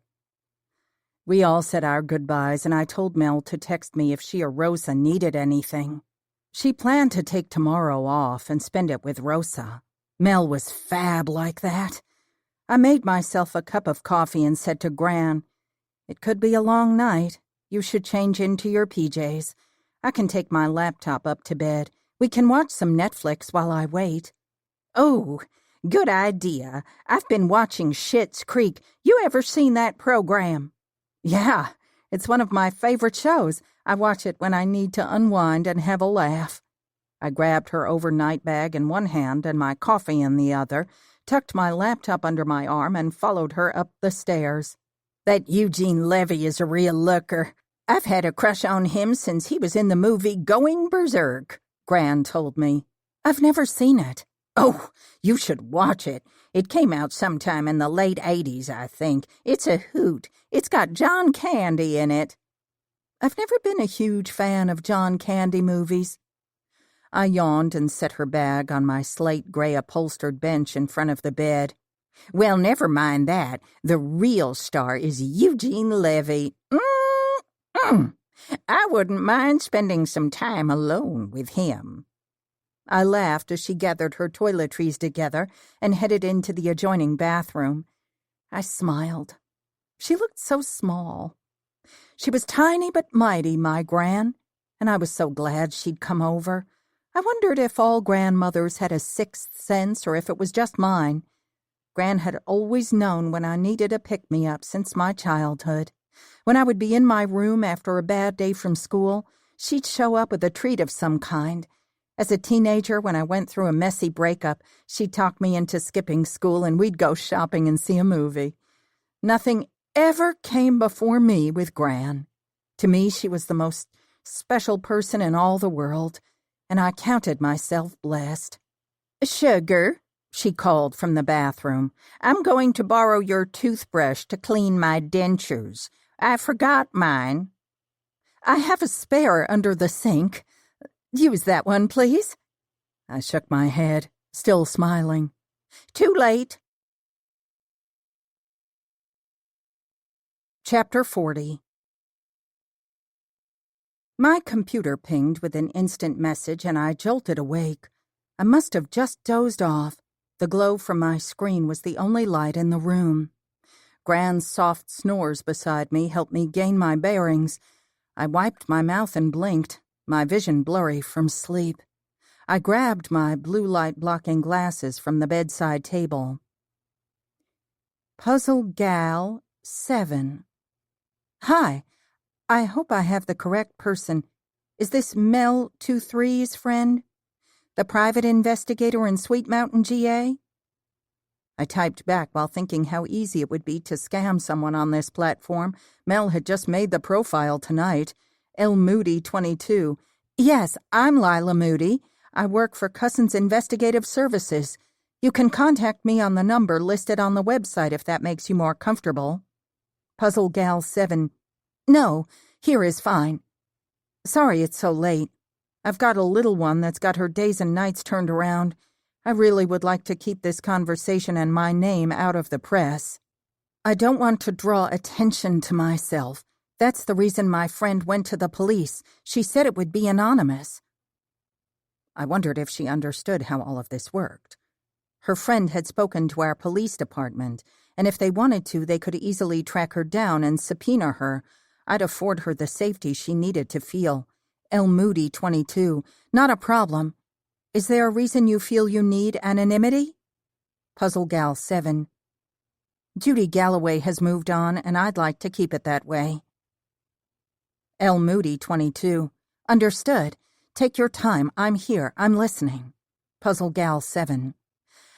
I guess I should start by saying my friend pushed me to speak with you, and I won't lie and say I'm not a little scared. It's not just me anymore. I have children. And nothing I tell you can help with the investigation in Sweet Mountain other than to give you insight into the woman you're dealing with there. I have no idea if she's involved in the crime. L. Moody, 22. I understand, and you have my word. I will keep your confidence. Puzzle Gal 7. I'll just dive in before I lose my nerve. The dots floated and disappeared for a few beats. I waited. A minute or two passed, and I thought she'd had a change of heart. Puzzle Gal 7. It started after my ex and I decided to give it another try. We'd been separated for 2 months, and I found out I was pregnant with our second child. A week after he moved back in, it started. Judy showed up at a restaurant where we were having dinner one night with my parents. She made a scene. Apparently, X connected with her on some disgusting online dating site. He went to a bar to meet her once, said she misrepresented herself. In other words, she used some photo editor to improve her appearance. He didn't even recognize her. He told me he was 3 stiff drinks in when she showed up. His shitty way of explaining away why he went home with a psycho. X swore he never had anything else to do with her after that first date. L. Moody, 22. Did you take out a restraining order? That would be something I could use to verify her story, and I hoped she had. Puzzle Gal 17. Yes, a lot of good that did. She'd enter our home when we weren't there and leave little threatening notes for me in my underwear drawer and on my bathroom mirror. We couldn't prove it was her. She seemed to show up everywhere, but she abided by the PFA and stayed 1,000 feet away from us. It was terrifying nonetheless. That Puzzle Gal 7 had used the restraining order abbreviation told me she was probably on the up and up. I had my notepad up on my iPad and was taking notes, jotting down anything that could be useful. L. Moody, 22. I can't even imagine the stress you were under. Having a young child and constantly having to look over your shoulder, no one should have to deal with that. Puzzle Gal 7.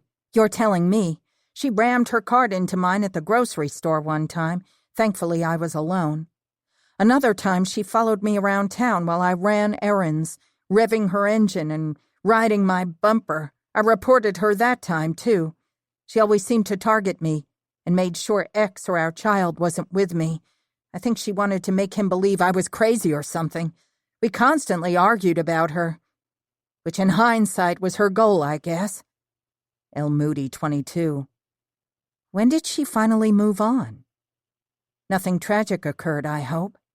Puzzle Gal 7. No. She never physically harmed me. She did a number on my psyche, though. I applied for a concealed carry 3 days before she vanished from our lives. L. Moody, 22. She just vanished? Puzzle Gal, 7. Yes. One day she just stopped. I don't know why. And it took weeks before I could breathe easier. Still, the months she tortured us took their toll. That and my ex is a gigantic SOB and found another woman to hook up with. And, well, we didn't make it. I had a hard time believing that the woman Puzzle Gal 7 described to me, one that obsessed, would stop without force. There had to be a reason. Another person she was focusing on, perhaps. L. Moody, 22. I'm terribly sorry to hear that. Relationships were complex enough without that sort of added stress. Puzzle Gal 7. It's okay. It was probably for the best. He broke the trust. L. Moody, 22. I can understand that. Do you know what dating site your ex and Judy met on? Puzzle Gal 7. Oh yeah, it's the app Tinderly. The psycho probably belonged to every dating app out there. All those dumb idiots have no idea what they are getting into with her. Well, it's late. I should probably go. L. Moody, 22. Okay. I appreciate you trusting me with your story. If you ever need anything, feel free to reach out. I'll help if I can. I'll keep your name out of our investigation. You have my word. There would be no need to drag her into this, but she'd undoubtedly shed some much-needed light on Judy Galloway. Again, I believed women like Judy didn't just stop that sort of destructive behavior. Usually their behavior escalated. Was it possible she and Patricia had been after the same man? Puzzle Gal 7. Thanks. I hope I won't ever require a PI, but thanks just the same. L. Moody, 22. I hear ya, LOL. Puzzle Gal 7. My advice, for whatever it's worth, is to look for the man she's after. She'll do anything for her obsession. We were on the same page. Chapter 41. The following day, after Gran's friend Sally Ann picked her up for their standing weekly hair appointments, I stood in the shower allowing the hot spray to beat against my scalp and wake me up. I'd stayed up late digging into Puzzle Gal 7's background. I found out that Dana Watson, formerly Dana Holmes, had recently remarried. The mother of 2 now lived in Shreveport, Louisiana. The court record showed that Dana Watson's attorney had filed a PFA in Lafayette, Louisiana, on her behalf a little over a year ago against Judy Galloway, where she'd then resided with her ex-husband Larry. No wonder she desired secrecy. She'd recently moved and rebuilt her life. I joined Tinderly last night to see what the dating app was like for singles. I was sure many subscribers met very nice people on some of these services, but being in my line of work, the idea was terrifying to me. I had something tangible to explore. Judy had a record of stalking, a history of aggressive and intimidating behavior. She'd spent time in Rosa's home state. Either their paths had crossed or Judy knew someone close to Rosa. How else would she have formulated such strong opinions? But the stumbling block was that Rosa wasn't seeing anyone that Judy wanted, unless it wasn't a love triangle this time. Threads of a plausible theory began to take shape, one I wouldn't tug on just yet.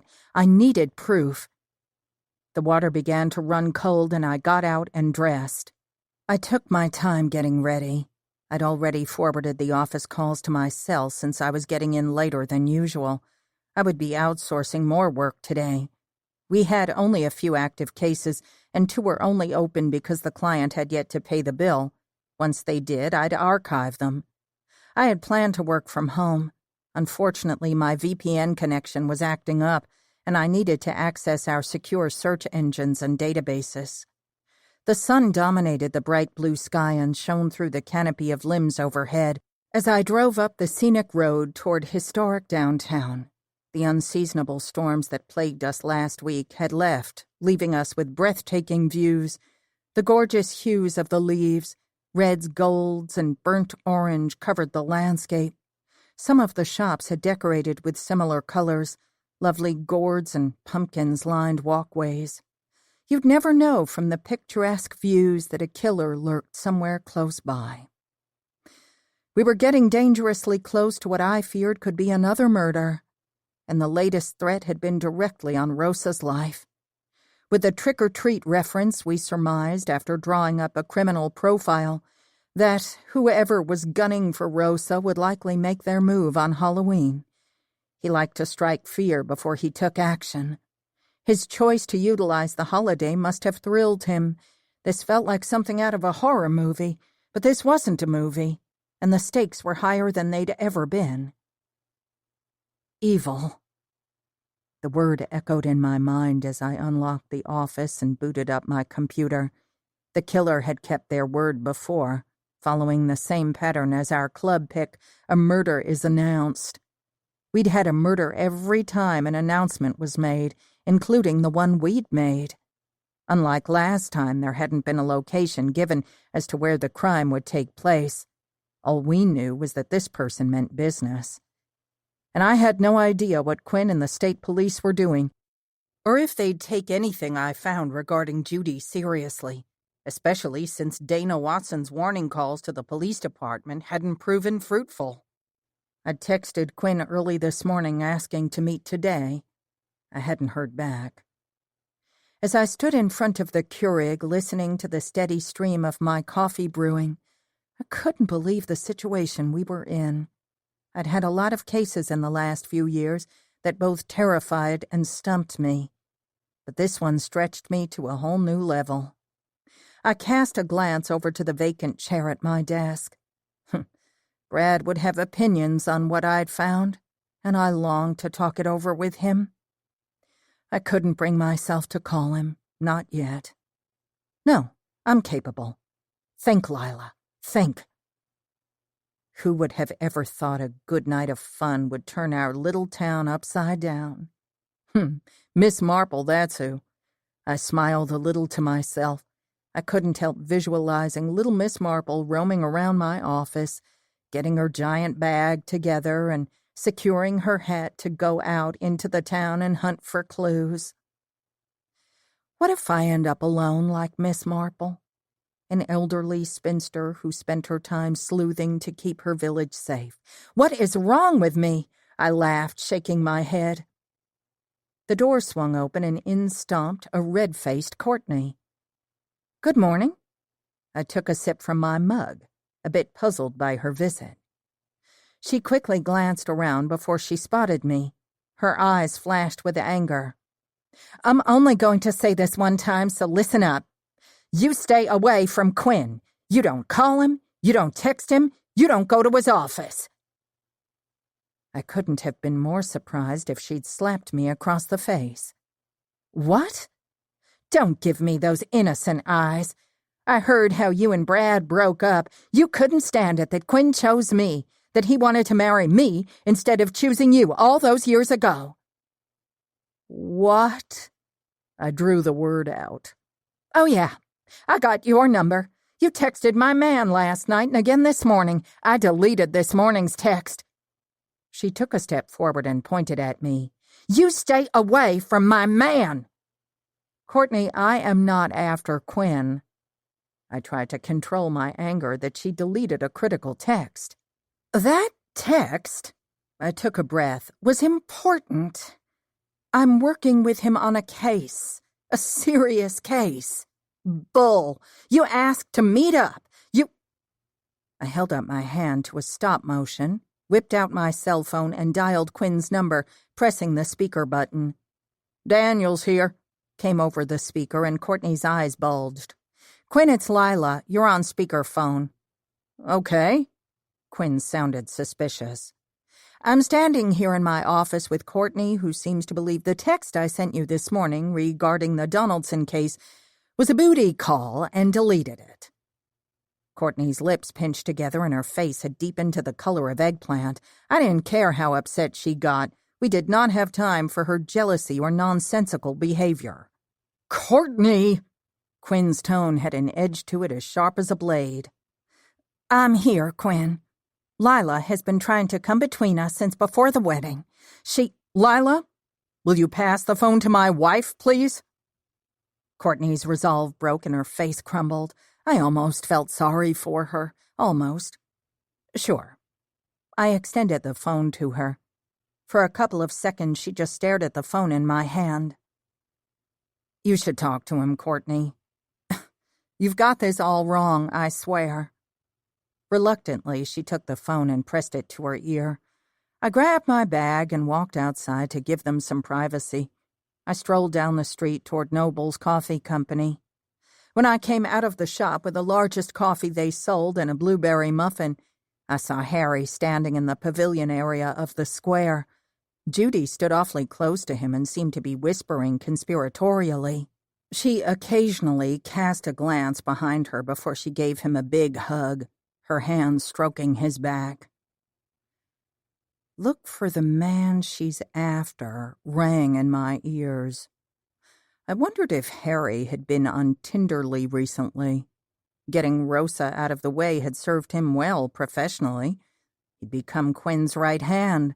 He'd know her buttons and how to set her up for failure, and had insight and understanding of how investigations work, and therefore how to avoid detection. But killing her would be a stretch. Unless he recruited Judy and she went off all half-cocked on her own. Maybe he'd used her and riled her up about Rosa. Maybe Judy had felt threatened by Rosa, and with Judy's belief that Rosa had a history of being a bunny boiler, it could be a plausible theory. That didn't explain Betty, though. Could Harry have two women working with him? He didn't strike me as the Casanova type. He wasn't what you'd describe as a handsome playboy. Maybe there was more to Harry than was visible. No, that didn't make sense. Could Patricia's murder have been unrelated, like Quinn suggested? I wanted to scream. The pieces were there, I just needed to put them together. When I got back to the office, Courtney had gone, and she'd left my cell phone on the desk. By it was a sticky note with one word written. Bitch. My God, I just couldn't win. I called Piper. "What you got for me?" I heard road noise. Piper was in transit. "I'm not sure yet. We alone?" I took a pinch off the muffin and nibbled it. God, those were good. "Yep, just you and me and the highway." "Okay. How close have you gotten to Harry?" I pulled the sticky note from the pad and wadded it up, tossing it in the garbage. "He's my new inside source at the precinct. It's easier dealing with him than with Quinn. That she-devil he married is something else." That coaxed a laugh out of me, one I needed. "Tell me about it. Courtney just paid me a visit to ward me off Quinn." She burst out laughing. "Better you than me." "Thanks, pal," I snickered. "Anyway, Rosa got a flyer. One that explicitly names her as the next victim and claims to have murdered Betty Smithson by mistake." "You're kidding." She sobered up. "I'm afraid not. All the rumblings you've been hearing about the department clearing Rosa are accurate." I knew she'd be in the loop. "Do we know what Betty what's-her-name was after? Good work on that, by the way." "Thanks, not yet. And I'm not sure how it all fits together, but I'm getting closer. I spoke to someone who gave me a tip on Judy Galloway." "I'm listening." I slowed my breathing. Do I share everything? "Lyla, come on. What about Judy?" I pushed off the desk, unwound my scarf, feeling warm, and spoke to her in a language she understood. "This is off the record, and I'm not giving you any specifics. This person specifically asked to be kept out of the news and the investigation. I'm serious about protecting my source. If I told her about the PFA, then she'd find out about Dana and her past troubles with Judy, maybe not at first because she didn't know where to look, but eventually. And I'd given Dana my word. Again, I'm listening." "Someone warned me to watch out for her. That's all. She has a reputation for being a little unruly." "Oh, I believe it. But I'm sensing there is more to this story than unruly." I paced the floor. There is. But I don't want it touched, Piper. I mean it. I hear you. And give me a minute to think about it. She literally took a full minute, or at least it felt like she had. Okay. Our working relationship is more important than an old scoop. You have my word. I won't go snooping and I won't betray you. Ever. I believed her. I gave her a summary of what I'd learned. Nothing specific. We need to keep an eye on Judy. We need to find out who she's close to and why she's still here. My God. You think she's involved with the killings? You think she and Betty were in it together? Though I'd never found a connection between Judy and Betty, there might be one. Or perhaps she was opportunistic and was a copycat. Betty certainly seemed unique in her crimes. My thoughts raced around in circles. I needed to rest before my brain could operate optimally. I don't know. All I know is that Judy's eager to disparage Rosa at every opportunity and to anyone who will listen. Don't you find that suspicious? Some woman waltzes into town and shows up at a book club party right when all hell breaks loose. She doesn't belong to any clubs in the area. I checked. Piper cleared her throat, and I could tell she hadn't. She'd taken Judy at her word. And why wouldn't she? Why would someone lie about something like that? You wouldn't suspect them if they were outspoken and eagerly sought FaceTime in the news. Why would a killer risk exposure? Most wouldn't, especially if they'd killed before. From the account I got last night, the woman is volatile. She never physically assaulted this person. She did, however, stalk her and her husband, terrorized her through her everyday life. But why? What was she after? Piper tried to make sense of what I was saying. She wanted her husband. She's credible? This woman you spoke to? She is the most credible source thus far. I fact-checked her claim. Okay. So you think Judy had issues with Rosa first, then moved on to your source, and then moved on to Sweet Mountain because she met someone here on a dating app? I sat down on the edge of the desk. That was one of the things I loved about Piper. She caught on quickly. Maybe. And there's something else. I told her about what Dana had said about calling the police department. And I just saw Judy hanging on Harry, right out in the open, which seems to be her M.O. I don't know if she's using Harry or if he's involved. She finished my thought. I'll see what I can dig up on my end. Thanks. And fast, Piper. We don't have much time. Chapter 42. That night, Melanie and Rosa were at my house. We had dinner together. Rosa picked at her food, depression written all over her. Melanie came down the stairs with a throw blanket I kept on the edge of my bed, and she put it over Rosa, who stared at the TV. She cast worried glances around as I put the dishes in the dishwasher. I needed to help Rosa regain her focus. She needed to be on guard, to be watchful and vigilant. After I washed up and dried my hands, I moved into the living room and cut off the television. Rosa, I know this is a nightmare. I get that you're dealing with a lot, but I need you to help me out here. I perched on the edge of the sofa. I'm struggling to put all these pieces together. She rolled her head to face me. Are you sure you've never encountered Judy Galloway before? Has anything come to you since our last conversation? Maybe you met her at a bar back home, or maybe she was a friend of a friend. Rosa took a deep breath and let out a long sigh before shaking her head. What about old boyfriends?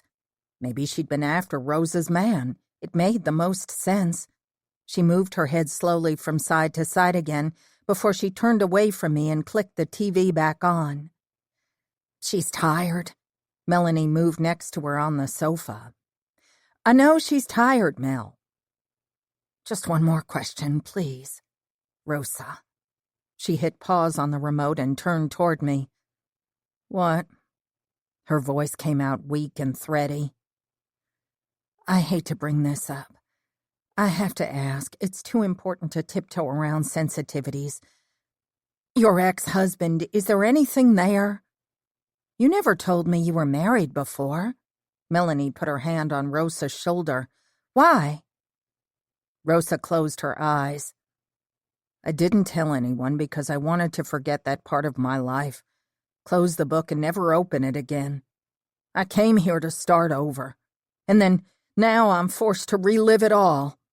You have no idea what it's like to live and work with such a controlling person. Someone who can push all your buttons at once and be forced to grin and bear it. That's why I never said anything. And he swore he wouldn't reveal himself to anyone in Sweet Mountain either. I'm sorry this is so painful. I truly am. And normally I wouldn't bring it up, but...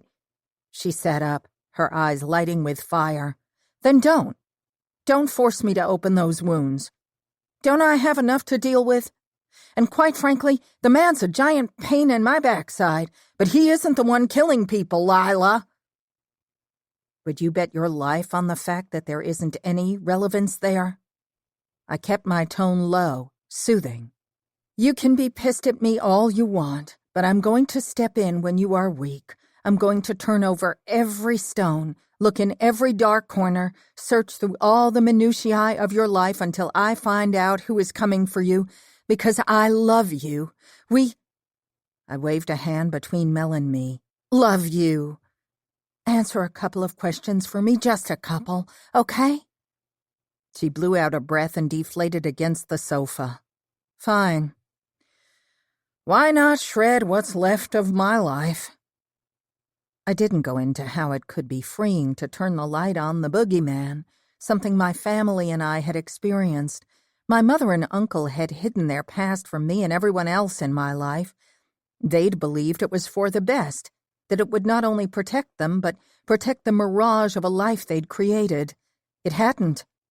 What they had achieved was to create distance between us. Until one day the past came after them. It's like all the good old boys say around here, the past has a way of coming back and biting you in the ass. Thankfully, we'd been able to grow and heal through it all. Maybe this had nothing to do with Rosa's past. Perhaps I was completely wrong. I had to know. To be the best friend I could be to her, I had to ask. Are there other directions I should look? What name should I be searching for? Trust me to be discreet. She stared at me. Something odd swam in her dark gaze, something I'd never seen in her eyes before. Fear. She got up and slogged her way over to the table. She scribbled a couple of names onto the notepad I had open there. I waited for her to finish, forcing myself to remain where I sat. She didn't say another word, but sat back down on the sofa, turned up the television. Melanie wrapped an arm around her shoulders as tears began to make little tracks down her cheeks. I pushed off my knees and stood. I read the scribbled names on the pad, and my pulse accelerated. I needed more information. I sat down and got to work. I wanted context regarding the names on the pad to understand the history. Rosa wouldn't be giving me any of that just yet. I'd give her an hour or so. We didn't have a lot of time, so I ran searches on what I had.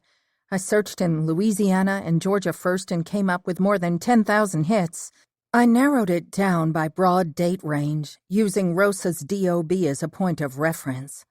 The Tinderly app pinged my phone. I glanced down where I'd set it up on the kitchen table beside my computer. I had a potential match. Goody goody. A man with gray hair and deep blue eyes smiled back at me. I was instructed to swipe left to reject and right to accept. Leaning against the backrest, I swiped left. A thought struck me. Could I search for Judy Galloway on the app? Maybe even be able to check her matches? When I couldn't figure out how to manage it, I gave it a Google.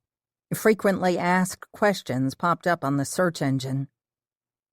You can only search for a specific person on Tinderly if you're matched with that person. To search for someone in your match list, tap the message bubble icon on the main screen. Press and pull down on the screen until a search bar appears. Type that person's name in the search bar. Ugh. Think, Lyla, think. It was all right here. I glanced over at my copy of A Murder is Announced. Gran had been flipping through it while she ate breakfast this morning. Where was Miss Marple when you needed her? I picked up the book and gawked at the bright yellow on a few of the pages. Gran had taken a highlighter to the book, something I would never do or allow. For Gran, I'd make an exception. I read a few highlighted passages and shook my head. I paused and reread the last passage, where Agatha had once again proved how incredibly wise she'd been. Her analysis of a weak person rang true. From my experience, when a vulnerable person became frightened, they became savage, like a cornered animal. Terror could evoke strange and terrifying responses from certain people. I glanced over at my friend sitting on the sofa. The passage hadn't exactly described Rosa, but I suppose this was why I'd considered her involvement. She'd been pushed and pulled in so many directions that she'd nearly cracked. Anger fueled me all over again. I directed the energy toward this case, something useful. Puzzle Gal 7, a.k.a. Dana Watson, came to mind. Maybe the killer has been with us all along. Maybe. Lightning struck. Oh, my God. Hiding in plain sight. The brilliance astounded me. How could I have missed that? How? I pulled up public records and dug even deeper. It was good to have access to so much information. People never realize how much information is floating out there. You can find out anything about anyone. You simply have to look and wait and pluck it from the air. I got a hit. My heart began to pound against my rib cage. I had a full name and DOB. I plugged the information into the extensive search database. There you are. I ran the screenshot through facial recognition software and smiled. Hello, mastermind. Gotcha. Chapter 43. Piper and her cameraman set up at the pavilion area of the square. They made sure to take their time moving from the van to the pavilion. Some of the Jane Does came to show their support of a fellow club member. I sent a group text out alerting everyone of this morning's events and told everyone available of their parts to play. 11 seemed like the appropriate time.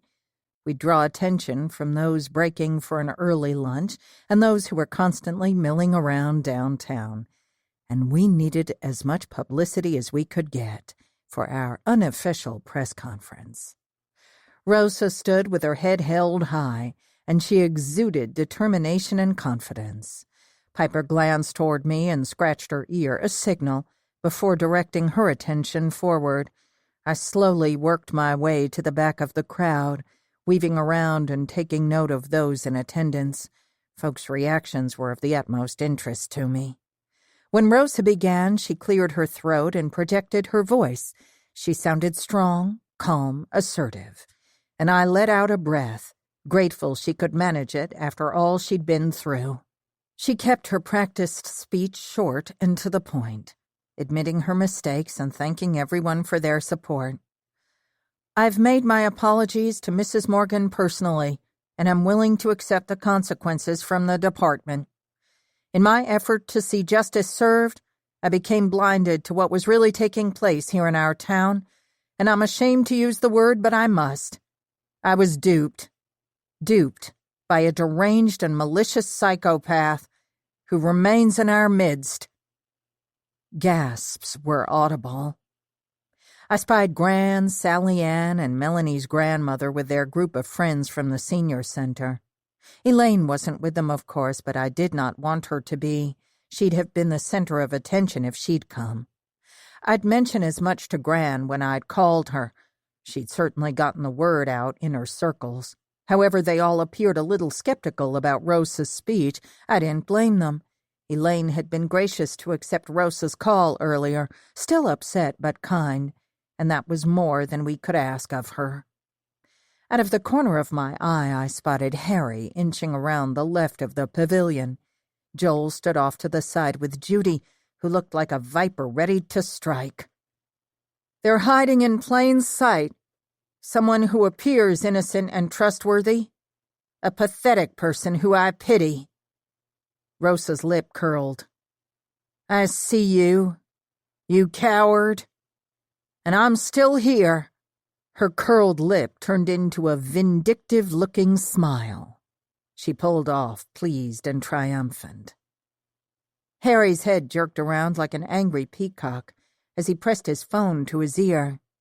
Accusations and suppositions were flying from the crowd as Rosa stepped from the stage. A weak person can get quite savage when either frightened or cornered, floated through my head. Sirens blipped in warning as a cruiser rolled up, but it was too late. We all dispersed quickly as planned, everyone going to their respective vehicles.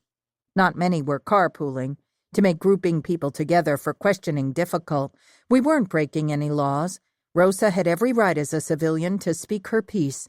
They could charge her with attempting to hinder an investigation, though. It was a calculated risk. I hugged my grandmother and greeted her friends briefly before making my way up the square toward the office. I'd parked behind the building today to avoid any confrontations. My idea hadn't fooled Chief Quinn Daniels. He stood leaning against the hood of my car, where I'd backed it in front of the Cousins Investigative Services emergency exit, dressed in plain clothes. "We need to talk." He kept his voice low. Anyone who knew Quinn understood. It wasn't when he shouted and became loud that you needed to worry. It was when his voice was low that stirred nerves. "Okay." I folded my arms and kept a few feet between us. He held out his hand for my keys. "Let's go for a drive. I'm not doing this on the street." Doing what? I wanted to ask, but didn't.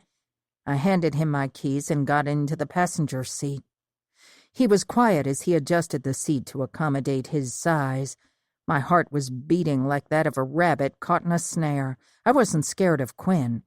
I was scared he'd attempt to blow my plan, the only plan I believed would work to save my friend.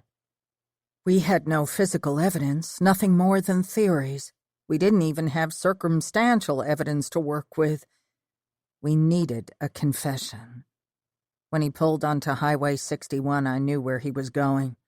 I didn't say anything until he parked in the little graded dirt area utilized for parking for Red Top Mountain. "Why have you brought me here?" He opened the door and glanced over at me. "I need to get out and I need to talk to you. And we won't be overheard out here." "Do I look like I'm dressed for hiking?" I motioned to my green tunic, skinny jeans, and high-heeled knee boots. "You always keep a sweatshirt and boots in the trunk?" He reached under the dash, and the little click signaled the trunk had released. Of course he'd remember that. I did hike this time of year with a 6-pack of Gatorade and a hiking pack. After a quick mental debate, I decided I'd go with him. I needed to know what was on his mind. I could spare a few hours, and he was right. Out here we wouldn't be overheard or seen at this time of day, and those we might pass wouldn't pay much attention. A good thing, since his new bride was so jealous and clearly disliked me. More importantly, Rosa would be with Melanie and on alert. He dropped my workout duffel bag in front of my open passenger side door and watched as I unzipped my boots and laced up my hikers. He slung my hiking pack onto his back and walked ahead toward the trail entrance, while I changed into my hoodie and locked my purse in the trunk. I wouldn't lie to myself and say I wasn't worried that perhaps we'd pushed a little too far and the killer or killers might deviate from their plan. But I had to trust Rosa and Melanie would be fine. I sent a quick voice message from my watch to let them know I'd be late. Chapter 44. How did life turn out this way? Quinn asked as we started up the path. My God. Sweet Mountain has always been a town low in crime. Horrible people do horrible things, and it's up to people like us to stop them. I wound my hair up into a messy knot atop my head and secured it with an elastic. Yes, but does that have to affect every aspect of our lives? Quinn set a punishing pace, and my thighs were already burning. I didn't used to think so, but apparently it does.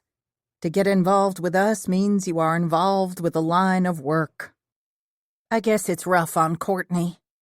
From her visit earlier, it certainly seemed to have affected her mental state, and Brad thought being with someone outside law enforcement would increase his chances of peace and a break from it all. Maybe he'd find someone who could provide the distance he needed. Look at Quinn and Courtney. Ha! Quinn pushed his pace even further, and I had to dig deep. At this rate, we'd burn out before we made the first mile. He'd chosen a moderate trail, and it was more challenging to navigate the falling debris after it had accumulated with the frequent rainfall. Then Quinn went down hard, sliding in a mud puddle and nearly going off the steep side. Quinn! I rushed toward him and went down on my knees. I'm fine. Damn it. Just didn't look where I put my feet. He wouldn't let me help him up. I took the pack from him, even though he grumbled.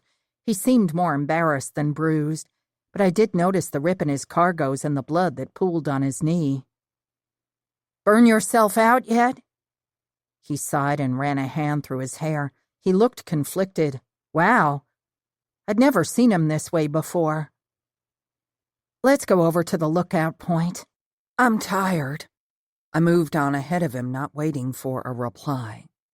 We didn't talk for the 10 minutes it took to reach the giant boulder nestled in the densely wooded area overlooking the lake. The roots of the trees jutted out, making steps down the cliff to the rocky beach. I unscrewed the top of a lemon-lime Gatorade and took a sip. I set one on the rock next to me for Quinn. I watched the waves roll in. They were frequent from the boats roaring around the lake. I'm sorry about what happened the other day. Courtney is a little much sometimes. He unscrewed the top of the bottle and settled on the rock next to me. We sat there, shoulder to shoulder, as we'd done decades before when we were kids. She's certainly no fan of mine. I took another sip of the bottle. She's not a fan of anyone she perceives as a threat. And she perceives lots of threats. People who I confide in about cases. Things I can't talk to her about. Things I don't want to talk to her about. He rubbed the perspiration from his forehead. To your earlier point that the job flows into our personal lives. I nodded and turned my face toward the breeze, welcoming it. You and Brad? We're done. We want different things. He took another sip from the bottle. He's a fool. Really? He wants the same thing you have. A woman who isn't in law enforcement of any kind. A separation from the job when he goes home. I shrugged. He fought a snort. As I said, he's a fool. I appreciated Quinn's attempt to console me. It was a kind gesture. But I didn't like the territory we'd gone into. If Quinn was second-guessing his marriage, I didn't want to be the one he confided in. No, Brad's okay. He's a good guy, really. And he'll find a woman who will revel in his protection from the big bad world. It'll give him a sense that he can truly make the world a better place. He'll provide safety and security to a wife and kids, create a little bubble for them to live in and not be tainted by the evil outside. It'll make him feel powerful, feed his need to protect and care for someone. For a family. I tucked a hair that had escaped my bun and tickled my cheek back into the knot. And he couldn't create that world with you because of a job. He shook his head. Even if I'd agreed to leave my job, I know what's out there. And I want to make a difference as well, to be a change agent in our town and world, and I sighed. I'm one of those people who loves a good case. Sometimes it gets to me, sure, the sheer evil that resides in some people, but I can handle it. It's my calling. I'm right where I need to be, doing exactly what I'm supposed to be. You sound healthy, like you're in a really good place about the breakup. I turned toward him and smiled. I am. I cared for Brad, care for him still. I want him to be happy, to find what he's looking for, and I am fully aware that I'm not right for him. We were good for each other, helped each other grow. It ran its course. I pulled my pack on my lap, unzipped the front pocket, and extracted my first aid kit. Wow. Wow? I positioned myself where I could treat his knee with antiseptic. He had debris in the wound, so it took a couple of treatments. Wow, in a good way. I'm happy you're okay. He sucked in a breath, gritting his teeth. Such a baby. I laughed and put a Neosporin Band-Aid over his knee. I was a fool, too. Quinn placed his hand over mine, which was still on his knee. His eyes searched mine. Quinn, I warned, and tried to pull my hand away. He closed his eyes and sighed. No, I'm not coming on to you. I just want you to know that I still love you. I will always love you, and you will always have me. I'll have your back, no matter what. I pulled my hand away and got down from the rock. You're not coming on to me? Declaring your eternal love for me? He scratched his head and stood. It's not coming out the right way. I'm so good at talking to everyone else except you. What I'm trying to say is that I should have seen you, the real you, not the fabricated version I created in my head, not the life I imagined you living, but you. You're right. You're where you should be. Brad will see it too, just like me, and he'll have regrets like I do. I am in love with Courtney. I'm going to make it work with her if it kills me. She'll adjust to what life with me looks like and the people in it. I won't be giving up my friends, won't. He pierced me with his cool blue gaze, and I understood what he was saying and smiled. I love you differently. More friendly, maybe even like a sister. I shuddered. I'm not your sister, Quinn. He scratched his head. No, I know. Yeah, that sounds bad now that I consider it. I'm not making much sense, am I? I smiled. Yes, you are. Quinn wanted me to know that he'd always be my friend, that I didn't have to change a thing about myself. He loved me for the girl I'd once been and for the woman I was. It had come out all wrong, but I got it now. I hope I can count on the same from you.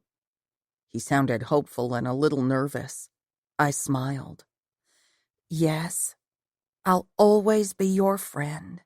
And I sighed. I'll try with Courtney. Thank you.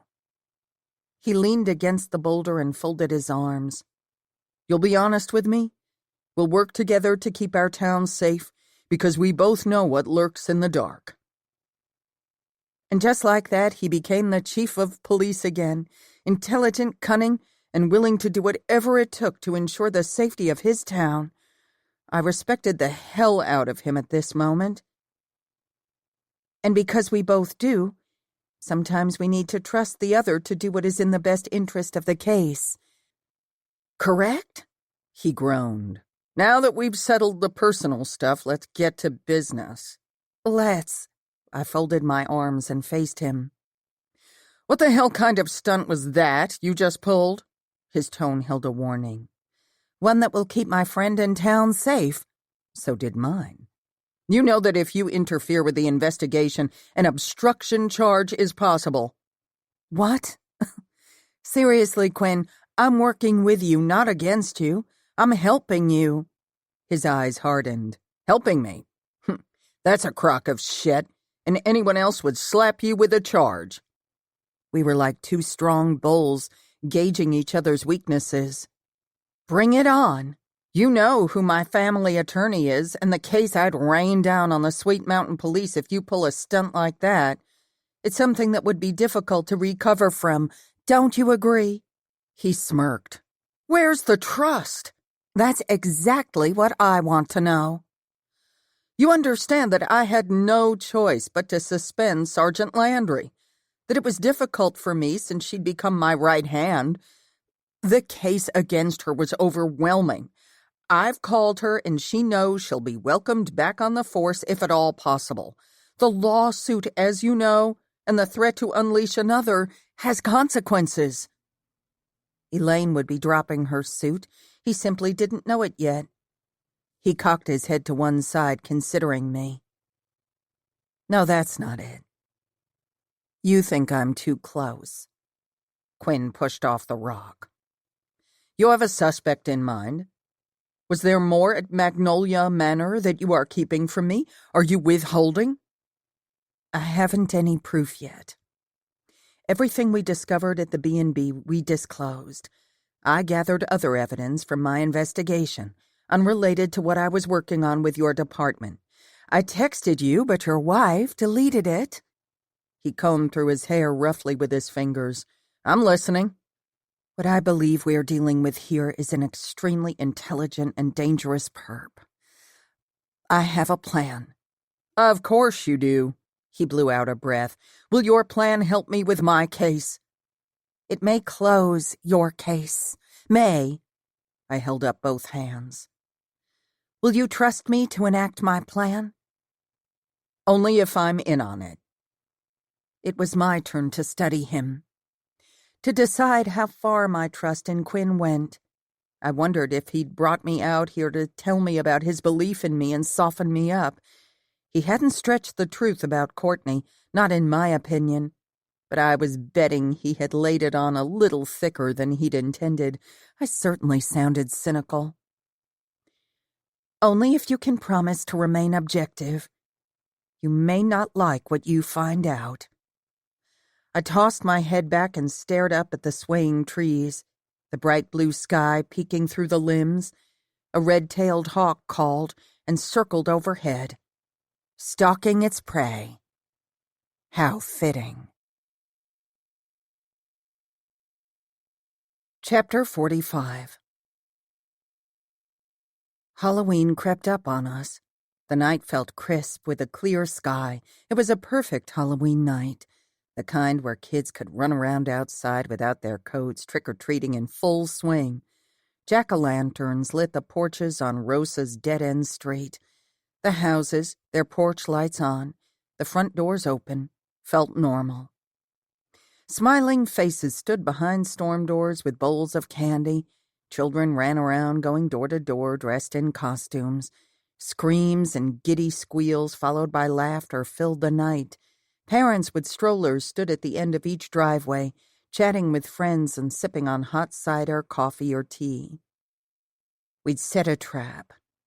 We'd taken every precaution, made every adjustment to ensure Rosa's safety. We'd all struggled with using our friend as bait. It was the only way, and we all knew it. Rosa had insisted she was up for the task, and her press conference had hit YouTube and made its way around the internet and onto the message board that we were aware the killer utilized. We admired our friend. After I'd shown her my findings, she'd become energized by the same indignation I felt 10 times over. Answers had invigorated her, making her determined to put an end to her torment, to remove the veil the killer had taken to hide behind. She'd been infuriated with herself for not seeing it, and even more so for wallowing. Like the rest of us, Rosa forgot she was human sometimes, that she was allowed to make mistakes and brood when needed. I slipped inside the sliding glass door on Rosa's back deck. Melanie closed the door of the shed in Rosa's backyard, leaving a crack. She flashed her phone at me, signaling she was ready and in position, while Rosa gave out the last of her candy and shut off the porch light. The other Jane Does were spread out inconspicuously around the street, dressed in Halloween costumes and on alert. Now that we knew who we were looking for, they wouldn't get by undetected. I crept to the back of the house, down the hall, and out of sight. Rosa went through the motions of her bedtime routine. She took her time washing her face and dressing in her pajamas before fluffing her pillows and rearranging them just right. Then she shut off the lights and settled in to wait. The sound of gunfire caused us to bolt from our hiding places. A text came through from our group message seconds before I made it to the front of the house. "Stand down. Just kids setting off firecrackers in metal garbage cans." We moved back to our posts, thankful we hadn't given ourselves away. The seconds ticked by, gruelingly slow. Seconds turned into minutes, and minutes grew into more than an hour. And nothing. Not a peep. I sent a message in our group chat. "A visual? Anything?" Little dots lit up my screen. "Nothing," came from Melanie. "All quiet, and the trick-or-treaters are winding down. Joel and I will have to get going or we'll draw attention," came from Tammy. "Okay. Thanks, Tammy and Joel. Keep your eyes peeled on the way to your cars." "Will do," came from Tammy. 10-4 came from Joel. An hour later, when still nothing had transpired, I sent a text to Melanie. "How are you holding up?" She had to be getting cold out there. "Lyla." "Anything?" Rosa whispered. She hadn't taken her phone with her. She didn't want the light to give her away. "No. All clear." 5 minutes passed, and nothing came from Melanie. I pushed the door open a sliver more and slid through the crack. "I'm going down to check on Mel. She's not responding to my texts." "I'll come with you." I heard rustling. "No, stay put, just in case. Maybe Mel's cell battery died. I'll be right back." I didn't believe that. I'd checked and double-checked everyone's battery life before we arrived. I slowly walked down the little narrow hallway, cringing at all the creaks the floorboards made. Old houses were impossible to sneak around in undetected. I slid around the wall and into the kitchen. I took a chance to sneak a peek out the little window over the sink. I froze. Someone had placed a rake between the handles of the old shed. Either Melanie was stuck inside, or... My breath came in pants, and I'd started to bolt out the back door when the doorknob rattled. The pounding in my chest ratcheted up. I slunk into the dark corner of the kitchen and stayed absolutely still. The door shook once, twice, and I thought someone would burst their way inside. Suddenly, it creaked slowly open. Blood thrummed in my ears. My hand slid to my gun holster as 2 figures crept into the kitchen. The plan had been to allow the intruder to come inside, to go for Rosa, and she'd be ready with me as backup. But we'd expected only one intruder, not 2. One was in a glow-in-the-dark skeleton Halloween costume. I recognized the gait. "Her bedroom is in the back of the house." I recognized that voice. Slowly, I crouched below eye level. The shorter one in a ski mask nodded and grabbed a butcher knife from the block on the counter, not 5 feet from where I crouched, and started down the hallway. Thrown by the discovery, I unclicked my holster and the snap caused them both to go on alert. "What was that?" A woman's voice. Judy's voice. "I don't know." Joel pulled the mask from his head. "I can't see in this stupid thing." His head moved around, and I could imagine that his eyes were attempting to adjust. "Anyone there? That girl didn't get out of the shed, did she?" I let out a little sigh. If Judy was worried about Melanie breaking free, then she was alive. Joel glanced out the door and then closed it softly behind him. "No," he said in a stage whisper. "The rake is still in place. Get this done. We're running short on time." What is Joel doing? Whose fault is that? Judy snapped back. When I heard the bedroom door creak open, I moved from my hiding spot. Joel stood outside the bedroom door, loud maniacal screams shouting, "Die, whore! Die!" erupted from Rosa's bedroom. "Oh my God, Lyla!" Joel screamed, both hands going to his mouth. "Get the light!" I charged past Joel, who obeyed my command as I pulled my gun. "Freeze!" Stuffing from the mattress floated through the air as Judy's mouth fell agape, her eyes blazing. She raised her knife and started for Joel and me. "Sweet Jesus! Shoot her!" Joel yelled. The lunatic actually thought she could beat out a bullet. Suddenly, Judy screamed like a banshee, and the knife fell from her hand. Blood welled from her leg. Rosa acted quickly, rushing from beneath the bed, and in seconds had Judy on the floor and her hands cuffed behind her. A box cutter I'd not expected lay beside Judy, the box cutter Rosa had used on her ankle. "Thank God," Joel said from the floor. I went to check on him, having no idea how he'd ended up there. "What were you thinking?" He shook his head, tears streaming down his cheeks. "At the hotel, she started to wonder if Rosa's press conference was a trap. I had to do some quick thinking to get her to buy it. She thought I hated Rosa as much as she did, and when I suggested someone should take care of her, she sort of invited me along. I didn't want to say anything and ruin the plan." "You stupid piece of sh—" Rosa silenced Judy with an accidental thump of her face against the floor, while she read Judy her rights and jerked her to her feet. Joel staggered to his feet, his eyes as round as saucers. "Melanie, she's in the shed. Go let her out, please, and y'all head out. We'll take it from here." He nodded and hurried down the hallway. "I need a doctor. I'm bleeding to death," Judy wailed. There was no way that the nick on her ankle would end her life. Rosa propped Judy up against the wall and knelt in front of her. "Yeah, you might. How about I give you a chance to come clean here and now? There was no harm done except to my mattress and a nick to your ankle. Prison wouldn't be a good place for a woman like you." Judy shouted a couple of expletives and turned her head away from Rosa. "I'm not going anywhere. I have friends in high places, people in law enforcement that will pin this on you." Rosa raised her brows. "Right. And pigs will fly tomorrow." I let out an exaggerated sigh. "Judy, you've been taken advantage of, manipulated by a man who has made a habit of manipulating people in situations to get what he wants in life, just like he used Betty. He met her on the same dating app he met you on." "That's a lie. You're trying to get me to roll on the man I love. Rosa is jealous and wants him." She squinted at me. "Or maybe you want him.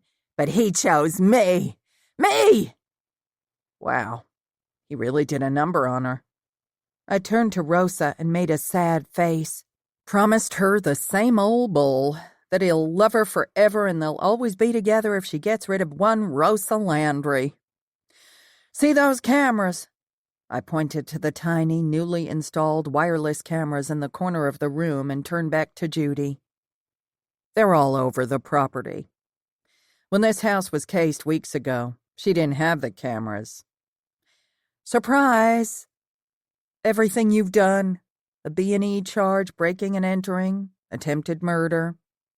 One of our little wireless friends there captured everything. And now the footage is in the cloud waiting for us to access it and use it against you. The cops are the next street over waiting for our call.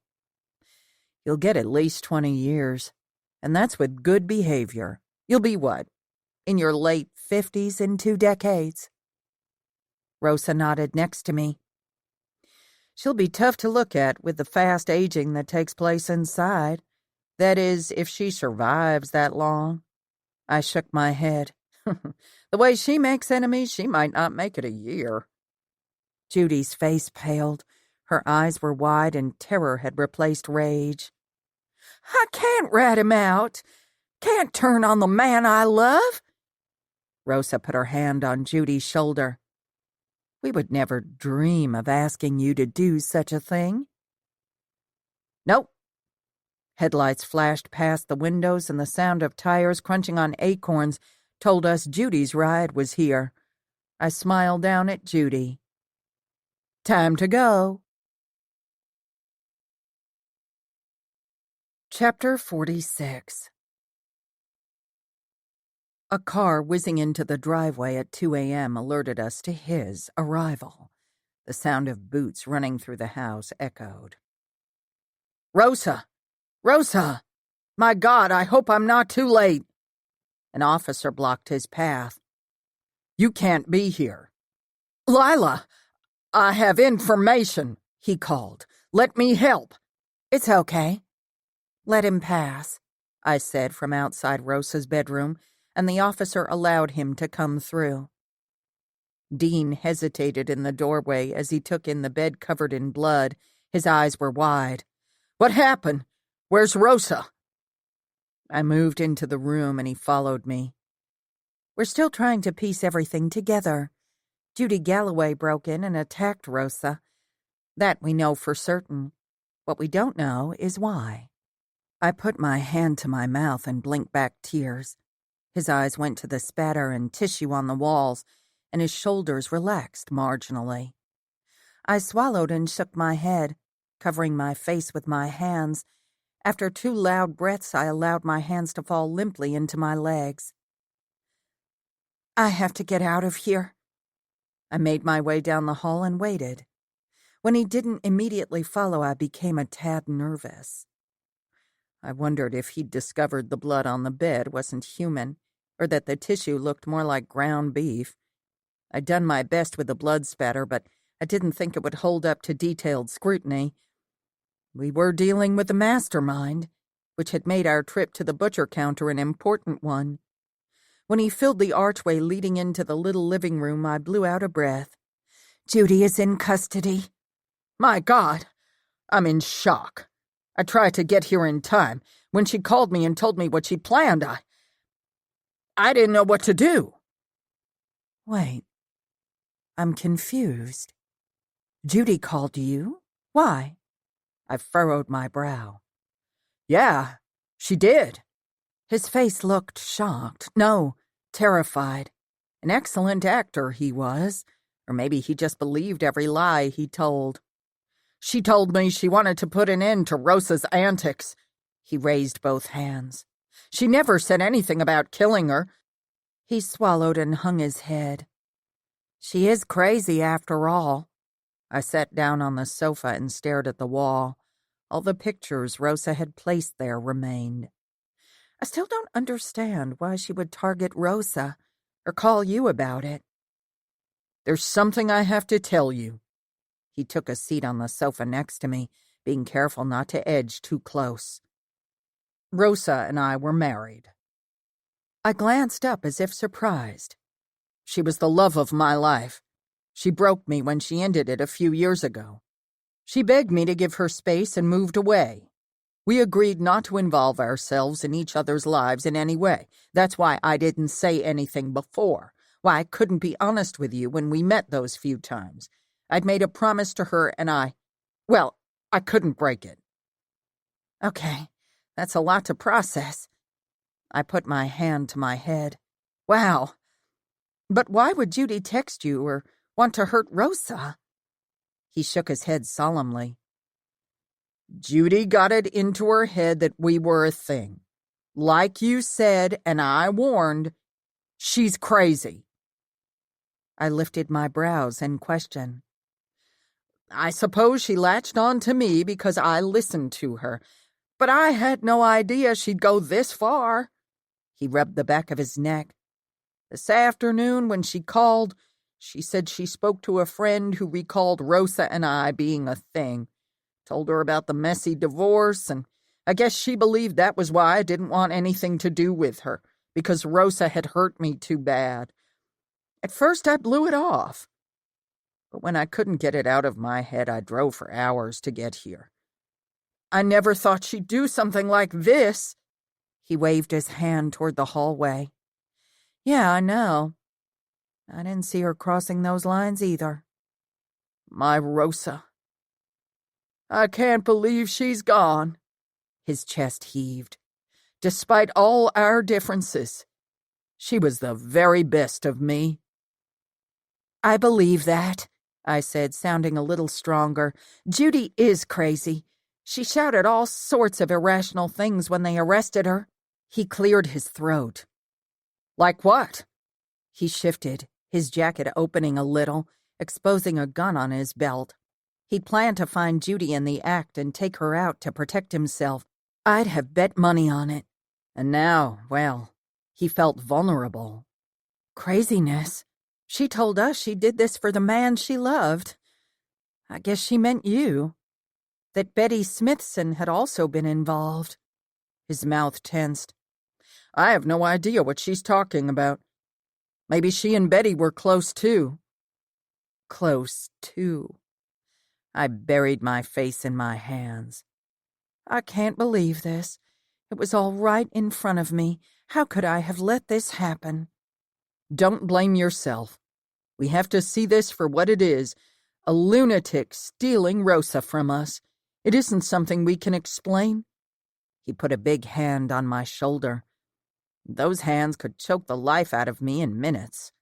We both loved Rosa. We can help each other get through this. Why don't you come out of town with me for a while? We can go somewhere and heal. That's what Rosa would have wanted. You think? I glanced up at him and put my hand on his cheek. I hope I looked weak and feeble, a damsel in distress. He smiled then. Yes.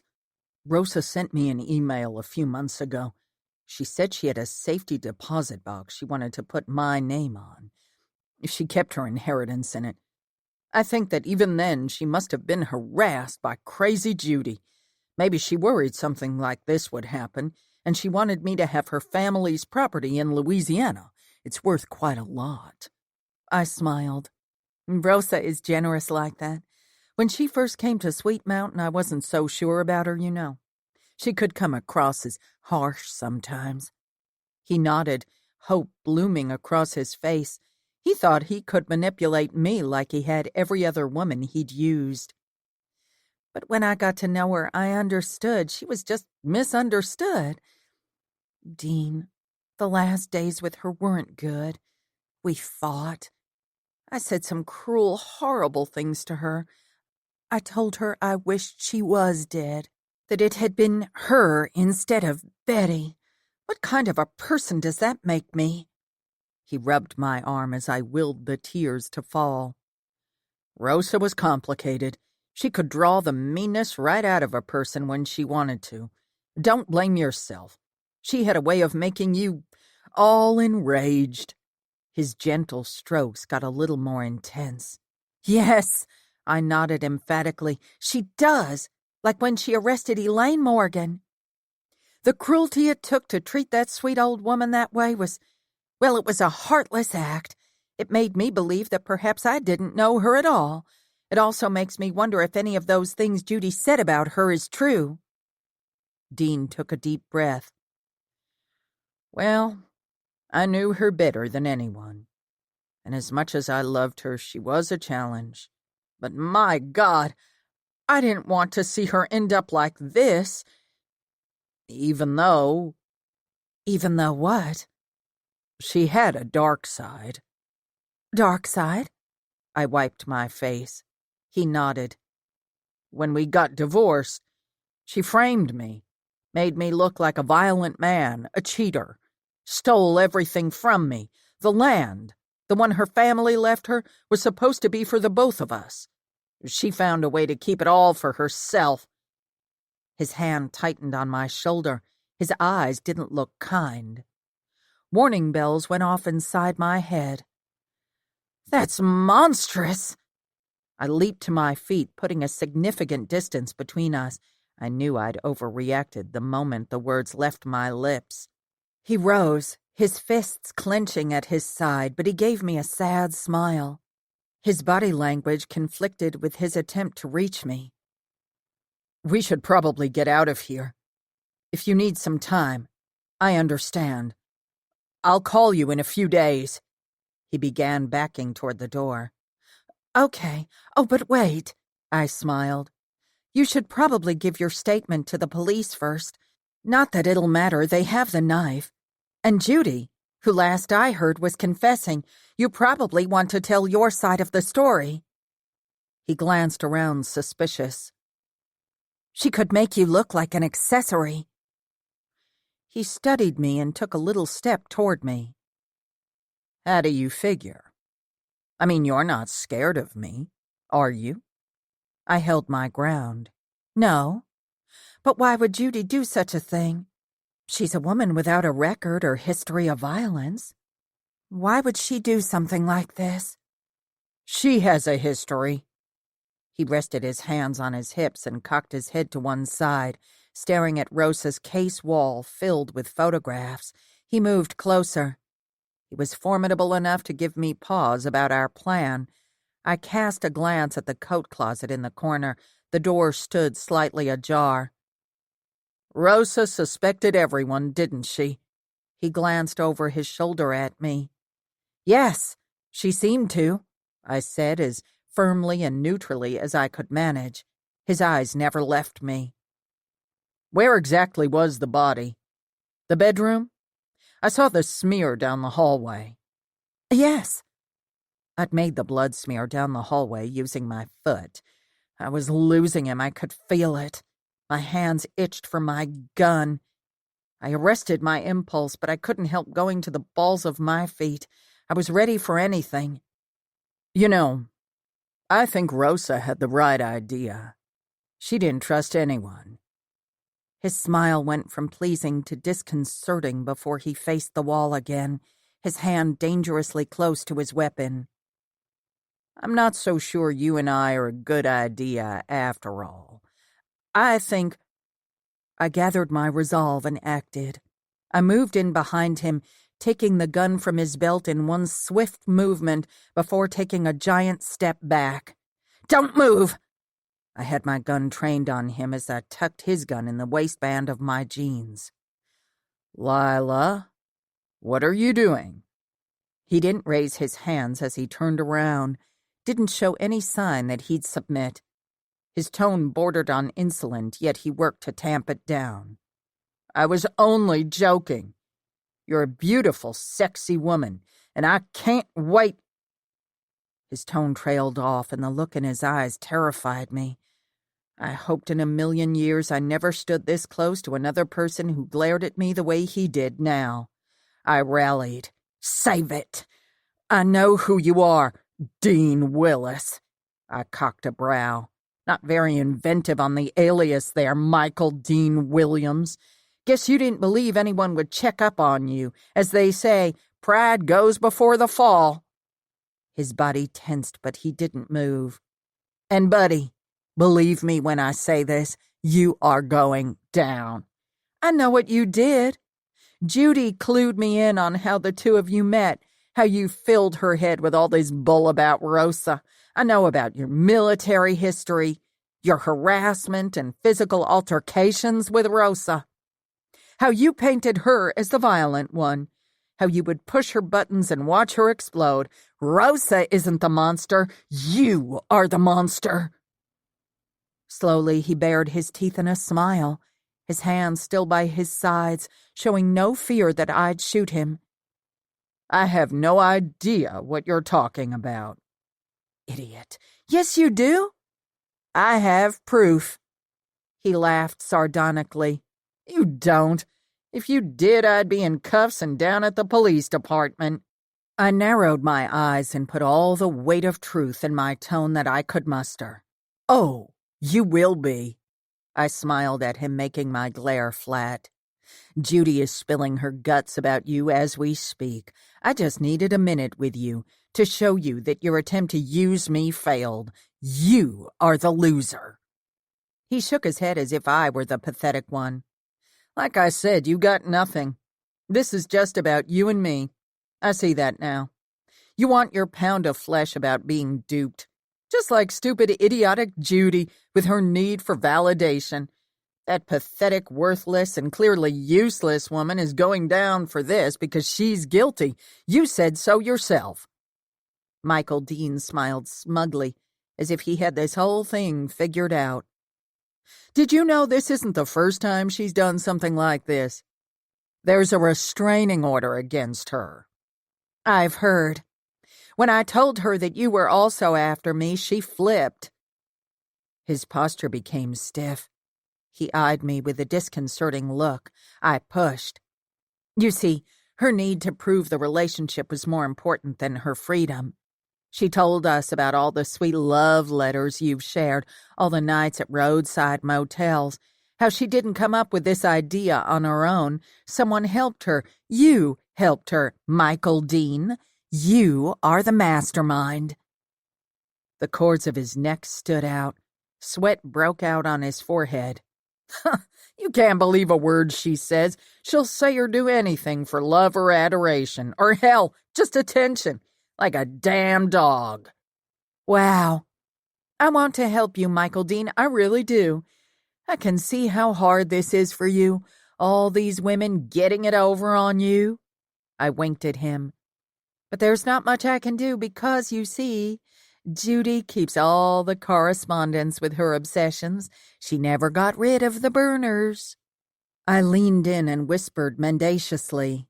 She kept everything. Tension rolled off him in steady waves. No. I could almost see him vibrating.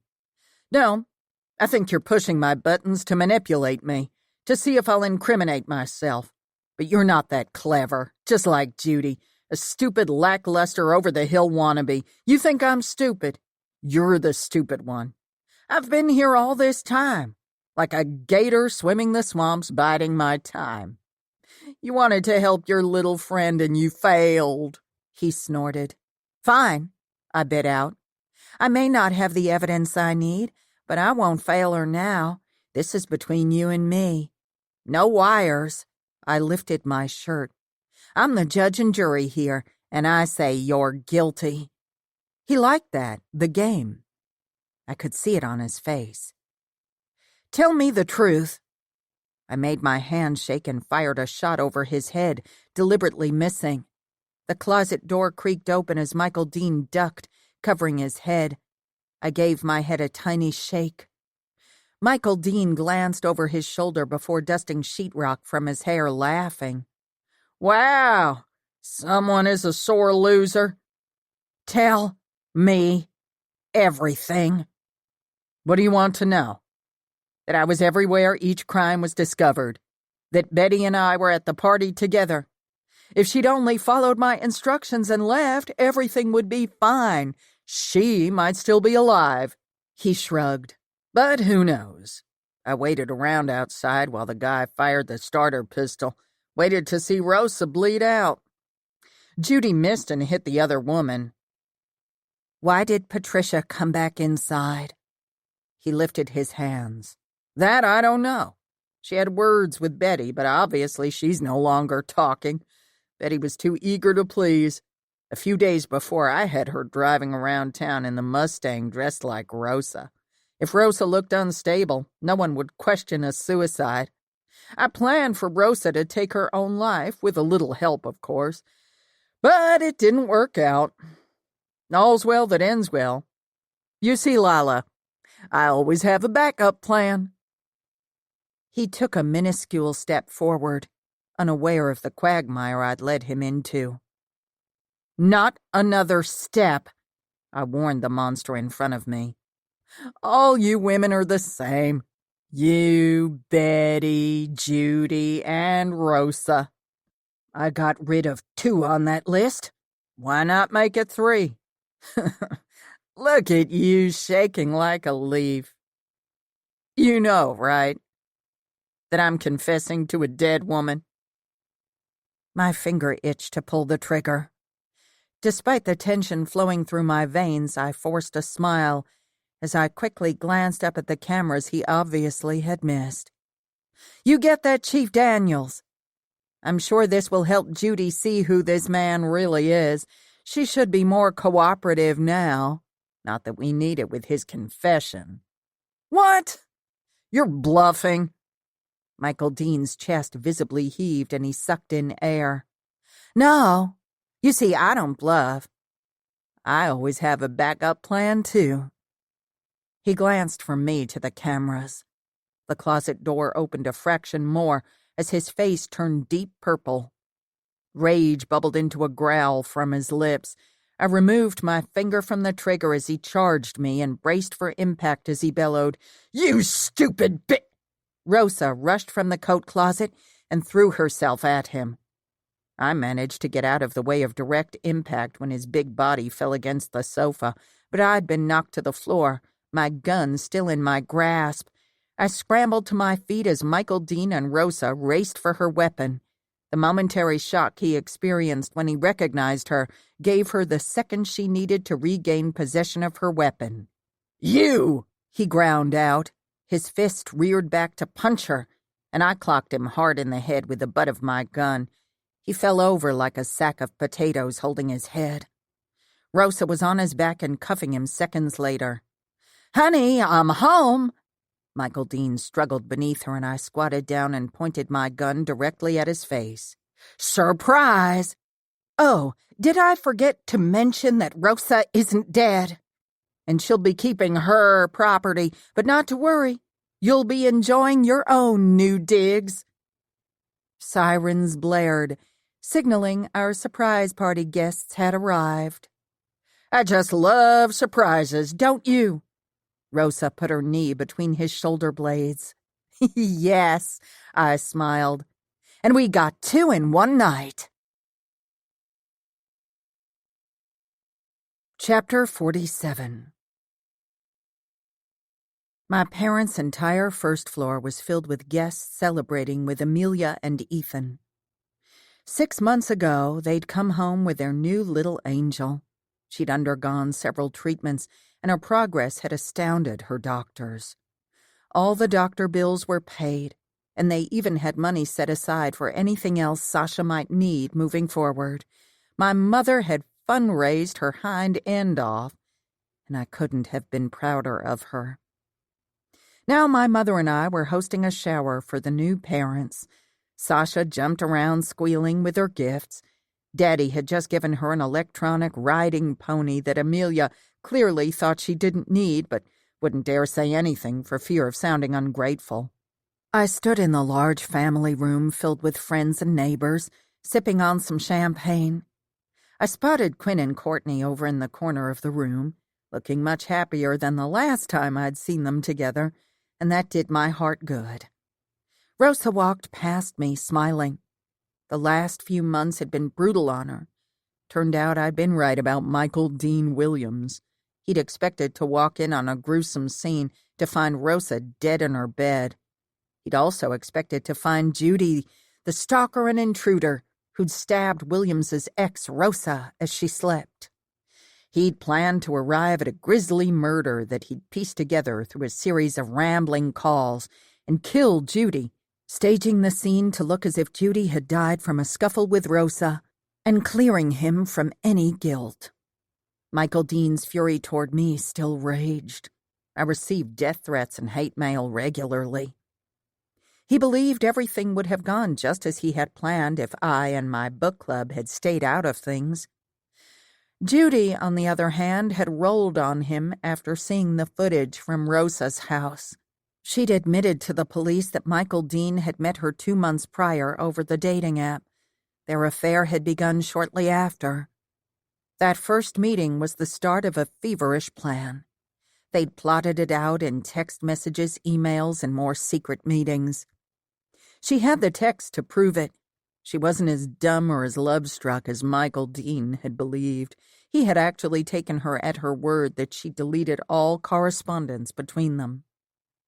Michael Dean had been truthful in some of his confession to me that awful night. He believed he'd lost everything because of Rosa. His computer proved he'd been stalking Rosa online for 6 months prior to coming to Sweet Mountain. He'd come upon the party's announcement on social media and decided it would be the perfect cover for the plan. More people and less chance of being caught. He'd enlisted Betty's help as well. He'd had her dress up like Rosa and show up around town. He'd wanted to disparage Rosa's character before staging her death and making it appear as a suicide. Betty wasn't supposed to show up at the party. To prove her love for Dean, she decided to take Rosa out and eliminate the need for Judy. Judy had acted first, seemingly with the same plan, but she'd missed and shot Patricia instead. After Patricia's murder, Dean had been forced to deviate. The trio had chosen to enact other announcements to make the murder victims appear linked. That was when he decided to use Betty more frequently. She must have suspected his plot against her because she said she'd had enough and wouldn't kill anyone. Michael Dean made her his next victim. Judy saw the whole thing and even kept the knife he'd used on Betty post-mortem. She gave the police directions to the location of the crime, and they found DNA all over the storage facility, along with a police cruiser Betty had used to intimidate our club members. Michael Dean had bought the car at an auction several months prior and had it repainted. The storage unit appeared lived in. Dean used it as a crash pad when he needed to be close to town, but keep his presence undetected. Michael Dean's plan to be away from Sweet Mountain during Rosa's home invasion also became problematic. The shift he'd taken at the Army Medical Facility had been his first in years, and he'd not been exactly a model employee. A fight at the facility in which he attacked a fellow employee got him ejected. He'd made mistake after mistake. Judy Galloway received 30 years in prison for the murder of Patricia Donaldson and attempted murder of Rosa Landry. Michael Dean Williams got 35 years for murder of Betty Smithson and aiding and abetting, a longer term than Judy, the judge said, because he had orchestrated the killings. I'd been warned by several people to watch my back. In the short time Michael Dean had been in prison, he'd had several marriage proposals, and it was only a matter of time before he wrangled some other psycho to go after his enemies. If he ever did, we'd be ready. I walked outside onto the front porch. The temperature hovered just above 70 degrees on this lovely spring day. I adored spring, even with the horrific allergies it brought. "Lyla, there you are." Gran came out onto the porch. "We were all looking for you." I glanced back and out came Amelia, Rosa, and Melanie, the core Jane Does. "Hey, we wondered where you went." Melanie looped her arm through mine, and Gran wrapped her arm around my waist from the other side. "I'm here. Just enjoying the view from this gorgeous front porch." I smiled at my friends. "It's so lovely here," Amelia breathed. "Sasha is having the time of her life. She's got so many people loving on her. She doesn't know what to do." "You didn't think you could keep that little doll all to yourself, did you?" Gran winked at her. "I'm just so grateful." Gran released me and hugged Amelia. "It's what families do, dear. You can't get rid of us. We're going to make you a true Southern gal if it kills us." Amelia laughed and hugged her back. "I'm so lucky to have found the Jane Does. Whoever thought a book club could change your life? But mine sure did." "Speaking of our club," Melanie smiled, "Joel mentioned having a modern mystery series marathon. One series should last a few months depending on the series we vote on. What do y'all think of that?" "Sounds good to me." Rosa took a sip from her coffee cup and stepped up beside me. "Sure," I agreed, staring out at the blossoming trees and the flowering shrubs being heavily pollinated by bees. "Amelia, someone had an accident," Ethan called, and Amelia went inside. "I'll give you a hand." Melanie followed behind her. "I better go help them. I raised a young'un who I thought would never be potty trained. Your father had more accidents than any kid I ever knew." Gran laughed, shaking her head as she went inside. Rosa and I stayed on the porch. We'd been through something together, something that connected us on a deeper level. We saw each other, the raw, desperate side that emerges when one fears for their life. We were both forever changed. She took another sip from her cup, staring straight ahead. Guess we're both back where we started when I arrived here last year. How do you mean? Well, I'm back on desk duty, but grateful to have a job. The town wonders about me. And not to make a big deal of a small thing, she smiled. We're the only 2 core club members who are single. I smiled back. It could be a time of solitary splendor, a healing time. Yeah. Her voice sounded vacant. I cut my eyes her direction. Plus, the single part doesn't really bother me anymore. I'm waiting on Mr. Right. And if he doesn't come along, then I'm good just as I am. Take Miss Marple, for example. She made it look easy. Rosa laughed so hard she spat her coffee. Miss Marple! More chuckles. When we both fell silent again, her tone took on a serious note. I'm trying to be present in every moment now. And yes, this could be a healing time. There isn't anything I'm hiding from or dreading folks will find out about. Mistakes were made and I own them and will learn from them. It's my life, all mine. I took a deep breath of pollen-filled air. When my own words eluded me, I decided to borrow some from the Queen of Mystery. I like living. I have sometimes been wildly, despairingly, acutely miserable, racked with sorrow. But through it all, I still know quite certainly that just to be alive is a grand thing. The rhythm of life in Sweet Mountain would go back to normal. Amazing, if you asked me. Pride filled me at the resilience of our little town, and I wouldn't want to be anywhere else. Acknowledgements. I want to thank all those who had a hand in bringing this book to publication. I'm incredibly grateful to my agent, Dawn Dowdle, for helping me find a home for this series at Crooked Lane Books. Thanks to the people who worked diligently to bring it all together, to the team at Crooked Lane Books who make the book shine, the illustrator Mary Ann Lasher for the gorgeous cover, and the promotions and marketing team for all their hard work. Much love and thanks to my sweet husband, children, and family. They are always cheering me on. And last, but certainly not least, to my readers. This novel wouldn't have been possible without you. Thank you for reading. This recording of Crime for the Books was presented by Dreamscape Media, LLC. Narrated by Dina Perlman. Produced by Eric Black. Text copyright 2022 by Kate Young. Sound recording copyright 2022 by Dreamscape Media, LLC.